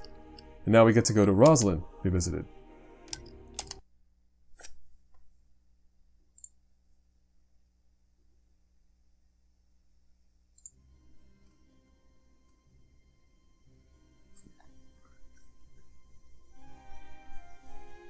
So apparently, I'm reading here that if you haven't unlocked all the secrets, which we did, because we confirmed that earlier in the extras, this level wouldn't be 100% there. Like, you'd have to go back, unlock, or find all the secrets in the levels, and then come back here to kind of have the full experience of this. Can we leave? Oh yeah, you can go back upstairs. So you can go upstairs. Where else can we go? We can go in here, we can go downstairs. Yeah, you have the whole run of the place. Alright, that's cool. But like this thing here, for example, it has all of the spheres of the solar system, or most of it anyway, but only because we found all the coins, and really all this is,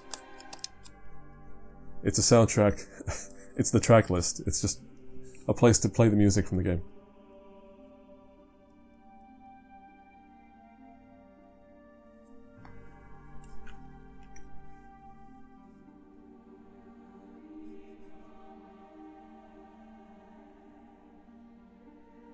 I'm just like reading a bit of what else to look for here. But yeah, so this is it. If you found all the coins, you just get to listen to all the music in the game.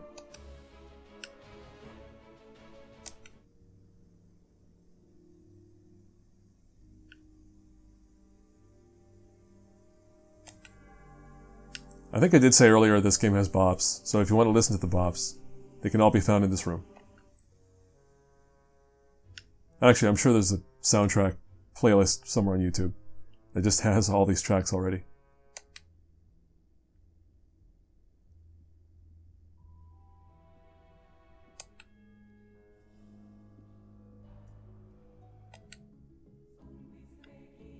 There you go, that's the one. That's the one that made me think like, oh, that's pretty good music.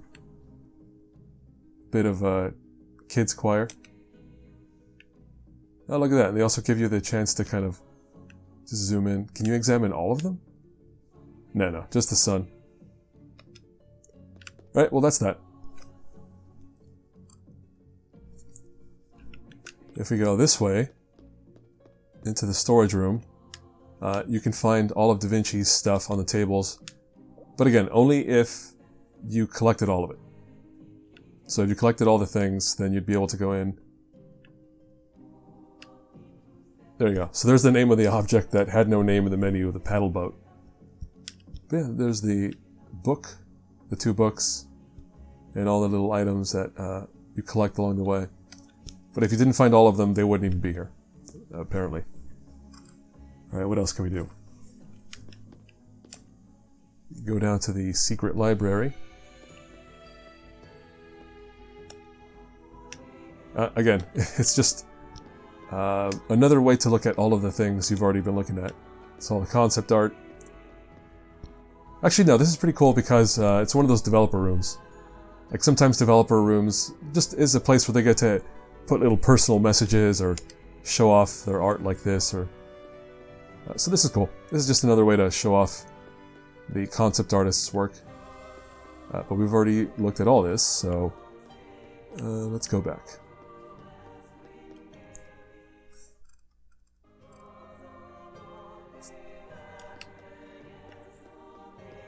I think the final place we haven't looked at is upstairs.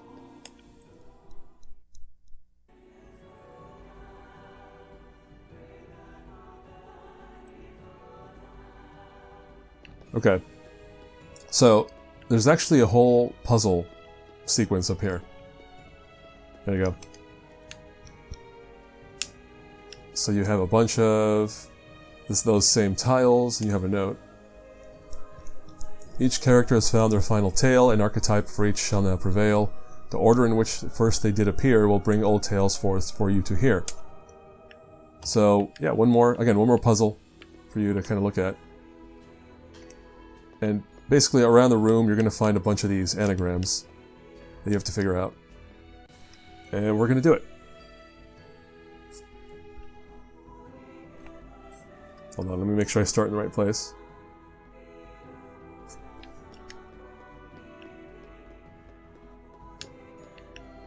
What was that examine about? Was that the door? I think it was probably just the door. Yeah, we don't need to do that. Tell me I have infinite run endurance. Satirical January sequence spells out. Let's see.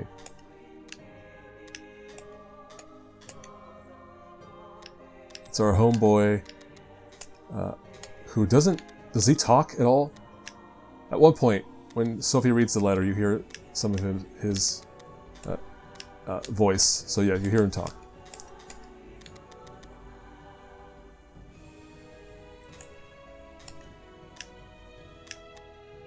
And here's the thing, what's kind of wild is, we're not just going to spell out, if you remember Jacques Saunier's name is, as it's being spelled here, but obviously there's a whole third line, so you're supposed to be like, what?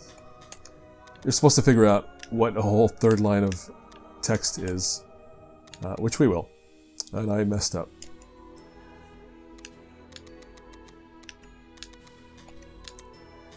There we go. That goes there. That goes there. Okay. Saunier.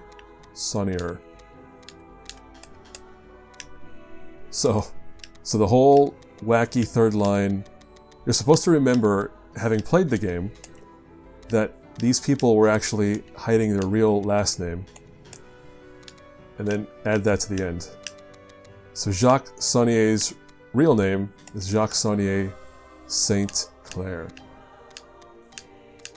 I guess that's you restoring their original honor or whatever by giving them their true name. Oh god, son of a... I'm not a fan of this menu. Navigation. Oh man, if you got this far, you're still hanging out, good on you. This is just me being a completionist at this point.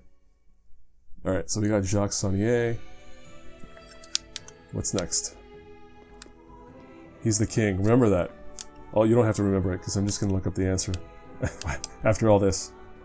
But this one, thankfully, is a lot shorter. It's our wide-eyed friend, whose last name is never given in this video game. I'm almost positive. Like, you would only know this from the book, maybe? Or if you go on the internet and look it up, because there's no way the video game dropped any of this information before. Like, oh, you know what though? I bet there's a visual database entry about him that would give his full name.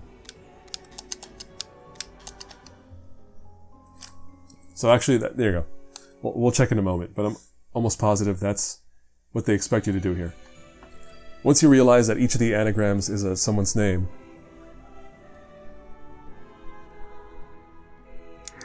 hold on. If we go to people, oh, never mind. I mean, if he's not in people, where is he going to be?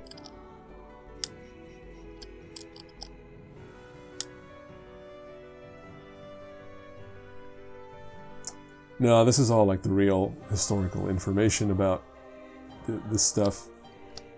So yeah, I don't know. Again, I just feel like that name wouldn't be anywhere else in the game. So what's next?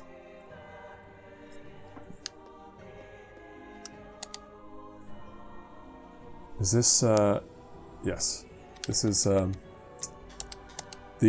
what I will go ahead and declare, in terms of my character rankings, this is definitely the character I like the best.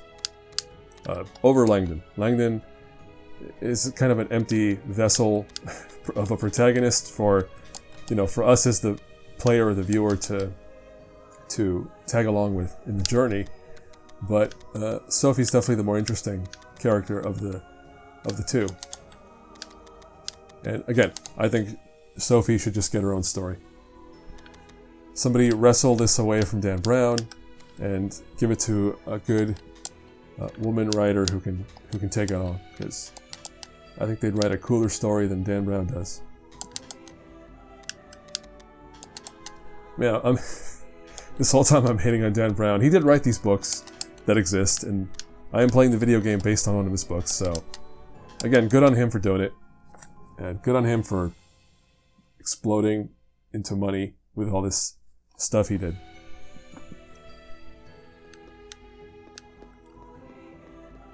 Exploding into money, that doesn't sound very good.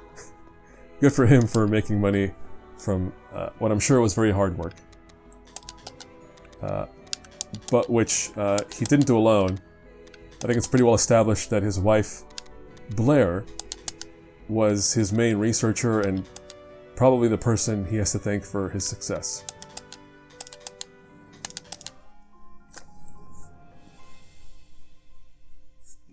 Alright. Ooh, coming up on some easy ones. No more of this St. Clair nonsense.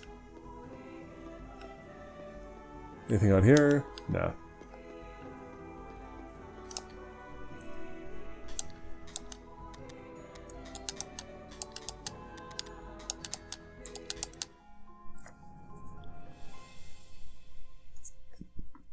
Alright, almost there. Now we're going over to the Star of David.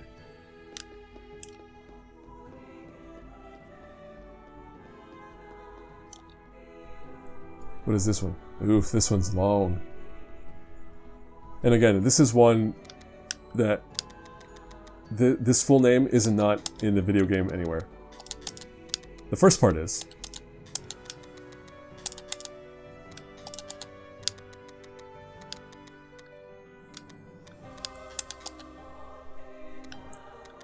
Alright.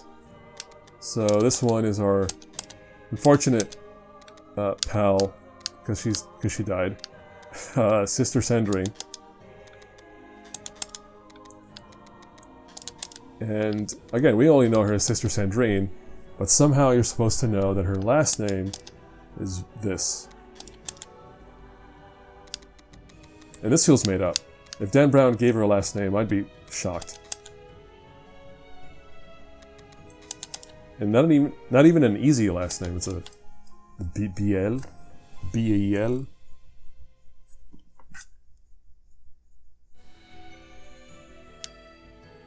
Alright, so now we're going over here to this one. This one's easy.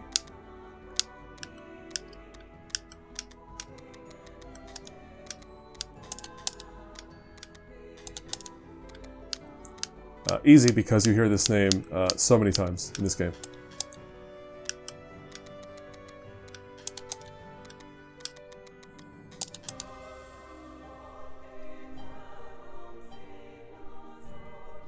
Lee T.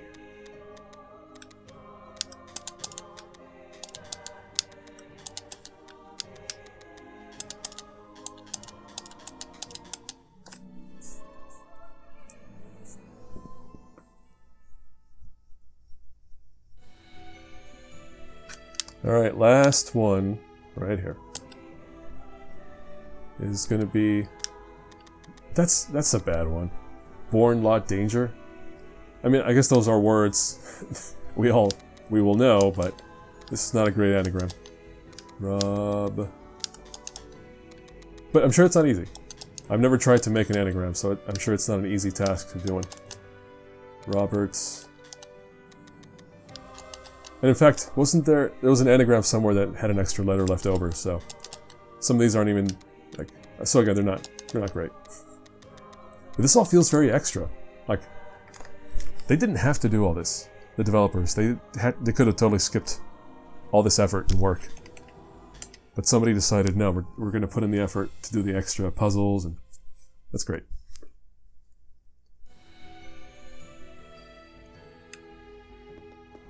Alright, so we solved all the anagrams, and you would have noticed that each name had a title or role that lines up with these tiles here. So, how do we solve that part?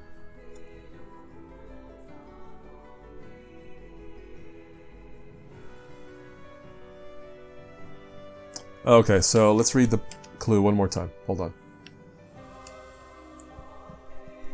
The order in which they did appear. So, we have to push the buttons in the order the character appeared in the game.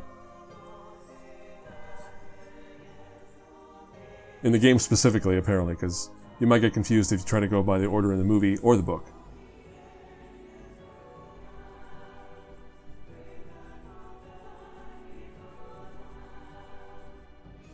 Alright, so, first character was the priest, aka Silas. Right, he's the first dude you see in the opening cutscene. Alright, then it is the knight, aka Robert Langdon. And I think right after that it's Fash. Let's see, the soldier, yeah, it's Bezu Fash. So there, alright, soldier. Then it's the king, who is Saunier. I guess the cutscene where we see him running from Silas. Wait, king, where is that? There it is. Alright, then it's the queen, who is Sophie. There it is. Then the bard, aka Sister Sandrine. But the bard? Okay. I mean, I guess they had to pick something. And then it's the merchant. It's probably Remy, right? Yeah, Remy. He's the greedy one in this equation. Merchant. And finally the Baron, aka T-Bing. Yeah, he's a rich guy. Okay, so if at this point in the game you didn't fill out your visual database, this puzzle lets you do that. So now all the stuff that I skipped, it shows up in here. And I skipped a lot, right? I definitely skipped a lot of the history stuff. Like all the Stations of the Cross, I know I skipped that. I skipped a bunch of descriptions of paintings and windows and stuff, so if you really wanted to have all of that, this gets it for you.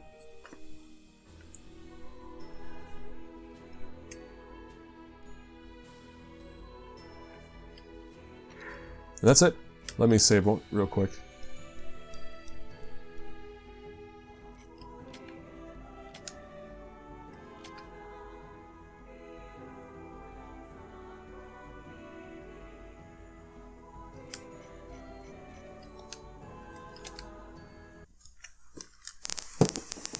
Alright, let me just make sure that's it. Yeah, that's the video game. The Da Vinci Code AAA action combat puzzle experience. Who knows how long this playthrough is. Once I put it all together, I feel like it's pretty long. But if you got here, again, good on you, because there was so much video game and me jabbering over it along the way. But like I said, I'm not done. After this, I have to play a game based on Angels and Demons, which was the second movie they released. And then surprisingly, there's a game based on Inferno, the third movie from 2016. I guess it's a video game, but it's a bit weird. And I'm going to get to that soon as well. But yeah, until all of that, thanks for watching. Look forward to more of this sort of thing. Much shorter playthroughs, though, I'll say that. The next two playthroughs those games are much, much shorter, so they won't be this long at all. But yeah, until we get to those, thanks for watching, and see you then.